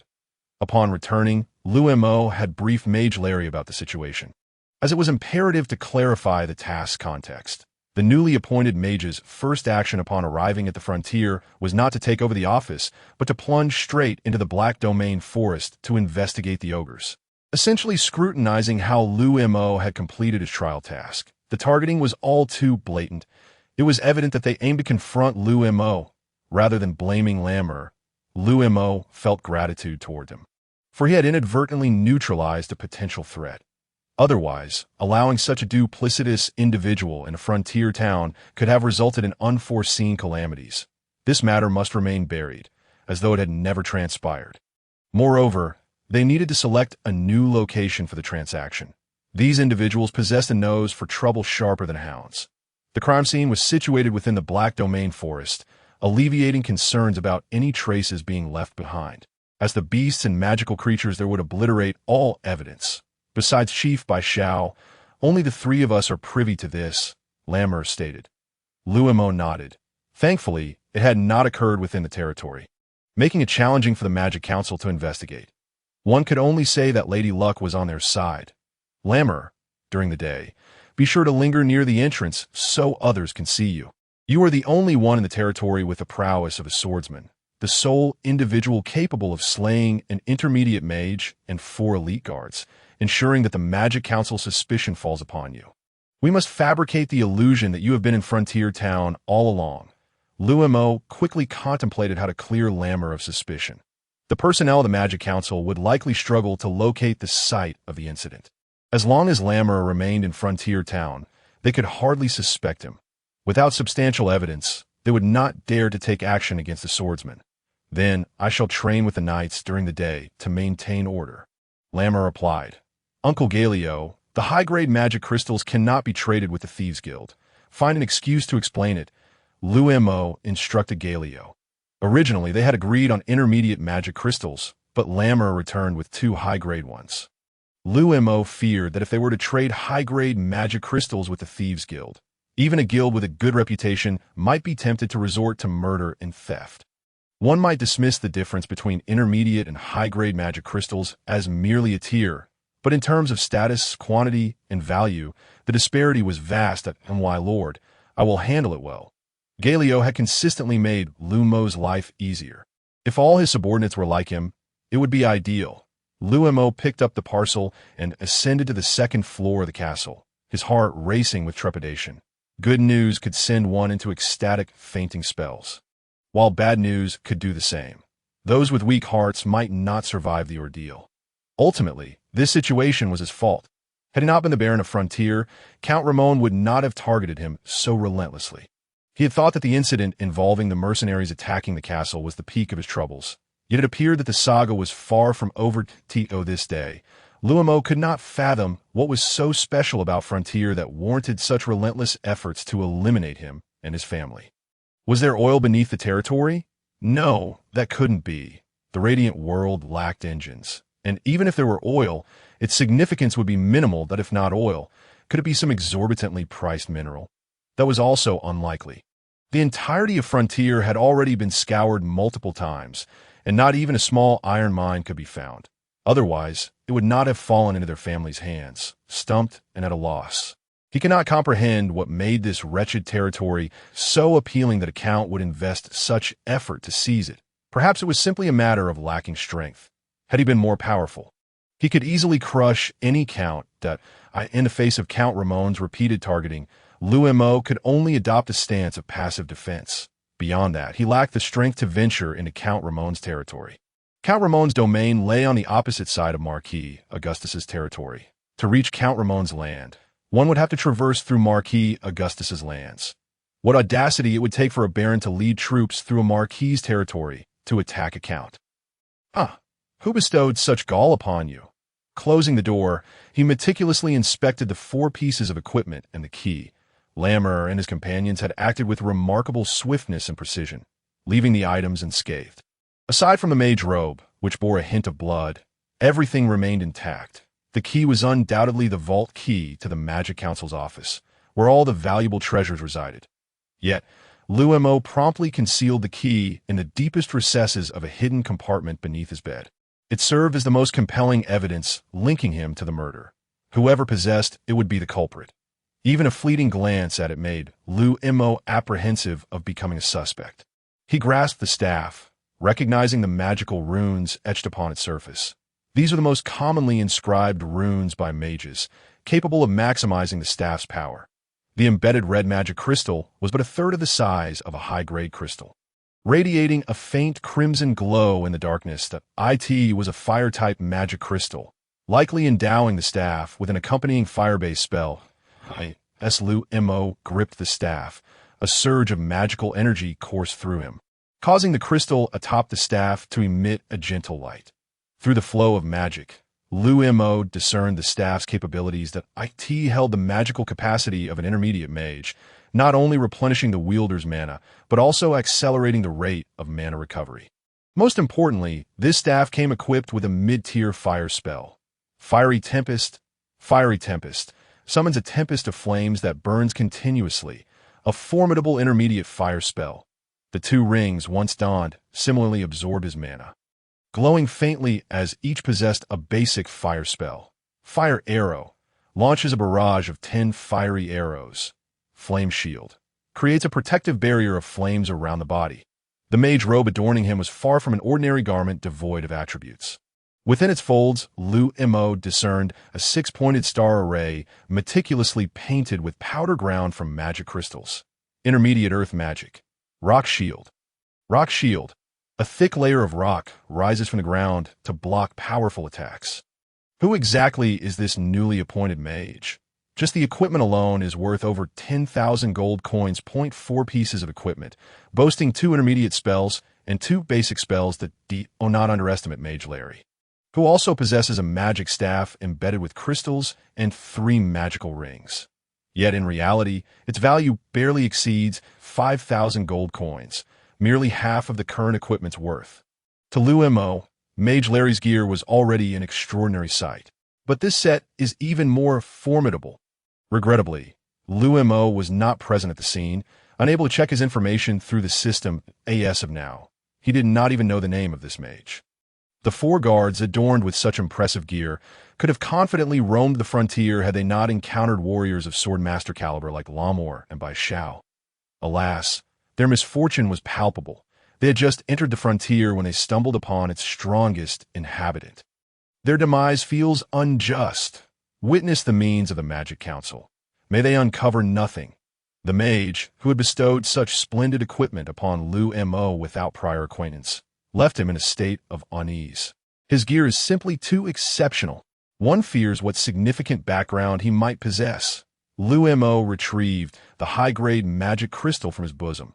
When compared to the intermediate crystal on his staff, it felt like a mere sibling. He took out his Nanmu staff, which already bore some engraved patterns, while the remaining sections awaited the arrival of more magic crystals for further engraving based on their properties.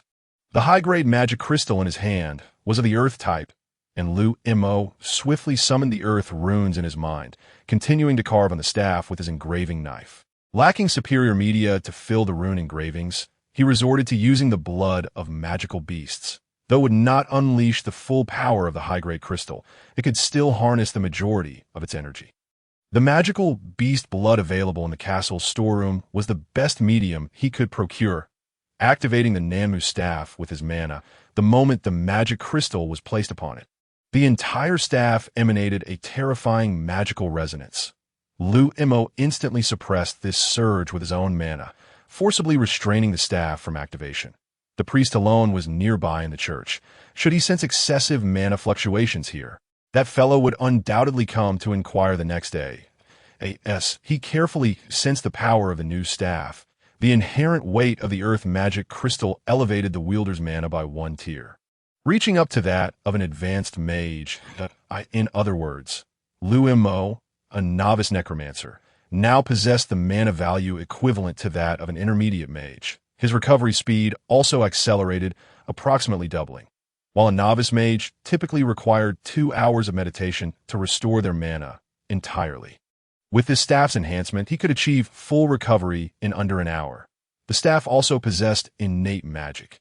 Earthquake consumes most of the energy within the magic crystal, causing the ground to tremble violently as if struck by a tsunami.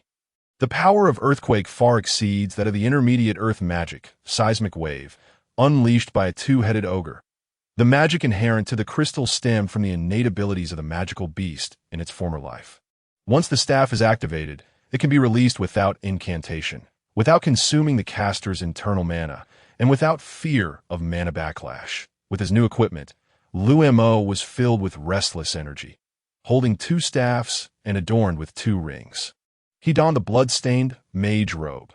Under the moonlight, he approached the corner of the castle walls, a light orb forming in his palm. Should he establish a dungeon? Yes, a swirling portal to the dungeon materialized before him.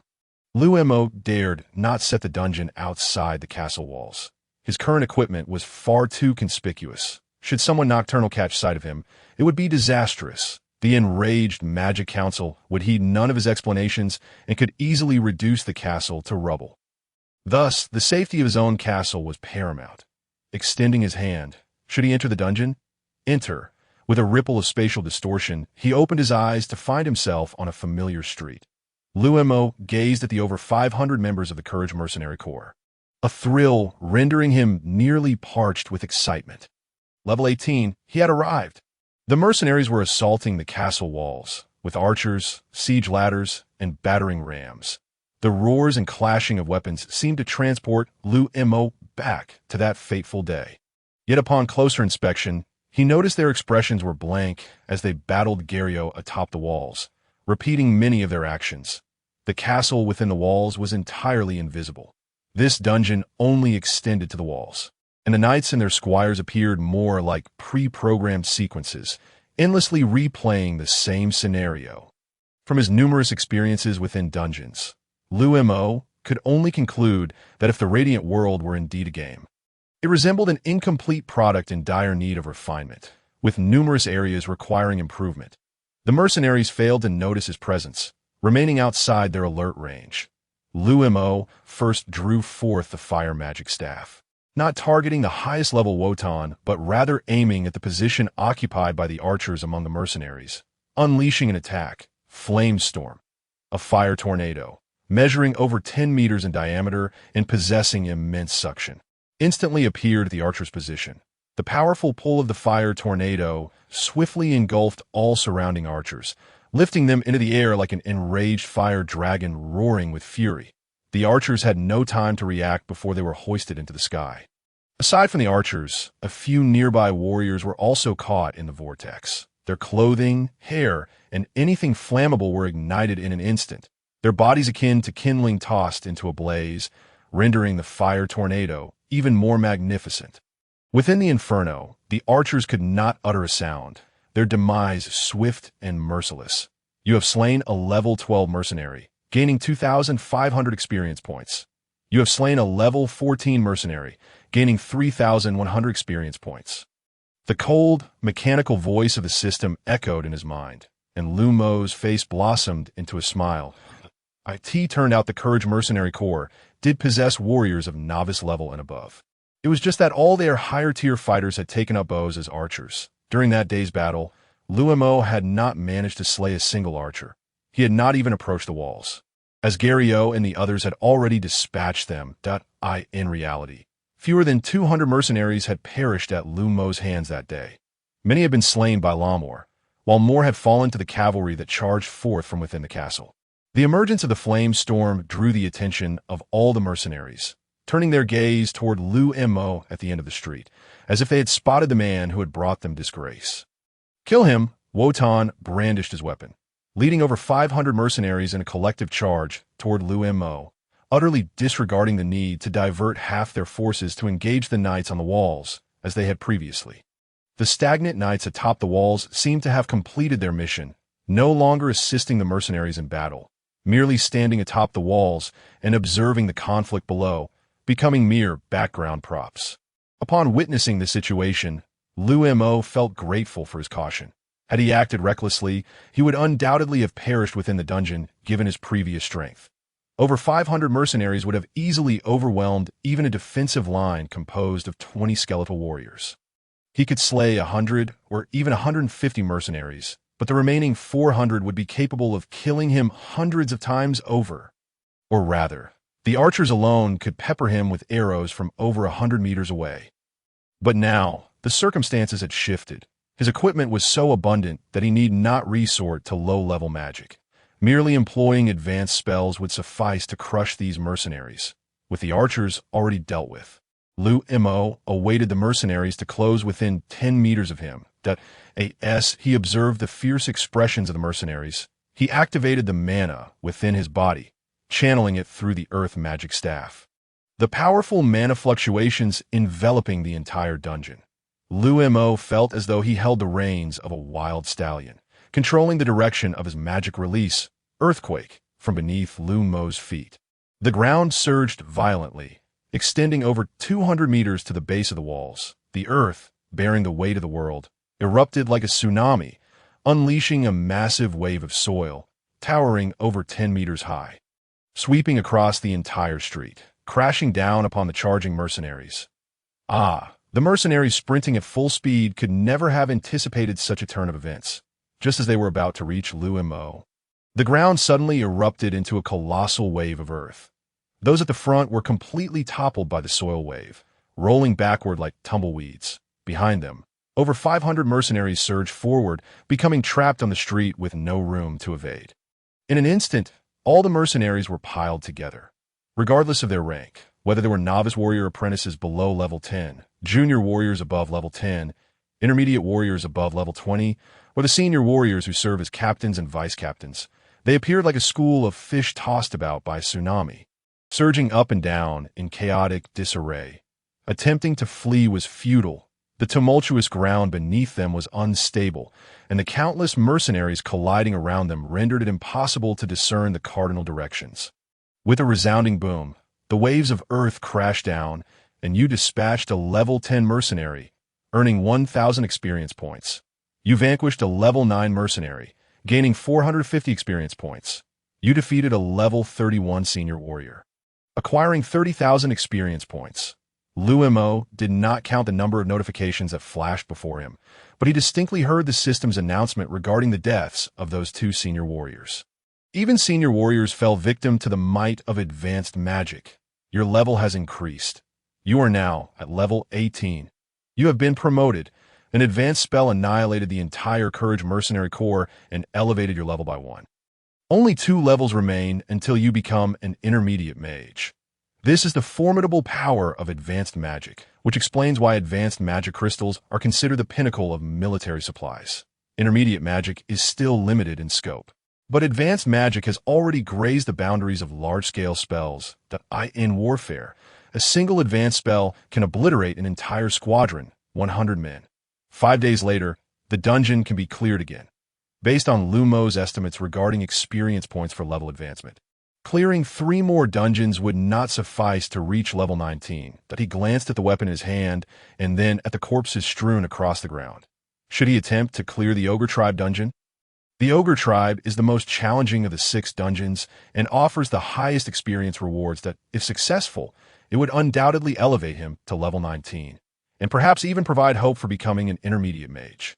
The thought emerged like a devilish whisper in his mind, but it was swiftly banished by Liu Mo. Despite there being only 100 ogres in the tribe, their terrifying levels could not be overcome merely with a few pieces of equipment.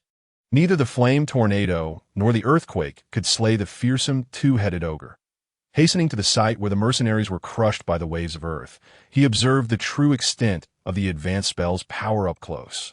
It was not merely a single wave of earth. There were 2, one rising from beneath his feet and another from the far end of the dungeon, both waves converging towards the center, crushing over 500 mercenaries in the process. The thick layer of earth exceeded half a meter, interspersed with stones and a thrashing crowd. Each mercenary endured countless assaults. In an open area, some mercenaries might have escaped through the sides. But alas, this dungeon was confined to a single street. The advantageous geographical conditions maximized the efficacy of the earthquake spell. However, how could he transport the equipment out? Staring at the thick layer of earth, and then at his small arms and legs. Liu Mo realized that despite being quite healthy, he was hardly equipped to move such heavy soil. With a solemn incantation, he invoked the skeleton summoning spell. Bang! Bang! One by one, skeletal warriors, ablaze with grayish-white flames of souls, broke through the thick layer of earth like mushrooms sprouting after spring rain, their hollow eye sockets gazing at Liu Mo as if questioning why he had summoned them from their earthen prison. They seemed to urge him to clear away the soil. 10 skeletons set down their weapons and, under Liu Mo's command, began to move the heavy clods of earth. He had been so arrogant while slaying those mercenaries. Yet now he found himself in such a predicament. After laboring for what felt like an eternity, the 10 skeletal soldiers made little progress against the thick layer of earth, lacking tools or machinery. The skeletal hands were powerless against such weighty soil. All the body's equipment and coins lay buried beneath. Forget it. Let it go. Consider it a costly lesson learned. Liu Mo turned and exited the dungeon, vowing never to employ the earthquake spell again. He quietly returned to his chamber, removed his mage robe, and retrieved a box to stow all his equipment, hiding it in a secret compartment beneath the bed. Not only should the mage's equipment remain concealed, but even the earth-based staff he had crafted should also avoid exposure. That a novice mage wielding a staff made from advanced magic crystals would be akin to an infant playing with a golden rice bowl in the streets. Such a death was not the fate he desired. He undressed and prepared for bed, but his excitement lingered too strongly, causing him to drift into a fitful sleep just before dawn, without waiting for the sun to rise. He got up and, as usual, headed to the Magic Council's office. Richard and the others had already prepared a sumptuous breakfast. Initially, they thought that with the arrival of the new mage, they would no longer need to serve this lord. Yet little did they know that the new mage had yet to arrive even after the designated time. Feigning ignorance, Liu Mo inquired if the individual had not yet arrived at no, but I have sent someone to wait at the city gate. As soon as the new teacher arrives, they will return to report. Liu Mo drained his cup of milk in one go.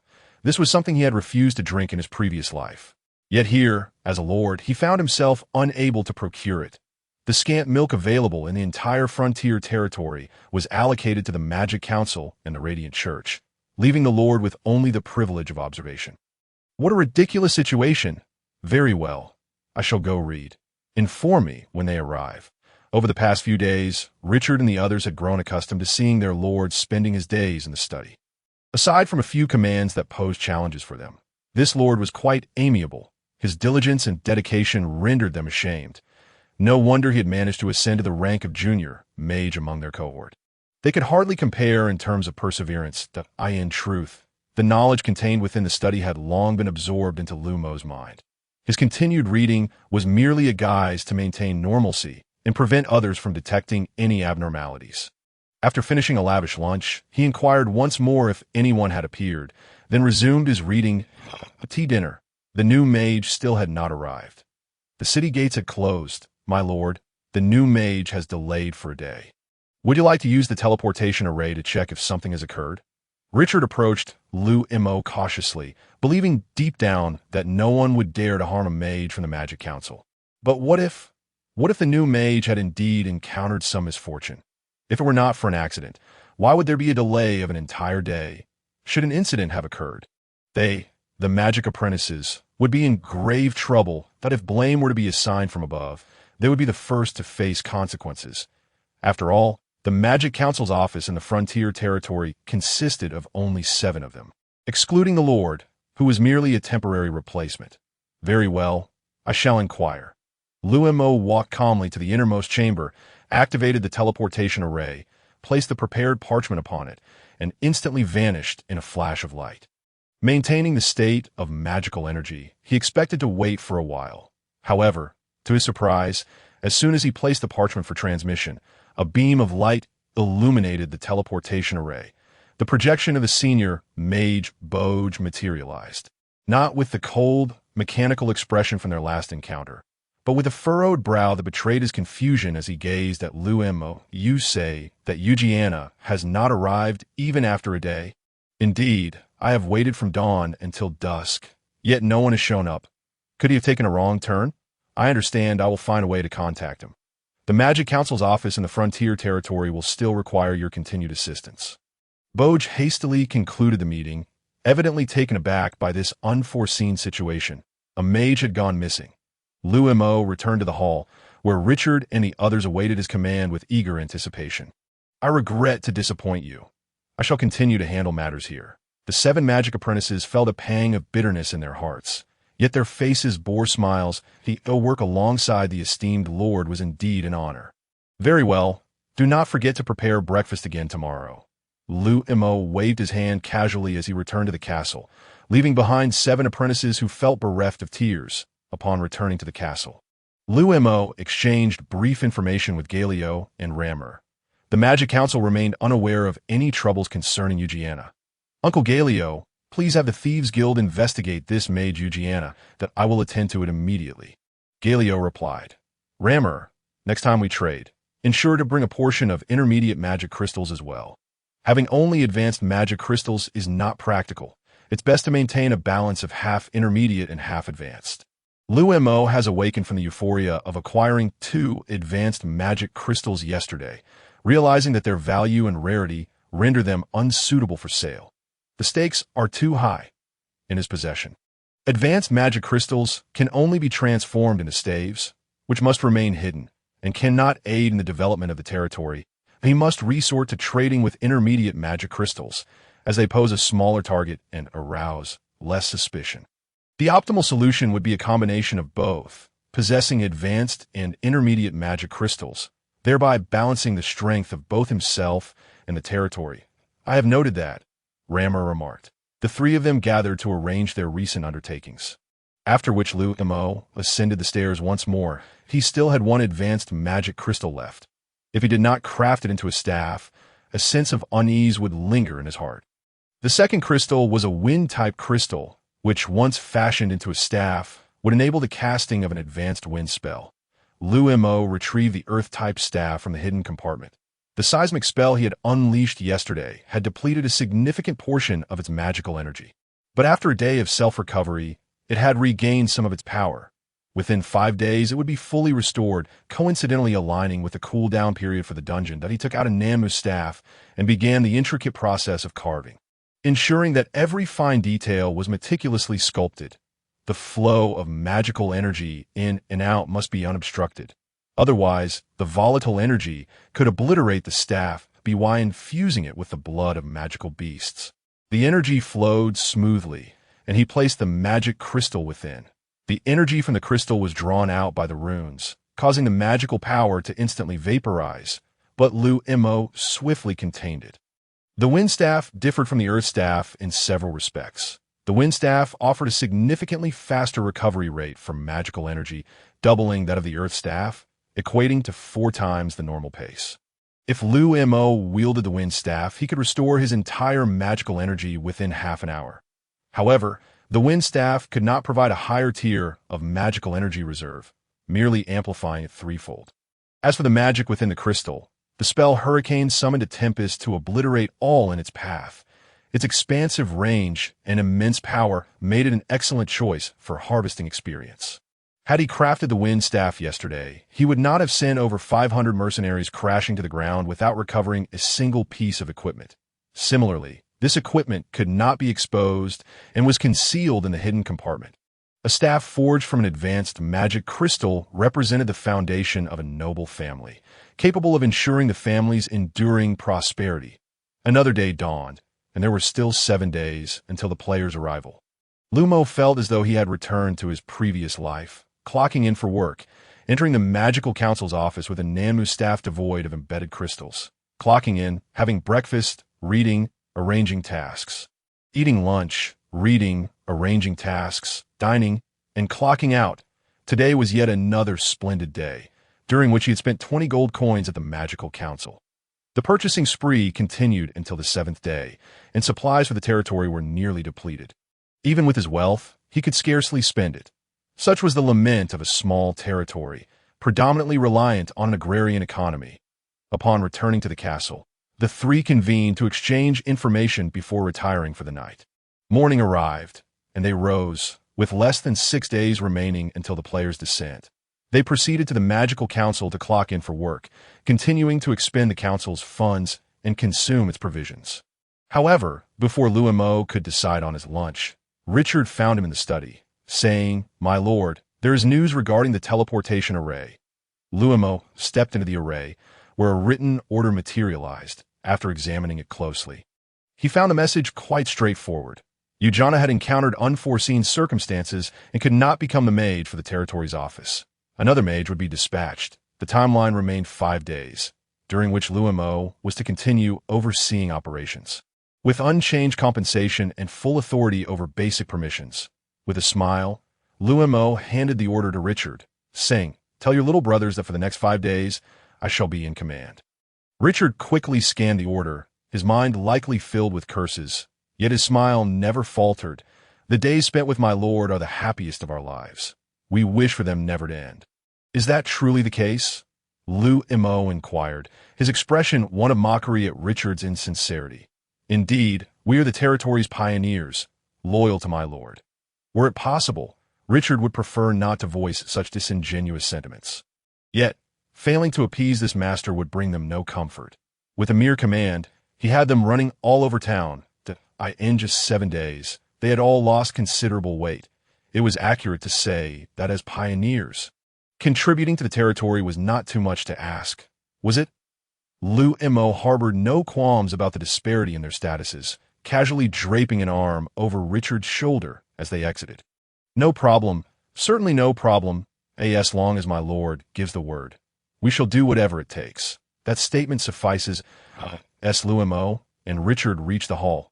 The 6 magic apprentices, who had been whispering amongst themselves, promptly lined up in an orderly fashion. Richard completed the reading of the order, and at that moment, their hopes for the new mage faded completely. Another 5 days of torment awaited them. Richard had already conveyed their determination to selflessly contribute to the territory.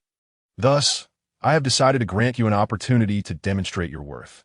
Regardless of Richard or the 6 apprentices, an ominous feeling enveloped them, as if they were plump chickens being eyed by a weasel. With my lord seeking the perfect spot to strike, our territory possesses vast tracts of land that have suffered yield reductions due to prolonged lack of irrigation. You shall use your magic to dig ditches. The 7 magic apprentices questioned their hearing. How could such a task be assigned to them? Noble spellcasters. Silence reigned as they all bowed their heads in sullen resistance. Refusal. Is it? The town's latrines were overflowing, necessitating someone to clean them. If you won't dig ditches, then you shall clean the latrines.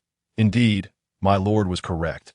As an agrarian territory, how could we allow our fields to suffer from inadequate irrigation?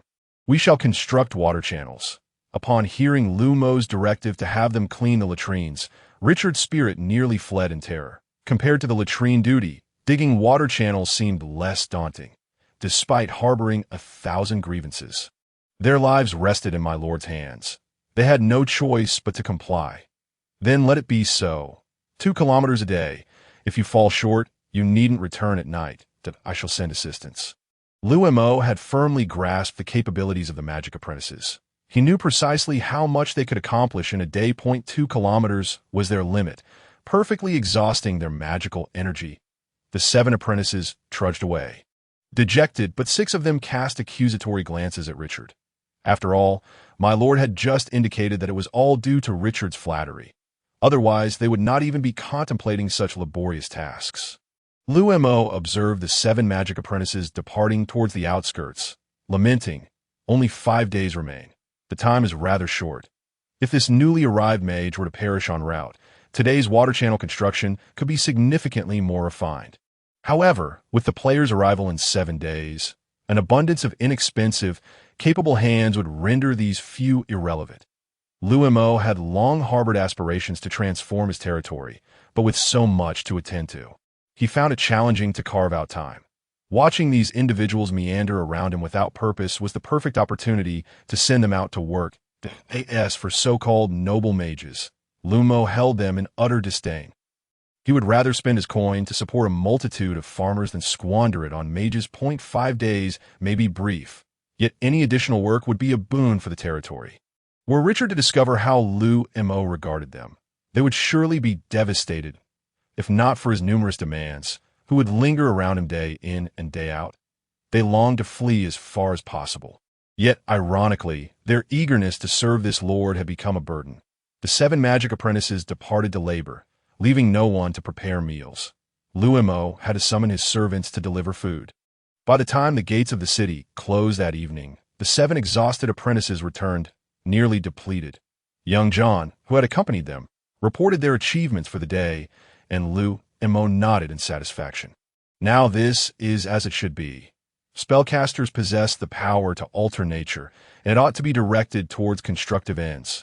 How could it be wasted on violence? We shall continue tomorrow. Liu Mo gently patted Richard's shoulder, stirring up a cloud of dust as he shook his head and returned to the castle. Upon entering the grand hall, he was met by a visibly troubled Galileo, who addressed him with a grave expression. My lord, I have heard news regarding Eugenia. Although he is not a member of the Raman Count's family, his wife is the Count's sister. It is indeed him. This marks yet another instance of the Raman Count's scheming against us. How many times has it been now? I yearn to ascend to the rank of Magus or Archmage immediately, to unleash a forbidden spell that would send his entire domain skyward. The Thieves' Guild has also provided additional information. The newly appointed mage from the Magic Council has ties to the Raman Count. He has arrived with the escort of 2 mercenary companies, each comprising 500 men.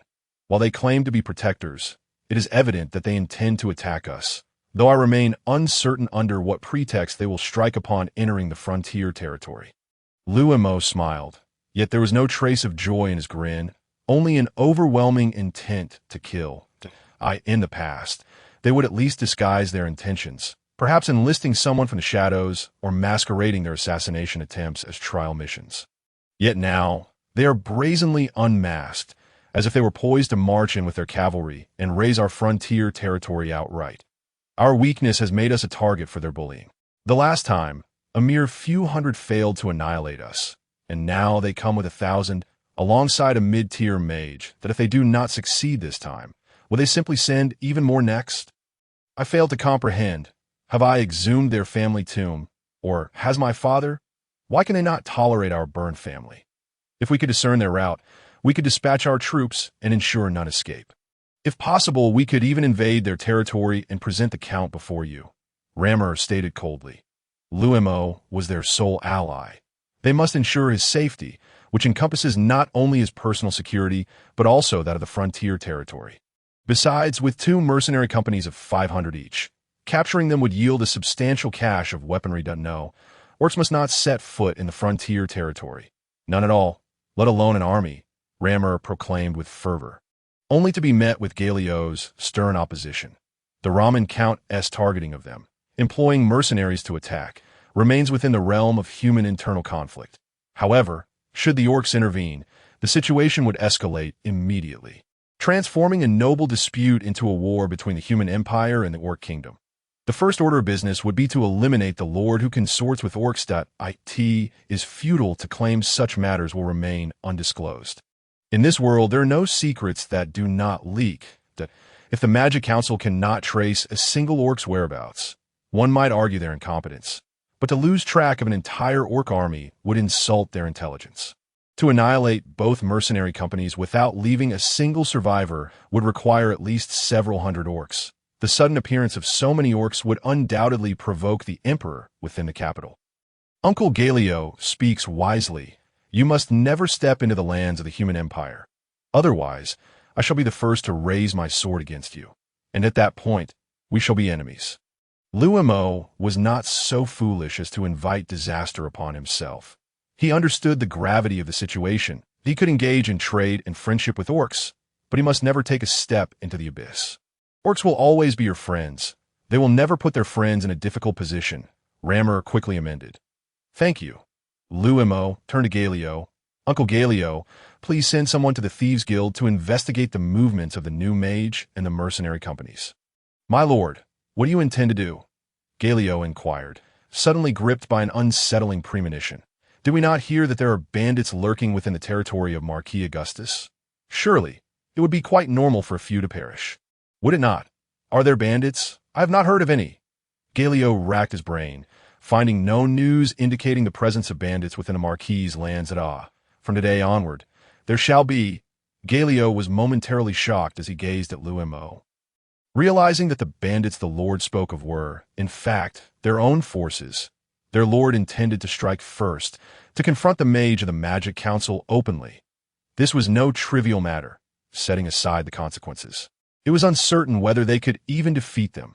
I have already fashioned the 2 high-grade magic crystals from our transaction into a staff capable of unleashing 2 high-level spells. I refuse to believe that this will not suffice to eliminate them. There was no need to conceal his capabilities from Rammer and Galio. Revealing his possession of 2 high-level spells would certainly instill a sense of calm. It would prevent one from contemplating a military incursion, while the other fretted until his hair turned white. I shall contact the Thieves' Guild immediately to ensure we ascertain their routes, Galio said hurriedly, rushing to make the connection. If we possess sufficient power to eliminate them, then striking first is not out of the question. As for the consequences, let us first prioritize our survival. Liu Mo exchanged a few casual words with Rammer before retiring to his chamber. The newly appointed mage would take 5 days to arrive. Today marked the passage of 1 day, leaving 4 remaining. The players would descend in 7 days, leaving merely 3 days of difference. Liu Mo's proactive approach was not fueled by rage, but rather strategic necessity. Facing 1,000 mercenaries and a mid-tier mage, passive defense would be utterly ineffective. He had to turn the tide, launching a surprise assault with his magical equipment to seize any glimmer of hope.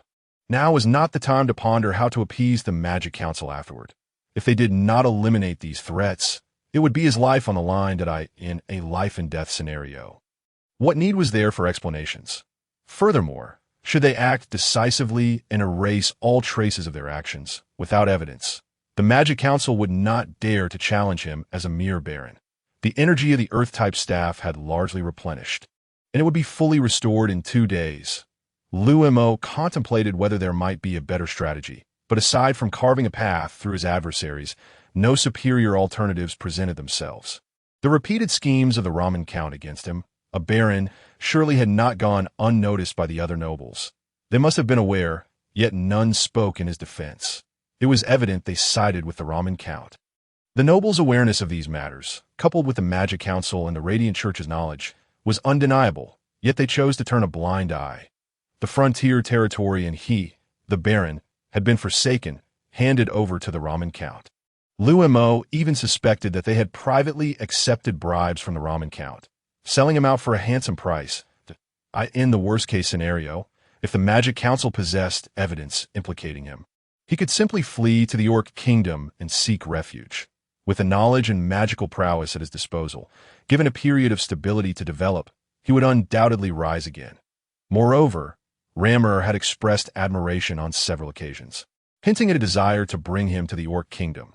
Liu Mo was confident that should that day arrive, Rammer would welcome him with open arms. Let's do this. It would be best to elevate me to the rank of mid-tier mage in one fell swoop and eliminate them all. However, this was contingent upon all 1,000 mercenaries possessing a strength of at least level 15. Otherwise, their experience would not suffice to elevate him to level 20. Yet, one must consider that should there truly be 1,000 mercenaries of level 15 or above, his current equipment would not be adequate to vanquish them. The high-level magic was not an omnipotent solution. It was sufficient to take down a squad, but to annihilate an entire battalion, only a magus would suffice. Having contemplated all these circumstances, Liu Mo managed to fall asleep as if nothing were amiss as dawn broke. The second day since the new mage departed for the frontier territory had arrived. With only 6 days remaining until the player's descent, before leaving the castle, he encountered Galio, who was busy grooming his horse. Galio offered a slight nod, which Liu Mo returned. The Thieves' Guild had already commenced their investigations into their routes and timings. The expenditure on a Thieves' Guild had already surpassed 100 gold coins, far exceeding any previous amounts.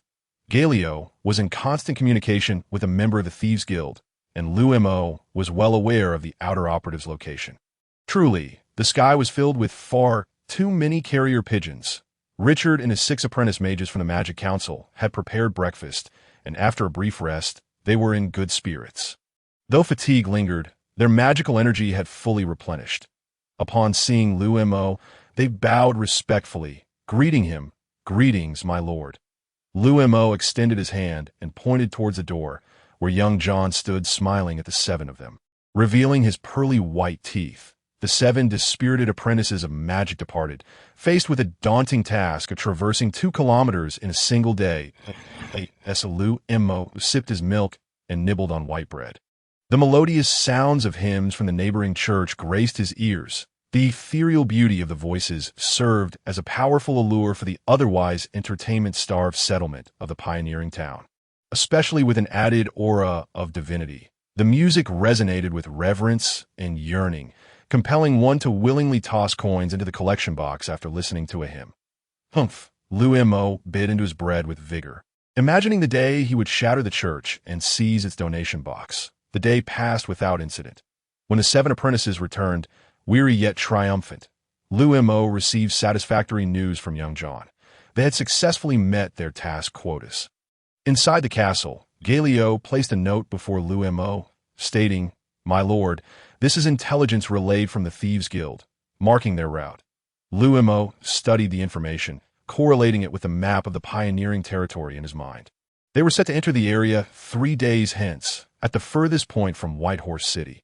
Whitehorse City was the closest town to the pioneering territory within the domain of Marquis Augustus, serving as the primary hub for economic trade. The newly appointed mage and 1,000 mercenaries would also enter through Whitehorse City. Its strength surpassed that of the pioneering town, compelling Liu Mo to consider not only the forces of the 2 mercenary groups, but also the influence of Whitehorse City. However, once the new mage and the 2 mercenary groups crossed the boundary stone into the pioneering territory, the matter would no longer concern Whitehorse City. Under normal circumstances, the inhabitants of Whitehorse City seldom ventured here, as a barren territory offered little incentive for their engagement. Moreover, Failing to report entry into another noble's territory could escalate into a significant issue. Naturally, the weakened Byrne family of the pioneering territory had been bullied by several mercenary groups. With their castle besieged and town plundered, who would regard a mere baron like him? In 3 days, coinciding with the last day of his temporary stewardship of the Magic Council's office, 3 days before the arrival of players, he summoned his cavalry squad and knightly attendants under the pretense of training, ensuring secrecy regarding their operations, that if they were to act, it must be decisive, leaving no opportunity for the enemy to breathe. Liu Mo intended not only to dispatch them to the heavens with 2 high-level spells, but also to strike them down with a cavalry charge. Not a single one would be spared. "Yes, my lord," Galio replied, his expression grave. The time for the pioneering territory's life or death was drawing near. With no room for compromise, it was clear after numerous maneuvers by Earl Raman that this was a war of total annihilation. It would be either their demise or that of Earl Raman. Surrender was not an option. It would only hasten their end. "Lammer, take whatever weapons you need from the storeroom and select the finest. I only hope you can procure 2 high-level magic crystals for me within 2 days. 2 high-level spells would not suffice," and Liu Mo had resolved to rely on Lammer once more. He did not care from where Lammer acquired the high-level magic crystals. He simply wished to eliminate those vile creatures. "Without needing 2 days, I can bring you 2 high-level crystals and 30 intermediate crystals by tomorrow," Lammer assured. "Thank you for your friendship. We are eternal allies." Liu Mo felt a twinge of emotion, reflecting on how much he had gained from them. It was their assistance that had proven most invaluable, stirring a pang of guilt within him. "Since we are friends, might we consider lowering the trade price?" Lammer suddenly suggested with a smile. "Such words are unnecessary. Having secured the spoils this time, I shall grant you half. Henceforth, all our trade shall be at half price. 1 intermediate magic crystal for 4 weapons." Lammer's eyes widened in disbelief, his fa nearly slipping to reveal the tiger's stripes beneath, astonished that Liu Mo had genuinely reduced the price. "And by such a significant margin that is what you say true. Have you ever heard me speak falsely?" Liu Mo replied, observing Lammer's unwavering grip on his hand, marveling at his own benevolence and profiting while receiving gratitude in return. Of course, his price reduction was purely to honor the support of the orcs, with no connection to the impending arrival of players. That it was far better to lower the price voluntarily than to be coerced into doing so by players. The residents of the pioneering town suddenly noticed the knights and their attendants assembling, the sound of hooves echoing throughout the day. Terrified by the recent war, many residents feared another conflict was brewing. Trembling in fright, a flurry of panic buying ensued, with numerous individuals seeking to barricade themselves to avoid disaster. They were soon informed that it was merely routine training, and there was no need for alarm. With winter approaching, the beasts and monsters of the Black Domain forest would emerge, as they did each year, necessitating the knights and their attendants to combat them. The only difference this year was the earlier assembly, typically waiting for the first snow. However, considering the change in leadership, it was reasonable for the young lord to adopt a different approach. On the first day, the 2 squads of knights and attendants stationed in the pioneering territory completed their assembly, and the echoes of battle cries from the castle resounded throughout the town. The second day involved honing the cavalry units in the vicinity, while the third day would entail extended endurance training. Witnessing such a magnificent display of cavalry training was a rare event for the pioneering territory. These knights upheld security and safety for the entire town. The stronger the cavalry, the greater the residents' confidence in their lord, and tax payments would be less resisted, particularly after witnessing the cavalry's might during the last conflict, where they decimated the loathsome mercenaries.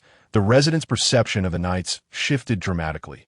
All the townsfolk emerged from their homes, gathering beneath the city walls to watch as the cavalry thundered past. Though the number of knights was barely 4 squadrons, their formidable presence shook the earth with each gallop. The aged armor clad the young knights, still reflecting a brilliant sheen. The muscular warhorses bellowed like fierce beasts, proclaiming their presence to the vast expanse. Each time the cavalry galloped full speed past the city gate, it ignited waves of cheers from the throngs of residents. The warhorses of the glorious world were no ordinary steeds. Through countless generations of breeding, Each horse bore traces of beastly lineage. It was said that the finest warhorses were actually magical beasts, possessing formidable combat prowess that surpassed that of their riders. Of course, the pioneering territory could not afford such magnificent steeds. The best warhorse in their possession belonged to Galio, merely larger in stature and greater in endurance. Galio continued issuing commands, and under his guidance, over 300 cavalrymen seemed to embody the spirit of dragon slayers. The residents watched in rapt attention, with some unmarried young ladies feeling a flutter in their hearts. Showcasing strength was the best way for young men to impress. Each year, many couples formed as a result. The second day's drills allowed the cavalry to become more familiar with one another, enabling them to swiftly alter formations upon command. The pioneering territory lacked the financial resources to have all knights trained together year-round, necessitating their dispersal throughout the territory to minimize training costs. Only during scheduled training operations would all cavalrymen be summoned. Such was the reality of their impoverishment. The second day of drills continued until the sun dipped below the horizon of the Orc Highlands, providing the residents with a visual feast. On the third day, some residents rose early to accompany the cavalry out of the city, as it was the day for patrolling the territory. Upon the cavalry's return, they would often bring back some game. However, to the residents' surprise, the cavalry, expected to depart, were instead waiting outside the city as their lord rode forth on horseback. All the knights reined in their steeds to pay respects. Then, under their lord's lead, galloped towards the horizon, bathed in the morning glow. This young lord, a mage leading the charge with cavalry, was a sight to behold. The residents of the pioneering town interpreted Liu Mo's actions as a display of his newly acquired lordship. Though they voiced their sarcastic remarks, they would have eagerly taken the reins themselves, racing across the territory with the cavalry. The townsfolk, praising their lord's display of martial prowess, observed him conversing in hushed tones with Galio as they sped along. Lammer's reports confirmed that their route remained unchanged and their pace aligned with their estimates. Very well. Proceed as planned. Indeed, Liu Mo had long since chosen a strike position and devised a detailed battle plan with Galio. Once the decision to act was made, he was determined that not a single soul would escape.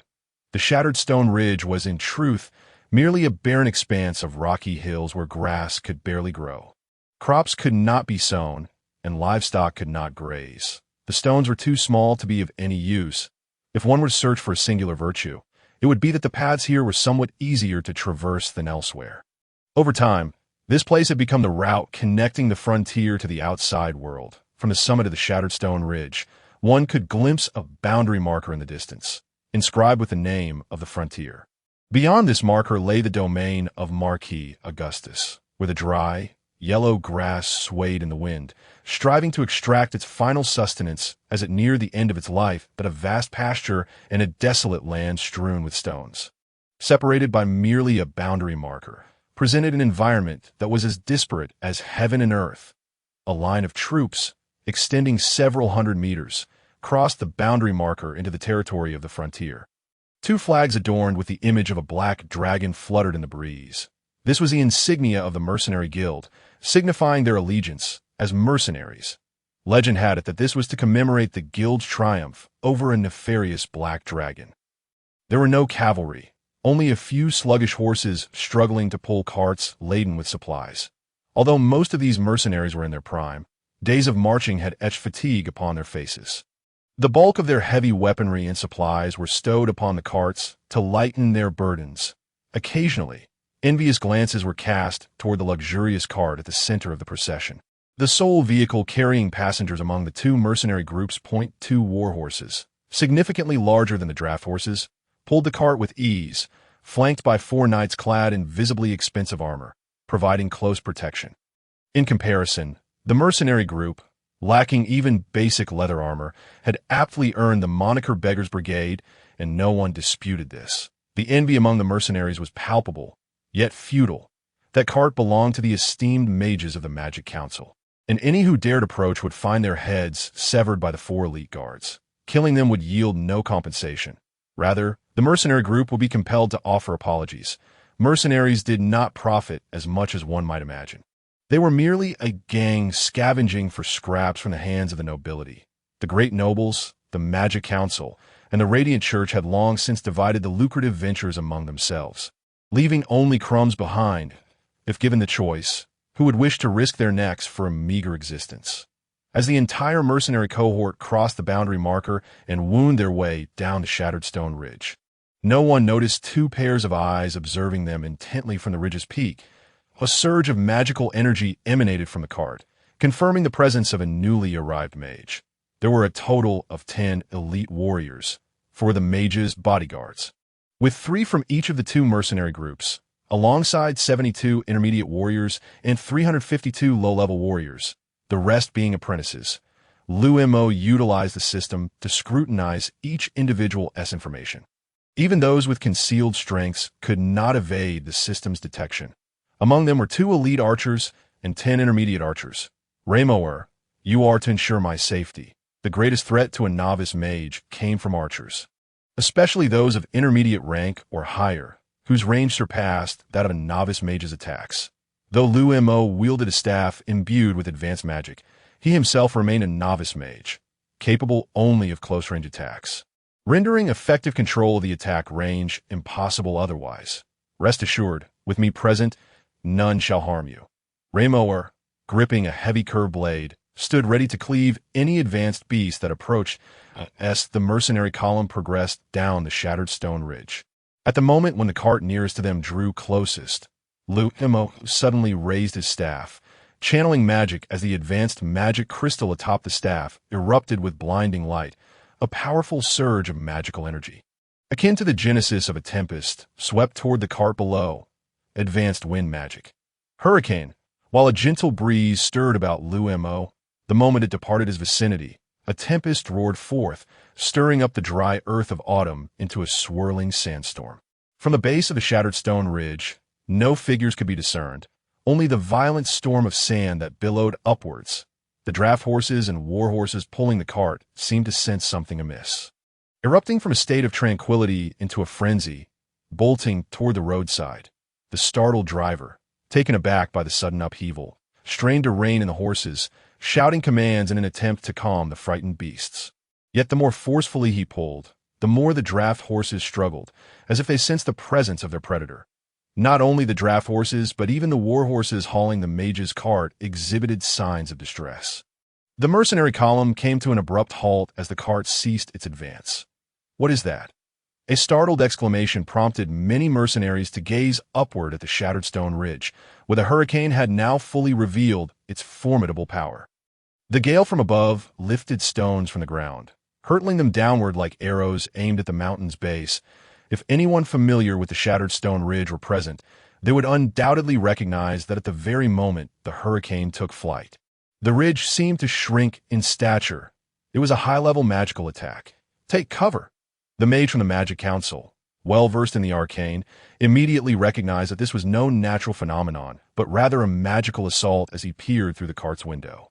However, his warning came too late. The mercenaries had just begun to react when countless jagged stones were already hurtling toward them. Even the elite guards sought to pull their war horses away from the magic's range. Yet innumerable stones battered against their armor and struck their steeds. Though the stones were small, some no larger than a fingernail and others barely the size of a fist, the ferocity of the onslaught was akin to a torrential downpour, encompassing over 30 meters of the convoy in an instant, with at least 100 mercenaries caught within the attack's radius. The relentless barrage of stones was more terrifying than a volley from a squadron of archers. "Aya!" The anguished cries of men and horses erupted simultaneously as the stones struck the ground and the cart with a cacophony of noise, sending chills down the spines of those mercenaries who remained untouched. The comrades they had once shared drinks and battles with lay felled by the barrage, blood streaming from their bodies, their fates uncertain.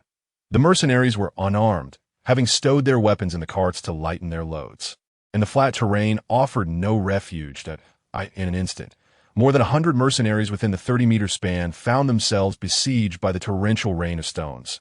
The mercenaries could shield their heads with their arms, but the horses, both war horses and draft horses, bore no protection as the stones rained down upon them. Blossoms of blood erupted forth. The war horses and draft horses, in agony, broke free from their handlers, seeking to escape the magic's wrath. Colliding violently with the mercenaries nearby, in that moment, anyone standing in their path was perceived as an adversary. However, these horses were entirely unprotected. They had barely fled a few meters when their heads were shattered by the relentless onslaught of stones. The cart was overturned, and the supplies and weapons within were sent flying, striking the surrounding mercenaries like the stones themselves. Only the cart carrying the mage remained unscathed amidst the chaos. The warhorse, poised to charge, was on the verge of a rampage. Its head was severed by the guards, ensuring the safety of the carriage. Some, sensing the imminent danger, fled swiftly, enduring numerous strikes before escaping the attacking group. Yet, even those who managed to flee emerged battered and bloodied, while many others remained trapped. 4 elite guards raised their shields, forming a barrier on either side of the carriage, successfully intercepting every stone hurled at them. The sound of stones clattering against the shields was the only noise that pierced through the chaos of the assault. A high-level spell that merely stirred up a few stones would hardly be deemed advanced. As the mercenary captain shouted for aid, distributing weapons and instructing his men to launch counterattacks, the hurricane spell was unleashed. The ferocious winds descended like the merciless hand of a giant, striking down with devastating force. With a thunderous crash, the carriage, which bore a distinguished mage of the Magical Council, was torn asunder. The 4 elite guards who had valiantly defended it were hurled skyward, only to plummet back to the ground with bone-crushing impact. The heavy armor that had once been the envy of all mercenaries now became their gravest foe. Falling from a height of over 20 meters, the combined weight of their bodies and armor left the heavily armored guards gasping for breath. Uncertain of how many would survive, the high-level armored warriors met a similar fate. Those without armor, possessing only low to mid-level abilities, or even merely being apprentices, stood no chance. The mercenaries on either side were witnesses to a sight they would remember for a lifetime. Over 100 men were sent flying through the air, only to be violently slammed back down. They did not cry out, not from fortitude, but because most had already perished in the earlier barrage of stones. What soared were merely corpses. The sickening sounds of flesh striking the earth echoed. The harrowing cacophony of broken bodies, and one paid heed to the mercenaries whose lives had been extinguished. Their eyes, wide with horror, were fixed on the carriage, which had been utterly shredded by the hurricane. A figure, protected by a crimson magical barrier, struggled against the tempest. He was the only one not cast into the air by the winds. "Find that damned assailant. I will drown him in filth." His voice, hoarse and filled with rage, spurred some mercenaries, newly armed, to charge up the rocky ridge. Others sought to flank the attackers from behind, intent on cornering the ambushers atop the hill. Meanwhile, archers readied their bows, their eyes scanning the entire rocky ridge, prepared to unleash deadly arrows upon any identified targets. The rocky ridge stood a mere 100 meters high. Given a few minutes, they could unearth the assailants. The leaders of the 2 mercenary bands needed no further communication. Shields in hand, they charged into the hurricane, determined to protect the esteemed mage, aware that entering the range of such powerful magic was perilous. Even the 4 elite guards could not withstand it. They pressed on, resolute despite the odds stacked against them. They were entrusted by the Magical Council. Failure to complete the mission could spell doom, not just for their commission, but for their very lives. Yet, just as the mercenaries moved, slender blades of wind, each a meter long, shot down from the summit of the rocky ridge. The tangible azure blades spun gracefully, reminiscent of willow leaves dancing in the breeze. However, the mercenaries beheld not their beauty, but felt the chilling dread that accompanied them. The first wind blade struck the struggling mage, shattering his protective barrier with a single blow, in a scene too horrific to witness. The noble mage was pierced through the chest by the azure blade. His staff and robe severed in an instant. The blade continued its trajectory, flying several dozen meters before embedding itself in the ground, leaving a deep scar in the earth. Help! The mercenary captain's desperate cry for assistance was cut short. Before he could finish uttering help, the mage was torn apart by the hurricane, blood misting the air and staining the winds red, freezing the hearts of every mercenary present. He was dead. The mage they had sworn to protect, a noble of the Magical Council, was gone. They would undoubtedly face severe repercussions from the council. The mage's death meant the severing of their lifeline, Their careers as mercenaries abruptly halted in that moment. Every mercenary turned their furious gaze toward the summit of the rocky ridge, that if they wished to avoid the gallows or a life spent in a damp, dark cell, they must capture the assailant. Seize him! The mercenaries surged forward, driven by a frenzied desire to apprehend the attacker at any cost, all racing toward the ridge's peak. However, just as the two mercenary leaders took their first steps, the azure blade from the summit had already arrived before them. Clearly, the assailants had no intention of letting them escape. The silent, spinning azure blades appeared in their line of sight, and before they could even look down at their bodies, their upper halves collapsed to the ground. The last sight they beheld was the continuous onslaught of wind blades descending from the summit, severing the mercenaries who attempted to ascend in an orderly fashion. The scene was reminiscent of wheat being harvested in autumn, so neat and so fluid. Yet they failed to grasp the order of the attack. Liu Mo's strikes were sequential. The first target was the mage within the carriage. The second were the leaders of the two mercenary bands, followed by the elite warriors, and finally, the archers. As the high-level wind spell concluded, half of the archers lay dead, and only mid-level and lower warriors remained among the mercenaries.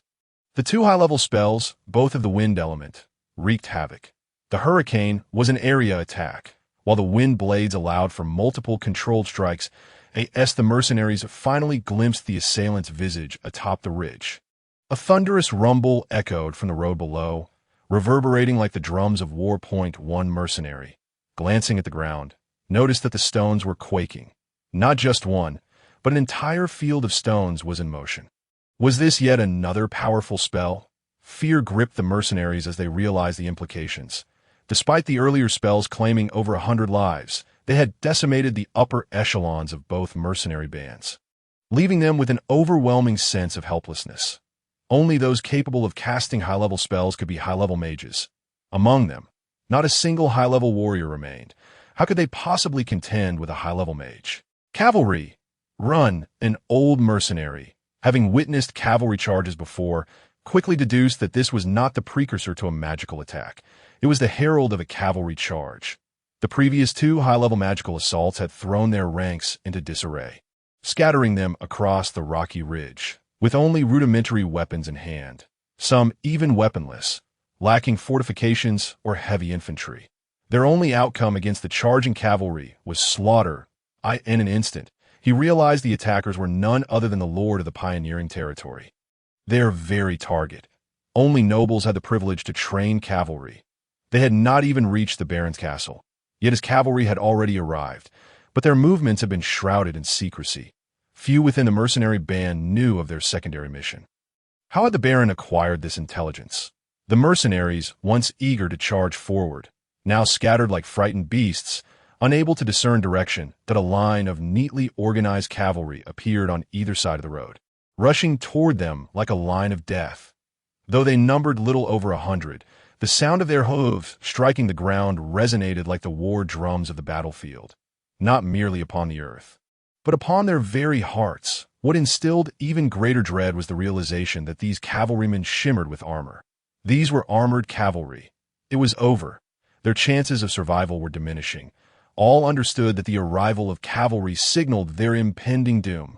An old mercenary sought to rally the remaining archers to form a line against the cavalry. Yet before he could utter a word, a speeding bone spear pierced his body, silencing him. From the corpses of mercenaries crushed by the hurricane arose skeletal soldiers, each brandishing weapons of bone. 5 skeletal warriors wielded half-meter-long bone swords, while 5 skeletal archers readied their bows. As the 10 skeletal soldiers sprang forth, they launched into a savage assault upon the nearest mercenaries. Foregoing any semblance of formation, this was a feast of slaughter, and each life claimed was merely one of many.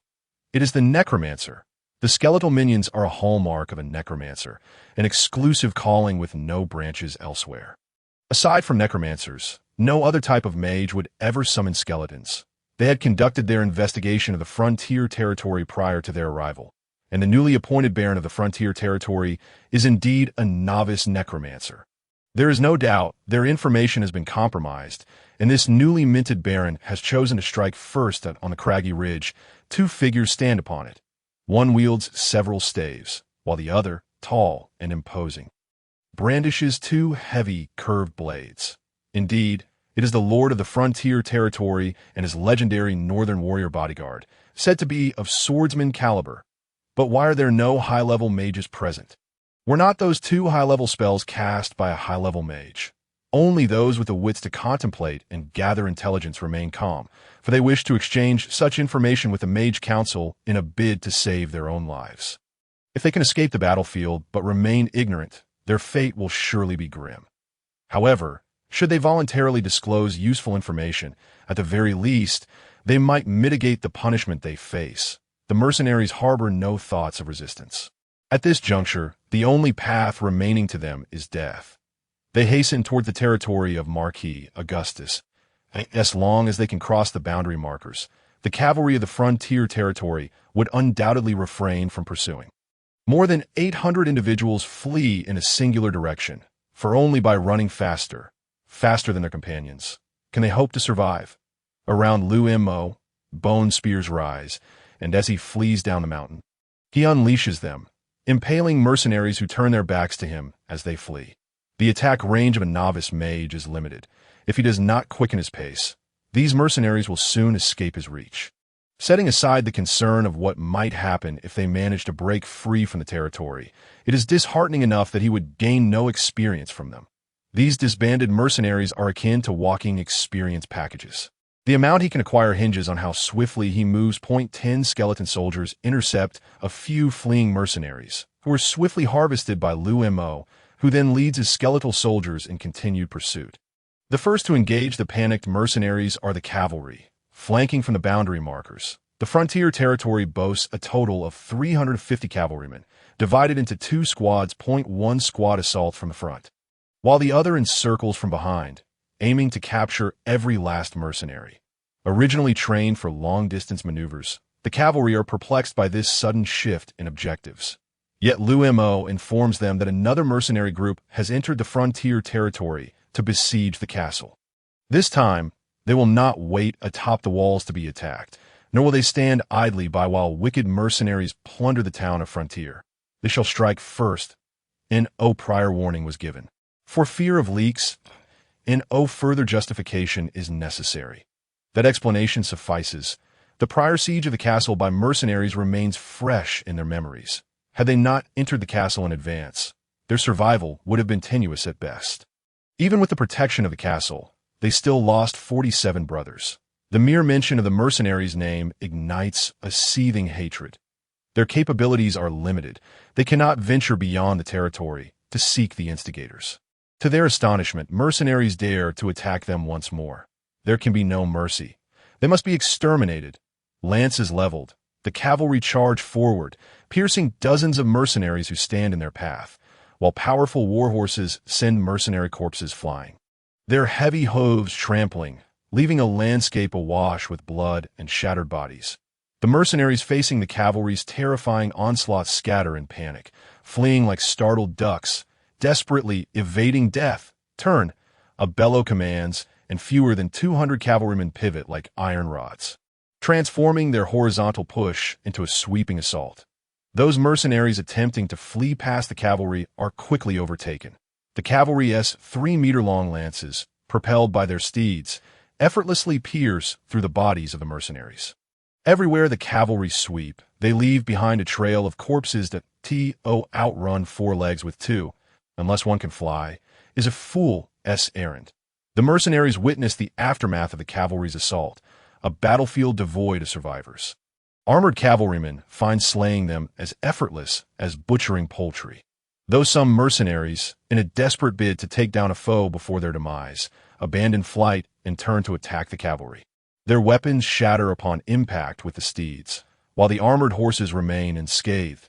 The courageous mercenary, who dared to confront them, is left in tatters, his body severed in half, the sole casualty of his bravery. As over 200 mercenaries fall to the cavalry's blades, the second squad finally arrives, accompanied by the relentless Necromancer, who continues to unleash bone spears upon fleeing mercenaries. Nearly 400 armored cavalrymen confront over 600 mercenaries, who lack the will to fight and are solely focused on escape. The outcome is already evident. Only slaughter awaits. The few remaining intermediate warriors are swiftly dealt with by Liu Mo, for their experience is invaluable. When the war horses, snorting with excitement, come to a halt, the 300 cavalrymen are nearly drenched in blood. Not their own, but that of the mercenaries. Not a single mercenary escapes beyond the boundary markers. With the furthest having fled still over 1,000 meters away, the battlefield is sealed off. A swift cleanup ensues, with all spoils to be surrendered. Gather the collected firewood. Hurry, hurry, bring all the corpses here. Galileo directs the battlefield with precision, and everyone is clearly assigned their respective tasks. Liu Mo is not adept at such matters. He will not lead the experts in their field. Instead, he strides towards the Necromancer's position. With such a commotion, it is impossible to conceal their actions. Even if one stubbornly denies it, it will be of no use. Rammer approaches Liu Mo, surveying the battlefield, which stretches for thousands of meters. Littered with hoof prints, bloodstains, chaotic footprints, torn clothing, and broken weapons. Any seasoned veteran could discern that this is the work of a professional army without needing an experienced detective. Who is the perpetrator, considering the timing of the events? It could only be him, the Baron of the Frontier Territory. Liu Mo's prior discussions regarding the destruction of evidence are destined to be in vain. Liu Mo remains silent, merely stripping the slain mage of his gear. The tattered mage's robe, severed in two, with the hexagram array engraved within now rendered useless. The staff lies broken, and the wind blade attack of the fracture reveals runic patterns. The burst of magical energy at the moment of breakage has shattered the highest grade magic crystal at its tip, rendering the staff a mere scrap. Liu Mo collects the shattered magic crystal, knowing its remnants still hold value. From several meters away, he discovers a severed hand, adorned with two rings, one shattered, the other intact. The unbroken magic ring is the sole prize of worth. Additionally, he finds a pouch at the mage's lower back, containing 3 gemstones and 10 gold coins. Liu Mo gazes across the expansive battlefield, realizing he has underestimated the complexities of war. This is neither a game nor child's play. There are no save points, no restoring the landscape. A conflict involving over 1,000 combatants is bound to leave innumerable clues and evidence pointing to him. Yet he feels no fear.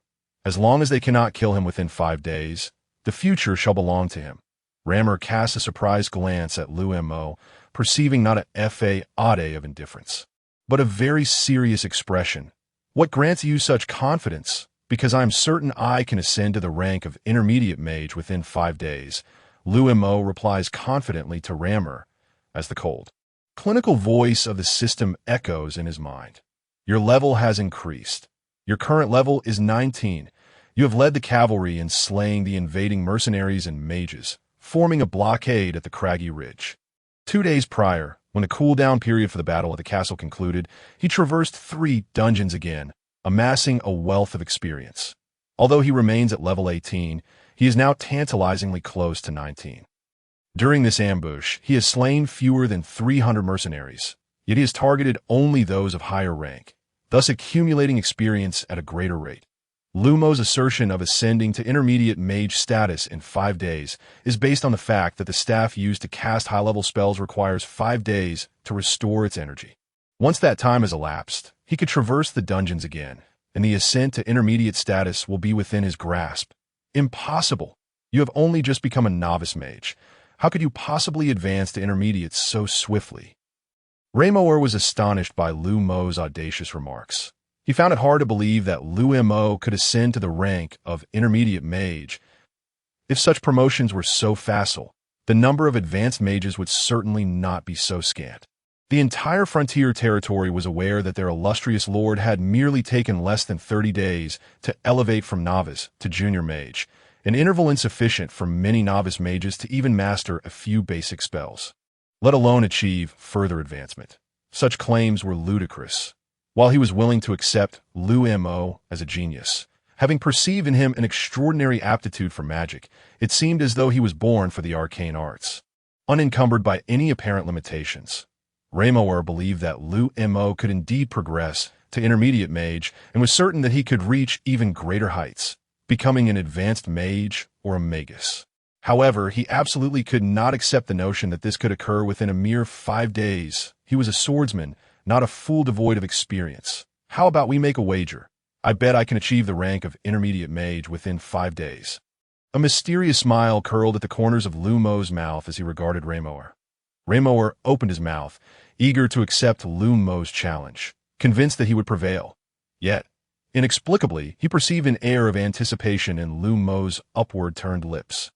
As though Liu Mo was particularly eager for this contest of wills, I shall not gamble with you. Nevertheless, I remain unconvinced that you can attain the rank of intermediate mage within 5 days. Seeing that Raymower was not easily swayed, Liu Mo felt a pang of disappointment. He was now increasingly convinced that there was a significant figure from the Orc kingdom behind Raymower, and that Raymower's interest in him extended beyond mere weaponry. There must be other ulterior motives at play.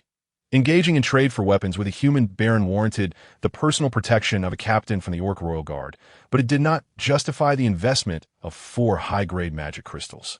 Raymower's nonchalant display of high-grade magic crystals seemed far too extravagant, entirely uncharacteristic of a decision made by the Tauren tribe. He could not possibly possess a benefactor of such wealth to allow for such lavish expenditures. Even if you could ascend to intermediate mage within 5 days, why should you presume that the Magic Council would permit it? The Council has an abundance of intermediate mages at their disposal. Raymower challenged. The Magic Council has plenty of intermediate mages, yet they lack novice mages who can advance to intermediate within 30 days. That I am a genius, an unprecedented genius. My significance to the Magic Council far outweighs that of dozens or even hundreds of intermediate mages. I shall merely do what I am capable of and leave the rest to fate. If my outstanding performance cannot dissuade them from their determination to eliminate me, then I shall seek refuge with you. At that point, I hope you will grant me a place at your table. Liu Mo suddenly laughed playfully, contemplating the path ahead. Should it come to that, he would have no choice but to flee to the Orc kingdom. Fortunately, he had forged a profound friendship with Raymower, who would not turn him away. And no worries. I shall always welcome your arrival, Raymower replied, his laughter tinged with impatience and excitement, as if he could hardly wait to see Liu Mo join their ranks. He genuinely wished for the Magic Council to intervene abruptly, attacking Liu Mo before he could explain, thereby allowing Liu Mo to naturally accompany him. Liu Mo was a genius, although Raymower had encountered few humans. In his mind, Liu Mo embodied the very essence of genius. Such a prodigy would surely delight the esteemed figure of the Orc kingdom. 3 days remain. Liu Mo silently counted in his mind. In just 3 days, players would descend, and aside from his own ascent to intermediate mage, their arrival would undoubtedly bring a significant upheaval to the Radiant world. If orchestrated skillfully, this could very well be his turning point. The adversaries he faced were formidable.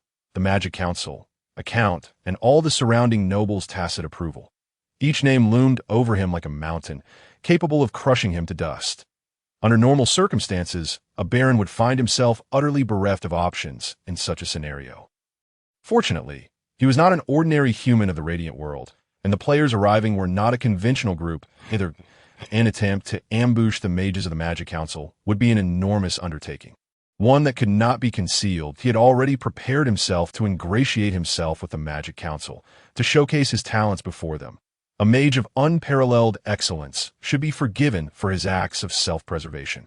Liu Mo was not the type to reign supreme and refuse to bow, but if the Magic Council welcomed his inclusion, he would indeed join them. As for the Orc Kingdom, it was indeed a viable path, but not the only one. The Radiant world was vast. If necessary, he could venture to sea or head north. Given a little time, he could return with absolute strength. Yet, he remained reluctant to relinquish the sprawling frontier territory. If possible, he wished to manage his own domain well, avoiding a life of wandering and hardship. Observing the knights and their retainers swiftly clearing the battlefield, he noted that the wood for burning the corpses had already been prepared. However, the battlefield, once filled with the jubilant cheers of knights, had fallen into an unsettling silence, the air thick with tension and dread. And one was a fool. They discerned the unmistakable insignia of the Magic Council amidst the wreckage of shattered carts and armor. Moreover, the presence of warhorses that should not have been among mercenaries indicated that mages from the Magic Council were indeed involved in these two mercenary groups. The act of killing a mage from the Magic Council was tantamount to treason. A crime deserving of annihilation for one raised to never offend the Magic Council. Panic-stricken glances were exchanged in hushed whispers. They were at a loss for what to do. Slaying a mage from the Magic Council was a graver offense than insurrection. A transgression that could spell doom for their families. Let it not be said that they were cowardly. When Liu Mo first heard the news of Raymor's killing of the former mage, Eugena, even he, a transmigrant, felt a chill of fear, let alone these individuals who had long been indoctrinated to revere the Magic Council. Their failure to mount their steeds and flee to report the incident already pleased Liu Mo immensely. To be frank, until now, Liu Mo had never contemplated opposing the Magic Council. His thoughts were solely focused on demonstrating his talents to gain their recognition and thereby survive in the radiant world with their backing. He had not traversed into this world to enact change, nor did he harbor any lofty ambitions of saving the world.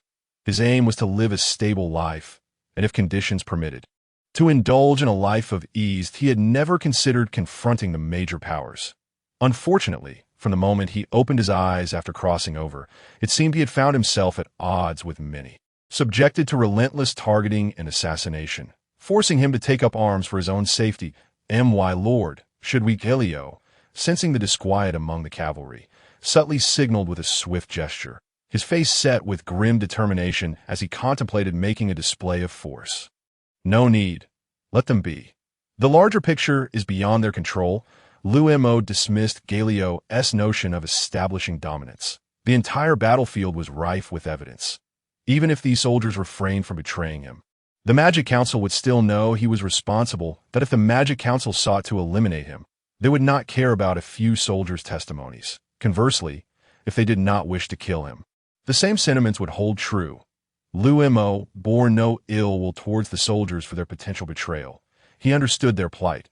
Were he a common soldier, one day his leader suddenly led a rebellion without his knowledge, posing a threat akin to the village chief taking his people to slay a provincial inspection team. He would find it impossible to quell his rage without first dealing with the village chief.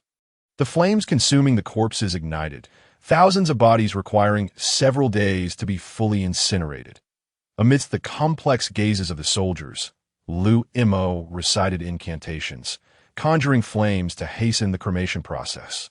Liu Mo was not just adept in the skills of a novice necromancer. Within the confines of the study, he had acquired a dozen basic spells through books purchased with his 500 gold coins. In the eyes of the soldiers, Liu Mo was a commendable lord, exceedingly generous and possessing a remarkably amiable demeanor. In other matters, they would willingly sacrifice everything for their lord, as promised during their last banquet. However, such pledges did not extend to opposing the Empire, the Magic Council, or the Radiant Church. As a result, their lord had led them to slay a mage from the Magic Council. They were uncertain how to face their lord, grappling internally, as defying their leader would betray their innate loyalty. However, should they stand alongside the Lord, they would find themselves without a means of retreat, transforming from the revered knights of the frontier into despicable fugitives. The carriage within the mercenary company had been repaired, drawn by a few uninjured steeds, laden with an array of spoils of war, while each cavalryman bore a collection of treasures. In this band of 1,000 mercenaries, even in poverty, they possessed an abundance of resources. Yet, the joy of their bountiful harvest did little to uplift their spirits. Each soldier wore a despondent expression, as if gazing upon the end of their own existence. Liu Mo remained silent, bearing the weight of unspoken words, for there was nothing to say. Once the Magical Council took action, they would not be content with slaying Liu Mo alone. No one here would be spared. Those who dared to strike against the mages of the Magical Council would be the first to fall. Fortune seemed to favor them, for until the afternoon, as they completed the grim task of clearing the battlefield, not a soul passed by, rendering their 1,000 dead conflict unnoticed. The corpses were incinerated by Liu Mo's relentless fireballs, their ashes concealed beneath a thick layer of earth. The bloodstains on the knights were also meticulously cleansed. By the time they returned to Frontier Town, it would be evening, and as long as they tidied up sufficiently, no one would suspect a thing. Let us depart for the city, Liu Mo commanded with a sweeping gesture. And over 300 dejected cavalrymen set forth on their journey back. A dark future loomed over each head, and no amount of spoils could coax a smile from their lips. Liu Mo paid them no heed. Instead, he summoned Uncle Gario to his side. Gario, this evening, ensure your family reaches the outskirts of the Black Domain forest. Liu Mo trailed off, but Gario understood the implication. This was a contingency plan, should the worst unfold. The safety of his family must be secured, my lord. Since we began plotting today's actions, I have been prepared that I was but a poor lad, elevated only by the patronage of Baron Otto, and since my family is shared in this glory, how could I abandon them when the time for sacrifice arrives? Liu Mo regarded this middle-aged warrior who had staked the lives of his entire family, a testament to his unwavering loyalty to the Byrne family. For in his eyes, the Byrne family held paramount importance. His family, the Holy Ross Empire, the Magical Council, and the Radiant Church all stood behind him. Such awareness was rare in the Radiant Continent. Yet, with such a person at his side, Liu Mo felt as though fortune smiled upon him. If only there were a second deity in the Radiant Continent, he would undoubtedly be the most devout follower of Lady Luck. Uncle Gario, I trust in your loyalty, but there is no need for needless sacrifice. We require no martyrs. We must simply survive. Liu Mo sought to persuade this steadfast knight who was willing to accompany the Byrne family into the grave. Suddenly, the warhorse beneath him emitted a terrified whinny, its limbs thrashing as if confronted by a dreadful foe. In an instant, the panicked steed nearly unseated Liu Mo. He was familiar with this scene, having witnessed the horses of the mercenary company react similarly when he unleashed high-level magic upon them. That it was not merely his horse. Every steed in the cavalry displayed signs of losing control. The previously orderly formation of knights now thrown into disarray. Should an enemy choose this moment to ambush, they could easily cut through their ranks. Liu Mo attuned himself to the atmosphere, yet sensed no trace of high-level magic. Instead, he felt an overwhelming dread, his body chilled, hair standing on end, and his heart racing in chaotic rhythm. They were engulfed in a powerful disturbance, a tremendous pressure as if the very heavens and earth were collapsing into one, threatening to shatter all that existed upon the ground. As insignificant beings beneath the might of nature, he acutely felt the presence of death and frailty. Was a more powerful mage preparing to strike against me? Under such immense terror, thoughts of ascending to intermediate mage status, of being the most gifted prodigy in history, and of impending players were rendered futile. The levels and strength of those who discovered them were beyond any petty stratagems. Over 300 steeds whinnied in fright. Even the pack horses laden with spoils trembled in terror, but the knights and their squires managed to restrain their mounts, preventing them from bolting. Dismount, Gario bellowed, and in that instant, every cavalryman dismounted, striving to soothe their frightened horses. Rammer swiftly appeared by Liu Mo's side, his keen eyes scanning the surroundings with a perception beyond that of mere mortals, leaving no stone unturned in the sky or on the ground. Yet no enemy was found in that moment. Even the seasoned swordsman Rammer felt a twinge of panic. He sensed an intensity far greater than Liu Mo, yet still could not identify an opponent. He was a swordsman, a master in the Radiant Continent, and if he could not discern the foe, what could they be? A mage capable of casting forbidden spells? Or perhaps a grand mage capable of altering the very terrain? Liu Mo tossed his horse to Gario. Although he maintained his training daily, he was still unable to control a horse on the verge of bolting. The inherent weakness of a mage was eternally their greatest torment. Clutching a staff embedded with high-grade magic crystals, he possessed 4 of such staves, having used 1 2 days prior and 2 more today against the mercenary convoy. Only the one in his hand remained. Amidst the cacophony of frightened steeds, Liu Mo too sought answers. Yet like Rammer, he saw nothing. No enemies were present, and in the entirety of their vision, there existed no other signs of life. Could it be that the adversaries have reached a level beyond their perception? Not only Liu Mo, but even the cavalrymen fell into despair. Having just slain mages of the Magical Council, within a day, the council had already located them. The Magical Council was indeed an indomitable force, not something these mere cavalrymen could confront. The knights, who had thrived on the battlefield, now found their fighting spirit shattered. They could not be blamed, for Liu Mo felt the same. He had thought that after a month of traversing this realm, he had grasped its entirety, only to discover that he had barely scratched the surface. My lord, it seems, Gario, holding tight to two restless steeds, discerned the air's essence with acute sensitivity, and it was as if he recalled the deepest memories of his soul. This bore the scent of the demonic race. Gario's inability to remain composed caused the cavalry to freeze in place. Even the horses seemed to quiet their whinnies in fear at the mention of this term. The demonic race? Liu Mo was momentarily taken aback. He was half a holy Ross Empire away from the Void Gate. How could demons be present here? Indeed, I had once ventured onto the battlefield of the Void Gate alongside Baron Otto, where I had sensed the presence of the demonic race. Gario inhaled deeply, striving to differentiate the scent of the demons from the air. Yet with each breath, his countenance darkened further. It was undoubtedly the scent of demons. Liu Mo glanced at Rammer, whose face was as grim as if he were participating in a hideous contest. He had never set foot on the battlefield of the Void Gate and had no experience with the demonic presence, thus unable to discern whether it was indeed the scent of demons. The other members of the cavalry had never been to the Void Gate and had never encountered demons.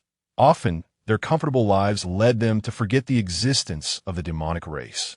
It was only upon Gario's loud proclamation of the demon's name that they were jolted awake. The name demonic race was etched into their very genes as an enemy. Merely hearing it sent their blood racing. Uncle Gario, can you discern the source of the demonic presence? Liu Mo was acutely aware that his expression was no less troubled than Rammer's. The magical council, Count Layman, had already kept him teetering on the brink of death. And now a more formidable demonic presence emerged. It seemed that his earlier aspirations of becoming a devotee of Lady Luck had been met with her disdain. Gario strained to sense the air, but ultimately shook his head. No, the presence is faint. I cannot discern its origin. Mount up, abandon all spoils and search the territory. Liu Mo seized the reins and mounted his horse, allowing it to gallop as it wished. Yes, in an instant. All the cavalrymen discarded their spoils, mounted their steeds, and followed closely behind. Liu Mo was not the magical council pursuing them, and with that thought, their mental burden lightened considerably. As for the demonic race, they were mortal enemies. There was no path for retreat, and they must fight to the death. Moreover, among all the military achievements, the highest honor lies in vanquishing the demonic horde. The war horses require merely a simple directional command to let loose and gallop freely. As if escaping from their inner fears, the initial terror gradually dissipates, giving way to a serene calmness after several breaths. It seems that the steeds have acclimated to the scent of the demons. Liu Mo and his cavalry experience a similar transformation. Their internal trepidation swiftly diminishes, replaced by a fervent resolve to achieve glory through combat. The demons are not akin to the magical council, where Liu Mo still harbors a flicker of hope for a peaceful resolution. The demons communicate no such intentions. The sight of them signifies a fight to the death, after millennia of warfare. Regardless of the original cause, the enmity between the two realms has become irreconcilable. If Gario asserts that the scent of the demons is faint, it indicates that these fiends could not have emerged from the Void Gate. Should the demons breach the Void Gate and invade the frontier, it would mean the fall of half the St. Ross Empire. Such an event would have surely sent shockwaves throughout the land. Given the current calm, it suggests that the Void Gate is not the source of the issue. It is more plausible that an unexpected new Void Gate has appeared, or perhaps a minor spatial rift has been opened. The faintness of the scent likely indicates that this is not a planned passageway of the demons, but rather an unforeseen spatial rupture. If the demons do not wish to continue their conflict at the Void Gate and seek another battlefield, the moment they open the rift should have coincided with a massive army's advance or an overwhelming force sweeping through. In such a scenario, the demonic presence would be explosive, not the subtle trace currently detected. If this is not a scheme of the demons, it is likely they remain unaware of the sudden emergence of spatial rift connecting to the human realm. Thoughts raced through Liu Mo's mind. He was accompanied by the full might of the frontier, and he must ensure their safety if they were to encounter a formidable demon. Their numbers would be insufficient to withstand even a single sneeze. Liu Mo sought similar historical cases in his records, hoping to find parallels to his analysis. But the result was disheartening. There has never been a new spatial rift connecting the two worlds within the past 10,000 years. Liu Mo was taken aback, his mind momentarily thrown into disarray by the sudden demonic presence. Now, upon calm reflection, he realized that only one void gate connects the demons and the radiant world. Aside from this gate, no other spatial rifts have been recorded. The human empire, the radiant church, and even the magical council seem to universally acknowledge the existence of just this one void gate. With no conception of second, it has not existed for 10 millennia. Could it be that one has suddenly manifested? Could this be a precursor to the arrival of players? The thought emerged his mind and rapidly consumed his consciousness. It was too coincidental. Everything was just too fortuitous. Players were set to arrive in 3 days, and now the demons have suddenly appeared, clearly intended as adversaries for the players. He had previously pondered that the Radiant Continent offered scant foes for players to combat, with very few beasts like goblins and gremlins. Given the nature of players in the Fourth Cataclysm, the absence of upgradable monsters would likely redirect their attention towards the native inhabitants of the Radiant World. Should a conflict arise between players and residents, the Radiant World would soon suffer tremendous losses. Players would feel no guilt in their slaughter, for in their eyes, these beings are naught but lines of code. Devoid of true life, he had also worried that he might be perceived as a monster himself. Now, with the emergence of a spatial rift connecting to the demon world, if an invasion occurs, it presents a ready opportunity for leveling up. Encouraging players to engage the demons would conserve the human resources of the Radiant World while simultaneously boosting player levels and thinning the ranks of the demons. Truly, no adversary could be more suitable for leveling. A smile graced Liu Mo's face. If his speculation proved accurate, he would have no need to fear being mistaken for a monster, and the foes prepared for the newly arrived players would likely be weak, certainly not exceeding his current strength. Over 300 warhorses galloped without direction or aim, merely circling the territory of the frontier, their wide eyes scanning for any signs of danger. Soon, upon returning to the battlefield from the morning, all cavalry came to a halt. Beside the craggy ridge, along the road connecting the frontier and the Augustus territory, a slender black spatial rift stretched over 10,000 meters, bisecting the two domains. The rift stood merely 3 meters high, yet the immense force of spatial distortion had altered the surrounding terrain. The craggy ridge, where Liu Mo had previously laid an ambush, had lost half its volume. And the changes were so drastic that, had they not left less than half a day prior, they might have questioned their own sight. Demons of less than 1 meter in height, with crimson eyes, had already begun to pass through the rift, entering both his frontier and the Augustus territory across from it. With their elongated, malevolent features, protruding canine teeth, and razor-sharp black claws resembling iron, these diminutive creatures, who should have been timid as mice, roared defiantly upon seeing the 300 cavalry. Liu Mo's vision revealed their information. Hound Demon, Low-Tier Demon, Level 8. Fewer than 500 Hound Demons had emerged from the 10,000-meter rift. After their ferocious roar, they charged forward without hesitation. Annihilate them. Liu Mo commanded the cavalry to charge, but he dismounted, wielding his staff as a bone spear materialized beside him. Bone spear mutation, consuming 1,000 experience points. The mutation commenced. Success. The number of bone spears increased by 1. Liu Mo aimed at 2 hound demons and swiftly launched the spear, which soared through the air unhindered, impaling both demons to the ground. You have slain a level 8 hound demon, gaining 400 experience points. You have slain a level 7 hound demon, gaining 350 experience points. Such high experience rewards. Liu Mo meticulously tracked the life forms he had defeated. For the weakest beings, like goblins, slaying an equivalent level 8 goblin yielded a mere 160 experience points, while the same level hound demon offered 400 experience points. An increase in experience is beneficial. Yet it underscores the formidable power of the demons, far surpassing that of other creatures at the same level. Over 500 hound demons seemed entirely unacquainted with the concept of fear, charging towards the galloping cavalry without a hint of trepidation. Though they were swiftly reduced by half in an instant, they continued to roar defiantly. One particularly audacious hound demon even leapt onto a warhorse, viciously clawing at both rider and steed, sparks flying from the impact. The knight swiftly delivered a fatal blow, yet this reckless fighting spirit is precisely what terrifies any battlefield in a typical army. Sustaining over 30 casualties would result in collapse. An army that endures up to 50 without breaking is considered elite. AS witnessed with the mercenaries from the morning, with casualties barely reaching 20. They had already fled in disarray. This is the standard of any battlefield. Yet these hound demons showed no intention of retreating, as if determined to fight to the last. Such opponents are the bane of any military force. The 300 cavalry surged forward, then returned, repeating the cycle twice until every last hound demon had been exterminated. You have led the cavalry to obliterate the first wave of invading demons.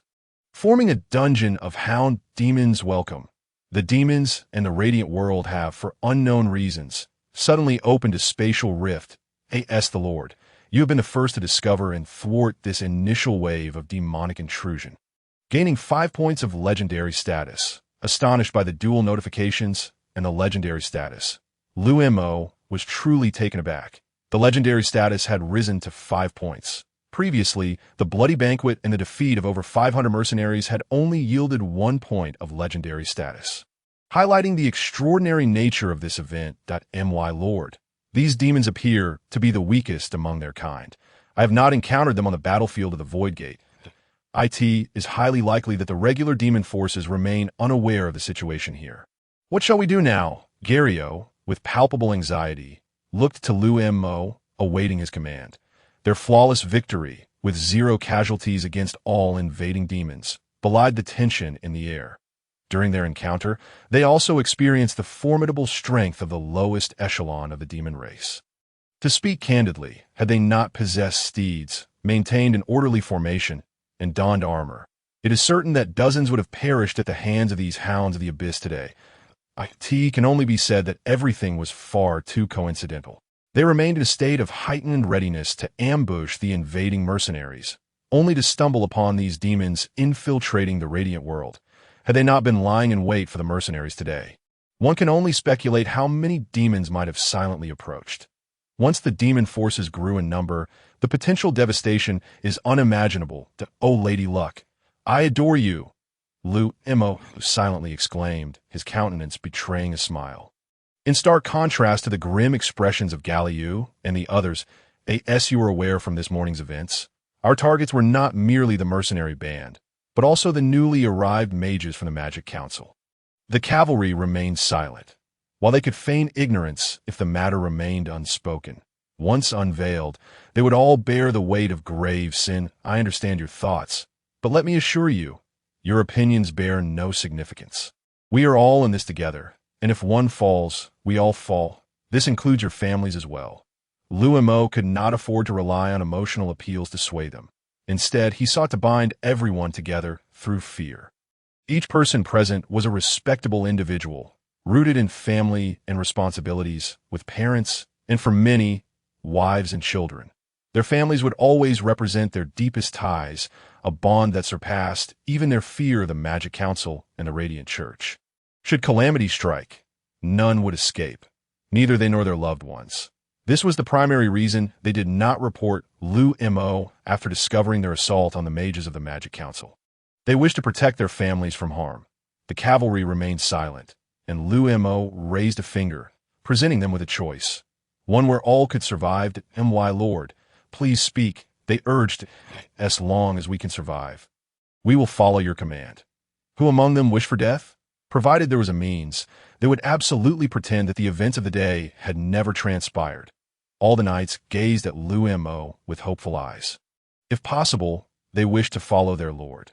This morning, as per usual, we patrolled our territory and stumbled upon a spatial rift opened by the demons. By the time we arrived, the mages of the Magic Council and 1,000 mercenaries had been slaughtered by the vile demons. Although we eradicated all the hounds, we arrived too late to save a single soul. As Liu Mo spoke these words, a wave of relief washed over all the cavalry. The Lord is correct. The mages of the Magic Council met a gruesome fate, with not a single corpse to recover. Indeed, exactly so. Remember this well. Do not forget it. Liu Mo reiterated, "My lord, this is our first encounter with the demon race. How could we possibly forget?" Young John replied proudly. Liu Mo exchanged glances with Liu, both of them smiling. They would shift the blame entirely onto the demons. Let those capable investigate the demons. After all, they were blissfully unaware, and it was inconceivable to assert that the rift was their doing, that if they possessed such prowess, they would not be confined to this small frontier territory. Now, gather all the spoils. We must make the scene appear convincing. Liu, you will return to Frontier Town with your men. Inform Priest Helone of the situation here, and relay my orders to Apprentice Richard to immediately activate the teleportation array to notify Mage Boge. Liu Mo then turned his gaze to young John, instructing, "Take your men to Whitehorse City and inform their lord of the demon presence here," urging him to come for support. "Move out." "Yes, my lord."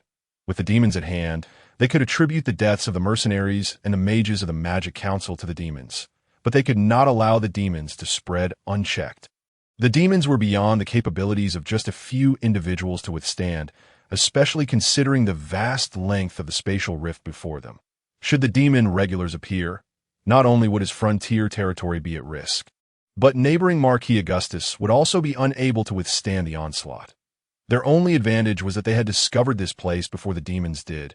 The cavalry was already springing into action. With over 200 riders remaining by Liu Mo's side, the despondency of the day had vanished, replaced by a spirited resolve as they gazed at the spatial rift. The slaying of the mages from the Magic Council was not their doing. Rather, they were the first to discover the rift and vanquish the demons. This was a monumental achievement. In the foreseeable future, they would not face the wrath of the Magic Council, but rather rewards. It was a case of light breaking through the darkness, a miraculous escape, truly fitting for them. The 200 cavalry danced before the spatial rift, ready to strike with their 3-meter-long lances at the first sign of hounds. All the demon corpses were meticulously collected and arranged. This was their battle merit, a capital they could boast of for a lifetime. Liu Mo approached the spatial rift, peering into the demon realm beyond. Before him lay a vast plain, teeming with the fleeting shadows of hounds. In addition to the hounds, numerous other demon figures flitted past, moving so swiftly that before the eye could register their presence, they vanished from sight. Contrary to expectations, the environment was not harsh. There were no rivers of lava or barren landscapes. Instead, the climate was quite pleasant, with a plethora of thriving vegetation, indicative of a well-established ecosystem. Cautiously, Liu Mo extended his hand toward the demon realm across the rift, discovering no obstruction as his palm passed through. "Hans, see if you can reach through," Liu Mo called to a towering knight who was currently dispatching hounds. Hans, level 26, intermediate light armored cavalry, was one of the few elite knights in the frontier territory, second only to Liu in terms of level. "Yes, my lord." Hans mimicked Liu Mo's cautious gesture, extending his hand. However, as he reached the spatial rift, it felt as though an invisible barrier of transparent glass obstructed his palm. No matter how he strained, he could not pass through to "My lord, I can't reach it." "It's all right, continue your work," Liu Mo was certain. This was a leveling point prepared for the impending players, with access limited to those of beginner and intermediate levels, much like the initial version of a game. Designed to accommodate player levels by restricting monster levels, further level restrictions would unlock once players advanced. With this understanding, Liu Mo exhaled in relief. At least his territory was secure for the time being, free from the worry of a sudden influx of powerful demons erasing his land. The knights who had gone to retrieve the spoils and rammer returned, having tossed a portion of their gains through the spatial rift into the demon realm, making the scene appear somewhat authentic. Fortunately, the emergence of the spatial rift altered the landscape, obscuring many traces and facilitating their forgery. Furthermore, they had intentionally expanded the range of the steeds to cover the battlefield from earlier in the day. Although the ambush on the mages of the Magic Council and the mercenaries was fraught with peril and had nearly led to the collapse of his troops, the tide had turned, and his soldiers had become his staunch supporters. As Liu Mo had stated, they were all in this together. No one could betray another, a loyalty surpassing mere oaths of fealty. Liu Mo cast the entire set of equipment from the fallen mage into the rift, including a pristine magical ring. Observing Liu Mo's near-perfect forgery, Rammer discreetly pulled him aside, feeling a mix of shame and embarrassment. Although I wish to keep this from you, it would betray our friendship. You informed the Orc Kingdom of the situation here, did you not? At the sight of Rammer's conflicted expression and his hesitant demeanor, Liu Mo immediately surmised what he had done. He had not followed closely behind, but had instead rushed to send word. The situation with the demons is too grave. The Orc Kingdom lies just across the Blackwood Forest. I must inform them. Rammer explained, "It matters not. Even if you hadn't acted, I would have compelled you to do so. The invasion of the demons has never been solely a human affair. Your preparedness is commendable. In the face of the demons. We are all one family. I may be transgressing the law by trading weapons with you, but it is for the sake of the power of the radiant world. In the face of significant moral dilemmas, Liu Mo remains discerning. Furthermore, he understands better than anyone the nature of the spatial rift. It would be remiss of him not to take advantage of the opportunity to impress Rammer and elicit a wave of emotions. Given the information at his disposal, you are our eternal friend." Rammer is indeed moved by Liu Mo's generosity. Liu Mo is a person of ideals and lofty aspirations, in stark contrast to the narrow-minded and selfish individuals that plague humanity. Rammer even perceives a divine radiance of selflessness and justice emanating from Liu Mo.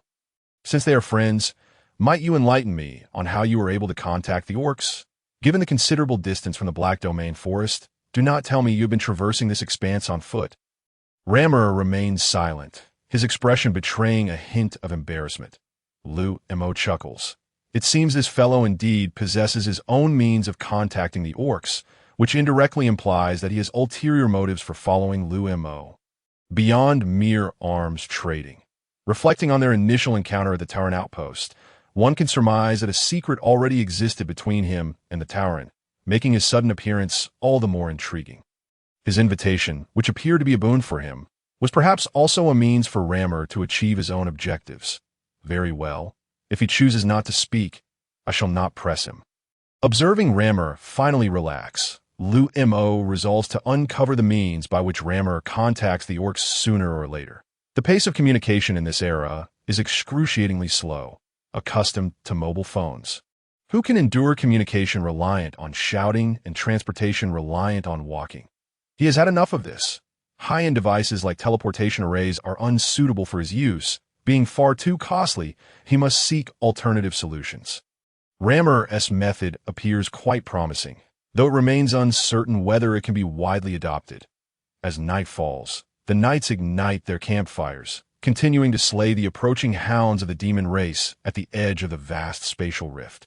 The good news is that thus far, no formidable demons have emerged from the other side, allowing them to operate with relative ease. Liu Mo seizes the opportunity to harvest experience, for such chances are rare. Regrettably, no demons of novice rank or higher have traversed the rift. They have only encountered hounds below level 10, thwarting his desire to witness a novice demon. In the distance, the sound of galloping hooves reaches Liu Mo's ears. Following the sound, he is met with a blinding radiance that nearly prevents him from opening his eyes, prompting him to exclaim, "Who has turned on their high beams?"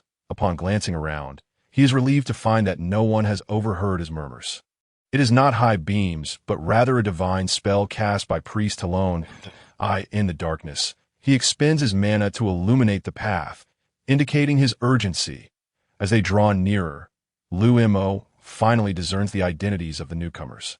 First among them is Galio, returning after a lengthy journey. Even with two steeds alternating in their ride, the horses froth at the mouth, nearly collapsing from exhaustion.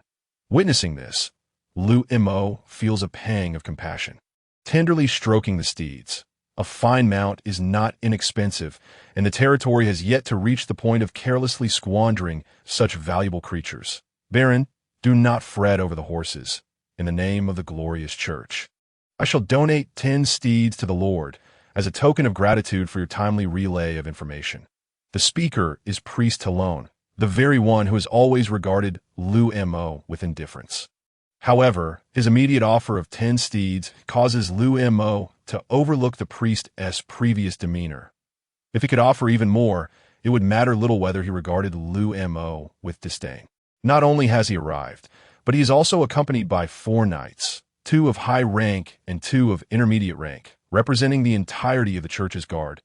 Additionally, at the rear of the group, Richard nearly slumps over his mount, reeking of vomit, clearly having endured a less than pleasant experience for one who is, essentially, an apprentice mage with limited riding skills. Priest Alone's gaze shifts towards the spatial rift, then to the scattered corpses of the hounds, his expression grave. Indeed, they are demons.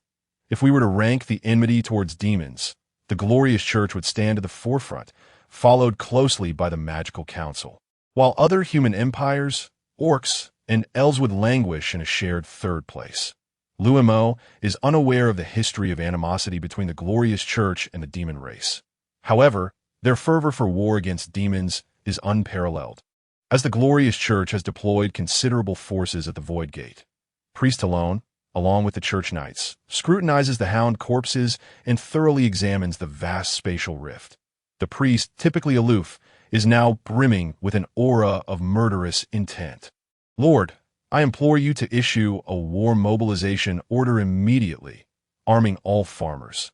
This is a life-or-death struggle, and we must invade the demon realm before they can react, true to their reputation as the most vengeful against demons. The glorious church is eager to attack, while Liu Mo is preoccupied with defense. This fellow's first thought is to charge forward. I beg your pardon, but I must decline. Liu Mo chuckles, as if he's heard the most ludicrous joke of the year. Lord, adjust your attitude. The war against demons is a duty incumbent upon all that be able to invade the demon realm is a glory of immeasurable worth. Then you shall go first. Liu Mo gestures towards the towering spatial rift. Priest Alone does not budge, his face contorted with barely contained fury, while the 4 church knights instantly draw their swords, their blades aimed threateningly at Liu Mo should Priest Alone give a command. They would swiftly teach Liu Mo a lesson for defying the glorious church's directives. Yet, just as their blades are drawn, dozens of lances are leveled at them. Their strength is formidable, with 2 intermediate and 2 high-ranking knights. But against over 300 cavalry, they would not dare to advance in days past. These knights and their squire would never have dared to raise arms against the glorious church, for the church's authority and the subservience of the millennial-old St. Ross Empire have instilled a profound fear among the common folk. However, having just ambushed and slain mages from the magical council that very morning, their courage has surged. Even as they point weapons at the church's members, they seem less fearful, perhaps even exhilarated, akin to breaking free from traditional constraints and embracing a new beginning. That thrill surpasses even the pleasure of intimate moments with their wives. From the shadows, Liu Mo hears the faint sound of 2 curved blades unsheathing, as Rammer, wary of being recognized by Priest Alone, conceals himself in the darkness. However, at the instant the church knights draw their swords, Rammer's 2 heavy curved blades are also drawn. He is confident that he can shatter them all before they can strike. The atmosphere becomes palpably tense, the only sound amidst the oppressive silence being the crackling of the campfire. Priest Alone, taken aback by the knight's audacity to point their weapons at him, feels this as a provocation, a blatant challenge to the glorious church. Dirty heretics who betray their faith. Priest, the frontier territory belongs to my house of Bern. I will not allow my people to sacrifice themselves on the battlefield for your glory. That I informed you of this for 2 reasons. First, as a fellow human, and second, to urge you to contact your superiors swiftly for additional support, not to come here and dictate terms. While I may be young, I have yet to adopt the habit of seeking a father figure. Illuminated by the firelight, Liu Mo's almost mocking tone causes Priest Alone's chest to heave with indignation. How dare a mere baron speak to him in such a manner? Heretic indeed. The Necromancer is a heretic. Liu Mo strides closer to Priest Alone, striking the knight's sword with his staff. Such fine weapons should be used against demons, not aimed at a baron who has discovered the demons threatening the world of light. I truly feel ashamed for you. These weapons will be better suited for the knights under my command. The 4 church knights, now equally infuriated as Priest Alone, find themselves rendered speechless. Give me, Priest Talon, having never before faced such humiliation, is on the verge of commanding the church knights to attack Liu Mo yet. Before he can finish his sentence, a violent tremor emanates from the territory of Marquis Augustus. A dragon of fire, composed of torches, races towards them. The thunderous sound of hoof is shattering the tense atmosphere. All eyes turn in unison, for the cavalry of White Horse City has arrived, though obscured by the night. The sound alone reveals that there are over 500 riders. Liu Mo exhales deeply. Comparing oneself to others can be disheartening. White Horse City, named for its abundant war horses, has an inexhaustible supply, ensuring a significant cavalry presence. The economic prosperity from their military supply industry is staggering. In terms of GDP, the wealth of White Horse City surpasses that of the entire frontier territory many times over. All the war horses in the frontier territory have been purchased from White Horse City. Demons indeed, demons. How could they possibly appear here? Accompanying the cavalry troops was a voice on the verge of collapse, so disconcerting that Liu Mo suspected the individual had soiled himself, that it was Sir Richard. The Lord of White Horse City, that a knight of the church leaned close to Priest Talon, whispering an introduction that Liu Mo happened to overhear. Priest Talon shot a fierce glare at the disobedient lord who dared to eavesdrop, his mind already concocting schemes of revenge. Yet Liu Mo paid him no heed. "My lord, I have returned, and the Lord of White Horse City is here as well," announced a drenched in sweat young John, leading a portly middle-aged man astride a tall white steed before Liu Mo. "Well done. Now go and rest." Liu Mo urged young John to take a break and replenish his strength, shifting his gaze towards the affluent lord. Richard Augustus, level 15, novice warrior, Lord of White Horse City. His rotund form, suggesting either well-maintained health or sheer fright, bore a face as pale as if he had seen specter. Liu Mo's eyes were drawn to the stunning yet enchanted armor adorning Richard, a luxurious piece of gear worth more than 10 times that of standard equipment, available only to the wealthy elite. Though Richard did not recognize Liu Mo or Priest alone, he had gleaned Liu Mo's identity from young John's address, knowing him to be Baron Olenburn of the newly elevated frontier territory. Struggling to dismount, the lord trembled, fighting for a prolonged time atop his steed until his guard finally lifted him down to this sight. Liu Mo understood. He was a quintessential nobleman. "I have met Baron Olen and Priest Talon. I am Sir Richard Augustus, Lord of White Horse City." However, no sooner had they exchanged pleasantries than Richard pointed at the distant, yawning rift in space, his voice trembling. "Why does a spatial rift connecting to the demon realm appear here? How am I to explain this to the Marquis? I believe we should not dwell on the origins of this rift. Our immediate concern is to establish defensive fortifications against the impending demon invasion. Should they attack through this breach, our current strength is woefully inadequate. We must construct defenses post-haste," Liu Mo asserted. Indeed, the Baron speaks wisely. I wholeheartedly agreed. I shall instruct them to erect defenses immediately, preferably sealing this accursed rift. Richard nodded vigorously, turning to make arrangements. Seeing the ineptitude of the lord, Priest Talon swiftly positioned himself in front of Richard. "I contend that our primary objective is to counterattack into the demon realm. This is a divine opportunity bestowed upon us by the glorious God. The perfect moment to unleash the wrath of the divine upon the demons." Talon's fervent words nearly caused Richard to collapse. His eyes wide in disbelief as he regarded this religious zealot. With their meager numbers, did they truly aspire to invade the demon realm? Such folly was hardly a path to death one would wish for. "Priest, I believe Baron Olen's counsel bears merit. It would be a considerable feat to withstand the demon onslaught with our current forces. Matters of counterattacking the demon realm should be left to those of greater stature." Richard, unlike Liu Mo, was not a transmigrator. His reverence for the Church of the Glorious God was ingrained deeply within him, and he dared not offend Priest alone, yet he refused to affirm the plan. Deferring the matter to higher authorities, Richard's words caused Talon's countenance to darken. Blending with the night, I neglected to mention that the rift appears to possess an unknown force restricting entry. Only those below intermediate rank may pass through. Upon revealing the rift's nature, Liu Mo prompted Talon and Richard to hasten to inspect it. The result confirmed Liu Mo's assertion. Only the novice Richard could extend his hand into the rift. while the intermediate Talon could not. Thank heavens. This outcome is a stroke of fortune amidst misfortune, Richard exclaimed, unceremoniously collapsing onto the ground, taking deep breaths to steady his trembling form. Yet, with conditions as they were, the potential for sudden change allowing higher ranks to pass was uncertain. It was equally plausible that while intermediates could not enter, demons of equal rank might easily come through.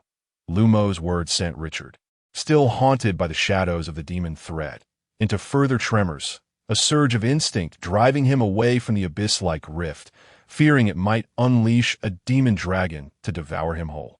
I believe our immediate priorities are twofold. First, to urgently establish defensive works here. Second, to notify our superiors, urging them to dispatch additional forces that I have already alerted the mages above via the teleportation array of the Magic Council. Though their arrival time remains uncertain, Liu Mo concluded, casting a glance at Priest Talon. Though Talon begrudged Liu Mo's leadership, he replied, I reported the situation before my arrival, though lacking details due to my ignorance of the specifics here. Liu Mo comprehended that Talon must have omitted critical information, fixated on claiming glory for himself. No wonder he had incessantly prodded Liu Mo and Sir Richard to launch a counteroffensive against the demon realm. Should such an endeavor succeed under his command, Talon's future would shine brightly. Albeit built upon countless corpses, I shall return to inform the Marquis to dispatch the Silver Wing Cavalry, Richard stated, dashing towards his steed, eager to relay his report to the Marquis, as if he wished for wings to fly directly before him. Sir Richard, do not be hasty. You are aware that my frontier territory lacks resources, including cavalry. Should you leave, what defense would I possess? Liu Mo grasped Richard, who would leave him alone amidst the chaos, risking the lives of over 300 cavalrymen in the event of a demon encounter. Chelsea, Richard called out, and a heavily armored knight emerged from the shadows, a level 9 hound demon impaled on his single-handed sword. Liu Mo's eyes brightened. This formidable figure was quite impressive. Chelsea, level 37, advanced, heavy cavalry. Lord, came the muffled reply from beneath the knight's visor. Richard gestured towards Liu Mo. This is Baron Olin of the Frontier Territory. I have urgent matters to attend to. You and your cavalry are to remain here and follow Baron Olin's orders. Chelsea seemed unfazed by his lord's unusual behavior, offering a slight bow before Liu Mo. I have met Baron Olin. Greetings, knight. Richard showed no inclination to linger, mounting his steed with a swiftness that belied his earlier struggles.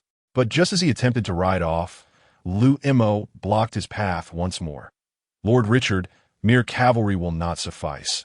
We must construct fortifications and prepare defensive weaponry, which my frontier territory lacks. I possess such resources. Whitehorse City has everything you require. Simply inform Chelsea, and he will procure it for you. Even in the darkness, Chelsea could see the uncontainable smile on Liu Mo's face. Richard, in a frantic escape, hurried away, and Liu Mo's attention shifted to Chelsea. You have witnessed the situation. You must abide by your lord's orders. Indeed, Baron, though not excessively, Chelsea responded, sensing that Liu Mo's requests were as daunting as the yawning rift itself. As if he could swallow Whitehorse City whole. The frontier territory is impoverished. You are all aware of this. Hence I require your support and supplies. All for the sake of repelling the demon forces. I need archers, numerous archers, powerful siege crossbows, magical resources, more cavalry, fresh mounts, blacksmith's coal, timber, food, fodder. Chelsea realized Liu Mo's intentions to consume Whitehorse City were not unfounded. Indeed, that was precisely what he seemed to intend. Each item Liu Mo enumerated was military-grade equipment. All strictly prohibited from sale. Is this a challenge? Liu Mo asked, a smile gracing his lips as he regarded the knight, left to bear the burden. Chelsea rolled his eyes beneath his visor. Did he truly need to ask if this was a challenge? This was akin to emptying Whitehorse City. I have over 1,000 hound demon corpses. If we cooperate well, sharing a few should pose no problem. Liu Mo patted Chelsea's armor, gesturing towards the rigorously guarded hound demon corpses. I shall have someone retrieve the supplies the Baron requires. The achievements of battle belong to oneself, while Bama City is under the command of its lord. All actions taken under the orders of the esteemed Baron Olin are dictated by the city lord and bear no relation to him. This is indeed the correct perspective, as all efforts are aimed at resisting the demonic forces. Rest assured, I shall not forget you. With utmost urgency, Chels dispatched individuals back to Bama City to retrieve all possible resources. As for whether they could be fully utilized, that is a matter for later discussion. Securing dozens of canine demon corpses takes precedence. The war against the demon race has not even commenced, yet we already have achievements to our name. What exhilarating prospects! The human empire has enjoyed prolonged peace, with no friction with other races for decades, leaving scant opportunities for glory. Only in conflict with the demon race can one truly earn commendations. However, the Void Gate imposes stringent regulations. Only carefully selected troops may approach it. And the prowess of the regular demon army is exceedingly formidable, rendering participation in the war at the Void Gate perilous. Now that battle achievements are practically being delivered to our doorstep, Chels understands precisely what must be done. It is merely due to the cowardice of our inept city lord that these accolades have not yet reached his hands. Is it not simply a matter of acquiring some supplies? Here, take them. Should the spoils be sufficiently plentiful, I would not hesitate to share even my warmth at night from a distance. Priest alone observed all that transpired, noting that his counsel fell on deaf ears. He led 4 church knights away from the scene, content to distance himself from the insufferable Baron. After all, the rift in space stretches long ahead, and he merely wished to avoid lingering in the company of this detestable nobleman. Accomplishments in battle are something he can procure for himself. With their quintet, they could amass significant glory in just one night. Finally, Liu Mo found himself alone, and the weary Richard approached him, his steps unsteady and his complexion still pale. Weakly, he spoke, "My lord, although I relayed the message to Mage Boge before arriving, I did not have the opportunity to witness the situation here firsthand, and my report may lack detail. Would you prefer I clarify matters upon my return?" Richard had only heard from Galliu that a rift connecting to the demon realm had emerged, yet he did not anticipate the gravity of the situation, that he feared that his insufficiently detailed report might delay military actions. The appearance of demons is no trivial matter. A misrepresentation could prove disastrous for one as insignificant as a mere apprentice mage. Liu Mo gazed at the rift in space and caught sight of Priest alone lurking in the shadows. His eyes fixed greedily on each cavalryman. Should Richard return, this man would undoubtedly seize the opportunity to usurp military authority. The restrictions on intermediate-level power entering the rift do not deter his desire to plunge into the demon realm. This individual is entirely consumed by the obsession to retaliate against the demon world.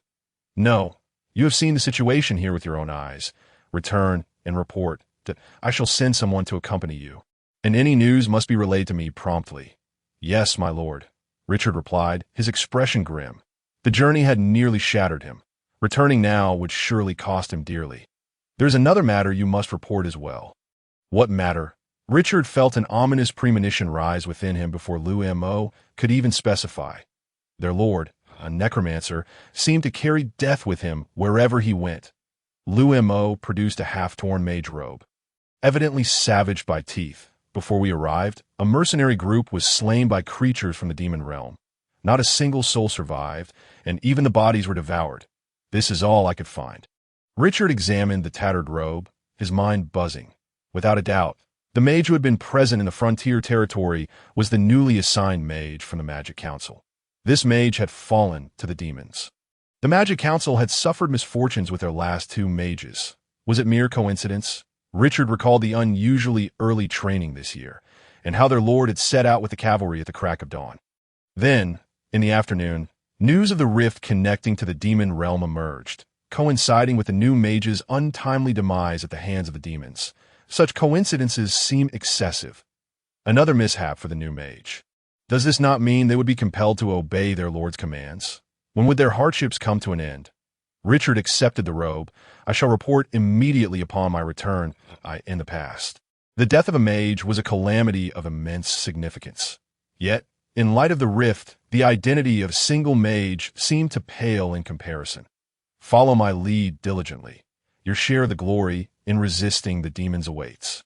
Liu Mo encouraged, patting Richard's shoulder. Thank you, my lord. Richard, who had been grim-faced moments ago, suddenly felt revitalized.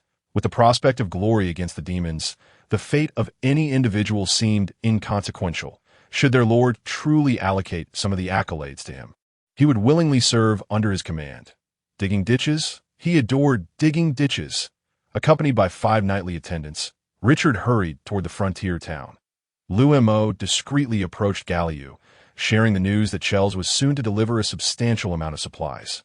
Unsurprisingly, Galliu nearly drooled with excitement. Compared to the impoverished frontier, Bema City represented their ideal of abundance. A mere fraction of supplies could yield them a fortune.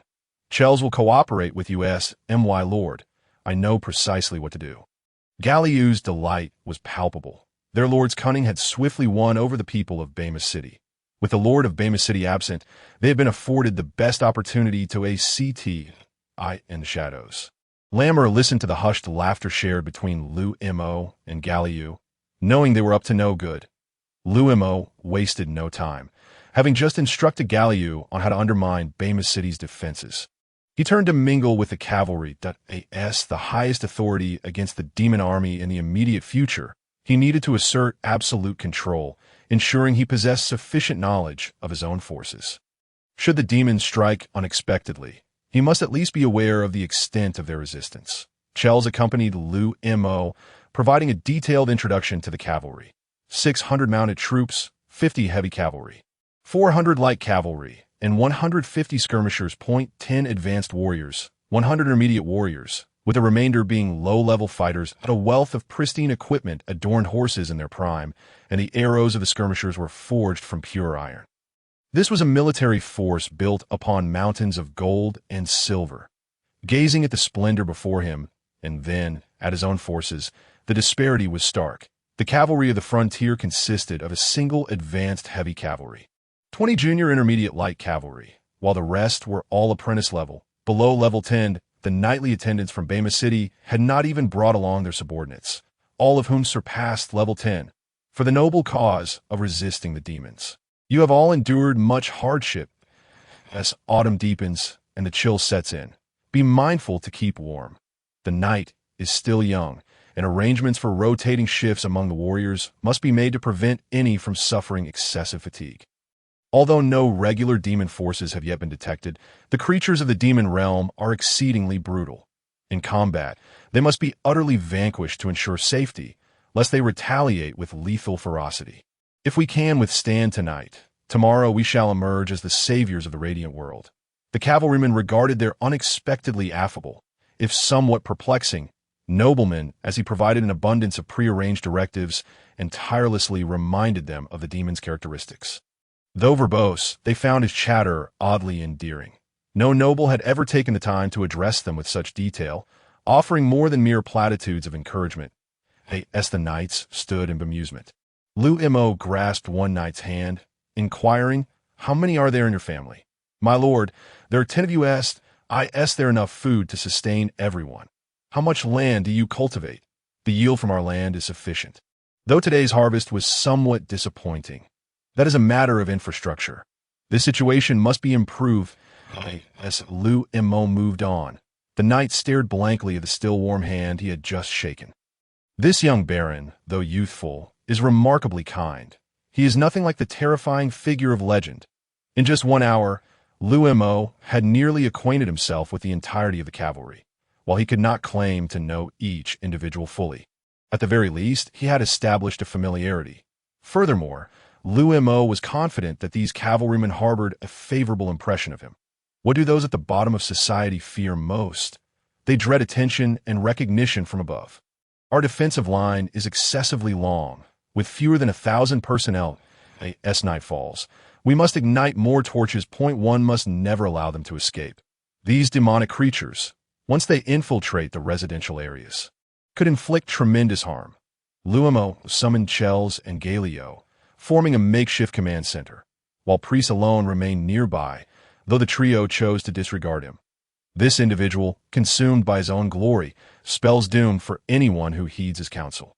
Preparations were underway to fell trees in the vicinity, yet there was scarcely any despair, and the supplies they managed to gather would only last until dawn. Galliu remarked, Our White Horse City possesses military-grade oil, and I have arranged for its delivery, but it will not arrive until the latter half of the night.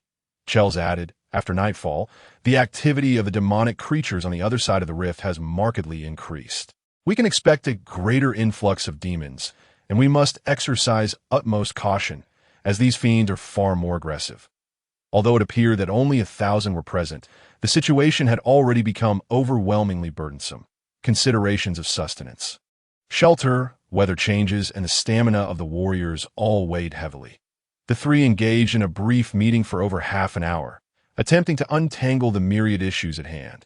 Due to their unfamiliarity with one another and the lack of time for cohesion, they could only defend the rift by splitting their forces. The cavalry of White Horse City, being the stronger contingent, was tasked with defending 7,000 meters, while the cavalry from the frontier, being weaker, was responsible for the remainder. As for the solitary Talon, no one paid him mind. He was free to defend whatever stretch of line he wished. When Liu Mo finally took a moment to rest, his stomach growled in protest. In the darkness, Raymore handed him a large flatbread, which Liu Mo devoured ravenously. He was grateful for White Horse City. This was their military ration, far superior to that of the frontier. Upon witnessing the cavalry from the frontier feasting on dry cakes made from black beans mixed with wheat flour, Chels decided to share their rations. Were it not for Liu Mo diligently showcasing his authority as a political officer before the soldiers of White Horse City, they would not have so readily shared their supplies. Prepare yourselves. I see many demonic creatures approaching, drawn by the flames, Raymore stated, as a member of the Tiger Clan.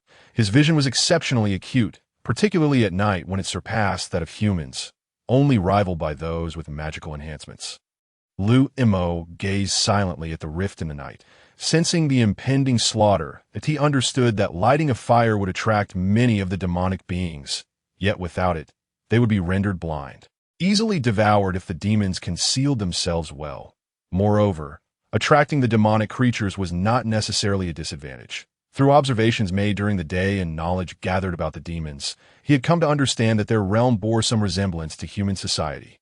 They had their own cities, armies, and numerous beasts of the wild, such as magical beasts. Currently, no regular demonic army had been detected beyond the rift. Only the wild beasts of the demon realm had crossed over. The absence of a formal demonic military suggested a lesser degree of danger. If it was not exceedingly perilous, then it presented an opportunity for glory and experience as the highest-ranking commander present. Any accomplishments would undoubtedly be attributed to him.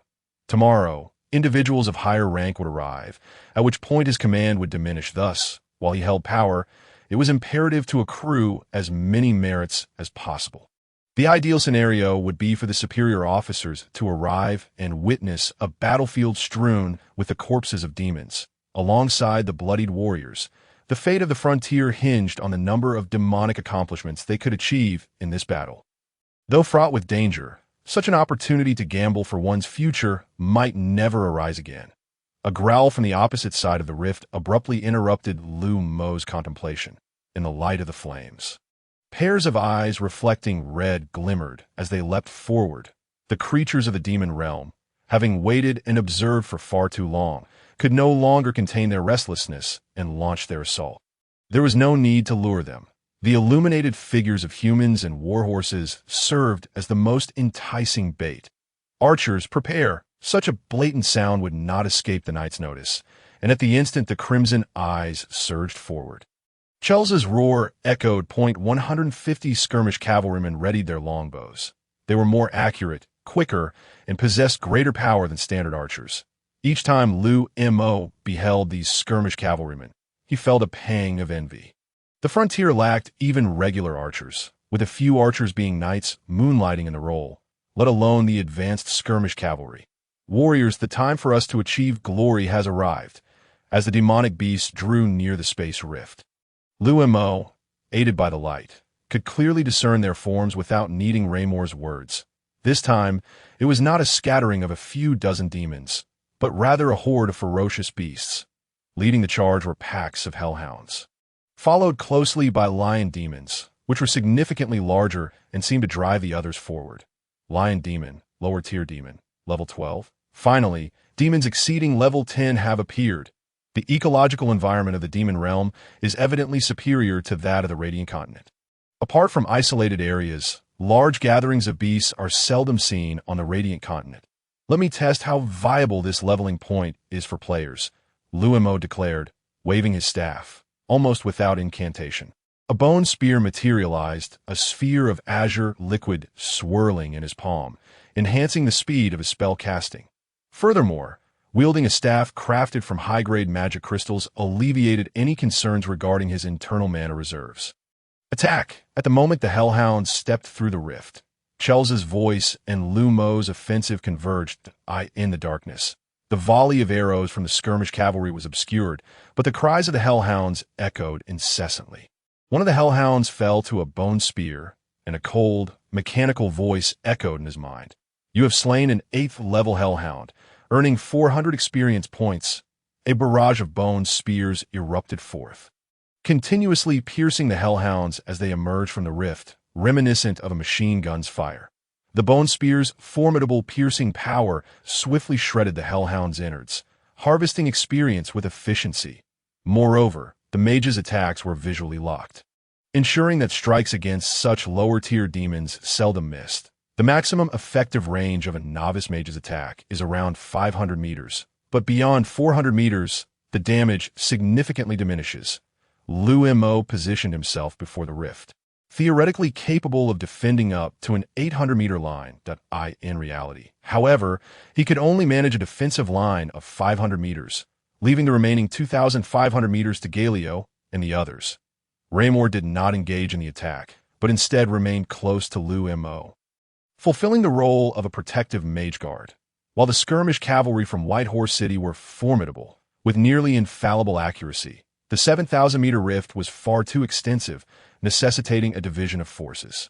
The combined forces of the frontier and Whitehorse City numbered over 800 cavalrymen, but could not all be deployed at once. Half would need to engage while the other half rested to ensure prolonged combat capability. Although Chell's had dispatched someone back to Whitehorse City for reinforcements, they would not arrive until the latter half of the night. Until then, they could only rely on themselves. Priest alone had also led 4 knights from the chapel in a battle, making their defensive position particularly resplendent. The divine light from their spells illuminated the area as if it were daylight, incinerating the advancing hellhounds. The cooperation of the 4 chapel knights, augmented by their divine spells, rendered them an impregnable bastion. However, whether it was the knights of the frontier or those of Whitehorse City, they could not help but scoff at their prowess, with 2 high-tier heavy knights, 2 mid-tier heavy knights, and a mid-tier priest. It was a configuration that would make anyone formidable. Moreover, they were merely guarding a narrow stretch, refusing to advance even a step, an egregious waste of talent. Additionally, the spells that could amplify their status were not shared with the other soldiers, revealing a shocking lack of generosity. Skeleton summoning. The corpses strewn before the rift were more than sufficient. Liu Mo invoked the spell without hesitation. 5 skeletal soldiers, each wielding a half-meter-long white bone sword, rose from the corpse of a hellhound, accompanied by 5 skeletal archers armed with bows and arrows. It seemed as if the disdainful grunt of Priest alone echoed in his ears. Yet this did not deter the skeletal soldiers from commencing their onslaught against the hellhounds. Skeleton warrior, level 10. Novice, skeleton archer, level 10. Novice, currently, the demonic beast that had traversed the spatial rift did not exceed level 10. Under Liu Mo's command, the combat prowess of these skeletal soldiers was merely slightly inferior to that of the hellhounds. The skeletal soldiers moved slowly, yet they were able to alleviate some pressure from the territorial knights. As hellhounds attacked the skeletal soldiers, white bone arrows were released in an instant, and the skeletal warrior thrust his half-meter-long sword, causing the hellhound to whimper and perish from multiple strikes. You have slain an 8-level hellhound, earning 400 experience points. You have slain a 6-level hellhound, earning 300 experience points. Unexpectedly, the cold, mechanical voice of the system rendered him parched, as he continuously unleashed bone spears and witnessed the skeletal warrior's kills. Liu Mo seemed to see his experience points steadily rising. There's no need for 5 days. At this rate of harvesting experience, I might ascend to intermediate mage by tomorrow morning. Truly, this was a training ground prepared for players.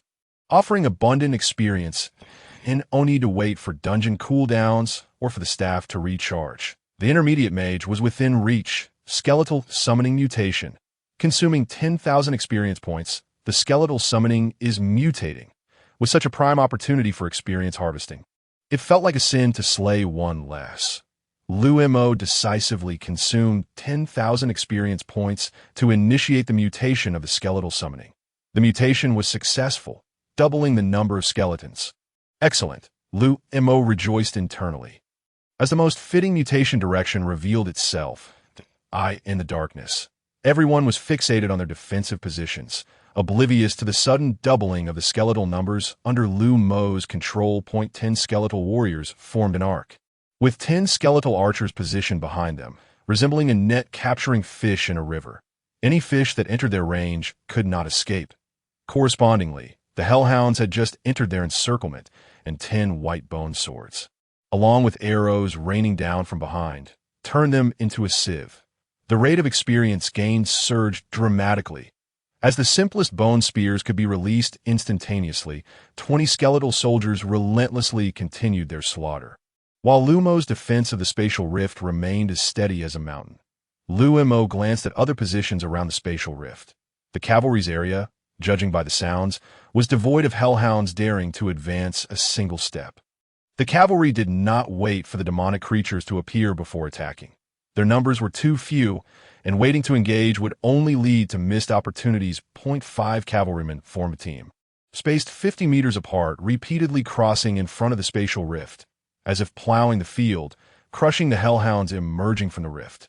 However, even this was insufficient, as the front line remained too long, allowing several hellhounds to escape between the two cavalry groups. Should these hellhounds take advantage of the night to flee the spatial rift, they would enter a vast territory unopposed. Yet, these hellhounds, seemingly stubborn, did not flee when the cavalry did not notice them. Instead, they proactively attacked the cavalry, only to be slain in return. Roar! The hellhounds' relentless assaults had no effect, inciting the displeasure of the subsequent lion demons. With a furious roar, a lion demon over 3 meters long emerged from the spatial rift, its incredible speed instantly toppling one cavalryman. The specially trained warhorse proved unable to withstand the assault of a level 13 lion demon, being crushed to the ground. This was no mere creature defined by levels. With its gaping maw, it could swallow the entire head of a cavalryman. 4 cavalrymen from the same row rushed forward, but to turn back and rescue their comrade required a moment of maneuvering. A moment ample enough for the lion demon to devour a human.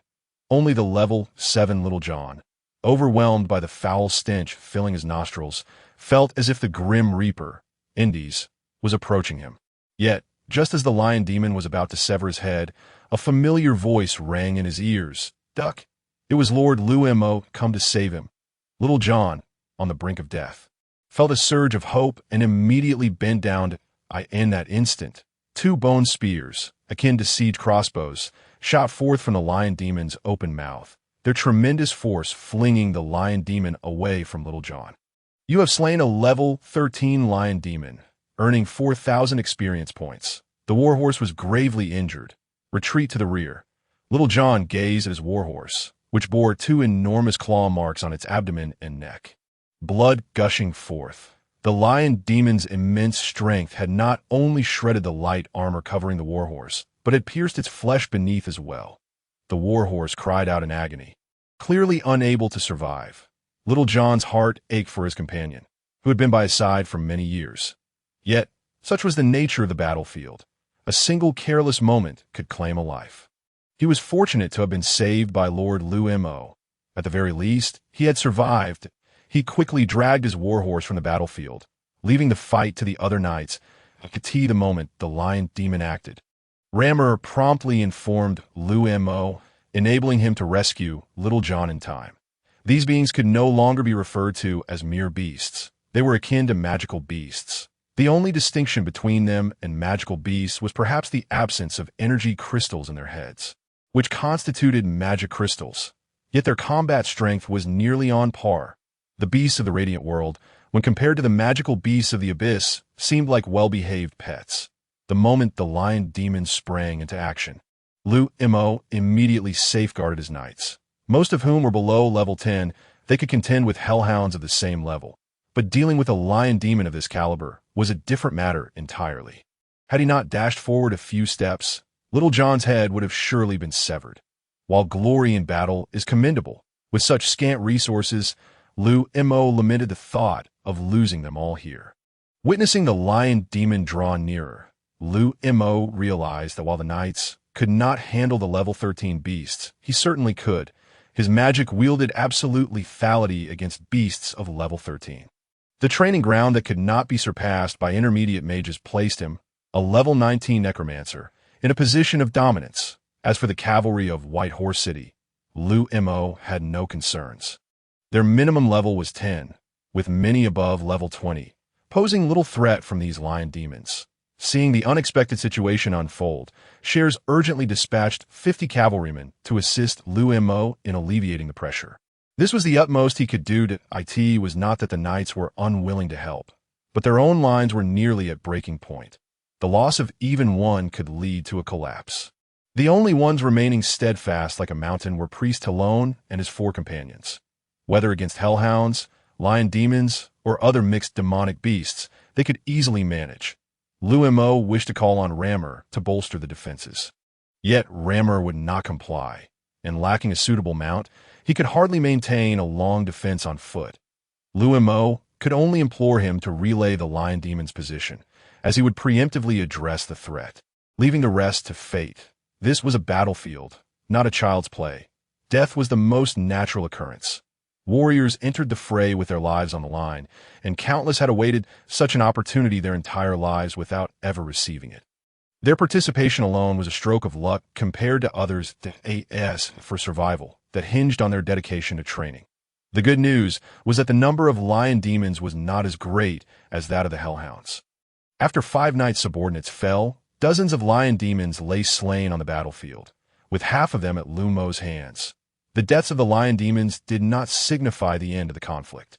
Rather, it heralded a more brutal battle to come. The interior of the abyss attracted even more demonic beasts, drawn by the flames and scent of blood. The overwhelming scent of blood tantalized the beast's senses. Much like a beautiful woman enticing a lonely young man, beasts with keen noses could easily detect it from kilometers away. These demonic beasts cared not for the dangers present, driven by the desire for a feast. They charged forward, the sharp rain of arrows, the lethal cavalry spears, alongside skeletal warriors, bone spears, and divine spells from the priests, still could not halt their relentless advance. However, not all the beasts that emerged from the spatial rift targeted the human cavalry. A significant portion dragged the corpses of the fallen back with them.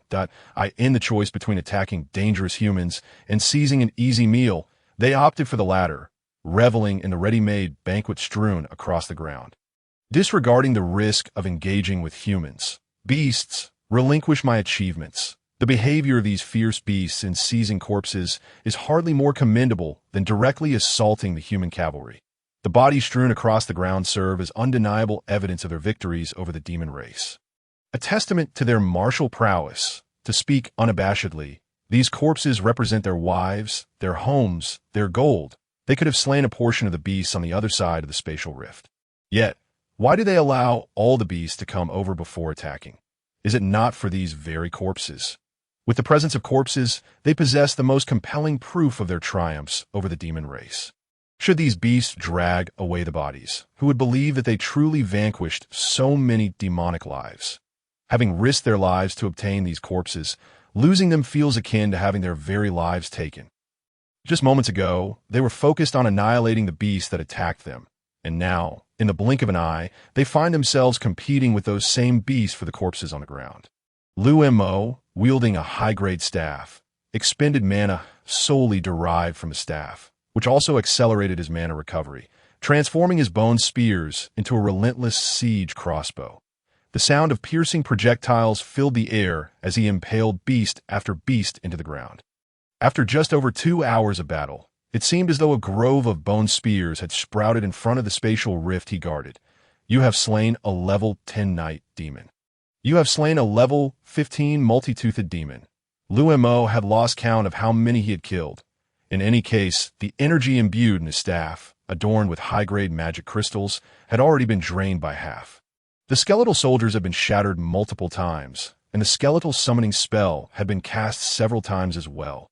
With such an abundance of experience, why had he not yet leveled up? Liu Mo estimated that his experience should suffice, yet he had not heard the system notification announcing his promotion. The only plausible explanation could be that the experience required to ascend from level 19 to level 20 was extraordinarily high, far exceeding that needed to progress from level 18 to level 19. Thus, despite slaying so many demonic creatures, he remained unpromoted. Then let us continue. Initially, Liu Mo had marveled at the demon race's flourishing ecosystem, noting the sheer number of beasts, but as the battles escalated, confusion crept in. Surely, no ecosystem could sustain such an overwhelming abundance of wild beasts. Since the onset of the canine demon assault, there had been no respite. From a player's perspective, having more monsters to level up against certainly aligned with the game's mechanics. However, for Liu Mo, a resident of the Radiant World, this was decidedly amiss. The sheer number of beasts in the demon realm was undoubtedly abnormal. Lacking knowledge of the demon race's intricacies, he found himself bewildered by the unfolding events. Ultimately, his low level restricted the breadth of information he could access, leaving him to rely solely on the immediate circumstances for judgment. Roars and howls echoed from various locales within the demon realm. Battles raged not just here, but elsewhere as well. Intermediate creatures are approaching. Rummel's voice jolted Liu Mo into alertness, after hours of combat against primarily low-tier foes. The appearance of an intermediate creature marked a first. However, several minutes passed after Rummel's announcement before Liu Mo finally caught sight of the intermediate being. A colossal head, radiating an overwhelming aura, peered through the spatial rift, scrutinizing Liu Mo and the bloodied cavalryman. Its blood-red eyes seemed to appraise its prey, utterly disinterested in the corpses littering the ground. The dead held no allure for it, with a length exceeding 4 meters and weighing at least 800 pounds. The creature's footsteps barely made a sound as it approached. The tiger demon, lower-tier demon, level 25. He cannot cross over. What a pity. Despite the tiger demon's formidable presence, the rules dictated that beings of intermediate rank could not pass through. Liu Mo found himself powerless to harvest experience from such a distance. The emergence of the tiger demon considerably slowed the tide of beasts crossing the spatial rift, with nearly all creatures cautiously reducing their pace, their crimson eyes growing somewhat clearer. Even as the tiger demon advanced, other beasts instinctively parted ways. The tiger demon seemed curiously intrigued by the spatial rift and the humans present, inching closer with each step. Liu Mo felt a surge of delight. Just moments ago, he lamented the lack of opportunity to claim this formidable creature, and now it was approaching him. One canine demon failed to evade the tiger demon's path, only to be crushed and swallowed whole, offering no resistance. Seemingly a meal the tiger demon had long anticipated, submitting to its fate with obedient compliance. Upon reaching the spatial rift, the tiger demon finally halted, locking eyes with Liu Mo across the divide. Their gazes met, as if to utter, "What are you staring at?" The tiger demon raised its paw, seemingly attempting to greet Liu Mo, yet its 4-inch-long claws were capable of rending a full-grown man asunder. Mutated bone spear, mutated venomous projectile, consuming 1,000 experience points. Bone spear mutation in progress, consuming 1,000 experience points. Venomous projectile mutation in progress. Mutation successful. Bone spear count increased by 1. Mutation successful. Venomous projectile count increased by 1. Instantly, 2 bone spears materialized beside Liu Mo, while 2 spheres of azure liquid appeared in his hands. In a flash, he unleashed his assault upon the tiger demon. The tiger demon's claws did not breach the spatial rift, yet Liu Mo's attacks reached it in an instant. Roar! The tiger demon was injured, 2 bone spears protruding from its form, accompanied by a pair of venomous projectiles that provided an unwelcome cleansing for its face. Amidst the sizzling sounds, Liu Mo could see the tiger demon's visage rapidly becoming disfigured. However, its thick skin prevented the venom from corroding its eyes, leaving only patches of fur stripped away. The once imposing tiger demon was swiftly transformed into a comical sight, resembling a bewildered fool. Enraged, the tiger demon roared, intent on charging across the spatial rift to slay the creature that had dared to attack it. Yet, it collided with the rift, its face pressed against the barrier, rendering it immobile. The enemy it yearned to harm lay just beyond its reach, yet couldn't close the gap in that fleeting moment.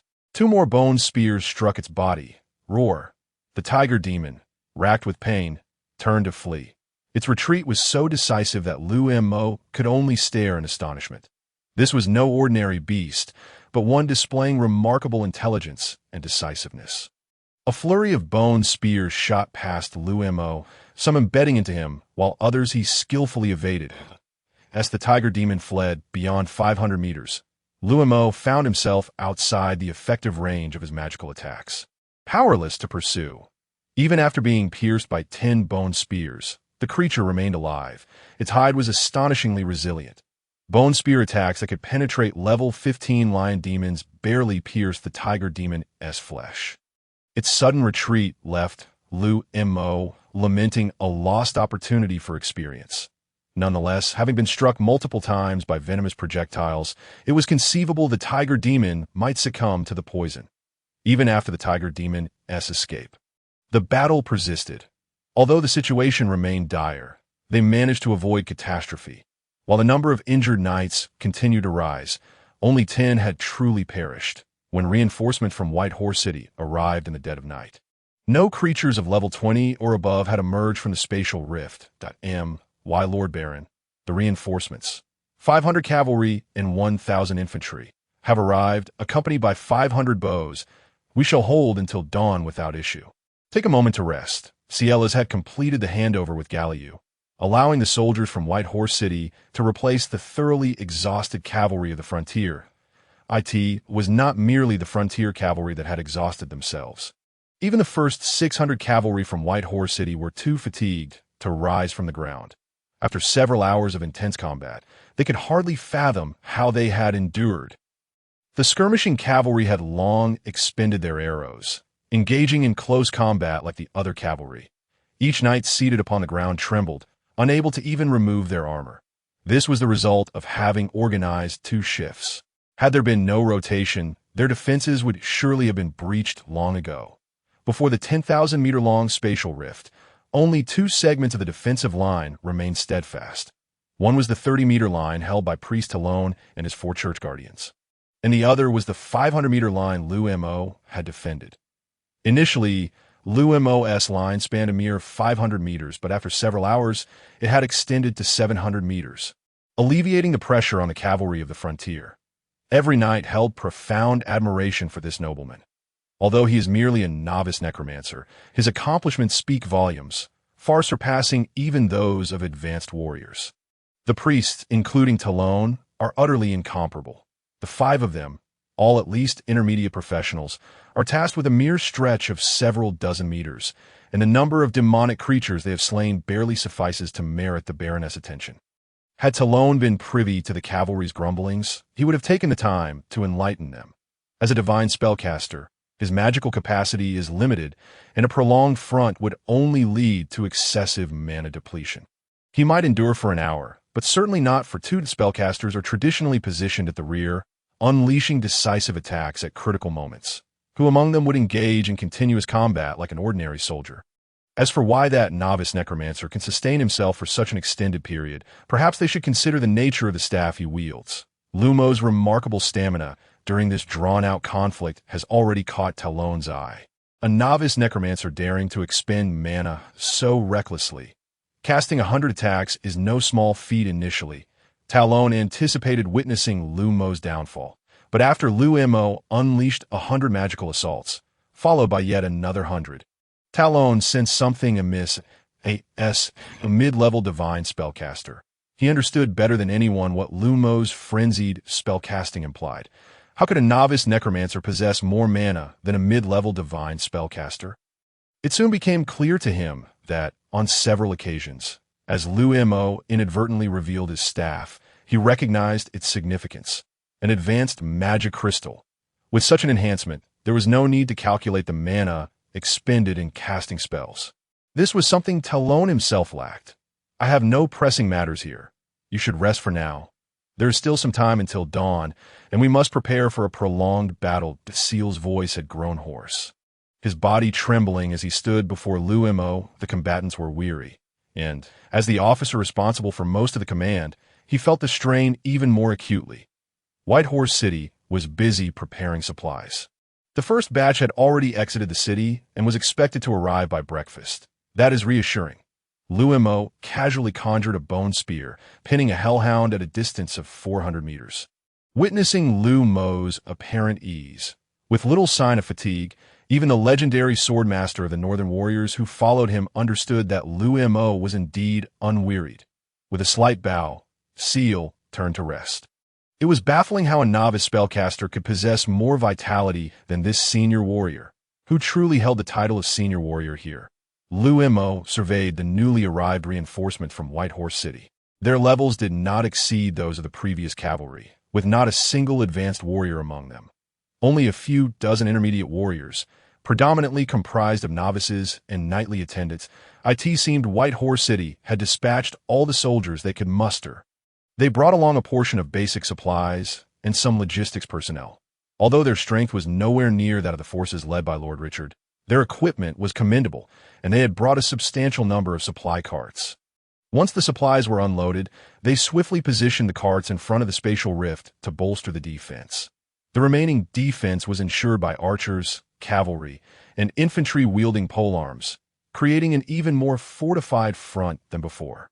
This is the advantage of having military provisions. Though their fighting strength may diminish, their defensive capabilities are significantly enhanced. Logistics personnel had begun to prepare meals under command, instantly brightening the battlefield and filling the air with the aroma of cooked food. The scent of the meals alleviated the tense atmosphere among the soldiers. With the defense of the spatial rift secured, Liu Mo continued to grind for experience. After such an extended engagement, he had accumulated at least hundreds of thousands of experience points, but still awaited the system notification of his advancement to mid-level. Liu Mo felt a sense of urgency. He yearned to plunge into the demon realm and harvest experience points with reckless abandon. However, he ultimately abandoned this notion. Once he advanced to mid-level, he would be unable to return. As the defensive line strengthened, the creatures from the demon realm seemed to sense that humans were not to be trifled with, and their attack intensity began to wane. Many of them merely approached to observe, refraining from crossing the spatial rift and instead engaging in combat amongst themselves within the demon realm. The soldiers of the frontier territory and White Horse City rejoiced. The defense had become more manageable, and they seized this precious opportunity to relocate the corpses in front of the spatial rift. Every single body here represented a valuable achievement that money could not buy. Yet, amidst their elation, they cast glances towards the line held by the Baron. Compared to him, their kill count barely constituted a fraction of his. The accomplishments of a single necromancer left their own efforts in the dust. As the demonic assaults diminished, Liu Mo grew even more anxious. He felt he was on the cusp of leveling up, with experience points tantalizingly close to his grasp. If you won't come to me, then I'll come to slay you. He disregarded the corpses. All he sought was experience. You have slain an 11-level lion demon, earning 3,500 experience points. Regrettably, until dawn, Liu Mo did not receive the anticipated notification of his advancement. Watching the last fearsome figure retreat, he was filled with profound frustration. Come back, just a little more. It was always just a little more. Ramo sensed the rising resentment emanating from Liu Mo, though unaware of the reason. He instinctively distanced himself from Liu Mo. The latter now felt a simmering explosiveness within him, as if any provocation would trigger an eruption. My lord, reinforcement from White Horse City have arrived, and the accolades have been allocated. Galio, his energy mostly restored, approached Liu Mo and whispered a few words in his ear. Liu Mo nodded. They would allocate a portion of the accolades from the frontier territory to Seal, who would, in turn, privately exchange certain supplies with them. This had been prearranged. To express his gratitude towards Liu Mo, Seal had discreetly replaced all the steeds of the frontier territory with superior mounts from White Horse City. Old, injured, or feeble horses were all swapped for top-quality war horses. This small gesture was worth over 2,000 gold coins, equivalent to the frontier territory's tax revenue, for an entire year. Allocate a portion of the spoil from slain demons to the brothers who fought valiantly. Yes, my lord. Liu Mo endeavored to calm his emotions. If he had not advanced, so be it. He could always grind a few more dungeons. Although he had not leveled up, he had not left empty-handed. You led your cavalry and several hundred riders from White Horse City to withstand the tide of demonic beasts, forming a dungeon-like scenario. As a baron, commanding fewer than 1,000 cavalry, he had fought throughout the night, slaying tens of thousands of demonic intruders, earning an increase of 2 in his legendary status. Liu Mo discovered a second function of legendary status. It bestows him with considerable popularity. During his interactions with the cavalry from White Horse City, he realized they were not entirely ignorant of him. Their knowledge, however, was limited to the bloody feasts of the Byrne family and the mercenary sieges. These two incidents directly correlated to the legendary status he had previously acquired, indicating that the higher his legendary status, the greater his renown. There was no need to introduce himself. They already knew of his exploits. In this era, where information spread slowly, one should not underestimate the power of a celebrity. As he walked through the bustling military camp, every soldier regarded him with awe, their admiration unmistakable.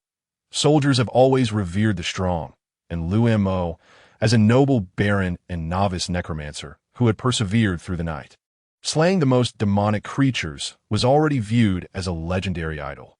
Liu Mo speculated that it would not be long before a bard would compose songs celebrating his deeds. White Horse City not only delivered a wealth of supplies, but also dispatched a considerable number of personnel. The defense could no longer be lined up in front of the spatial rift as before. Trenches had to be dug in front of it, and elevated platforms constructed behind. This way, when the creatures from the demon realm launched their assault again, they would fall into the trenches, allowing the soldiers to attack from above. Liu Mo, unfamiliar with the details of military arrangements, could only continue to play the role of a political instructor, constantly encouraging the visibly apprehensive soldiers. Fear not, the demon race is but that. Just like us, they have heads on their shoulders, and a blade through them will spill blood and bring death. We have survived a night of battle. Have we not?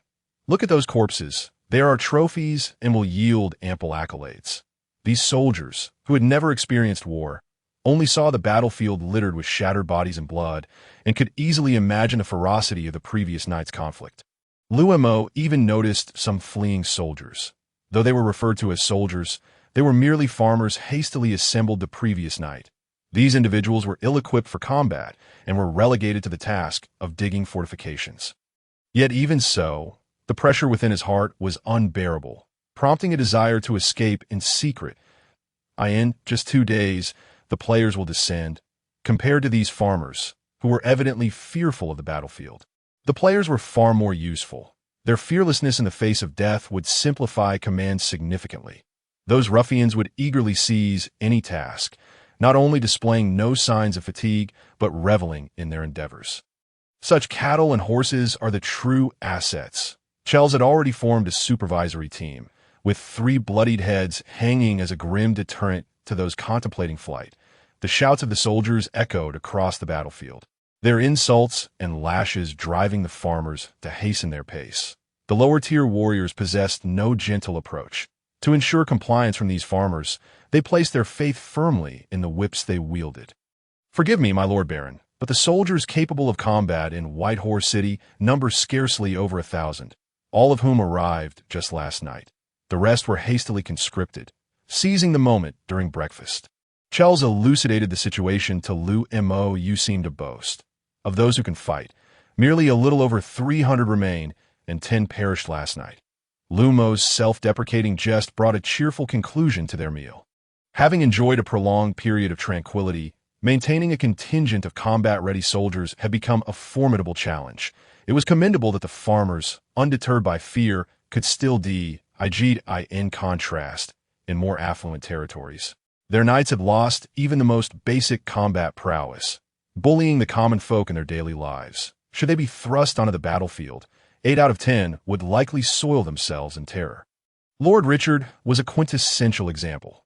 This lord had rushed to meet Marquis Augustus under the cover of night, claiming that others could not articulate the situation as he could. However, it remained unclear why he felt compelled to evacuate his family and valuables during such a report. Did the nearly 80-year-old Augustus have a fondness for his kin? Everyone understood his actions. What he termed a reporting duty was, in truth, a hasty retreat. My Lord Baron, the priest from the glorious church of White Horse City and the mage from the Magic Council have arrived. Charles gestured discreetly towards two luxurious carriages approaching in the distance, one adorned with the emblem of the glorious church and the other bearing the insignia of the Magic Council, both accompanied by a protective retinue. When inquiring about their late arrival, it became apparent that it was none other than the anxious Lord Richard who had forgotten to notify them. Liu Mo was nearly driven to laughter by this absurdity. Such a critical matter could be overlooked? Truly, this lord possessed an exceptional talent for evasion. Nevertheless, Liu Mo felt gratitude for the oversight, as it had granted him command throughout the night. Had these two arrived the previous evening, the dynamics on the battlefield would have been uncertain. The carriages halted outside the construction site, where dust swirled in the air, prompting the two nobles to refrain from stepping down, lest they soil their shoes. They had already acquired intelligence regarding the spatial rift, and the situation was surprisingly favorable. It was accessible only to those below the primary level, posing no real threat to them. The only regret was the missed opportunity to harvest early military achievements, which had instead been fortuitously claimed by the Baron who had stumbled upon luck. Priest alone had already made his way over, and Liu Mo was certain that in his eyes, he was regarded as a thoroughly detestable necromancer. I shall take a look. After all, I am the acting mage of the Magic Council in the frontier territory. Liu Mo brushed off the dust from his mage robe, sending a cloud of particles into the air. The battle for hearts and minds was far more perilous than any battlefield. Blanche, I still advocate for an assault before the demon race can react. The glory of the gods does not permit us to cower here in defense. We have already squandered an entire night under the command of that foolish Baron. We must seize the moment. Rather than digging useless trenches here, it would be far more productive to have these farmers fortify the demon realm. Liu Mo could hear Priest Talon's insistence on the necessity of an aggressive advance from a considerable distance, even directing his gaze towards the trembling farmers. Liu Mo found himself amused by this imbecilic notion. How had such a person attained the position of priest? Disregarding Talon, Liu Mo's attention shifted to the priest of the glorious church of White Horse City, Blanche, priest of the glorious church, level 31, senior spellcaster. To his surprise, he was indeed a level 31 senior priest, given that White Horse City was no small place like Frontier Town, where the trade of warhorses spanned the entire northwest region of the empire. An intermediate priest could hardly maintain order. Next, he glanced at the mage from the Magic Council, a well-groomed middle-aged woman radiating an aura of magical prowess that made Liu Mo yearn to rob her. Since yesterday, he had seen no sign of poverty aside from himself. Annie, level 30, senior mage. She was also a senior mage, with 2 senior spellcasters accompanied by 10 attendants, all mid to high-ranking warriors. It was evident that engaging them would be a formidable challenge. Should they unite, he would find himself nearly powerless to resist. After meeting the two, Liu Mo introduced himself. I am the Baron of the Frontier Territory, and this is the Magic Council's representative mage, Olin Byrne. Dusty yet maintaining noble decorum, Liu Mo offered a slight bow. Talon emitted a disdainful snort, his eyes filled with loathing for Liu Mo were it not for this wretched Baroness' refusal to heed his commands. He would have already claimed a substantial portion of the demon realm. Mage Annie from the Magic Council regarded Liu Mo with mild curiosity, particularly noting the nearly depleted high-grade magic crystal in his possession. Greetings, my Lord Baron. I am Annie, the senior mage of the Magic Council stationed in White Horse City. Greetings, my Lord Baron. I am Blanche, the senior priest of the glorious church. Blanche also maintained the most basic courtesy in introducing himself. My Lord Baron, may I inquire whether you agree with my proposal? Talon stood before Blanche and Annie, coldly scrutinizing Liu Mo, the Magic Council, and the glorious church, both comprised of senior spellcasters, demanded that even account must weigh their requests carefully. A mere baron daring to defy them risked incurring imperial reprimand the following day. Talon was overtly leveraging his influence, attempting to force Liu Mo into submission through the pressure of these two powerful factions. Blanche and Annie remained silent. neither affirming nor denying their agreement with Talon's proposal, as if awaiting Liu Mo's response. Talon, may I ask when you plan to provide me with the 10 war horses? Aye. Talon nearly erupted in outrage. The promise of 10 war horses was intended as a bribe for Liu Mo, but now that the facade had been shattered, he could hardly fulfill it that a priest of the glorious church would not tarnish his reputation over 10 war horses. Would he? Liu Mo refrained from mentioning the counteroffensive against the demon realm, instead entangling Talon in a dispute over the war horses. The Baron has guarded this place with cavalry throughout the night, protecting many citizens. On behalf of the glorious church, I offer a measure of compensation. Suddenly, Blanche produced a small pouch and presented it to Liu M. Yes, you know, the glorious church does not breed its own war horses.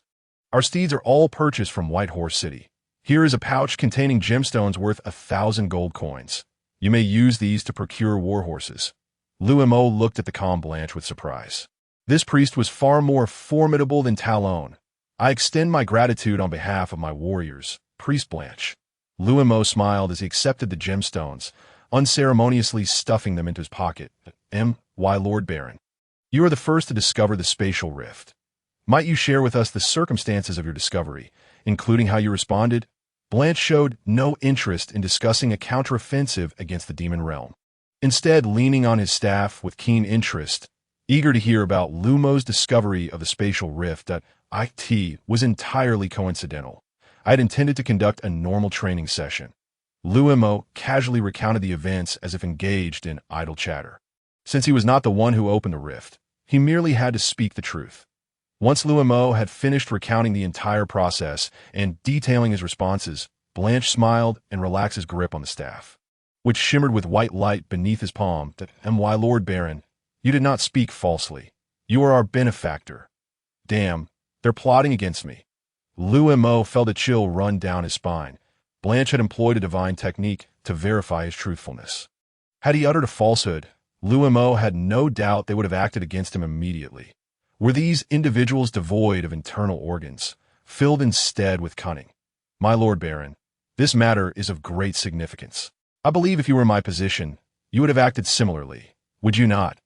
Annie regarded Liu Mo with a smile tinged with condescension, a mere novice mage in her presence. Even a baron would be regarded as nothing more than that in their eyes. The matter of connecting to the demon realm is far too significant. They exercise utmost caution to avoid any errors. In truth, were it not for his noble title and the fact that he bore the temporary identity of a mage from the magical council, they would have long since dispatched someone to apprehend him for a thorough interrogation. The spatial rift appeared just as he did. What a remarkable coincidence that is. Humanity requires valiant warriors, not treacherous spies from the demon race. Indeed, I wholeheartedly endorse this course of action. Liu Mo silently cursed their ancestors for generations, deeming them all wretches. Fortunately, he refrained from mentioning the abrupt commencement of training the previous day, for otherwise the plot to ambush the mage of the magical council would have been revealed. My lord, we shall not engage in matters of defense here. The magical council, the radiant church, and the high-ranking officials of the empire will arrive shortly. Please prepare to receive them appropriately, should you fail to observe proper decorum in the presence of these esteemed individuals. It would be a shame to squander the fruits of your toil throughout the night. Annie and Blanche delivered a playful slap to Liu Mo, followed by a sweet treat, yet they did not attempt to usurp command from him, as he had feared. Rather, they merely reminded him that their guests were soon to arrive. I shall begin preparations at once. Liu Mo, lacking any direct contact with the upper echelons, remained uncertain of the identities or precise timings of the visitors. However, the disregard for military authority displayed by Blanche and Annie indicated that their arrival was imminent and that their status was undeniably significant. He hastily returned to the construction site, seeking out Galio and Chels. Arrange all the corpses we have slain, stacking them as high as possible to create a striking impression. Ensure that everyone remains quiet. If we offend these dignitaries, our efforts will have been in vain. Let us proceed at once. Galio instantly comprehended Liu Mo's intent and summoned the warriors of the frontier to position the corpses. Chels cast a glance at Blanche and Annie, who were tidying their appearances, and swiftly recognized that the high-ranking officials were indeed arriving. Although they had fought valiantly and slain numerous demon lives, it was only through the acknowledgement of the upper echelons that they could reap the greatest rewards. Offending these illustrious figures could easily erase their accomplishments. With a slight bow of gratitude towards Liu Mo, Chels rallied his subordinates to arrange the corpses in the manner Galio had suggested. Additionally, he ensured that the farmers were positioned at a safe distance from the spatial rift, allowing the warriors to take the front lines, thus providing the farmers with a measure of peace. To best showcase their victories, they placed the relatively intact corpses in the center, using their bones as a supportive structure to maximize volume. Layering shattered remains atop them. 100 corpses could convey the impression of 500. As two towering displays of corpses, each over 10 meters tall, were hastily erected, 5 dark shapes appeared on the horizon, moving at astonishing speed. As the shapes drew closer, Liu Mo squinted intently, his pupils dilating in shock. How could this be? His mind struggled to fathom the scene before him, yet his eyes remained unwaveringly loyal, relaying the image to his brain and provoking a profound sense of existential disillusionment.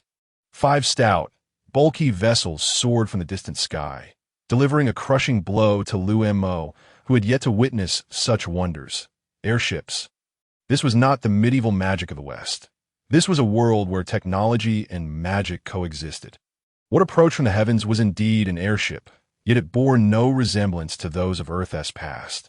The airships of Earth were mere gas-filled envelopes with passenger cabins suspended beneath them, relying on the density of gas to lift the cabins, each accommodating a limited number of individuals. However, the radiant airship before him was shaped like an elongated oval, devoid of any such cabin. The airship was adorned with a multitude of hexagram formations and mounted with crossbows that extended from its hull, reinforced with steel modules and equipped with numerous weaponry that Liu Mo could not even begin to identify. Every detail signified that this airship was not the kind destined to be swiftly replaced by airplanes. It was a fortress of aerial warfare developed in this alternate realm. The energy in the air surged like the tidal waves stirred by a whale, howling incessantly in response to the arrival of the 5 vessels.